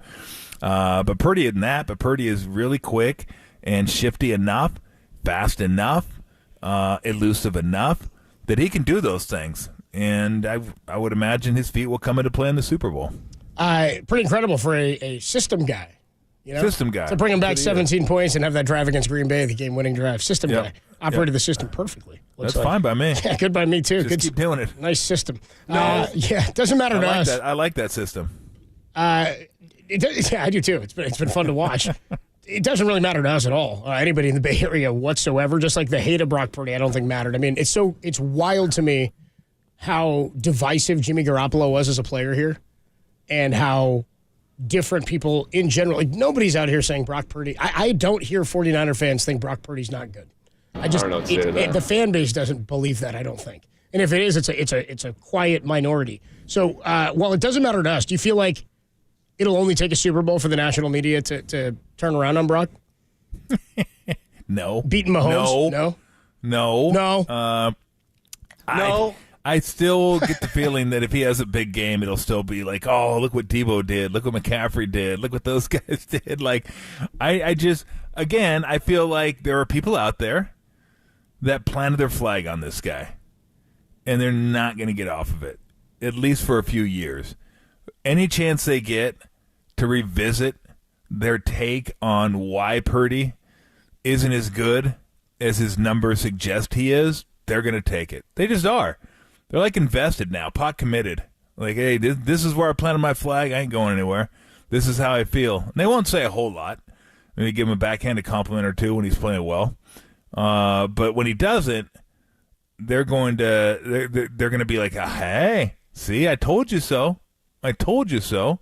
It's like some people just can't let certain things go. I always remember the Florio thing, that he got so upset that the Niners either they didn't tell him who they were going to draft at number 3, and he was so mad because he thought they were going to draft Mac Jones and they didn't. And Shanahan, I remember Shanahan saying, "Well, just because they get the story right, it's not up to me to correct him. Like, why do I have to go out of my way to correct him?" And they're just mad, and like he wouldn't let it go. Like they were going to take Mac Jones. They were going to take Mac Jones. There was a story this year about it. We're like, who cares? Who gives a damn? Like, bro, Trey's gone. He's not even playing here anymore. You got to understand, these guys are like out there and they got these egos, and it's like they want to say, see, I told you, I was right. I don't care what anybody says, because he gets all kinds of crap for saying that, I'm sure. And then when he has a chance to fire back, it's like, see, I told you this, I got this, now I got that. It's like, what are we talking about here? Like, what? This guy's not even on the team anymore. Like, we're still going back to the Lance draft? But it happens in other areas of sports too. Like, some of these guys, national guys, you plant your flag on something and you're just going to stay there because they take a beating, absolute beating, on Twitter, on social media, and they don't have a lot of ammo. But when they do, they're going to fire back. And they're still looking for ammo because they want to shut those people up. It's just like, it's ridiculous.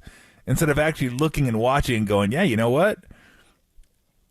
I think people could learn this phrase, and it would serve a lot of national media, correct? Probably a lot of local media as well. Maybe media just in general. I was wrong. No, we're not right. We're not right on everything. Right. I miss on a lot of stuff. Of course I do. We talk for 4 hours a day and give our opinions. Like, I'm going to be wrong on a lot of stuff. I mean, if I'm wrong, I'm wrong.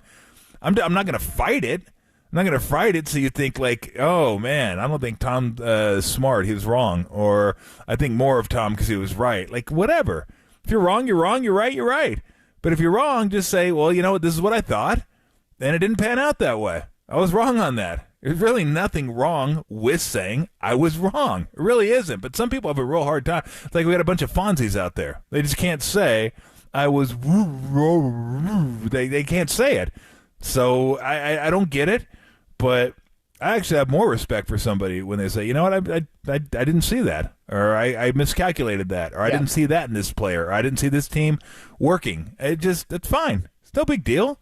You move on from it. You give your opinion, and we, like I said, we all have them, and we all have our rationale behind having those opinions, watching a bunch of games, reading articles, looking at stats, Me, I like watching. I like watching and forming my own opinion on stuff. I don't want to take someone else's word for it, but it doesn't mean I see something.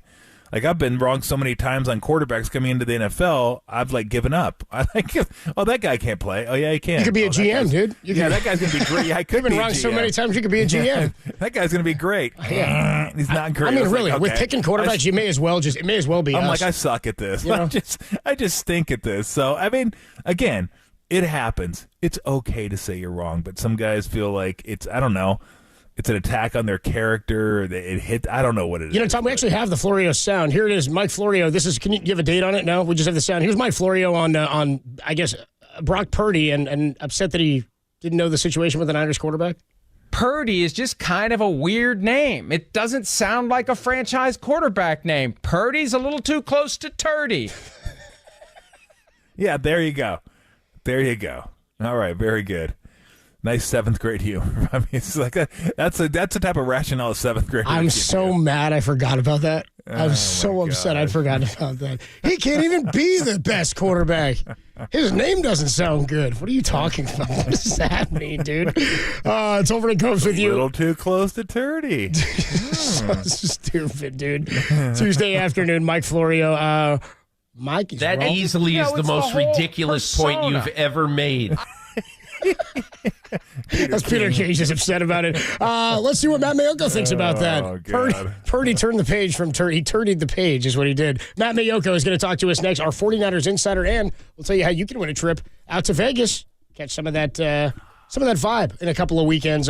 We've got an opportunity for you in just a little bit. Matt Mayoko, our 49ers insider from NBC Sports Bay Area, joins us next on the Sports Leader. Purdy's a little too close to Turdy.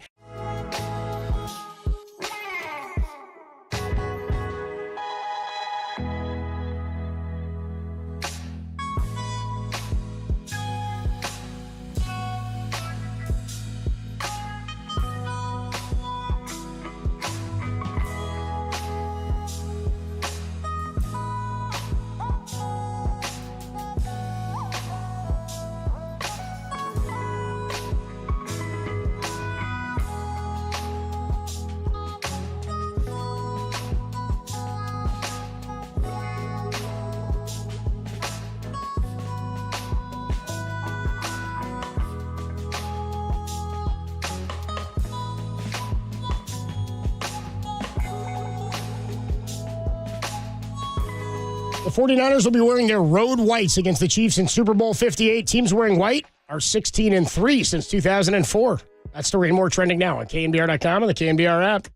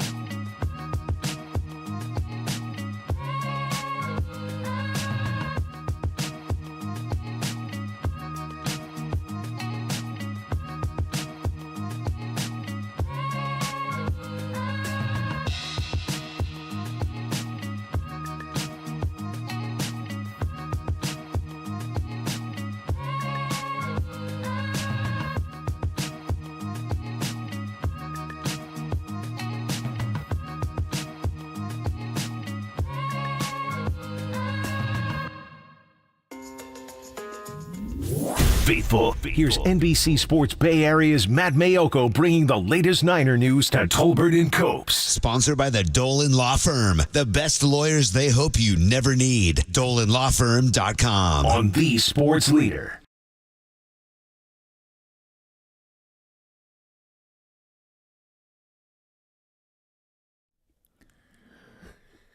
All right, we are talking, of course we're talking 49ers. We'll be doing that for the better part of a couple weeks, I am sure. And to help us do it right now, our good friend, NBC Sports Bay Area, Matt Mayoko. Matty, what's going on? Gentlemen, not a whole lot. I was just telling Derek that I'm rewatching Super Bowl 54. Right now, the 49ers are down 23-20. Kansas City ready to kick an extra point with 2:44 left in the fourth. So if you want, after I'll call you back later to tell you how it turns out. No, I can save you. I can save you the rest of the 2:44. They lose. Jeez. Yeah, there goes. The spoiler alert. Damn Mosley biting on the in route. God dang it. Anyway, moving on. I don't remember that play at all. Oh God. You know what that means? You're doomed to repeat history if you don't remember. God, you don't learn from it. Yeah, I always want to quote that, but I always forget how it ends. My interpretation was a little bit clunky, but I think I got the point across. We'll figure it out. So we've been talking a lot about Purdy's legs and how impressive he was in the second half. Like, he threw the ball well. There were only a couple throws I remember that were, off the mark, kind of similar to maybe the Green Bay game, but that happened over and over and over in the Green Bay game. Totally different game in this one. It was much more about the defense and their inability to stop the Lions running or passing. But his legs were just a weapon. And I don't think people look at him like that, but he's that guy. He can do those sort of things. He might not do it all the time, but he's got a really good feel for when to take off and when to pull it down and when the rush is coming to try to avoid it and maybe dodge a tackler. But that when you put that with his passing in the second half, he was awesome.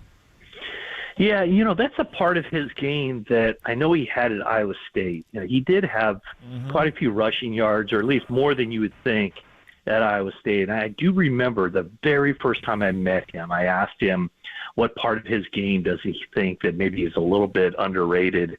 And that's one thing he cited, his ability to run and kind of make plays when nothing is there. And so we have seen it, but we've seen it mostly behind the line of scrimmage. We've seen him escape the rush, spin, get out, duck, get out of traffic, and then find some space and either throw the ball away or make plays down the field, kind of those second reaction plays. But I think this is the first time that he's bought that time and then basically seen the middle of the field completely vacated and said, what the heck, I'm just going to run for it. And, the one was probably the biggest when he outran Anzalone, made it to the first down and continued down the field. That was a big third down pickup. But, yeah, that's, there are very few designed runs they have. Every now and then they do a read option. And he did carry, I forget which game, was it the Packers game maybe, where he did keep it. But those read options haven't been very successful at all. But there is that element of his scrambling ability that he doesn't show much, but when he did the other night, those were big-time plays. Talking to Matt Mayoko, our 49ers insider from NBC Sports Bay Area. He joins us courtesy of the UMA guest line. I was saying it's so funny because you mentioned you're watching Super Bowl 54. I said, isn't it wild how divisive and polarizing of a quarterback Jimmy Garoppolo was for the fan base? But while there's all this noise from the outside of 49ers fandom and the national media over the last couple of weeks, especially after the Packers game, has seemed to be more critical of Brock Purdy than even throughout the season.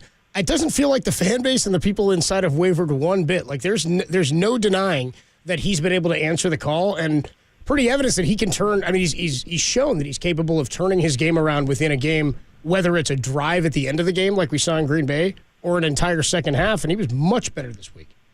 Yeah, I think, the more, who knows where it's going to go from a national standpoint of people, trying to diminish what he's done or discredit him. But I think that is turning into the easiest possible, tell me you haven't watched the 49ers play without telling me you haven't watched the 49ers play. It's to say, Brock Purdy isn't all that good. I mean, Brock Purdy is a darn good quarterback. And I didn't hear anybody talking after the Packers game when they marched down the field talking about the weapons, when, he has so many playmakers around him. How can he not succeed? Well, he was throwing the ball to Juwan Jennings and Chris Conley on that drive. And so, I mean, just everything that he's done since he's been with the team and since he's been in the starting lineup has just been, it's just been crazy to watch. But, I mean, among the fan base, Garoppolo was very polarizing. I mean, there wasn't a week gone by where, people either emails or social media or whatever were complaining to me about Garoppolo. I don't recall anybody, 49ers, from 49er fans, and certainly nobody inside the building complaining about anything that Brock Purdy does. So certainly the fan base seems to be galvanized behind him in maybe ways they weren't galvanized behind Jimmy Garoppolo. Yeah. Let's get back to a conversation or continue a conversation we had last week about the rush defense, which was atrocious again. And I'm not sure why. And I don't know, you probably watched the game a second time. I'll give them credit for getting the stops when they needed to get stops in the second half. But it wasn't like the defense just flat turned it on and became all of a sudden like a dominant defense. I mean, they got 2 fourth-down stops and a fumble. I mean, Detroit moved the ball. They ran the ball. They threw the ball. Maybe not at the same clip as in the first half, but maybe because they were tired in the first half. The running backs were like, good Lord, I'm exhausted. I keep running for 8 yards a carry. What the heck's going on? But what is it? Is it coaching? Because I'm always reticent to call out coaching because I just don't know enough to look. I don't know schemes, and I don't know what player responsibilities are, to be perfectly honest. And if I don't know what a player is supposed to do, I can't say we'll look at the coach. Because the coach could tell. I've said this yesterday, Matt. Like, I've seen players in basketball, like they'll call a timeout, set a play for a player, and by the time he gets to the court, he forgot it. Like, what's the coach supposed to do? Mm-hmm. You can't remember it for you. You can't tell you, like, hey, you're supposed to be here, right? I mean, you can't hold your hand the whole way through. So I always leave that open as a possibility. Like, there are players out there that just are doing what they shouldn't be doing. That being said, some of the same runs in the Packer game, in the Lion game. Early on, outside, crack back, they get a tight formation, crack back on the defensive end, 8 yards, 9 yards, 7 yards, and they just gutted them up the middle. Like, what am I missing here with these guys that are, really good players? And that's why I bring up the coaching, because I'm just wondering, they're still really good players, but it's just not the last couple games, they have not looked like a top-flight defense. In fact, they've looked like a bottom-flight defense.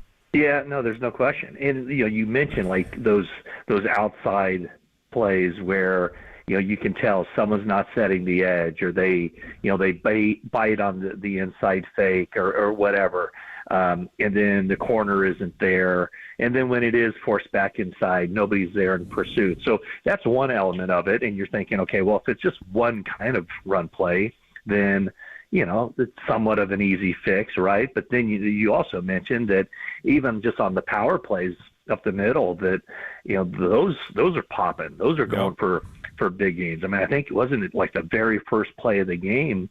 It was Montgomery up the middle, and Jair Brown filled the hole and ended up making a stop. I don't know, maybe 12 or 14 yards down the field. And if he doesn't make that one-on-one tackle, instead of a 4-play 75-yard drive, it's a one-play 75-yard drive. The way Bosa explained it to me was, the way he talked, it was almost like he meant it literally. He said, on one play or each play, one person is not doing his job. So it's just like it's not like full-scale meltdown. 10 guys are in a gap they're not supposed to be in, or there's all these missed tackles. Yeah, sure, there have been some missed tackles, but I'm not sure that that's necessarily the point. The point to me is that there's not enough helmets around there to be in position to miss the tackle. Yeah. So I don't know what it is. It just, I mean, they have 2 weeks to figure it out. After the game, I talked to Steve Wilkes, and that's his focus, as well it should be, to get those mistakes corrected. And can Kansas City capitalize on that? I'm sure they can. I think it's a different beast going up against Detroit Lions, where they have two kinds of backs, and they ride those guys, and they do a really good job with that. It's a different kind of challenge going up against Kansas City, but no, they got to figure some things out. And I mean, to your point too, I mean, and I guess it's just kind of the way the game unfolded, but I mean, the Lions had 20 rushing attempts in the first half and only, I think, 8 in the second half. And they really never stopped them with the running game. I mean, they kind of slowed them down a little bit. At least they didn't give up the big play, 40-yard runs or anything like that. But in a lot of ways, it was, I think the Lions kind of stopped themselves offensively because there really wasn't a whole lot of indication that what didn't work for them, or I should say what worked for them in the first half wouldn't have worked for them in the second half. They just, the way they distributed the plays and some of the breaks the 49ers got along the way. And yeah, they tightened things up a little bit, but I mean, that's kind of that kind of effort. And I use the word effort too. That there were some plays where you could tell that the effort wasn't there. So I think it was just breakdowns across the board, probably schematically, physically, and effort-wise. Talking to Matt Mayoko, NBC Sports Bay Area, our 49ers insider with us on the UMA guest line. We've talked a lot about the players, the big plays, the Ayuk catch, Christian McCaffrey, Brock Purdy, even Nick Bosa's sacks. Was this Kyle Shanahan's shining moment as a head coach? Well, I guess to this point, this is the second time he's been to a Super Bowl with the 49ers. The first time was, there really wasn't a challenge. They just breezed through the Vikings. They breezed through the Packers. They never really had to even consult the portion of his play sheet where they have forward passes listed. I mean, he just ran the ball. So it wasn't a whole lot of creativity. I guess Shanahan does get some credit for, not trying to make the first trip to the Super Bowl about himself, in the sense that, you got these great pass plays designed, let's show them, even though there's no need to. I mean, they rode Tevin Coleman and Raheem Mostert all the way to the Super Bowl. But, I guess the big knock has been on Shanahan that, he, for whatever reason, he hasn't been able to lead a comeback. And by winning 2 games in the fashion that they did, when certainly things did not look good against the Packers, and then things looked even worse than that against the Lions, to be able to make it through, win his annual, or what seems like his annual 2 playoff games a season, to get to the Super Bowl. But yeah, I don't think people will remember it, but it doesn't have the same impact, those 2 games, unless the 49ers finish the job. I mean, we remember the Dre Greenlaw play against Seattle final week of the regular season back in 2019, but that play would be an all-timer in franchise history if the 49ers had won the Super Bowl that season. So that's something to keep in mind. When you have a franchise that has 5 Lombardi trophies, the ones that get away aren't put up there in the same category. So if they somehow can finish that job against Mahomes and Reed, then I think these past 2 games, the past 2 playoff games, will be looked upon as seminal moments in this generation of 49ers football. How did Debo come out of the game?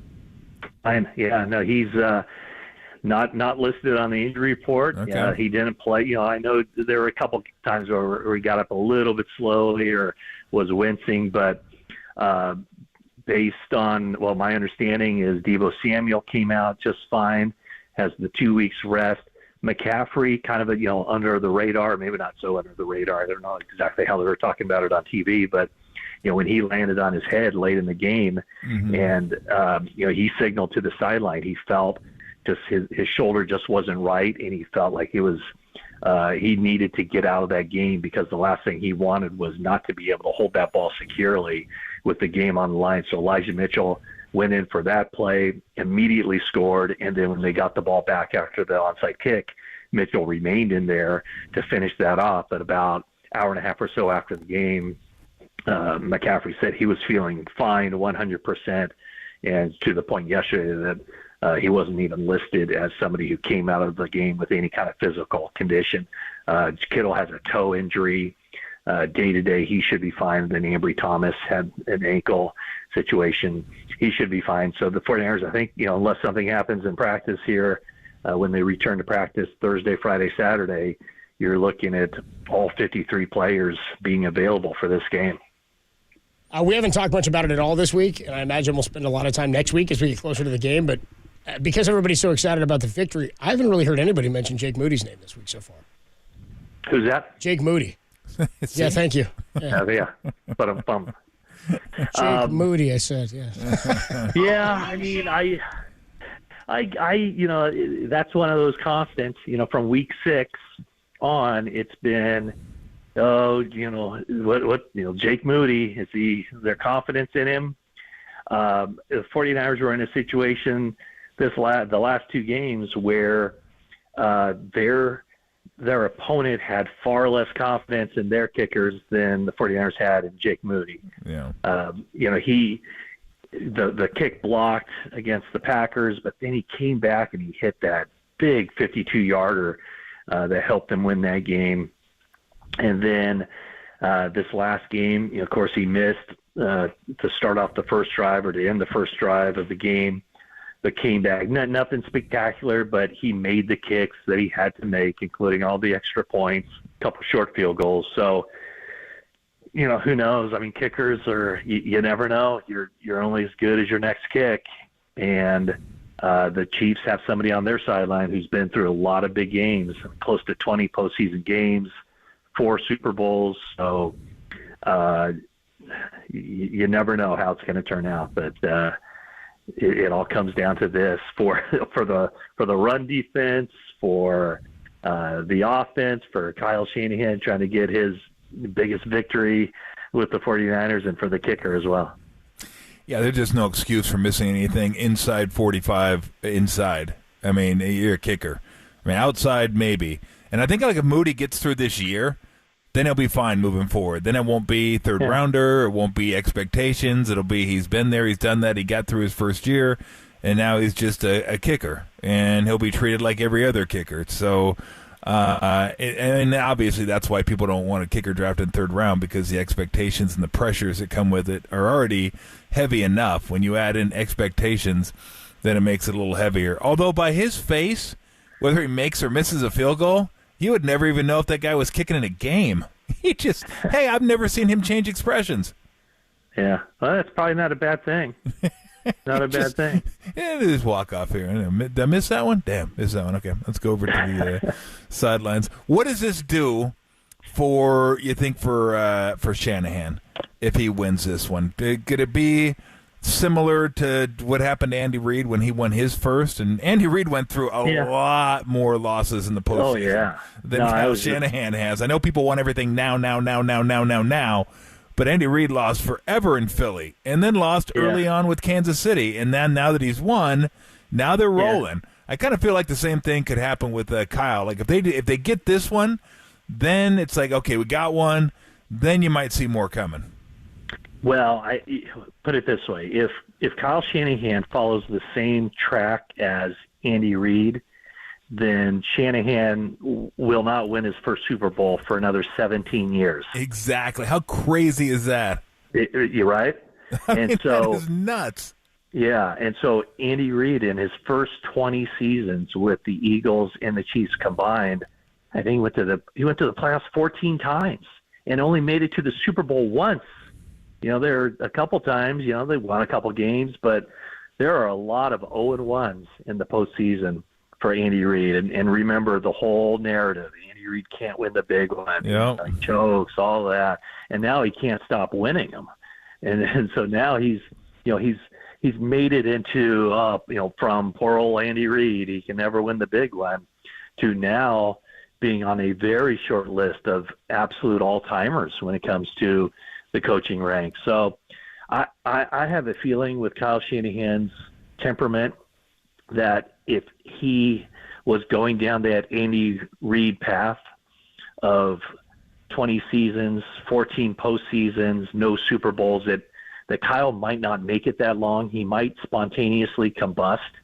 And I think, this year, I mean, I can guarantee you if the 49ers win, or I'm sorry, if the 49ers lose this game, everybody will be saying, oh, you can't win the big one. Yeah. Oh, yeah. And the fact of the matter is, I mean, every time he's been into the postseason with the 49ers, they've won 2 playoff games. But instead of a 2-1 postseason, he needs a 3-0 postseason. And, if or when he gets it, then he kind of takes over, there will be nothing to say about him other than he's one of the best coaches that we've seen. Yeah. Considering where he took over that franchise, they were so bad when he and John Lynch took over, and it was supposed to be a big, long fix. It wasn't going to be done overnight, and they ended up doing it in 3 years. And other than that one kind of oddball season, I mean, they've been right there. They've been as good as any team in the league. They've been a Final Four team for 4 of the past 5 seasons, but you don't get all the credit, nor should you, until you finish the deal. Yep. That's been their entire focus. The funny thing is, and I knew Reid was there in Philly that long, and the fact that it took him forever to win one in Kansas City. He never won in Philadelphia. Got to a Super Bowl, NFC Championship games. How in the hell did he not get fired? It's Philadelphia. They were talking about getting rid of Sirianni. He just went to a Super Bowl. I mean, and look, that's what happens. I remember people were talking about getting rid of Sabian. And I was like, look, this guy knows what he's doing. It doesn't always happen when you want it to happen. You can't say 4 years, win me a championship. Like, if you're good at something and people understand you're good at something, they're going to stick with you because they're not just looking at the big picture. Like, they want to win it, of course, but it's not just about that. It's about everything. And, other than a Super Bowl, Andy Reid was as good as it got in the NFL. And I know that doesn't mean a lot to some people. Some sports fans do not care. They just want championships, don't want to hear about anything else. But there's a much bigger picture there. But it's still surprising when you actually sit back and think about it. There is no way he does not get fired. In Philly, of all places where he couldn't win the big one, that he lasted that long. I didn't really even think about it until you brought it up. I'm like, now that I think about it, how the hell did he survive there? Yeah, though, when you're around a situation, people know, if you're around and a guy could be winning and maybe lose late or whatever. And I mean, the players, probably in most cases, the media, the organization, they know whether this guy is a good coach, whether the players are still behind him and have buy-in, whether he has a plan to fix it and to be good next year. And then you can just sense though when it's done, when the players have tuned a coach out, when ownership is just done with the guy, when a guy might be done with the situation. So every time there's a situation around the league, will this team fire that guy, or are they going to move on? If you're close to it, you get that sense. You can tell. And I mean, a lot of times guys don't get fired because of their record. They get fired because of so many other things, including just not being able to get the team on the same page, not having a plan, losing, an individual losing respect within the locker room, turmoil with ownership. There's so many different reasons that a coach loses a job, and record is obviously it's a big part, but it's not the only part. Guys who are one and done, generally, if not always, have either lost the locker room or ownership is of the opinion that they can never get the locker room and that there's no plan to get better, because guys are different when they're in a lead position. And Andy Reid is somebody that I don't know him personally, but everything I've heard, the players love playing for him. They play hard for him. Obviously, he's a smart football guy, puts together a good coaching staff as well. So guys like that will always get the benefit of the doubt and stay maybe even 2, 3, 4 years longer than somebody else might. Sure. Now, we always appreciate the time, man. It's going to be an eventful couple of weeks. We will see you out in Vegas next week, and should be a fun one, man. See you out there. Sounds good. All the shows going to be out there? We'll all be out there, yeah. Awesome. All right. Whole station's coming out. We'll see you there, man. Good deal. See you out there, man. Matt Mayoko, our 49ers insider from NBC Sports Bay Area. And maybe you want to go to Vegas, too. And that's where Fontainebleau Las Vegas is the newest luxury resort and casino on the Las Vegas Strip. We want to send you there for the big game weekend. One winner is going to score a trip for two to Las Vegas, including airfare, a 2-night stay at Fontainebleau Las Vegas, $150 credit to spend at one of its 36 restaurants and bars, and 2 tickets to the Fontainebleau Las Vegas big game viewing party at Blue Live Theater. Just listen weekdays for the national text keywords for your chance to win. Find the official rules at knbr.com. Grand prize, 2-night stay at Fontainebleau Las Vegas, $150 food and beverage credit, airfare for 2 plus 2 tickets to the Las Vegas big game viewing party at Blue Live Theater. And the code word, you want to text this to 95819, text LIGHTS. That's LIGHTS to 95819, and there will be a new code word tomorrow. When we come on back, we didn't have a chance to get into any of this yesterday. What, Super Bowl's here? So is the NBA grab bag. The NBA grab bag. NBA grab bag is next. What the hell is that? On the Sports Leader. Bay Point, shout out to you for supporting KNBR. Bay Point Sports Leader.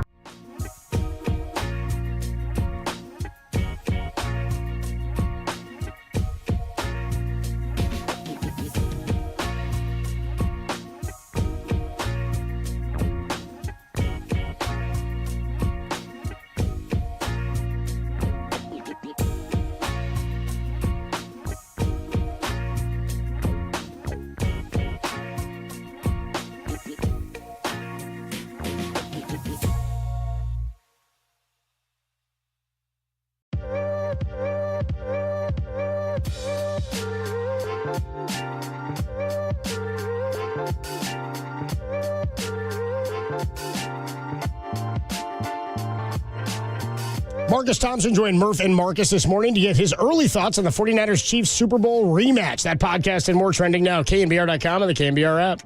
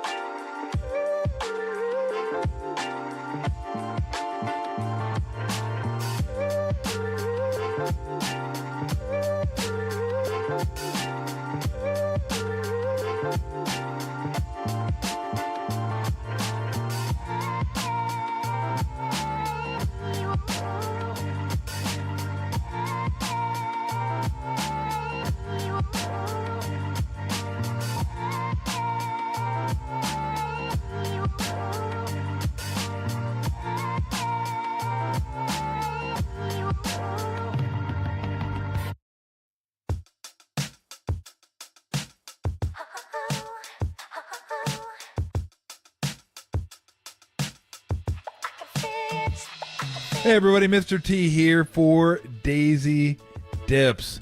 Oh, you know how we roll over here. We go pizza, wings. Some people like chips and dips, and you want to have everything as simple as possible. Order in the pizza. You might make the wings, but the chips and dips, you don't even want to have to make it. You just wanted to crack it open. Well, now Daisy has you covered. They got the French onion and the ranch dip. All you have to do is crack those bad boys open, and you are good to go. So, a staple for the weekends when you're watching the games is snacking. And a staple of snacking, Daisy Dips. You're a Daisy if you do.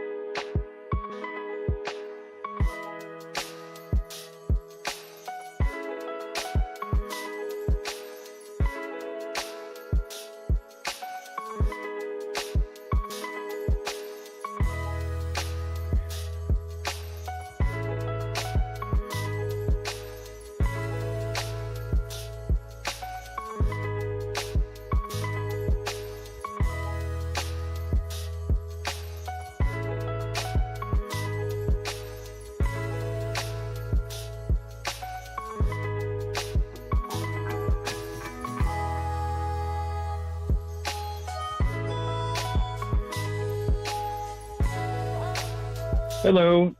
I like most of the sounders on KNBR, but the NBA grab bag sounder is really stupid and annoying, and you play it all the time. You can really do better. Please get rid of that stupid sounder. We can do better, he said. You don't know us at all. Tolbert comes with you on a Tuesday afternoon. NBA grab bag. NBA grab bag. Yeah, look, just because it's Super Bowl next week and we have a lot of 49ers stuff to talk about, still going to be joined a little bit later by Greg Cosell and, of course, by Dante Whitner at 4:50. We'll get into some dubs as well as they're back in action tonight out at Chase Center. But the NBA grab bag, it shows up. We got to deliver. It gets delivered. Here's the deal. This is not an NBA roundup. This is an NBA grab bag. NBA grab bag. I'm taken aback by how many NBA stories are in this NBA grab bag. Why don't we start here? We didn't react to this yesterday. Luka Doncic, 73 points on Friday night, with Devin Booker scoring 62 points in a loss. It was the second time in the last week and the fifth time in NBA history that multiple players had 60 on the same day. That's wild. Yeah, in both those, neither did. In both those instances, the guy that scored 62 lost. Karl Anthony Towns and Devin Booker. Oh. So I saw that Doncic had 73, and it was on NBA TV later that night. So I recorded and watched it the next day. That's what happens when you get an unreal score going against some of the most wretched defense you will ever see in your life. I mean, he was on fire. And the Hawks defense was just incapable of putting up a fight at all. He must have had 8 points on just straight line layups with like no resistance. I mean, France put up more resistance, and these guys didn't do. I mean, it was brutal. Thank you, appreciate that. Yeah, but it was awesome. Viva la resistance. Yeah, it was awesome watching it. I mean, it's just like, good night. You got to be kidding me. I think he had like 41 at half or something like that. It was wild, dude. It was insane. Yeah, it was wild. That dude can ball. Remember we had the audio of Jeff Teague when Clay had 37 in the quarter, and he said that they had the box score, and he tapped they were like in the huddle, and he tapped him. He said, "Hey, look at Clay's name on the box score." Like even the players on the opposition, like, dude, that's insane. Look at that, dude. That's wild. Moving on here in the NBA grab bag. More NBA stories here. Questionable to say the least. Doc Rivers. This is how into football I was. Made his debut as the Bucs head coach last night. Didn't find out until I saw him in a Bucs like a quarter zip after the game. I was like, wait, what? When did this happen? It was his first game as the head coach. First time in his coaching career. He's taken over a team mid-season now, and he takes over the number 2 seeded Eastern Conference Milwaukee Bucks. They lose last night to Denver, 113-107, but keeping Denver to 113, pretty damn good. Defensive efficiency, yeah, Derek, I'm coming at you with Bucks defensive efficiency, ranked 24th in the NBA entering that game last night. Doc Rivers, after the game, talked about the half-court defense being real good. I think that's going to be an awesome addition for them. Says he's going to take some time to let their offense sort of simplify while he just tries to work in some of his stuff. I love this for them. I think this is a good ad. Yeah, give them a month and then see where they are in a month. I mean, we're in second place when they hired him. So it's not like they have to dig out of a hole. They're there. They just didn't look like a championship team. Let's see in a month if the offense or the defense can equal the offense and they start looking like a championship team. Just like marriages and all kinds of other things don't end well. All kinds of other things, yeah. Movies. Yeah. M. Night Shyamalan flicks. Moving on here in the NBA grab bag. how about this? NBA all-time three-point leader Steph Curry and WNBA single-season three-point record holder Sabrina Ionescu are going to compete in a three-point contest at NBA All-Star Weekend. Pretty cool. And she's got a relationship with Steph, doesn't she? Going back to her days in college, I think they've had. He went to many games of hers, and she worked out at his camp or something like that. But they've got a previous relationship, so pretty good there. Let's get past the NBA stuff in the NBA grab bag here. Moving on here, and the story of the morning in the NFL: Lions offensive coordinator Ben Johnson, after apparently having a price tag of $12 million for a guy who's had no head coaching experience.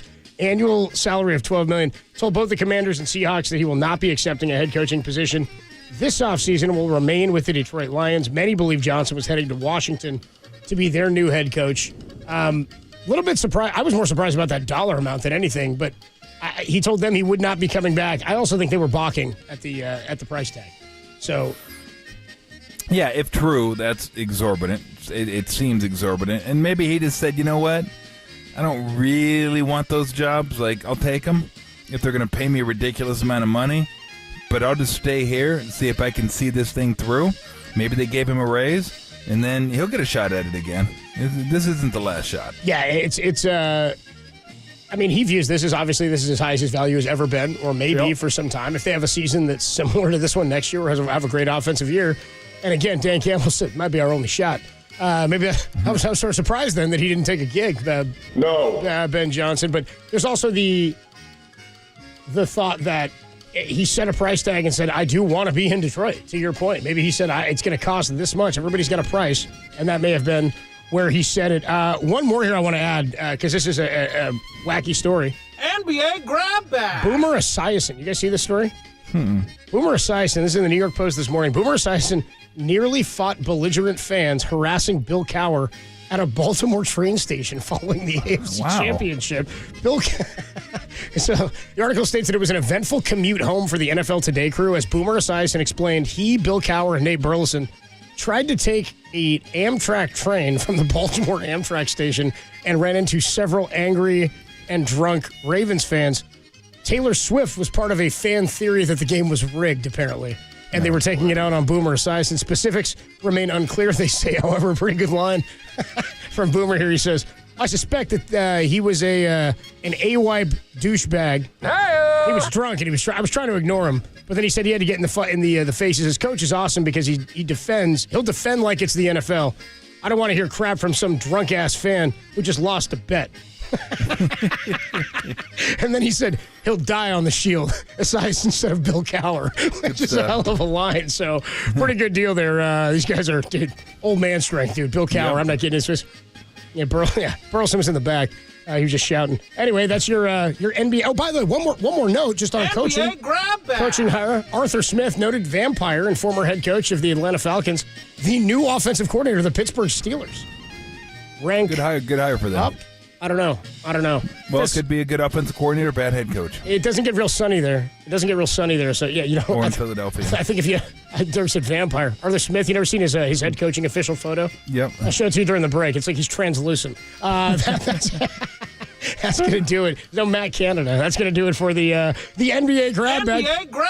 We'll get you the latest on the Warriors. Warriors and Lakers. Hell of a game on Saturday night. They lose in double overtime again by 1 point, this time at the hands of LeBron James. We'll get your reaction, Tom, to that game from Saturday. You were out there. And we'll talk a little bit more as the Warriors are kind of in no man's land on the Sports Leader.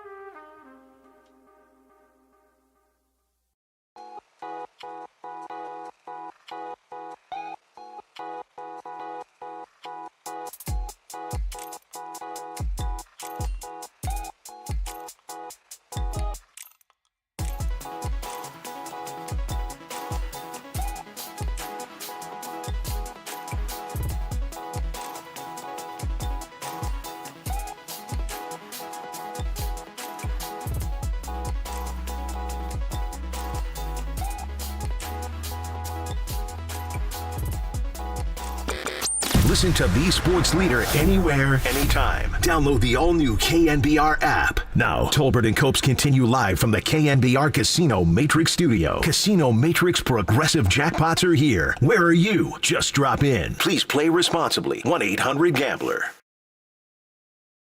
Curry comes free. Curry, wide open three. Bang! Bang! Curry from downtown. Warriors up one. Timeout. Reeves to James. James puts it on the floor, drives inside. Layup is up. Foul.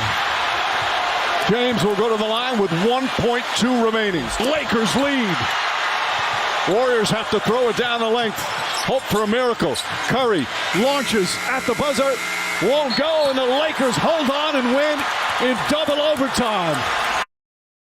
Tolbert and Copes with you on a Tuesday afternoon. Going to be joined a little bit later by Greg Cosell and by Dante Whitner. Talk more about the 49ers and the Lions game the other night. We got a lot of great stuff, by the way, coming your way next week on KNBR. We got to keep you updated about in terms of 49er coverage when we are all out in Vegas. And I'll get you some of that in just a minute. You're going to get a bunch of replays of great games from earlier this year. And that's not the last you've heard the calls from that Lions game on Sunday. Let's get into a little bit of Warriors basketball.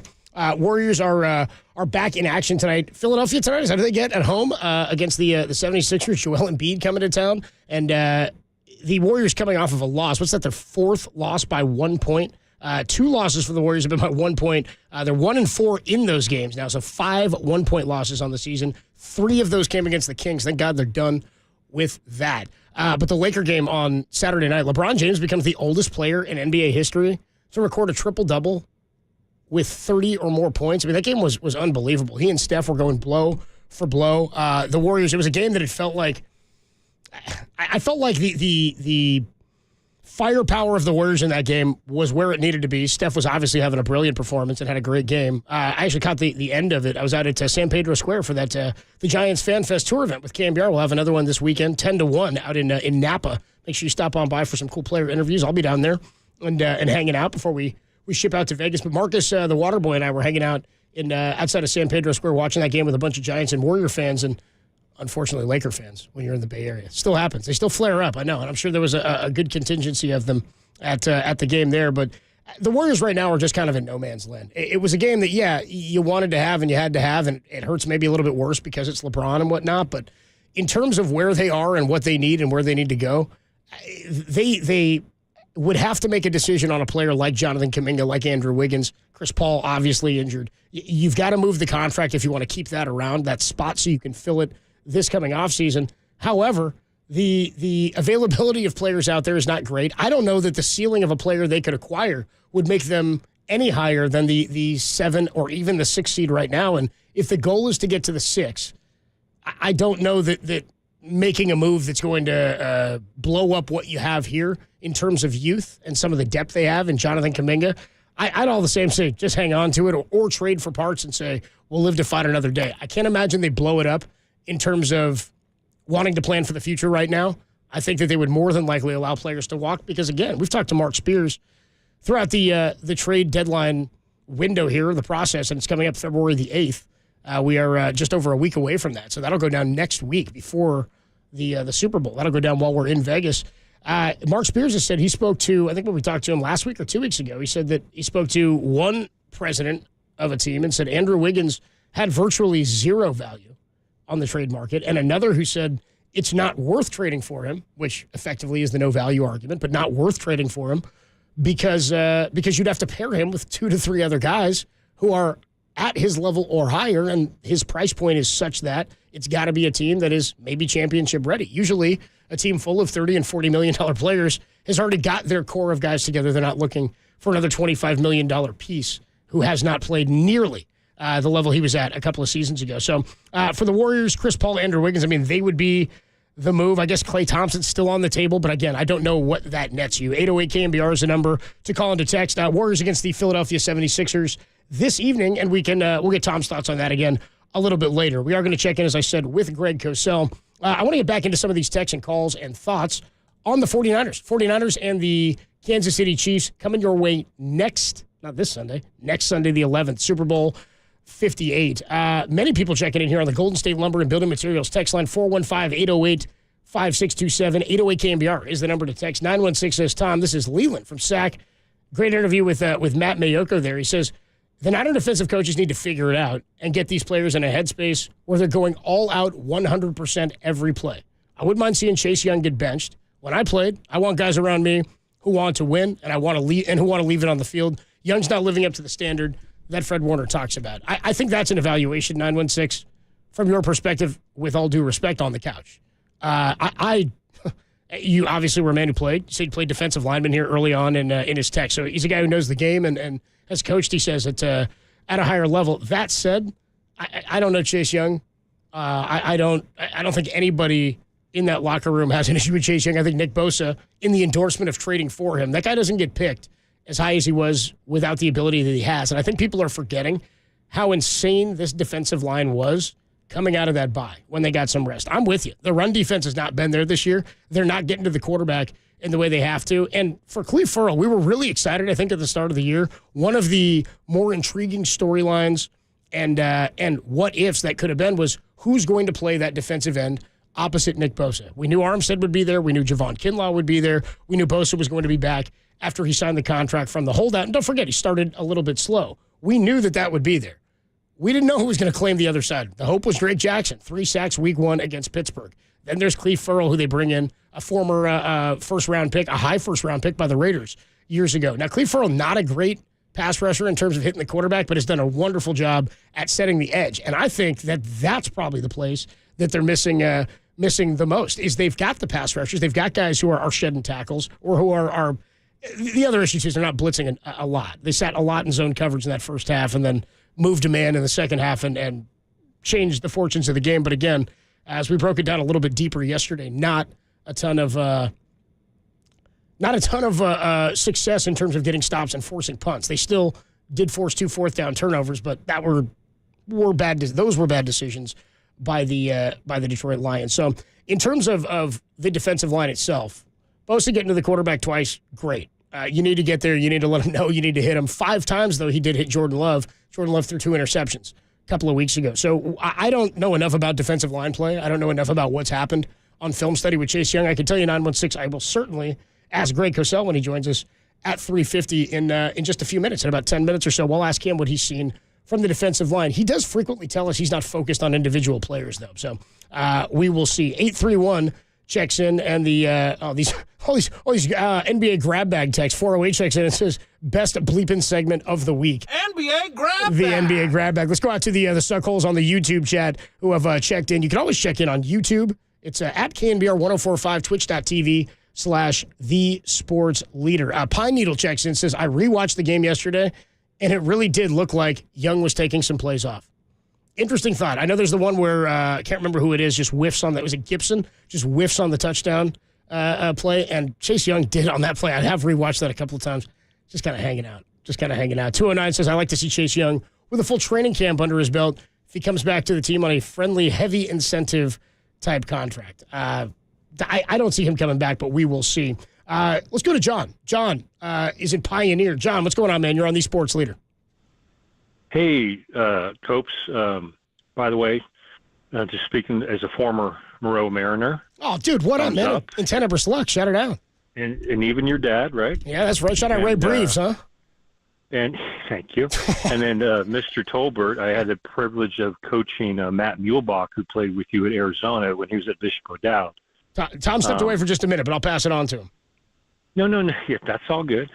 So I was just kind of curious. I'll keep it super simple, but Copes, are we at the point where we now just have to acknowledge that this second-year quarterback is in Purdy? Is he just not the real deal? I mean, is there anything else he needs to prove? I mean, I just wanted your perspective on how you've seen the national narrative be a little bit of dissonance, but what your perspective was on where this guy is actually, how you view his overall being as like legitimate upper tier 49er quarterback in the litany of all these great quarterbacks we've had prior. Yeah, I appreciate the call, John. It's a good question. I will tell you this, and Tom had we had this whole conversation earlier about admitting when you're wrong. Like we played the sound from from who was it? Pro Football Talk. What's his name? Who's the guy we played the Turdy and the Purdy? I blank on his name all the time. Mike Florio. Yeah, I'm glad I blanked on his name. Anyway, Tom said it's okay to admit when you're wrong about stuff. So last season, and Tim will back me up on this.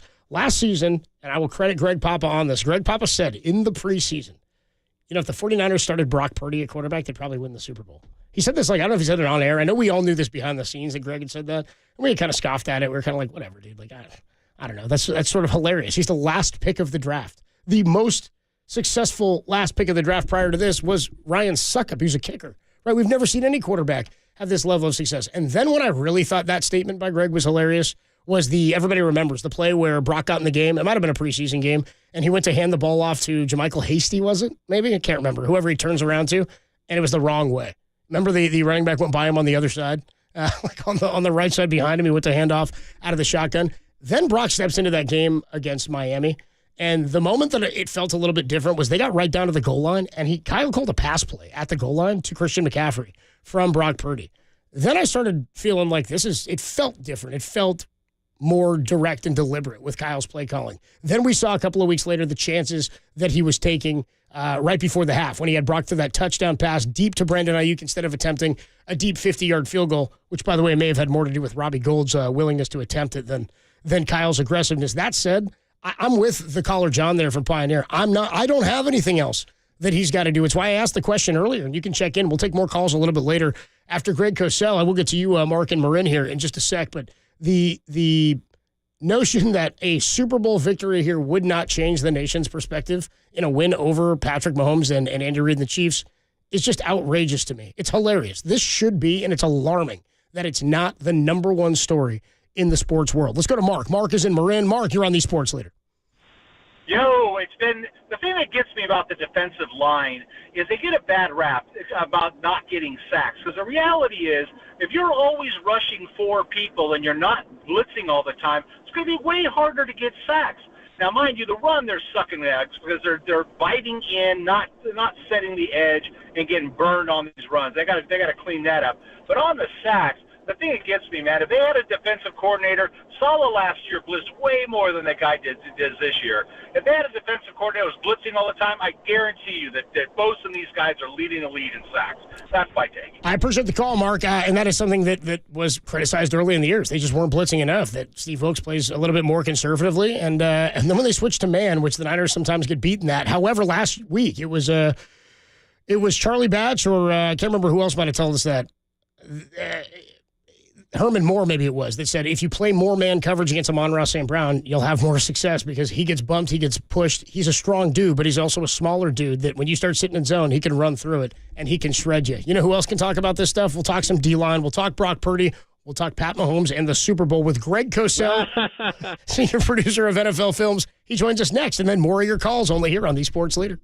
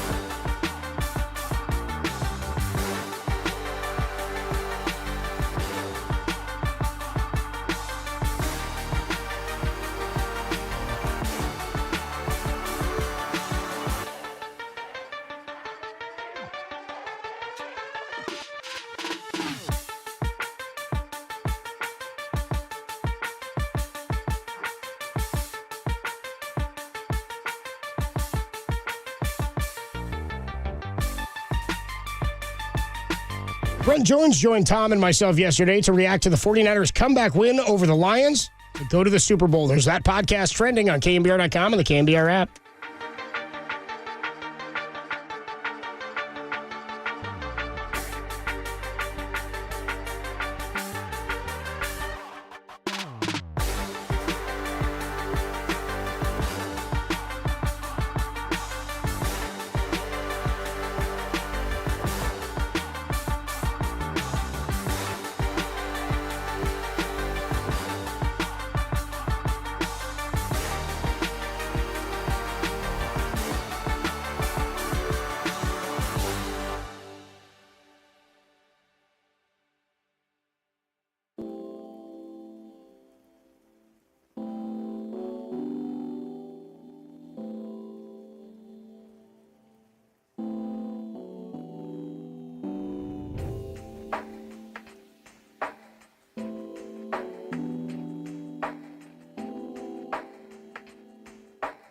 Hey, what's going on, everybody? Adam Copeland back here. My good friend Steve Moskowitz is hanging out on the line. Steve, what happens if you can't pay your taxes? You call us and let us take over for you. A lot of people can't pay their taxes. It's like somebody pushed you off a pier and now you're drowning. All this water's over your head. We don't want you to feel that way.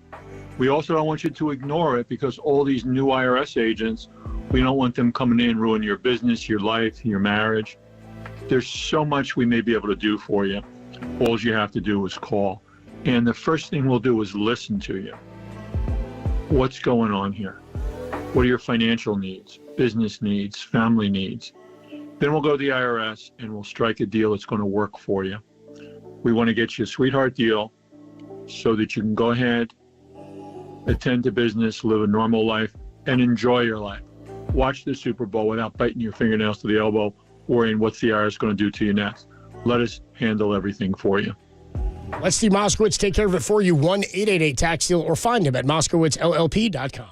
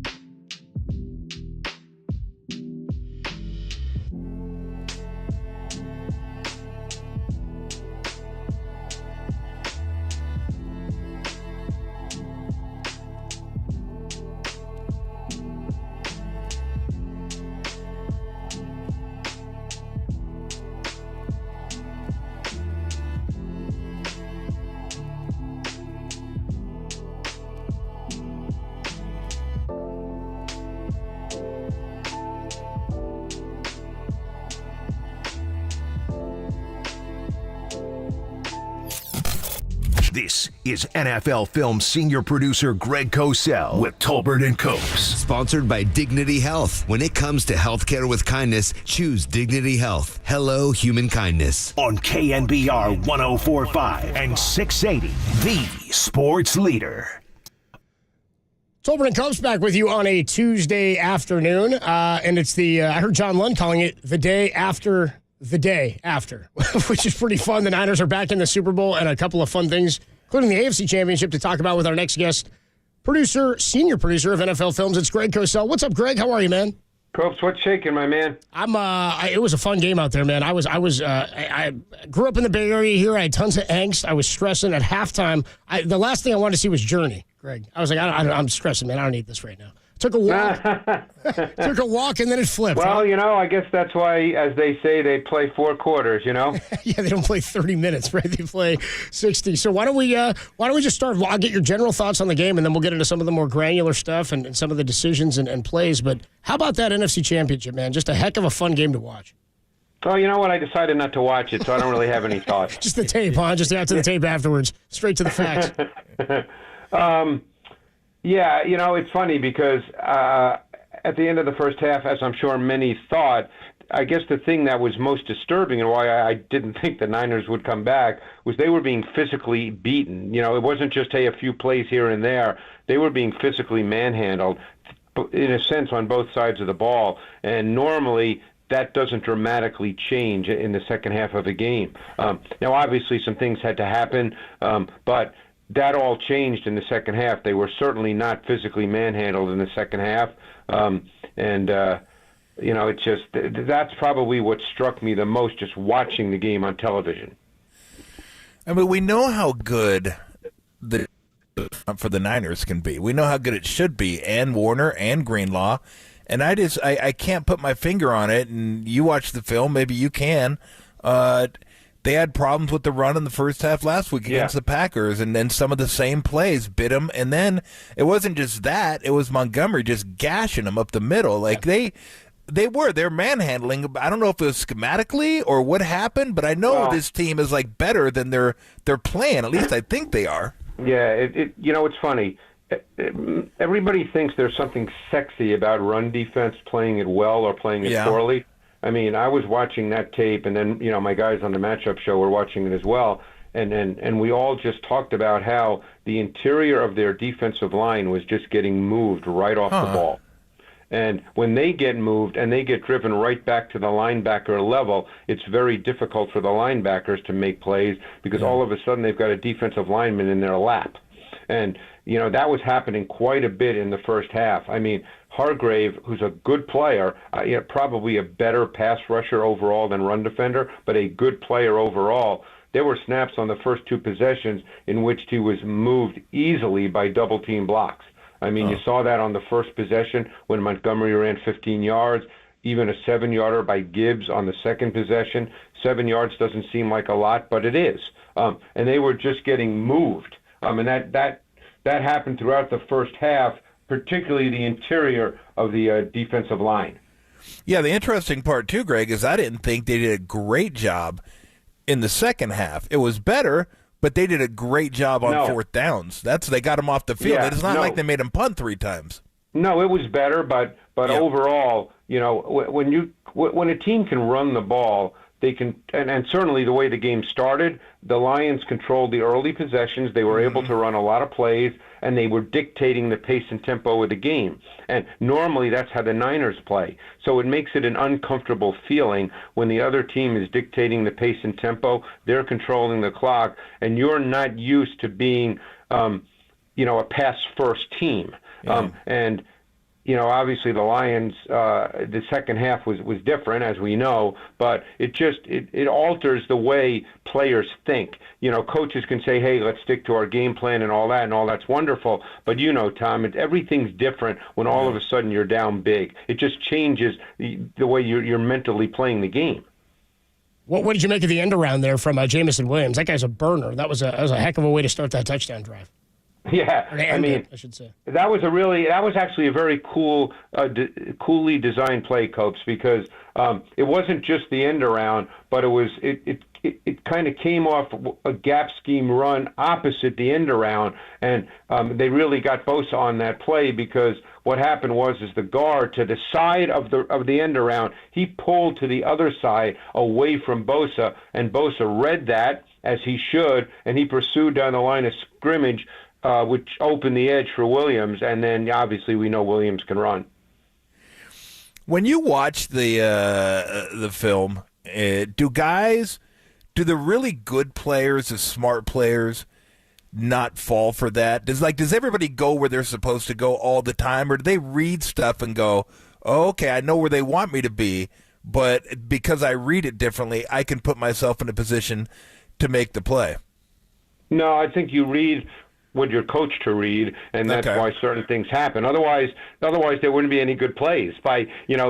Because ultimately, that's why, for instance, one of the great myths is that you have to run the ball in order to have play action. Because defensive guys in the huddle are not sitting there in the third quarter saying, you know what, they've only run 9 times for 12 yards, so we don't have to worry about the run. No one is saying that in the huddle. What they're doing is they're seeing particular actions by the offense that they're taught to react to, and they react to it. That's how they're taught. That's how they're coached. So, ultimately, do some guys react quicker than others? Yes, and that's why you hear the term a lot with linebackers, key and diagnose. But at the end of the day, you're going to react to what you're taught to react to. Okay, I mean, that makes sense.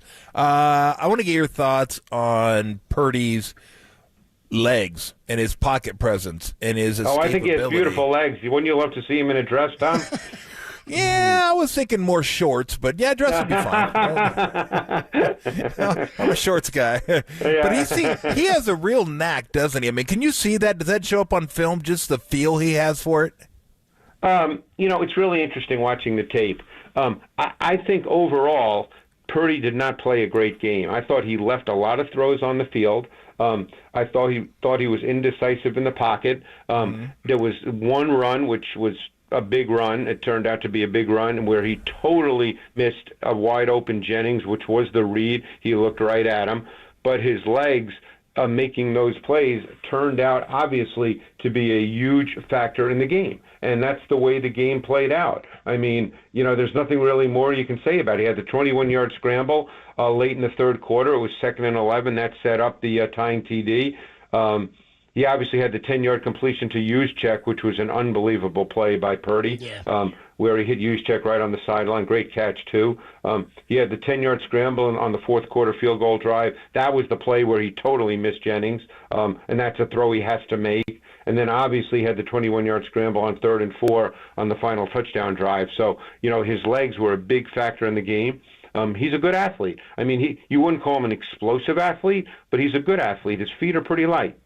Greg Cosell, the voice you hear, senior producer of NFL Films on the UMA guest line. I'm wondering, because we've talked to you about the Lions all year long. They were an intriguing team to us, and we saw them kind of coming last year, and Jahmyr Gibbs was drafted this year. They're exciting, man. They ran the ball well, a lot of good weapons. Thought they were kind of the JV Niners early on, and then they gave them the what for on Sunday. But we know how aggressive Dan Campbell is. Based on what we know, how odd was it, or maybe not at all? What did you think about his not going for the touchdown at the end of the first half relative to the 2 fourth downs and the long 4th and 2 that he went for later? I kind of thought there's got to be more deliberate action there. You've got to be sort of across the board. I thought it was odd he didn't go at the end of the first half and then opted to multiple times late. Well, I'll tell you, Copes, I don't have a great answer for this because I never question play calls, because all that stuff is done in advance and they know what they're going to do in those situations. I mean, obviously, I actually keep Twitter open and look at it during games, and I'm just fascinated by how everybody knows exactly what the right thing to do in every situation is. It really fascinates me because I'm just not that smart. Sure. I just I wish I was that smart. I wish I had some kind of superpower where I knew what exactly the right call was in every situation, because it's obvious that guys that spend 16 hours a day, 6-7 days a week, they obviously don't have a clue. So, I just wish I knew those kinds of things. Let me follow up then. That drive to get them into range, I mean, that was surgical. 17 plays they marched down before they attempt that field goal, and the Niners get nothing. I thought whatever the game plan was to keep the ball out of the Niners' hands, and they limited the possessions, they deflated the clock. That was impressive. Yeah. Look, the Lions are a good team. I mean, I know that Dan Campbell, look, I don't live under a rock. I know people are acting as if Dan Campbell lost the game. The thing is, when plays don't work, and, we've talked about this before, when plays don't work and you have access to the result, everybody's a genius. And it's easy. Look, when there's one of two options, okay, it's easy to say, well, I would have taken the other option. That's easy. Of course. I'm not a believer in that. I don't do that. And remember, I'm sure you know this by looking at Twitter, every game, someone's getting out-coached. Every game. Tom, I'm so glad you said that, because whenever a team is either you saw, I don't know if you were on Twitter, but I mean, it was pretty evident that Steve Wilkes should have been fired at halftime. Yeah. That's the way it works. Every game that doesn't go the way a fan thinks it should go, it's either bad play calling or the coach is being outcoached. It's one or the other. Or the referee screwed him. Yeah. Correct. You're right. It's one of those three things. Yeah. Yeah, it's very rarely the players, which is odd. Right. How much more man-to-man did the Niners play in the second half versus the first? I actually heard an interview with Wilkes saying they did some more. It wasn't extreme. It was a little more, but it wasn't extreme. What happened in the second half, I thought, that the tape showed was, as far as pass rush, they started stunting a lot more, and they had great success stunting, and that caused pressure, and it forced Goff on a number of occasions off his spot. And Goff is an outstanding pocket quarterback, one of the absolute best in the league when he can stand in his spot and deliver the football, but he's not very good. His deficiency decreases dramatically. His efficiency, I should say, decreases dramatically when he's off his spot, and they got him off his spot. And I thought that was a major deal, stunting more, something they've done at various times throughout the season and been very, very successful with. But that was something they added in the second half, and it was successful. Let me ask you a little bit about the AFC Championship game, because it just coming off saying we're not going to question the coaches. I will question the coach in this one. How surprised were you that the Ravens, who led the league in rushing attempts and rushing yards, had 6 running back runs in that game? That one was, let's put it, if I'm not questioning him, I'm going to say that was really odd. I did not expect that. Did that surprise you? Yeah, to some degree, although watching the tape, it's funny. I didn't get the feeling watching the tape that they weren't running the ball. But the other thing that was interesting, and again, I'm sure they had their reasons, and maybe if Todd Monken or John Harbaugh was here, you'd go, oh, yeah, I get it. But they played 63% of their snaps in 11 personnel. And for them, that's ridiculously high. They're not an 11 personnel offense.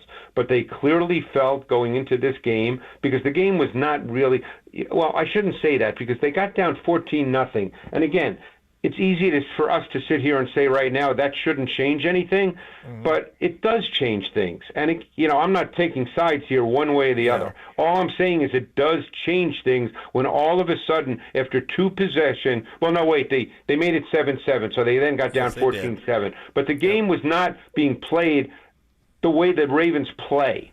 And just like the Niners game, I mean, look, the Niners came out and they played differently, but obviously if that Ayuk 51-yard play doesn't happen, who knows what happens in the game? And obviously if Gibbs doesn't fumble where he goes to the wrong side of Goff on the next possession, the first play, who knows? We don't know the answer to these things. All we know is things like this happen in games. I always love when I hear people say things like, well, the Ravens just gave the game away. The Lions just gave the game away. Well, these things happen in games. There's a lot of plays. A lot of different things happen. You know what happened, of course. The Niners and the Chiefs, they wanted him more. Without question. I think that goes without saying. We can all agree on that. Yeah. I would just say Dan Campbell got out-coached. That's as simple as I would put it. Absolutely. Right. But only in the second half, because obviously in the first half, Kyle Shanahan and Steve Wilks got out-coached. They did. I want to ask you about the second half. I'll circle back to that with Steve Wilks. I don't know if it's as simple as going zone to man or more man in the second half. What did you see on tape that was different for the Niner defense? Well, I thought that the run game was better, not great, but their run defense was better, and the interior players had some better individual plays. As I mentioned, they did play a little more man, but it wasn't extreme, and they stunted a lot more, as I said. So, those were things I noticed. There's probably little things that, I don't notice just because they're probably small details. It could have to do with, hey, maybe a linebacker lines up 2 feet to one, in a different spot. Little things like that mean a lot in a game. But, I didn't see a dramatic change where they played totally differently, because I thought in the first half they weren't getting beaten because I thought of being, they were doing things wrong. They were just getting physically handled. And when you get physically handled, it's tough to play. Yeah, no doubt. And don't forget, too, you can sit here and again, things happen in games. Reynolds had 2 really bad drops. Yes, the 4th and 2, he had a ball he should caught. Then he had the 3rd and 9 late in the third quarter when he had the really bad drop on the crossing route, which probably would have been a 25-yard gain. So, let's... You can point to a lot of things that the Niners did, and obviously they won the game. But let's say those 2 plays, let's say he doesn't drop those balls. We're probably having a totally different conversation. Yeah. I thought the 4th and 2, he just didn't get his hands around correctly. He made it a really tough catch. But the third and, but it was a catchable ball, Tom. It was agree, right? No, I would absolutely agree. Yeah. I thought the 3rd and 9 one, though, that was a killer, because that's when that momentum wave was just surging over the Niners, and then it was just 3 and out and give the ball right back instead of get the ball, you go out to the 40. Now we're back at it again. Yeah, that was a rough one for them. As I mentioned, the 4th and 3 in the middle of the fourth quarter. Yep. That was a case where they went late rotation. They went to cover 2, which probably surprised the Lions and Goff, because 4th and 3 you think is going to be a man coverage call for the defense, and they went late rotation to cover 2, and Goff had no defined throw within quick timing. And then to talk about the stunts that I've been talking about, they had what we call a TT stunt, a tackle stunt. Hargrave was the penetrator, Armstead was the looper, and that pressured Goff into moving off his spot. And you saw he's not comfortable when he has to play like that. Yeah. Going back to the Packer game, you mentioned Purdy left a lot on the table in the Lions game. He did. Did he leave a lot on the table? We know he was like all over the place in the Packer game. Like he was wide, high, low, and everything else. And the one pick that should have happened, Savage, that was a bad read. The other pick to Nixon was probably just a bad throw. I don't know if it was a bad read. It was just a bad throw. Did he leave stuff on the table in that game? Is the game sped up for him a little bit the last couple games? I would say it sped up a little bit for him, yeah. Okay. So I would say that's fair, Okay. But he also made some good throws. I mean, obviously he made plays that would be viewed as, plays that you have to make at that time. Mm-hmm. But I don't think he's been quite as comfortable in these 2 playoff games as he was for the large majority of the season.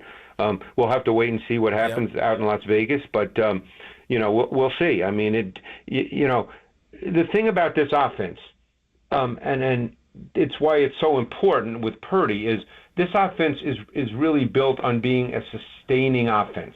I mean, they make big plays, but they're not big plays throwing the ball down the field. Their big plays tend to come with run after catch. So, but the whole pass game and the whole offense is built on sustaining efficiency. And Purdy has to make those throws for the offense to function as designed. He can't leave throws that are clean and defined on the field. Got it. Greg, before I let you go, a thought on Travis Kelce. Past Jerry Rice for all-time playoff receptions. And some of the throws in that game from Mahomes, the one he put on his hip in the end zone was just unbelievable. Oh, that was a ridiculous throw and catch. Because that was great coverage by Kyle Hamilton. But the throw and the catch, that was really high-level stuff. How about the other one where he scrambled around, he ran back, stepped up to the pocket in a second, and then he throws it over Mahomes. He just dives, catch. I mean, their chemistry, some of the best ever, man. It's unbelievable. Yeah, that was Mahomes being Mahomes, and Kelce made a great catch. And that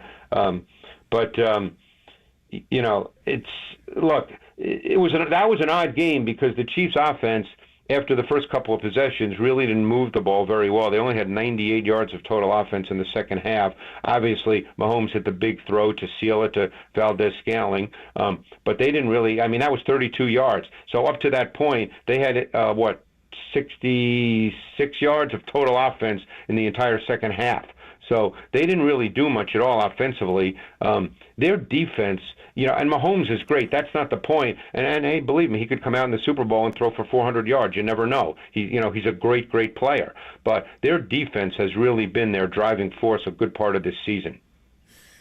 We talk about, and you'll understand this term in basketball, someone that just knows how to play basketball. They just know how to play, right? Play breaks down, they get it. And I wonder if you can tell the same thing in football, because I've always said Kelce, he's just a guy that knows how to play football. He knows he knows angles, he knows how to get open, he knows how to figure stuff out. Can you tell a lot of that in scramble drills, like some of the receivers just know how to find spots and others have harder times with it? Yeah, I think you can tell that about a lot of positions, because every once in a while, we'll talk in our matchup room, and I'll say to one of my guys, I wouldn't say this on a radio show, but that guy's just a football player, because yes, you can see that kind of stuff for sure. You see guys, whether it's defense, what they see, how they react, offense, you can just see that stuff. You see it a lot with receivers versus zone coverage when they just know how to find voids. You can see that for sure. Absolutely. So I got to ask you this before we go, since we're talking about Kelce. How the hell does he get so open on some of those routes? It's I guess Reed is just that good, but it's funny to me, Greg, when I'm watching, I'm like, Kelce just ran right by you. What are you doing?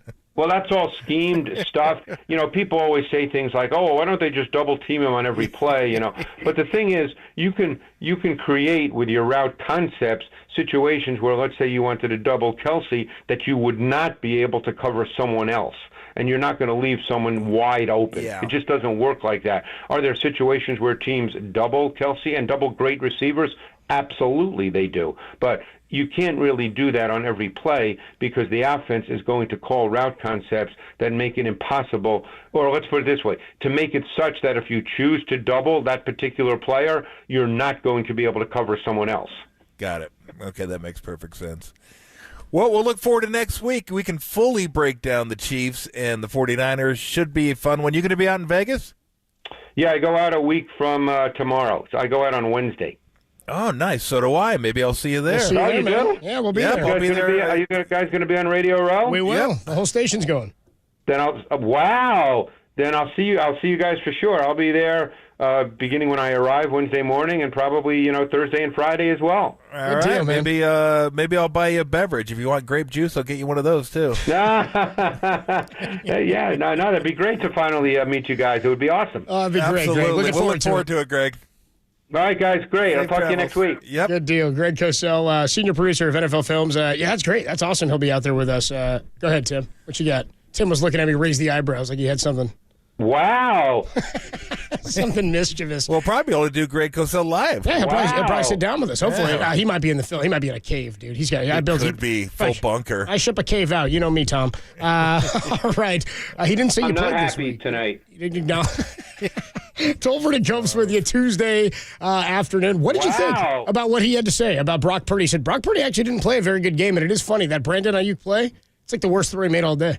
He overthrew him by a few yards. Was almost intercepted. And Brendan Ayuk comes down with it. Reaction to Greg Cosell, 415-808-KNBR, 808-5627. We can get back to that thought we had early in the show as well. Was the 49ers being battle-tested early in the playoffs or throughout the playoffs here a good thing for them as they get to the Super Bowl? 415-808-KNBR, streaming on twitch.tv/thesportsleader and on YouTube as well as KNBR.com and the app. Greg Cosell says Purdy didn't have a good game. Your thoughts on the Sports Leader? Hercules. Shout out to you for supporting KNBR. Hercules' Sports Leader.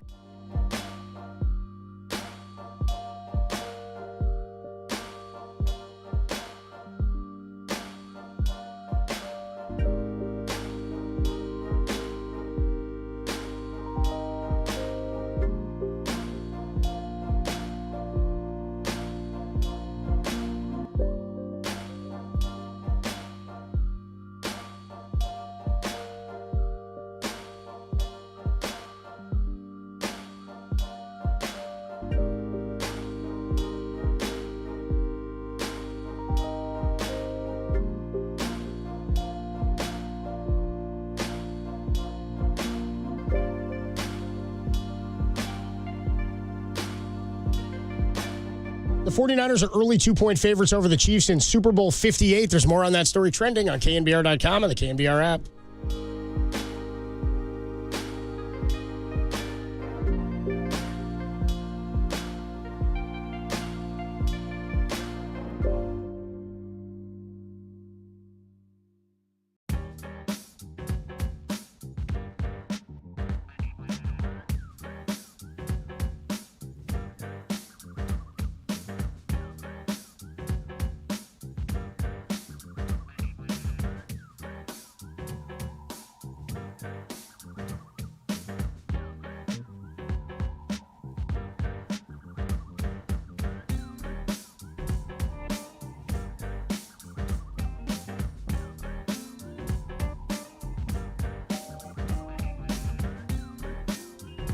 Hey, what's going on, everybody? Adam Copeland here for Underdog Fantasy. The playoffs, they've heated up. They're red hot, and you can still play along for the remainder of the football season on Underdog Fantasy, especially with the Pick'em game. It's where you pick 2 to 5 players. You select higher or lower on a player's stats, and if your picks hit, you can win 100 times your money in a single night. We got a big one in just a couple of weeks. You can make a whole lot of money on Underdog Fantasy and their Pick'em game. Legal to play in California, and it's a ton of fun to play along through the playoffs. Get in the game now. Go to the easy-to-use mobile app or go to UnderdogFantasy.com. And when you do sign up with promo code KNBR, you'll get your first deposit doubled up to $100, and then you're ready for the big game. Plus, they'll give you a special pick of higher than half a total yards to use with your first pick'em entry. That's Underdog Fantasy, promo code KNBR, to get your first deposit of $10 or more, up to $100 doubled, plus your first, plus that special pick in the pick'em lobby. Must be 18 or older, present in a state where Underdog Fantasy operates. Terms apply. Concerned with your play? Call 1-800-GAMBLER or visit www.ncpgambling.org.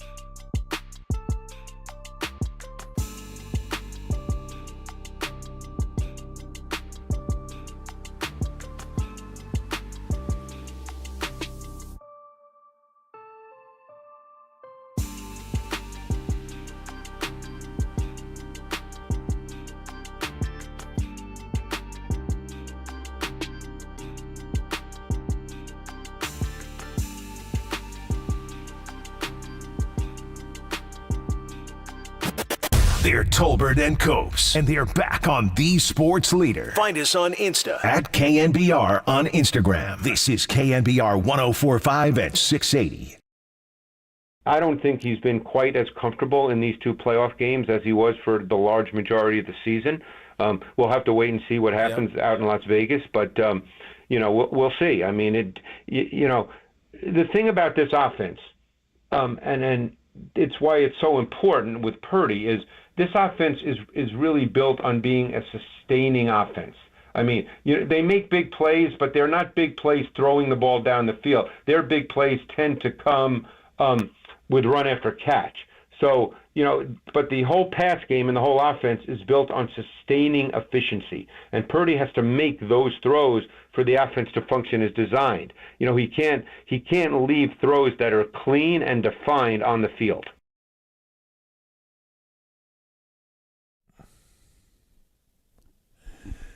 That was the voice you just heard, Greg Cosell. And the thing I love about Greg is we get to talk about the game early in the week and what we saw. And then he's like dispassionate. He loves football, obviously, but he just watches play-by-play. Was that a good play? Was that a bad play? Was that the correct play? Was it the incorrect play? And you just keep moving along through. So it either validates what you thought you saw, or you say, "Oh, okay, I didn't see that the way I thought I saw it," and it gives you because I thought, he didn't think Purdy played very well. I thought Purdy had a hell of a game. I guess those are two different things, actually. I think he looks at it just from a pure quarterbacking standpoint, but I didn't know he missed that many guys. I thought it was pretty good. Like he missed Jennings, But maybe he's talking about guys that he missed that he just didn't throw it to. He said high throws. He did say he had some high throws. And he did. He did 2 weeks ago, too, against Green Bay. But he's talking about the throws that he didn't even make. And I wouldn't even have known that. Like, I wouldn't have known. Like, the scramble, great scramble, but he said he left, yards on the table. He had a wide-open receiver that he missed. Jennings, I think he said. So, I wouldn't have known that. Because I can't see who's open down the field, and he can see it, and he's been doing this a long time. So I always appreciate having him on because, again, it can validate what you see, what you thought you saw. Yes, that's what he saw, or no, this is what I saw, and it's different than what you saw. And I'm going to trust him more than I'll trust me since he's watching the All-22, and he's been doing this a long time. And he doesn't get into all the subjective stuff. It's just black and white. Was that the correct play? Like, he knows route concepts and where the quarterback's supposed to go with the ball on those. And did he go with the ball? Was the guy open? Did he deliver it on time? Those kind of things. So that's why I appreciate talking to him. It just gives you kind of a new perspective on what you saw. It's interesting talking to Greg because, again, sometimes he gives us insight on why a play happens or he'll teach us about something. But I was just really impressed with Brock. I even thought in the first half with some of those off throws, he threw the interception. But with some of the bad throws, I still thought he had a pretty good game. And it's funny because you're right. It's about how the result of the play ends. Mm-hmm. Like Juwan Jennings, was a terrible throw. Terrible throw. Yep. And he comes out with one of the best catches of the game, right? He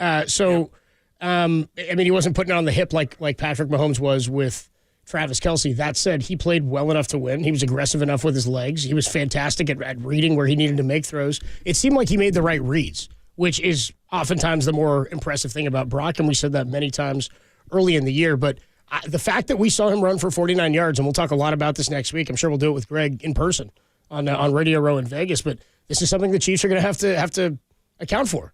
You can't spy him. Again, he's not a guy who's going to break out and run for 100 yards like Lamar is. You wouldn't think, but he had 52 in the half and 49 net. So, I thought Brock played pretty well. I thought he played great in the second half. What's funny, too, is I always thought, like, with interceptions, there should be a forced stat, like a forced error stat, like it's on the receiver or it's on the quarterback, but you should at least indicate it, I always think. Because a tip pass, a few years ago, Mahomes had a bunch of interceptions early in the first half of the season. It was 2 years ago, maybe. Tyreek Hill's last year there. And Tyreek had a bunch of drops. Kelce had a bunch of drops, like in the end zones early in the year where the balls were getting popped up and tipped and they come down with interceptions. Those aren't necessarily on Mahomes, but they're his statistic. And therefore you go, I didn't have a great game. I made some tough throws. But Brock Purdy made some throws that weren't all that great, yet came away with a W and a couple of nice drives. Let's go back out to the phone lines here. Jack is in Sonoma. Jack, you're on the Sports Leader. Hi, gentlemen. Hey, just to echo what you guys said about Greg, outside of Steve, I think I learned more from listening to Greg on your show than I think almost anybody. And when you guys say anything and make him laugh, it's like the best laugh ever. So that aside. I want to get one in person, Jack. I hope we get one live next week, dude. Absolutely. It's a great laugh. Every time he laughs, I just get a smile on my face. Good deal, man. Great. Hey, this may be silly, but the hit on Purdy where he was down, it was kind of spearing. I've seen worse called. Was it illegal? Probably. Dirty? Maybe, maybe not. But it was the one where Purdy split his lip. Do you think the NFL will ever change the rules to be able to throw a red flag for a dirty hit or something that happened that wasn't the wrong call? Well, that's a good. Well, the coach could throw the flag and say, "Hey, you know what? That was spearing," or because they can only change a call, but they can't make a call, right? Yeah, I don't think they want to go down the road of calls where they're going to be looking at that, and then people are going to want pass interference. We saw how that went. That went horribly wrong. And there's always unintended consequences to everything they do. So I'm good with where they're at now. Yeah, they miss some, they get some right, and that wasn't so egregious that I thought they completely whiffed on it. I thought, it was a roughing because he face masked to face mask, and he kind of went in pretty violently with the face mask, and he hit him kind of as he was going down. So I think it should have been called, but I really don't want to go and look at more stuff. I'm actually tired of looking at stuff in all sports, and I was so pro replay to begin with, and now I'm like, God, it's like too much of this crap. They're just wasting our time. So. Yeah, I wouldn't be down with that. Jack, before we let you go, dude, I think we should send him on his way with a little celebratory. That's for you, Jack. That's for you, man. Hey, thanks a lot. Enjoy the week, bro. You got it, man. Let's go back out to the phones. Randy's in San Diego. San Diego? I think it's German. Anyway, so Randy, what's going on, man? You're on the Sports Leader. Well, I think enough is enough. Okay? I think, born and raised in San Francisco, moved to San Diego. Now I'm on my way back home from doing business in San Francisco and listening to this crap about Brock Purdy. I am the pundits and some of the fans, I mean, don't they see what we have in this guy? No. I mean, he's a friggin' gem. I mean, and they want to, and you guys are great. You guys are great in giving the reality of this thing. But the bottom line is we couldn't ask for a better quarterback. Seriously. In 2 games, whether he's done a remarkable thing in bringing a team back. Does anybody realize that? Are they so stupid that they can't see what we have in this guy? I mean, seriously. I am so fed up with listening to fans and pundits about Brock Purdy, game manager, in the system. This guy at 23, 24 years old is amazing. Is absolutely amazing. Hey, Randy. I'm totally with you. And I asked this question earlier. Do you think a Super Bowl win for Brock is going to change anybody's mind nationally? I think people are still going to have questions about Brock. Yeah. Again, because they think he's a part of a system. He's not. He's got great players, no doubt. McCaffrey, Debo, and on down the line. There's no question about it. Randy, I appreciate the call, man. I really do. We got to run, but he's right. I mean, if they don't believe it now, I don't know why beating the Chiefs in 1 game is going to change it. And that's what's kind of your thought, Tom. It won't. Yeah. I'm already ready for that. Guess what, though? I think Purdy will take it. I think so. One thing you did say, too, that I won't say this. When they're like, you couldn't ask for a better quarterback. I'm like, I could, and I can think of one. And we're going to see him in a couple of weeks. Dan is out in Westlake. We'll get to you in just a few minutes. Glenn and Sack, we will get to your calls momentarily here. We'll take a quick break. We'll come on back. We'll talk more about any concerns with the notion that a defense wins championships. We're all a little bit concerned about the run defense for the 49ers. They'll have to go up against Patrick Mahomes, Isaiah Pacheco, and a tough Chiefs defense. However, the offense has been letting them down a bit as of late. We'll get to more of your calls and then Dante Whitner at 4:50, only here on the Sports Leader. Discovered by the Germans in 1904, they named it San Diego, which of course in German means a whale's.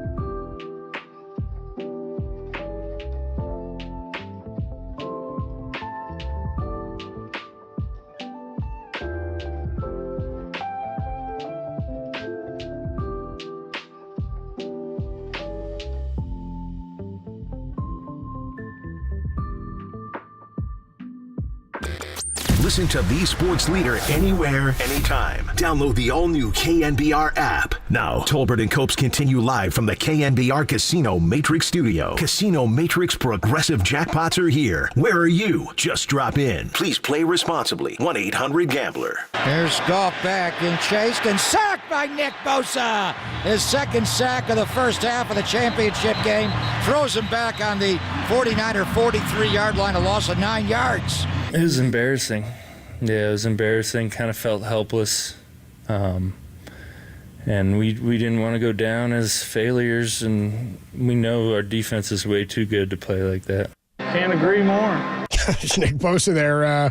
We're too good to do that, man. That was embarrassing. Could never know, dude. Never know how Nick. I can't wait to hear what happens if they win a Super Bowl. It's not the exact same as if they were to lose a Super Bowl. Nick Bosa there talking about how the first half was embarrassing. First half, no doubt, worse than Niners defense looked all season long. How many fans do you think wanted Steve Wilkes fired by halftime? How many fans were there? How many fans are in the Bay Area? How much time you got? Yeah, I don't know.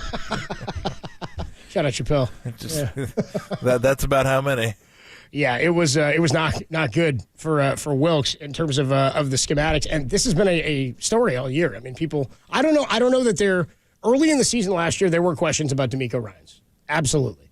2 years ago there were questions about D'Amico Ryans. After that Lions game, where they allowed the Lions to come back, I want to say the Eagles game got a little dicey at the end too, and there were a couple of times that was week 2 in 2021 where the defense had sort of let up or they weren't maybe on the same page, and there were questions about D'Amico and the first-time play caller. I think with Wilkes, we expected everything to be buttoned up when he got here.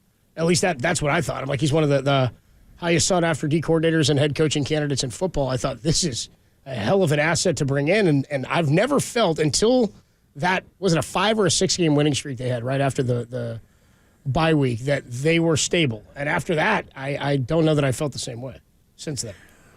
No. I mean, they put it on Jacksonville defensively. Yeah. I mean, they hammered them. 30-3, was that the score of that game? Yeah, something like that. I know that sounds about right. But defensively, they just swallowed them. They could do nothing. And Jacksonville was playing good ball at the time, too. So that was impressive. But, again, it's been uneven. And I think we thought, oh, he's going to be really good.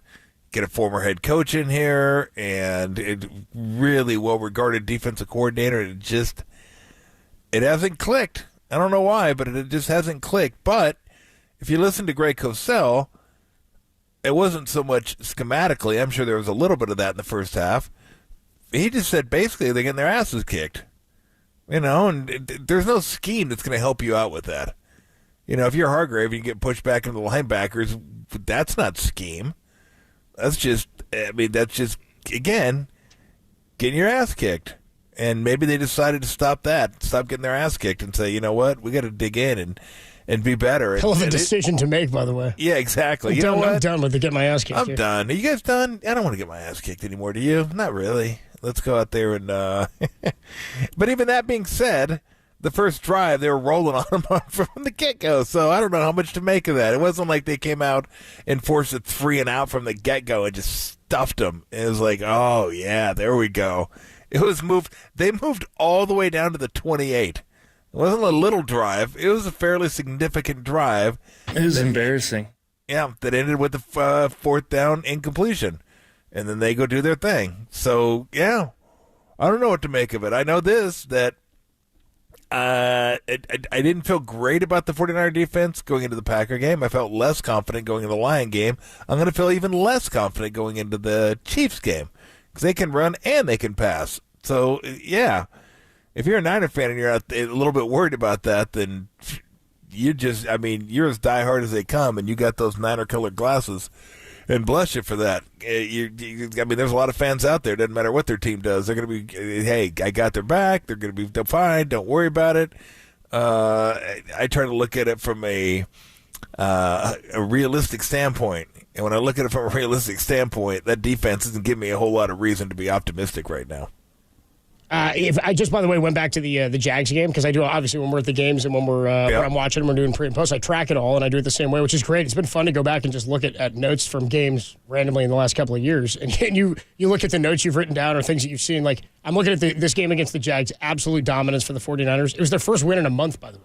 because they had a 3-game losing streak and a bye week. First win in a month. The Jags' opening drive ended with a Armstead and Javon Hargrave sack on 3rd down. Then the 49ers' opening drive ended in a touchdown. It was the first opening drive touchdown allowed by the Jags all year. Then check out the way the Jags' drives went. 3 plays, punt. 3 plays, punt. 6 plays, punt. 4 plays, fumble. They end the half with an 80-yard drive and a field goal. Then they open the second half, pick, fumble, pick, punt, punt. Hell of a performance by the 49er defense, who came in, laid some sacks, and they also, it looks like it was a total of like 5 sacks in the game or 4 sacks in the game. That was when they started that stretch of like 4, 5, 6 sacks, I think, and then they went back to 5. They had like 14 or 15 or 18 or something like that in a 5 or 6 game stretch, and all by 12 points or more. Back out to the phone lines. 808 KNBR is the number to call. Let's go to Glenn. Glenn's out in Sacramento. Glenn, what's going on, man? You're on the Sports Leader. Hi, guys. Thanks for taking my call. You guys caused me to have a bunch of questions, but here's something that I don't understand or that I don't hear. Purdy's average size, and I hear people talking about his hand size and all that, especially with the Green Bay game and the rain. I noticed that sometimes his balls get smacked down. Are defenses actually looking at that, and is Shanahan looking at that? I'm going to take it off the air. Thank you so much. Appreciate you, Glenn. Is he looking at it? I don't know what that means in terms of, like, is he looking at the batted balls? I haven't seen that. Maybe Derek or Tim, somebody can run a batted ball stat for us or knockdown stats from defensive linemen. Derek says no. He doesn't want to. He doesn't want to look it up. Fine, I'll look it up for you, Glenn. Don't worry. See, if I start looking it up, Derek gets mad. He's like, do the show. Stop looking it up. But then he won't do it. So, no, I don't know. Here's the thing. With smaller quarterbacks in general, that's always going to be a problem, right? That's something that you've got to account for, and you've got to make adjustments for. And so the arm strength thing was a factor, I know, early on or when he was coming out of Iowa State, but his arm strength is pretty good. He can throw with pretty good velocity. He also can move himself in and out of the pocket into a position where he can make a throw. I just think that size, there's nothing you can do to account for that. It's the position he plays. The hand size, I just don't ever care about, especially because, again, he's got the exact same size hands as Mahomes, 9.25. It's on the smaller end, but it could be more about rain than anything else. Anyway, your thoughts on the batted balls, Tom? Yeah, a couple of them happened early, so when they're right next to each other, you feel like, God dang, another batted ball. But I've noticed the same thing. But I think it's not as prevalent as I think it is. It's just when they happen in close proximity to one another. I think, God, another batted ball, but I don't know. I don't think it's that much more than other quarterbacks, to be honest with you. And then, yeah, you got to figure out when you're smaller, you got to get those passing lanes and figure out how to use Breeze was a master at it. Breeze was incredible. Some of the throws he would make. I mean, he is not a big guy, and he did just fine throwing through arms and hands. It's wild. But yeah, I don't think the batted ball thing's a huge thing. I did think of it, and when you asked it, I go, yeah, I thought of that too. But I didn't make much of it because I don't think it's as big a deal as I thought it was. Yeah, it's not a huge deal to me, and it's not something I think has been a huge factor, as evidenced by their Super Bowl appearance in a couple of weeks. Let's go out to Dan. Dan's in Westlake. Dan, on the defense, you're on the Sports Leader. Yeah, I wanted to talk about our defense. I mean, why did they say Purdy at the start of the game was losing the game, right?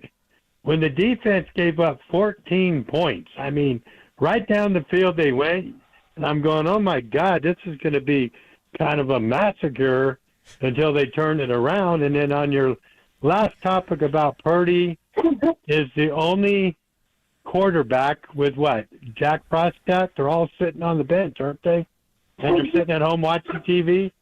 Appreciate the call, why Dan. are they picking on Purdy? I appreciate the call, Dan. No, I hear you. And right, if you blame the offense early in that game, you weren't watching that game. Come on, no. That had nothing to do with the offense. They had a drive that ended up in a missed field goal, and then a drive for a touchdown. Those were their first 2 drives. And it was a defense that was it was brutal. It was just brutal. And it didn't get much better from the first 2 drives either. So the offense, I didn't have an issue with. It was very limited possessions. They had 4. 1 punt. I mean, they had kneel down, but punt, pick, touchdown, missed field goal. So you put yourself in scoring position in 2 out of your 4 drives, which, that's not bad. I mean, if you want, give me a couple more possessions, you can get 14, 17 points out of that. And now you're cooking. They didn't, because they had missed field goal. They didn't even get 10.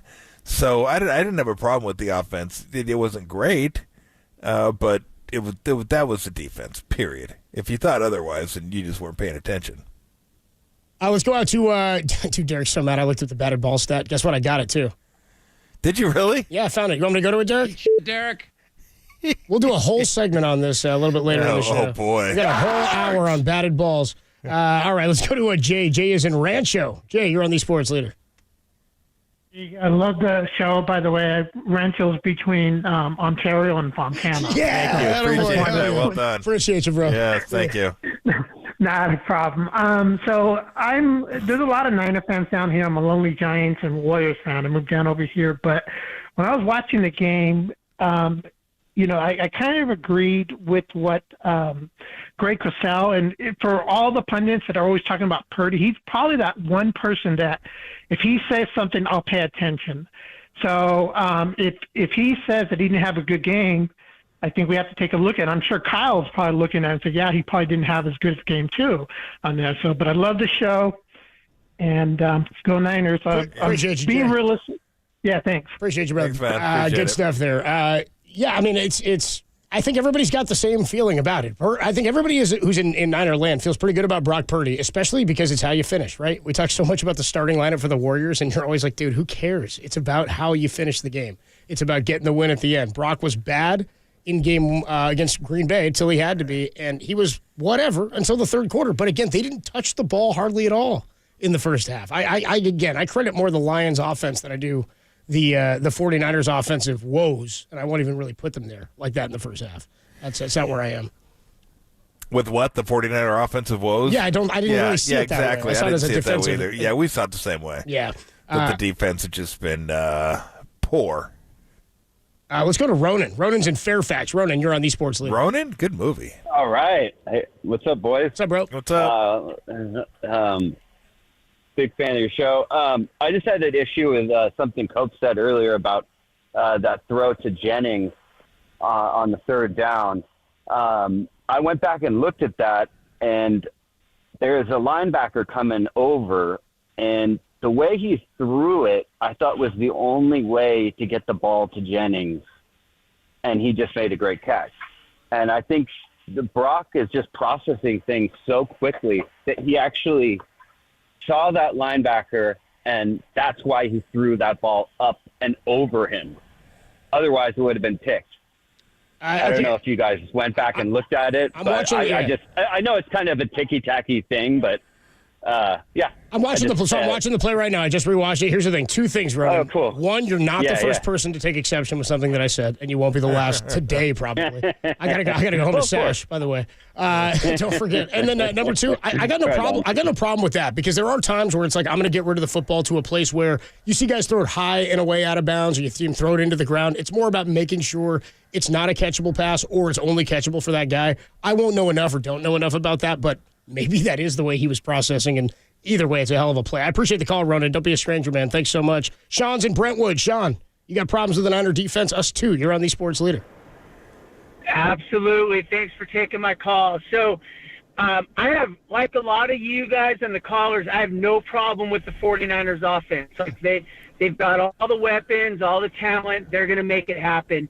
Where I have a concern is with the defense. And in the words of the late, great Pete Franklin, rest in peace, defense wins championships. And if this defense plays the same in the Super Bowl that they played these last two games, and quite frankly, some of the challenging games we played in the regular season, they will lose. And the difference is we are committed to 4 down linemen. We do not change up and bring a 5th guy in. And we made an adjustment a little bit in the second half, and I think that was a difference maker. But we've got to have more pressure on the quarterback. We cannot let Patrick Mahomes just sit back there and pick off this defense with no pressure and 4 down linemen. Appreciate the call, Sean. I'm with you. I mean, you got to create pressure on Mahomes, and they did in the first half of that game 4 years ago, right? In 2019, or 5 years ago. 2019, they had the defense was giving them the what for in the first half. They had to come back, and they did. And the Niners didn't get the stop. You mentioned that play a little while ago. Last one here, Raj. Raj is in Hayward. Raj needs to see the 49ers try to overcome the defense of the Chiefs in a way that the Ravens did not. What's going on, Raj? Absolutely, and very quick. 3 points. First, Purdy's got the weapons, so no apologize. Why should we apologize? We got the team, and he uses them, and we win, right? So that's one thing. But the Super Bowl win, is it going to change? I doubt it. I mean, I can give you Jeff Hostetler, Doug Williams, Phil Simms. If you ask the younger generation, do they know? They probably never heard, and they won Super Bowls, right? So Super Bowl winning doesn't change the opinions. And the third, I think the matchup is going to be that Steve Spagnuolo, if I can pronounce his name. That guy's a genius defensive coordinator. He really took Lamar out of his game. Can we adjust? Can Purdy adjust? Can our offensive line adjust? I think that's where we are going to win or lose the game. Hey, I appreciate the call, Raj. Yeah, good breakdown there. 4 things, but all good, dude. And yes, Spagnuolo, dude, he had a hell of a game plan drawn up. Defense came to play against Lamar. By the way, one of our texters, Golden State Lumber and Building Materials text line, 831 says, watching that Niner defense the first half felt like I was getting my balls batted.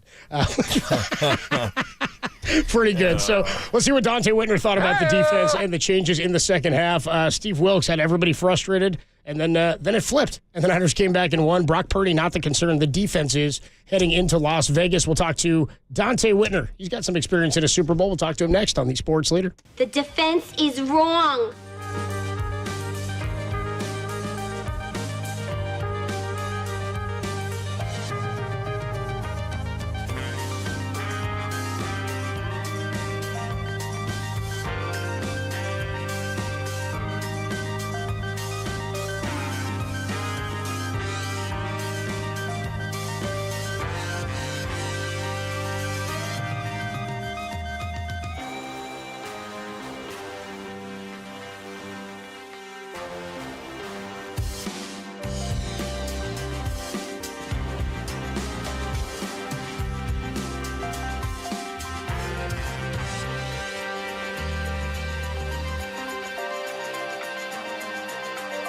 The 49ers will be wearing their road whites against the Chiefs in Super Bowl 58. Teams wearing white are 16-3 since 2004.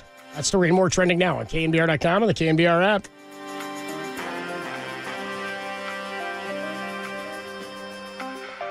Hey everybody, Mr. T here for Xfinity. Everyone has a house. Well, not everyone, but a lot of people have houses. And even if it's not a house, we all have one thing in common. We have a dead spot, a Wi-Fi dead spot in that house. That's not going to do. Everybody's doing stuff on their tablets, on their phone, TV. You can't have a dead spot in the house. You don't want everybody congregating in one room for good Wi-Fi. You want everyone taken care of. That's why you can get wall-to-wall Wi-Fi from Xfinity. You don't have to worry about dead spots. You don't have to worry about slow, unreliable coverage in one part of the house. Everyone gets blazing fast speed, reliable coverage, and everyone's happy. And that's all you want. Everyone happy. Everyone can do their thing, whether it's gaming, streaming, working, going to school, whatever it is. Everyone has something to do, and you want them to be able to do it no matter what part of the house they're in. So get wall-to-wall Wi-Fi on Xfinity 10G network for a reliable connection throughout your whole home. Go to Xfinity.com, call 1-800-XFINITY, or visit a store today. You love sports, you love high def, you love fast, reliable, great coverage. You will love Xfinity.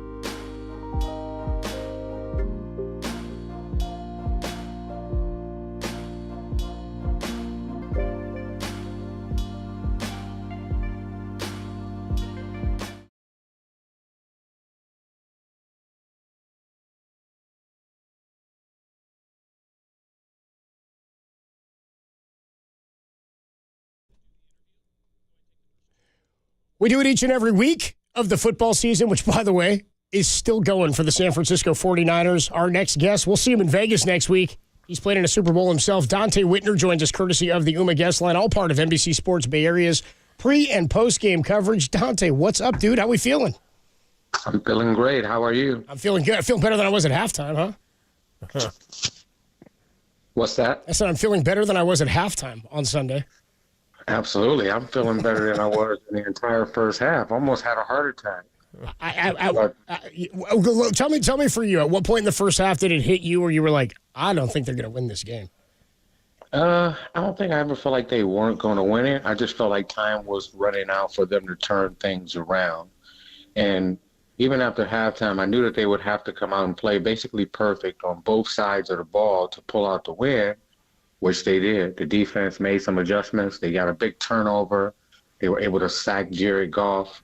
The offense was able to put 5 drives together, scoring drives in the second half. And I saw a stat that showed that the 49ers have had 10 second-half drives over the first 2 playoff games, and 8 of them have ended in points in the second half, which is phenomenal. The 49ers put out the big win. It was very impressive. What did you see from the defense early on? Because we talked about this last week, Dante, and I feel like we're talking about the same thing.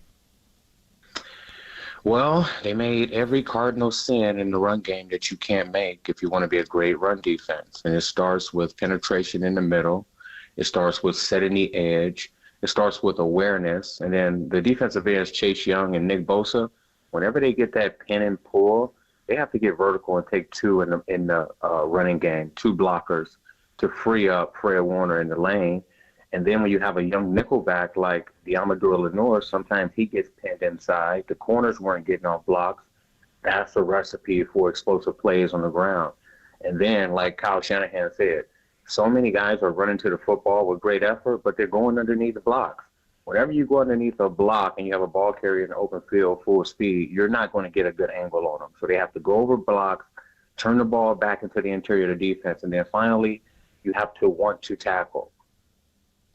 Dante, go ahead. Go ahead. I missed the end of that part there. Yeah, stopping the run is want to. You have to want to tackle. You have to put your body on the opposing running back's body or whoever has the football, and you have to want to. And that's what they did in the second half. And they did some really clever disguise techniques to help them get off the field on 4th down.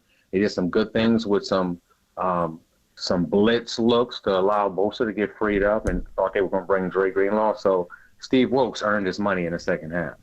How much, and we're talking to Dante Whitner on the UMA guest line, how much of it was schematic, you think? How much of it was Lions execution? Because they obviously had a good game plan. They kept the ball out of the 49ers' hands. The final drive at the end of the first half was, it was clinical. It was fantastic. 17 plays. They get down there. They probably should have gone for it. I thought they should have, and they kicked the field goal. And I don't know if it comes back to bite them, but certainly the other 2 4th downs did. But how much of that also could have been the lack of tackling for the 49ers? Because it was a lot of missed tackles, as you mentioned, but I do want to give credit to what the Lions offense did, as well as the adjustments that Steve Wilkes made. Well, it's a copycat league, and what they did was copycat all of the different run plays that were successful versus the 49ers throughout the season. And the 49ers have to play these things better. There's a right way to play that pull and pull. And then some of those internal gaps was Owen Burks. I feel like they should put Flanagan Fowles on the field and give him an opportunity in place of Owen Burks, because a lot of those interior runs during the A-gap that Montgomery was able to break, that was just Owen Burks misfitting those runs. So a lot of it was missed tackles, but a lot of it was just basic misfits in the run game.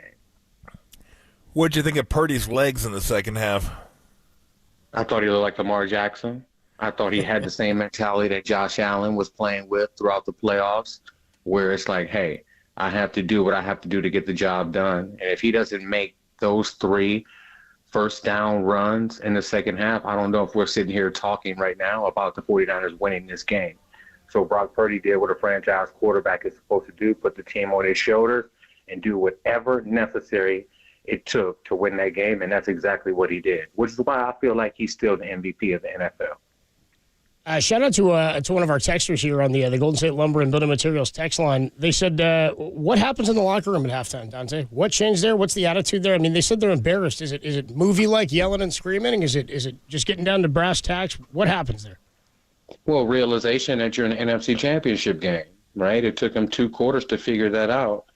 And they have the talent. They have the individual players and the coaching. They just have to go out there and be fundamentally sound, physical, and play their brand of football. So I don't think there was a lot of yelling and screaming going on in the locker room. It never really is. A lot of teaching, a lot of coaching, and a lot of adjustments. Steve Wilkes get a lot of credit for the adjustments that he made in the second half, which reminded me of some of the adjustments we would make with Vic Fangio, showing man playing zone, showing zone playing man, showing some simulated blitzes to be able to allow some of the defensive ends to get free.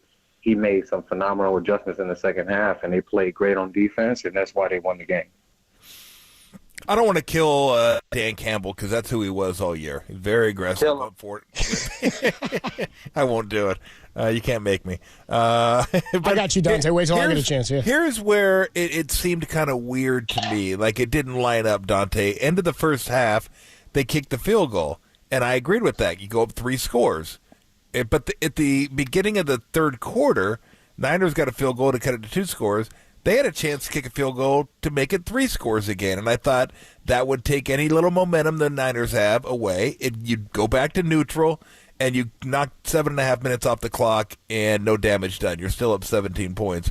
The fact that he went for it, it didn't jibe with the first decision. Like at that point, I thought, of course you want to go for it, but getting up 3 scores would have been huge, and then we all know what happened after that. He goes for it, and then 4.5 minutes later, the game's tied.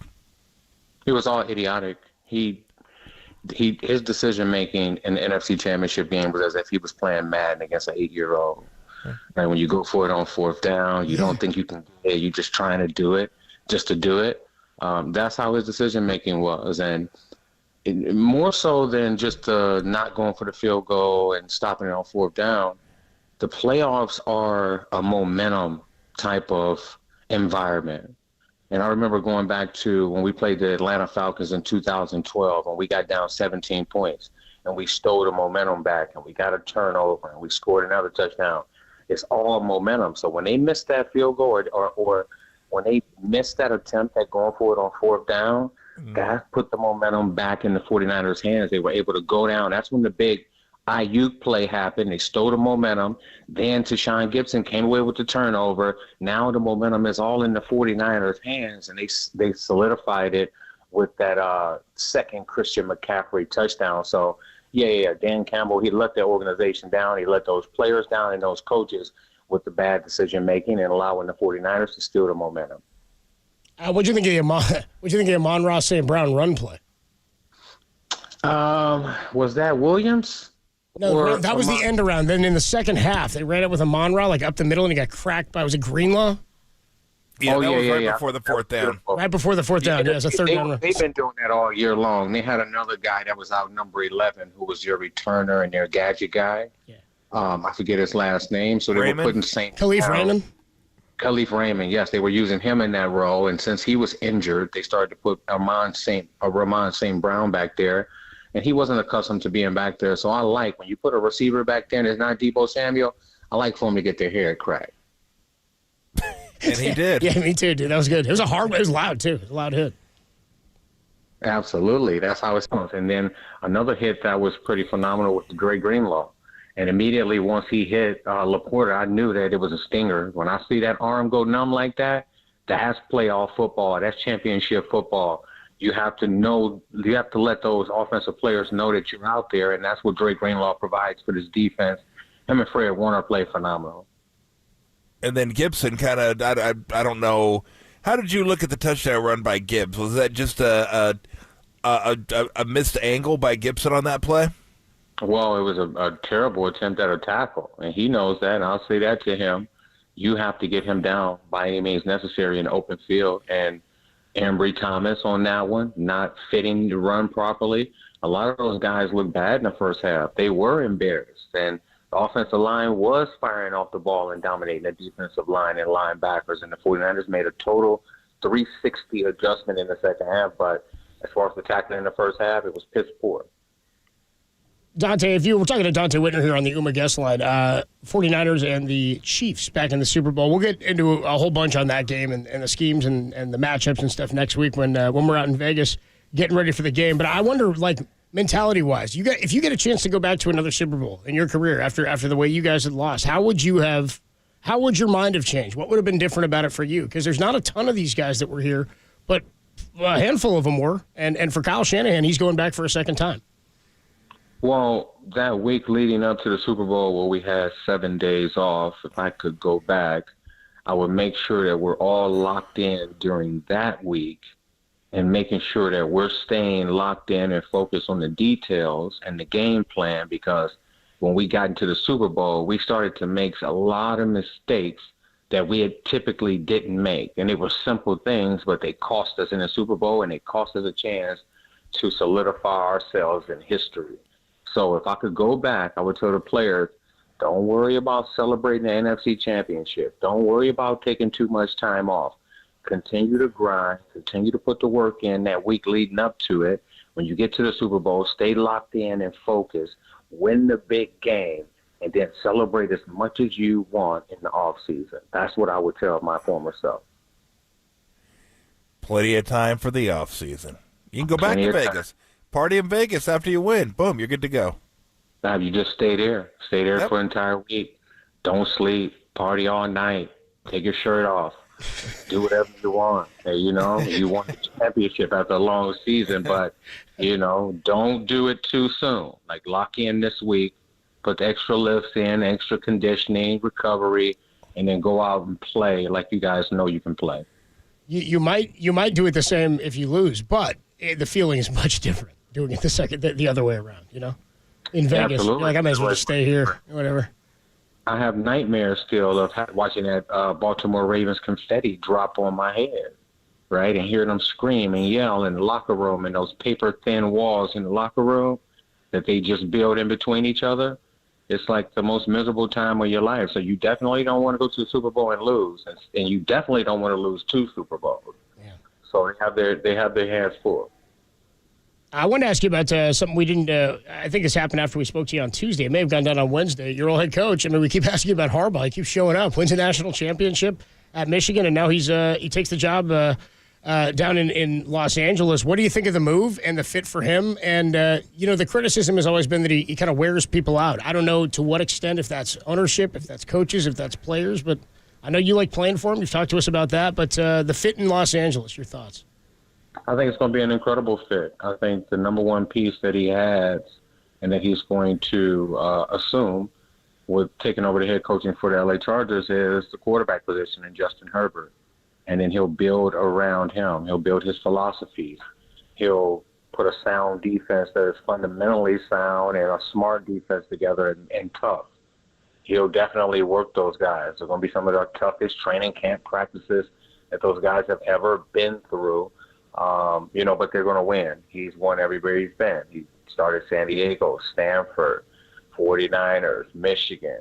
He's the guy you want to bring in when you want a culture shift within your organization. And I believe that he's going to get it done the first year. I don't think that they were too far away over the last few years. And now when you put a guy like Coach Harbaugh and the coaching staff and the fundamentals and the culture that he's going to implement in that organization, I think that they'll make the playoffs the first year. It's also his second time around, which is interesting, right? He's got a different experience in having done this, having been to a Super Bowl and has experienced some of those failures and then just had a great deal of success. But you're right. I think that roster and that team is far better off than the 49ers were when he got here and turned you guys into an NFC title team immediately.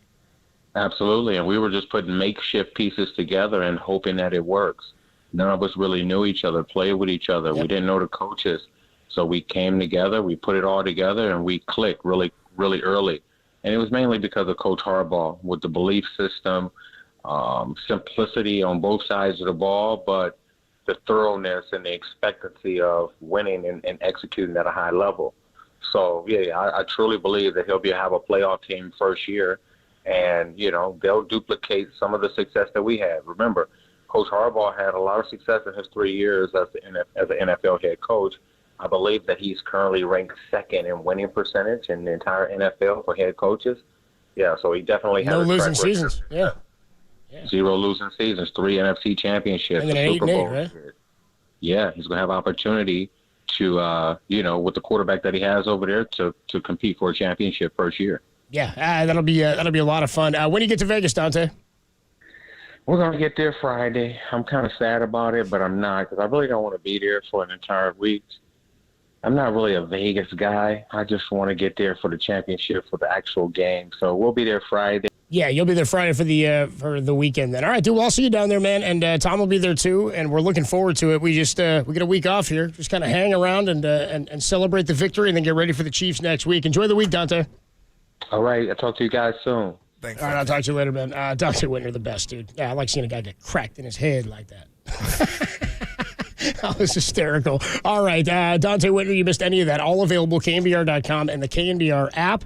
Check the podcast page if you want to see that. You can also be streaming us, twitch.tv/thesportsleader, YouTube, KNBR 1045 is the YouTube account, and on Twitter, of course. Thanks to that 510 texter. Shout out on that question. Good answer from Dante about how you'd treat the Super Bowl week if you had to do it yet again. When we come on back, how about getting to a sound soiree? A sound soiree, the best sounds you might not have heard from the sports world today. It's Tuesday on The Sports Leader.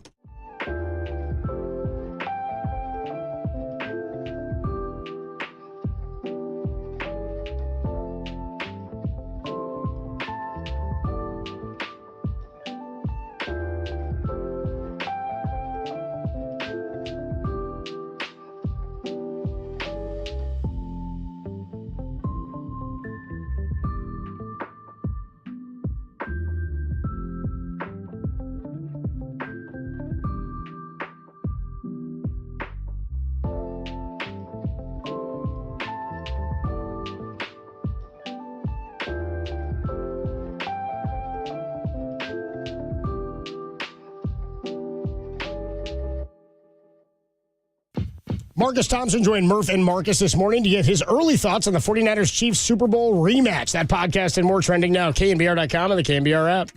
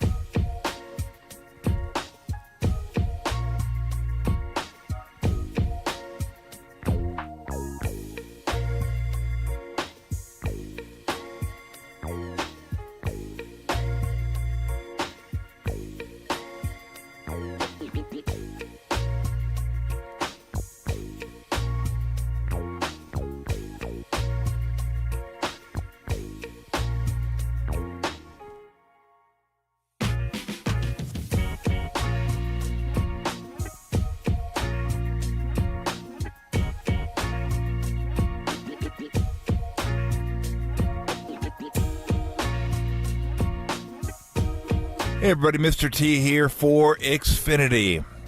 Everyone has a house. Well, not everyone, but a lot of people have houses. And even if it's not a house, we all have one thing in common. We have a dead spot, a Wi-Fi dead spot in that house. That's not going to do.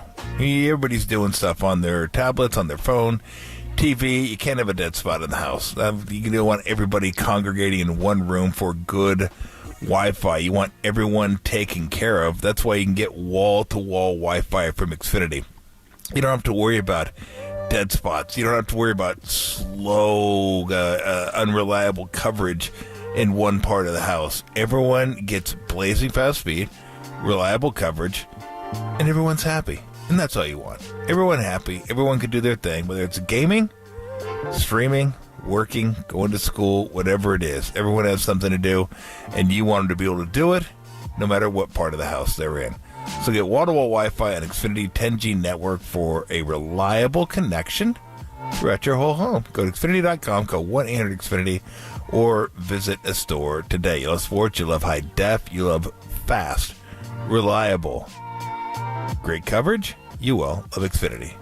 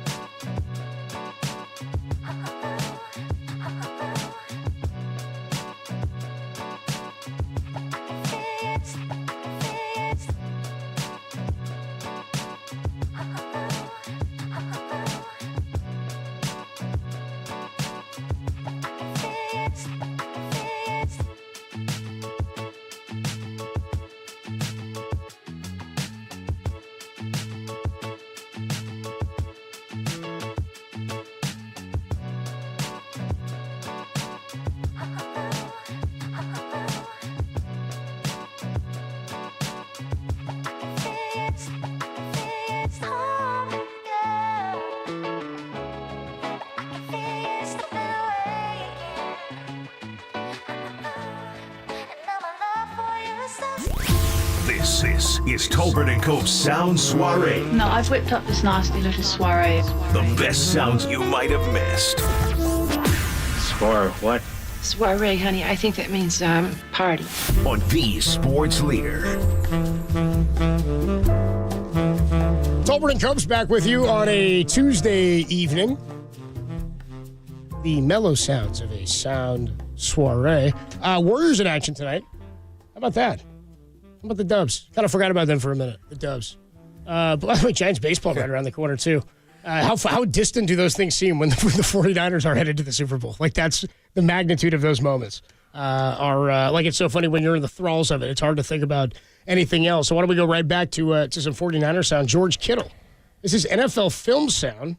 Says he couldn't wait to tell every one of the Lions had them in the first half. Now, do you know about this video, Tom? Never heard of it. The original video is like from 10, 12 years ago. It's a high school football player, right? Where it's got like 10 million hits on YouTube. It's now GIFed and memed. It's this kid on almost like a high school sports focus type show, like after a high school game, like a crappy little broadcast. He's in his football gear. And he goes, I'm not going to lie, they had us in the first half. And I think he had an insane second half, like went off. Anyway, George Kittle said he couldn't wait to say that line. Say something good up there? I said they had us in the first half, not gonna lie. They had us in the first half, not gonna lie. But, and here we are now. And I called that. I called that in the second quarter. I said, I can't wait at the end of the game. I'm gonna be able to say this to the entire world. Called it. And then we did it. I can't wait at the end of the game. I'm gonna say, hey, they had us in the first half, not gonna lie. I can't wait till after the game, and I get to say, you know what? They had us in the first half. Keep singing it, have fun, encourage you guys, right? You're the guy. How many guys did he say that to at halftime, or coming out of the half? It was two different ones? And the first half. About first half, how many times did he say it, Derek? Maybe there were more. There was like we four just of didn't them. have them. Derek added that little chime in there. That wasn't an NFL Films. No, it wasn't? I was going to say, we're going to have to have a chime. I know. I was like, I don't think Greg Cosell worked that in over at NFL Films. He doesn't do bits. He kind of did work a bit today. The text line said it too. 707 texter on the Golden State Lumber and Building Materials text line when you said, how good did Purdy's legs look? And Greg Cosell said, yeah, exactly. Oh, they were beautiful. I like to see him in a dress, right, Tom? He's like working a bit with you. I was like, all right, good deal. Anyway, there you go. A little bit of George Kittle sound mic'd up. It's funny, he was ready. He was like dying to get that line off. He prepped it. Here's Ryan Clark. After last week, Ryan Clark saying he was the worst and most painful thing he had to do all year was pretend that Brock Purdy belonged in the MVP conversation. Shut up. Now he's changed his tune a bit. Here he is. When you look at what Brock Purdy was able to do, Brock Purdy has separated himself from Dak Prescott. Brock Purdy has separated himself from Tua Tagovailoa. Brock Purdy has separated himself from guys like Kirk Cousins, from guys like Justin Herbert. He was asked in the most pressurized moment to be the best he could possibly be. And Brock Purdy won the football game. Down 17. We always ask our best players to show up in the most important times.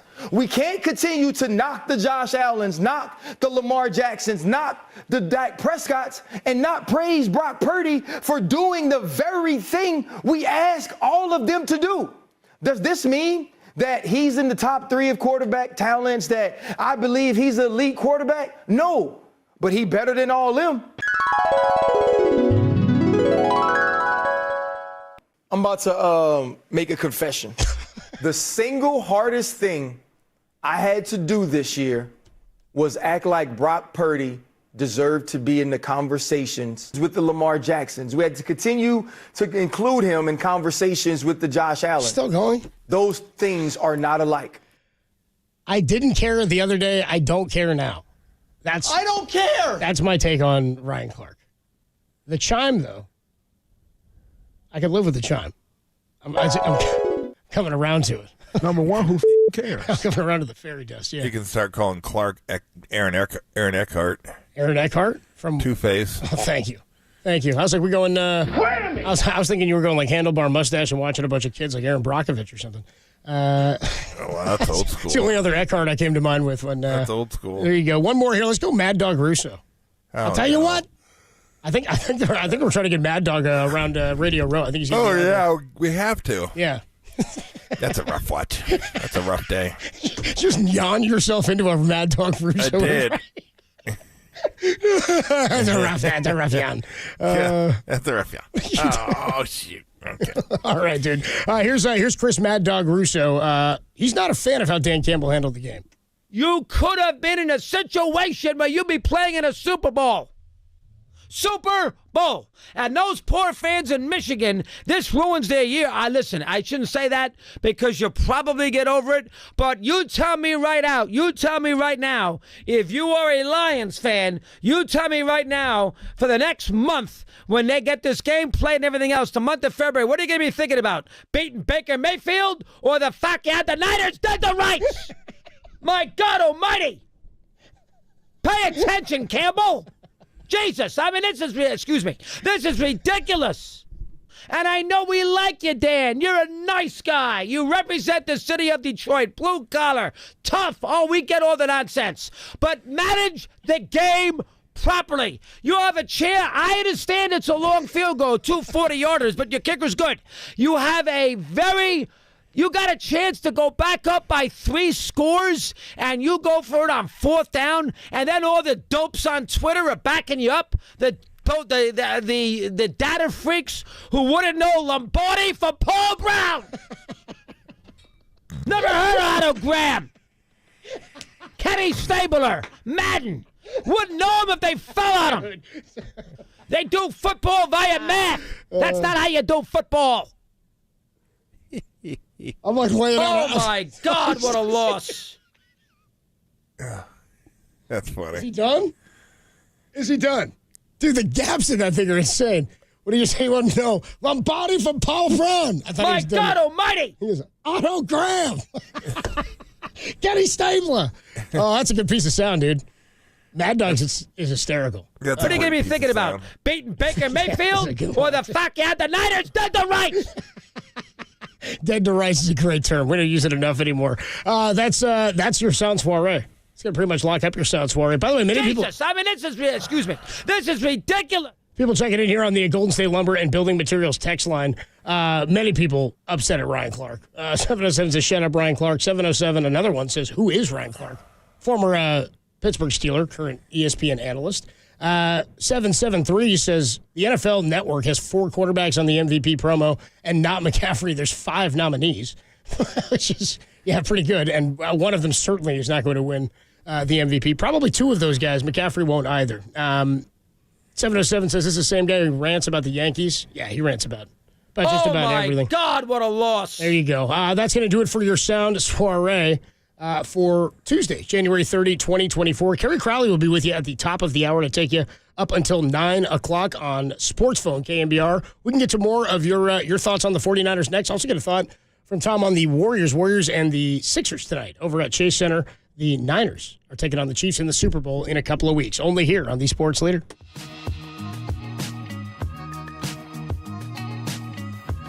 Hey everybody, Mr. T here for the folks over at Kugelman Law. Alex Kugelman and the Kugelman Law team. It is tax season. Seems like it's always tax season. Just keeps rolling around. And you're gonna find ads, you're gonna hear ads. They promise to solve all your tax issues for pennies on the dollar. Careful. You get what you pay for. So you get pennies on the dollar, but you're gonna be paying on the back end. You don't want that. You want someone you could trust. Someone that I trust to do my taxes. He did them last year, and it was a snap. It was easy. I don't have any tax issues, just regular taxes. No sweat. If you do have tax issues, though, he can help there, too. Whether it's criminal, crypto, doesn't matter. He's seen it. He can help with you. He's been in this business a long time. That's what they do over at Kugelman Law. So if you're having any issues, or if you just want to avoid issues, which is probably the best way to go, give them a call, set up a consultation, or better yet, just go to sftaxteam.com. That's sftaxteam.com. Set up the consultation. He'll let you know exactly where you stand, transparent pricing, and then you decide whether you feel like Alex Kugelman and the Kugelman Law team are right for you. I feel like they're right for me. That's why I choose them. So if you want to choose Alex Kugelman, visit sftaxteam.com. That's sftaxteam.com. Kugelman Law, your tax, crypto, and estate planning attorneys.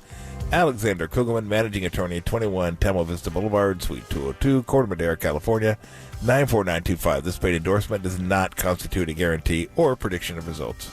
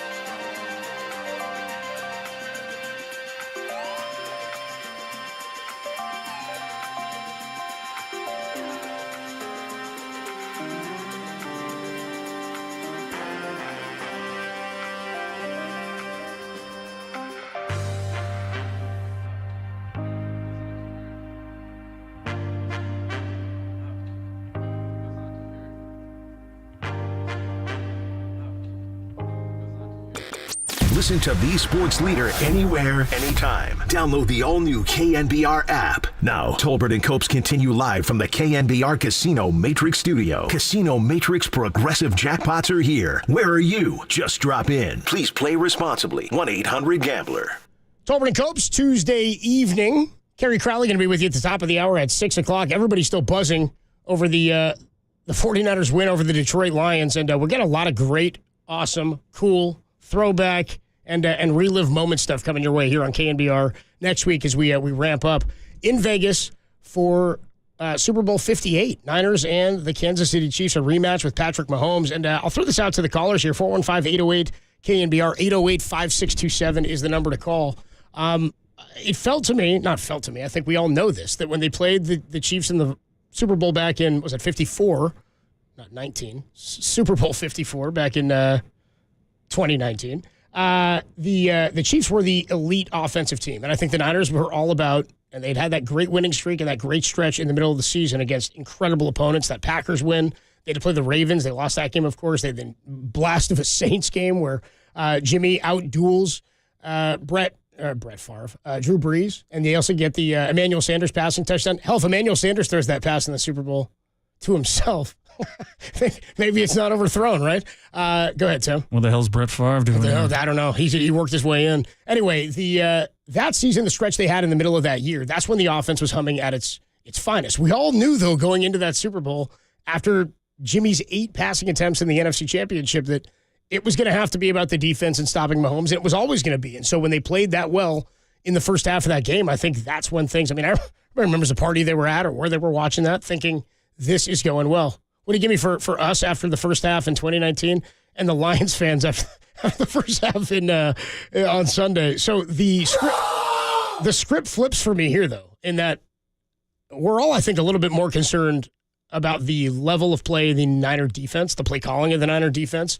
I think we all know they can make plays. Dante Whitner was on with us just a few minutes ago and said a lot of times it's about want. He says to stop the run, you have to want to tackle somebody. You got to want to put your body on somebody. I think sometimes it's tough because you got guys like Barry Sanders and Damian Tomlinson. Hell, Jahmyr Gibbs is an elusive guy. And some of those guys, even by putting your body on them, can run through you and run over you. That said, the Chiefs' defense has kept them in games this year. It won them that game on Sunday in the AFC title game.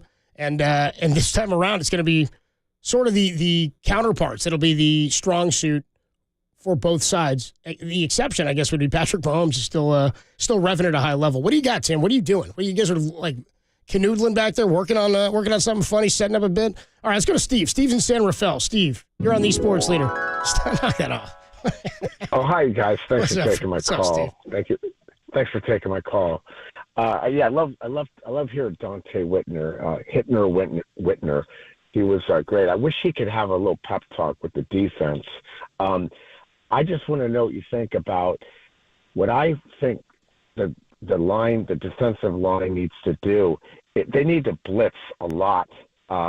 If Kelsey is Mahomes' main guy and they have the most drops in football, wouldn't it make sense to blitz a lot? You got to get to Mahomes quick and hard and fast and get him down and rattle him. And because that's what I think the Niners are going to need to do on that side. And on the other side, McCaffrey running the ball a lot to keep the ball out of the hands of Mahomes. I mean, these are all obvious things, but what do you think about that? And thanks for taking my call. I appreciate the call, Steve. Yeah, I mean, I think anybody would tell you that creating pressure for a quarterback, every quarterback would tell you that they're most uncomfortable when you get pressure up the middle. Now, the thing that's weird about Mahomes or difficult to stop with Mahomes, and again, he to me is, we make those Steph Curry comps, but to me it's just more about the impact he has on the game in that he can find ways to beat you and he can put the Superman cape on, as Steve Young has said to us many times, and take over a game without his team really having to do much around him. If he's around 13 seconds remaining in a half or in a game, he's dangerous and can keep his team in it and can force overtime. We've seen him do this, right? He's also, as we talked about, the battle testing early in this postseason, or the win over Green Bay and having to struggle to come back against the Lions. There's maybe nobody more battle tested in the last decade than Patrick Mahomes, or since the retirement of Tom Brady. Not because he's been knocked down, because he's had to win in many different ways. We thought that Tyreek Hill leaving was going to change that offense entirely, and it did. And look where he is, back in the Super Bowl again. And even if he hadn't made it, we said he went to Buffalo and won, and then lost to what people believe to be the eventual MVP. So putting pressure on Mahomes up the middle, to me, is great. However, you get to the outside, and he can make plays. He can contort his body. He can do things that other quarterbacks are incapable of doing, which is why I don't know that there's a simple game plan. I think contain is a lot of what you're going to have, which is why stopping the run and making him pass to what is, for the most part, the worst receiving core he's had at this level of his career, at the Super Bowl level, I think that's where you want to make your bones. Let's go to Dale. Dale's out in San Jose. Dale says you can't blitz Mahomes. That's kind of where I'm at, man. I want to sit back. Where are you, Dale? Yep. Yeah. I think that the blitzing idea wouldn't be too good. That's gonna get you in trouble. You blitz Goff, you can blitz guys like Love, but if you blitz Mahomes, he's gonna cut you up if you blitz. But what I would do, like you're saying there, your point is cover, prevent him from keep him in the pocket, cover, and try to just put pressure on your 4-down lineman and make his receivers make plays. Cover Kelsey, that's the key. That's what I would do. I'll take my comment off the air. I appreciate the call, Dale. Yeah, the cover Kelsey thing it's funny because nobody does, right? That's the whole. Can you make him be the only guy that beats you? And in football's a little bit different in that way than like basketball. And Tom and I have talked about that with like Nikola Jokic. And we talked earlier about Doc Rivers taking over the job in Milwaukee. They lost to Denver last night. Was that last night? 113 they gave up, but that's pretty good to Nikola Jokic and the Nuggets, 107-113. And Jokic still had a triple-double, but I think he had 30 points on like 30 shots. Like he took as many shots as he had points scored. He was inefficient. Now, he still had the triple-double and got the assist, but he himself did not beat them offensively. If Travis Kelce's the only guy picking up yardage against you, yeah, that can be dangerous. They can dink and dunk all day long against him. That said, Niners, we know about the linebacking core. I'm more concerned about what they can do when Isaiah Pacheco gets shot out of that cannon. I mean, that first run he had, or that early run he had for like 15 yards or 14 yards to start the game last week, that was tough. And so the other part of this is making sure your offense can hold up to that of the Chiefs' defense. I don't think the Chiefs offensively have the weaponry or the makeup or the firepower with their skill position players outside of Kelsey, even with Rashee Rice, who's been really, really good in the back half of the season.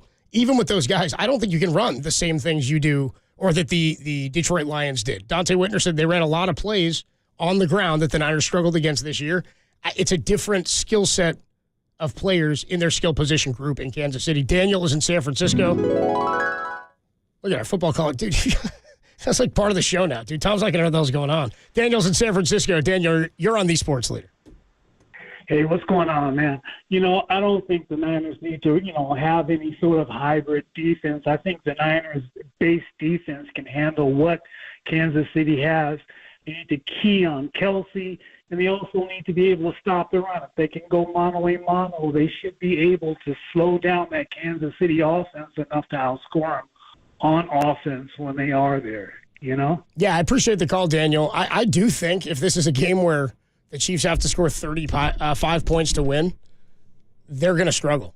They've had a handful of games this year where they were shut out in the second half. I want to say we'd have to go back and look. I think a couple of different times, it might have been back-to-back weeks or 3 straight weeks, they were shut out in the second half. Shut out in the second half last week. Tom said that, too. He went through a bunch of their games. The unders have hit in games with the Chiefs in the second half. Under totals, like 16 of the 19 or something games that they've played this year. The Chiefs have struggled in the second half. So a lot of times, remember, we used to talk a lot with Jimmy Garoppolo about the scripted plays early on, and after the script, things get funky with Kyle Shanahan and the play calling.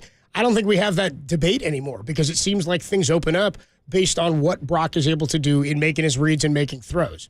There's a rhythm to the offense when it's humming. It felt that way in the second half last week. You got to make sure you start that way this week. But if the Niners are able to get off to a hot start, and that's kind of the statement Tom was making early, he said it almost makes you want to take the ball at the beginning of the game. I don't think they should. I don't think they will, but it almost makes you want to try to get going and put some pressure on their offense, since that is, in fact, the weak link, ironically, with Mahomes and Kelsey of that team. But as long as you got Andy Reid and you got Pat Mahomes, they're going to give themselves a shot. 415-808-KNBR, 808-5627 is the number to call. I'm going to check here on the Golden State Lumber and Building Materials text line. 510 checks in on the text line, says we need a fifth guy on the line just to bump Kelsey and throw off his timing. I've actually already heard people say that. Dennis Brown was saying that on Sunday on the post-game show when we were down at Levi's. He says, you've seen this before. You're going to have to bump him. And by the way, don't forget, the Niners played the Chiefs last year. That was Jimmy Garoppolo's second to last game. He goes down the following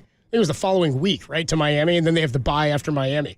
The Chiefs torched the Niners in the second half of that game. Bosa picks up 2 sacks, and then in the second half, it was like all Juju Smith-Schuster and Mecole Hardman. I want to say Hardman had 2 one-yard touchdown catches and maybe a run-in as well. Like they had an explosive game. In the Quarterback Show on Netflix, it's one of the games that they feature Mahomes in, and he's sitting there and he's frustrated in the first half, and he goes, they're all playing me like this year. They're playing me this way. Fine, I'll just start throwing it short, and then they'll come in with their corners. I'll toss it over the top. It's almost exactly what happened. It was like the Niners gave him the middle of the field, and he took advantage of it. So Brock Purdy has not gone head-to-head with Patrick Mahomes as a starting quarterback in the NFL, though the Chiefs did come to San Francisco, or to Levi Stadium, I should say, last year, and whooped up on them Niners. I think the Niners, says the 707, need to bluff coverages, show zone, play man, vice versa. I got to tell you, I don't know enough about defensive coverages to tell you what they should be doing next week about Patrick Mahomes. I know that you got to stop Travis Kelce, and I know that it starts with pressure and contain up front, and I know that they've been far worse with contain since Cleve Ferrell's been out, and while a lot of this heat, it seems like, is coming back on Chase Young or taking plays off, is what people are saying. I think a lot of it is about him not being quite as good of a contained player. He's a pass rush guy. He needs to get to the quarterback. And when they had Cleve Ferrell out there and were mixing and rotating those guys in, he played a lot better. Dante Whitner told us, and you can check the full podcast out, KNBR.com and the KNBR app. He said he'd like to see Demetrius Flanagan-Fowles get a shot over Oren Burks or get worked in over Oren Burks because they need him to hit a little bit harder and to plug those run lanes. He said, I feel like Oren Burks is not positioned correctly or is not doing enough to stop the run. Certainly in the first half, nobody was. 707 checks in, says, okay, Mahomes, how they played hurts. Play Mahomes how they played hurts. Pressure but contain. I don't think it's the same thing. After that game, when Nick Bosa said, I think we gave a blueprint on how to beat Jalen Hurts, Tom and I discussed that, and we said, Tom had a great line. He goes, yeah, dude, you can give a blueprint, but you have to have the personnel. And that's kind of what I'm saying about the Chiefs' offense relative to that of the Niner defense. I don't think the Chiefs, even with Mahomes, have the same makeup to do anything similar to that of the Detroit Lions. I don't think that they're going to get out and be able to get into a shootout to put up 35. It'd be foolish to doubt Mahomes can put up 35. We were talking about it yesterday. How comfortable would you have? How many points would you have to be up at half against the Chiefs to feel like they weren't coming back? I said probably 5 scores. I probably need 28 points. I probably need 28 to 35 points because even 4 touchdowns to me isn't enough. 31, 35, somewhere in there. Hey, excuse me, Holmes? Yeah, I'm going to need 5 touchdowns in order to feel comfortable at beating Mahomes. I'd be up by that much at halftime is what I'm getting at. 808 KNBR is the number to text. 650 checks in, says, will Chase Young be benched for taking days off or plays off in the championship game? I don't know, man. Doesn't seem like something the Niners are going to do. Seems like I think they need him out there. I think they need the bodies. They need to keep guys fresh. And again, we're talking about applying pressure. If you're only going to bring 4 or 5, you've got to make sure the guys who are out there can hit the QB. For me, again, comes back to stopping the run and the Niners running the ball effectively. If McCaffrey gets out and is running great early in this game, and they can go up tempo, get Debo involved like they did quickly in the second half and the start of the third quarter last week, this could be cake for them. Seriously, I don't think it's a blowout, and we'll talk way more about this. But really, I think if the Niners can get to 35 points, the Chiefs' offense is not one that I think is going to be able to run in a shootout. That said, the defense has been doing a damn good job at holding back offenses. We saw what they did last week to Lamar and the Ravens. All right, Kerry Crowley going to join me on the other side. He'll take you at 6 o'clock all the way up until 9 o'clock. 707, by the way, says, Coach, I love that magical chime. And somebody else checks in and says, I like the, somebody had an Ayuk catch nickname. Let it go, man. Just let it go. Stop coming to me with your Ayuk catch nicknames. Tolbert and Copes with you. Kerry Crowley next for Sports Phone KNBR. You start lining up the calls now, only here on the Sports Leader.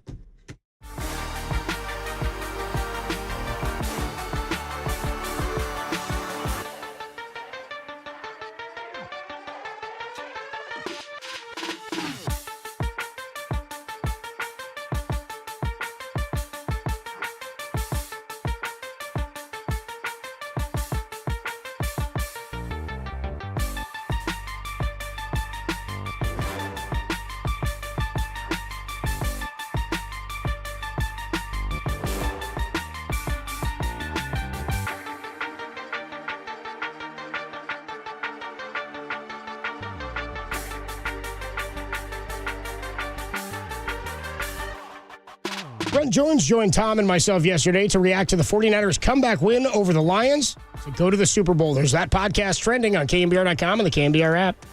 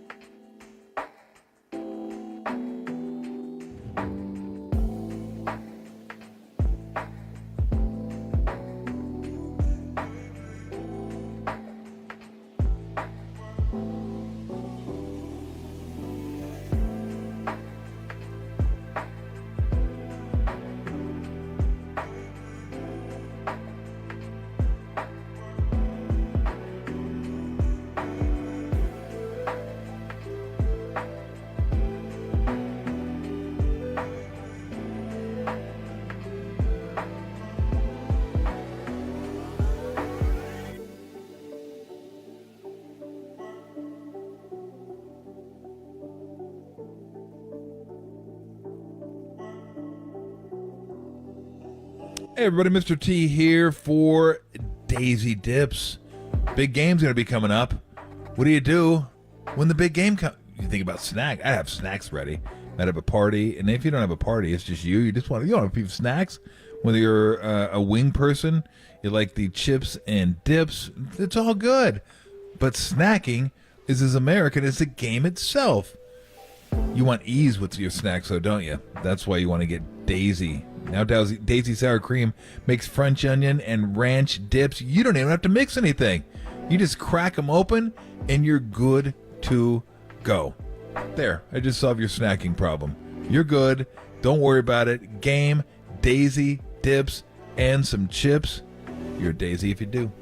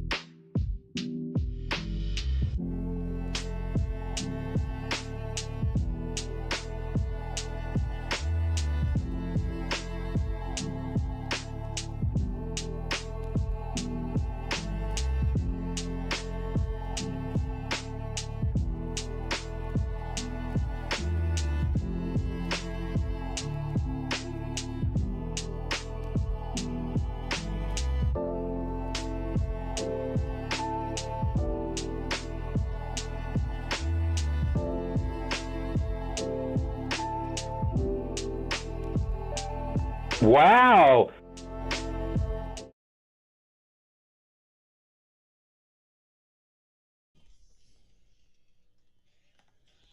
Wow. All right. There we go. We'll get ready to hand it over to Kerry Crowley here, and he'll take you up until, I guess he'll take you until Dubs OT tonight with John Dickinson. Our guy Greg Silver's hanging around as well. And Kerry, you yesterday did not have, I thought you had a really cool, fun show last night, man. I heard a lot of it, actually.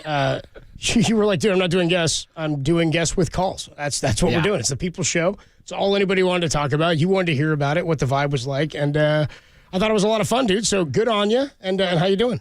Well, thank you. You started off that sentence by saying you did not, and then you went into what I did. So it sounded as if you were saying that I had a terrible show. You were kind of saying like, yeah, you really didn't do much last night. You didn't have but you turned it around by the end of that. Coach. Hey man, so you read the context better than any guy I've ever. You read between the lines better than any guy I've ever met, dude. Well, thank you. I took cues from you. You guys took what, 2 hours of calls yesterday? We've just been doing them throughout the show. I mean, we've got some people on the line here, and I was going to take them, but yeah, well, let's do it. Why don't we do it together? Let's do it together. Hey, Abdul. Abdul is in South San Francisco. You're on the Sports Leader. What's up, Abdul? How's it going, my man? Thank you guys for letting me on. Yeah, what's up, bro? What you got for us? Oh, man, you were talking about Chase Young. I think the Niners should play him big time and not bench him in the Super Bowl. We brought him in for a reason. He's a beast. I know there'll be some rotation with Gregory, but, that's good that there's a little fire under him right now, and people are talking. It's just going to motivate him to the best and help Bosa get some pressure on Mahomes and take him down. It's his 4th year in the league, and this is the biggest moment of his life. I think he's going to come through big with a sack this coming Super Bowl. Hey, I appreciate the call, Abdul. Thanks so much, dude. Call anytime. Kerry, what are your thoughts on that? Because we've been talking a lot today. Look, I don't think anything has turned, but people's focus is certainly now looking ahead. Yeah. Right? Like yesterday, it was sort of like we had the 24-hour rule, and now we're all kind of like, okay, that was fun. The buzz is wearing off a little bit. And now we're thinking about the trip, and we're thinking about the next big thing, which is beating Mahomes. I got to be honest. Last night I fielded a few calls, and if people had one complaint, it was Chase Young on defense. They just hated what they saw during the first half. They hated the fact that he seemed out of position and unable to stop the run, and that Detroit got its huge lead in part because Young and Bosa weren't able to keep contained early. The defensive line got worked, and so I got to be honest, Cubs, it was kind of refreshing to hear that positivity. I know that over the next 2 weeks, 49ers fans are going to be exceedingly positive, but the one guy who had a really tough time getting good notes on our calls last night was Chase Young. And so nice to hear that someone's got the positivity. And yeah, maybe this is the stage that he needs. I don't have a ton of faith that he's a good enough run stopper to have success in that part of the game, but he's got speed on the edge. And if there's one thing the 49ers need against Patrick Mahomes, it's speed, the ability to contain the pocket. And sometimes Young can be out of position, but sometimes his speed works to his advantage, and he's a different kind of an end. There's some versatility to his game, and so maybe this is a big-time game for Chase Young, and it no doubt is the biggest moment for him because it's no doubt the biggest moment for pretty much every single player in this game. Let's go to Jose. Jose is in Oakland. Jose wants to talk a little George Kittle revenge game, I think. What's up, dude? You're on the Sports Leader. Hey, guys. Thanks for taking my call. Well, the last time they played the Chiefs on the Super Bowl, I still remember Kittle watching all the confetti come down, and he had this look on his face, and he said, you know what, I'm coming back here. And the next time I'm coming back with a vengeance. Yeah. I hope that he remembers that, because to be honest with you, that year he was a better tight end than Kelsey. And Wilkes has 2 weeks to prepare to stop 2 players. Kelsey, because he's Mahomes' favorite target, okay, and we saw it this past game, and Mahomes making sure that Mahomes doesn't run around. Yeah. That's all he has to do. He doesn't have any other players other than Pacheco. You know what? Pacheco can try to run all he wants.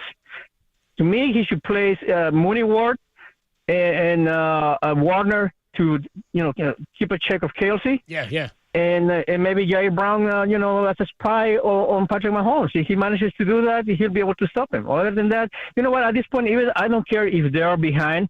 I have enough faith on Purdy that he's going to bring us back. Okay, Jose, you got me fired up. You got me fired up, bro. I'm ready. Are you ready, Jose?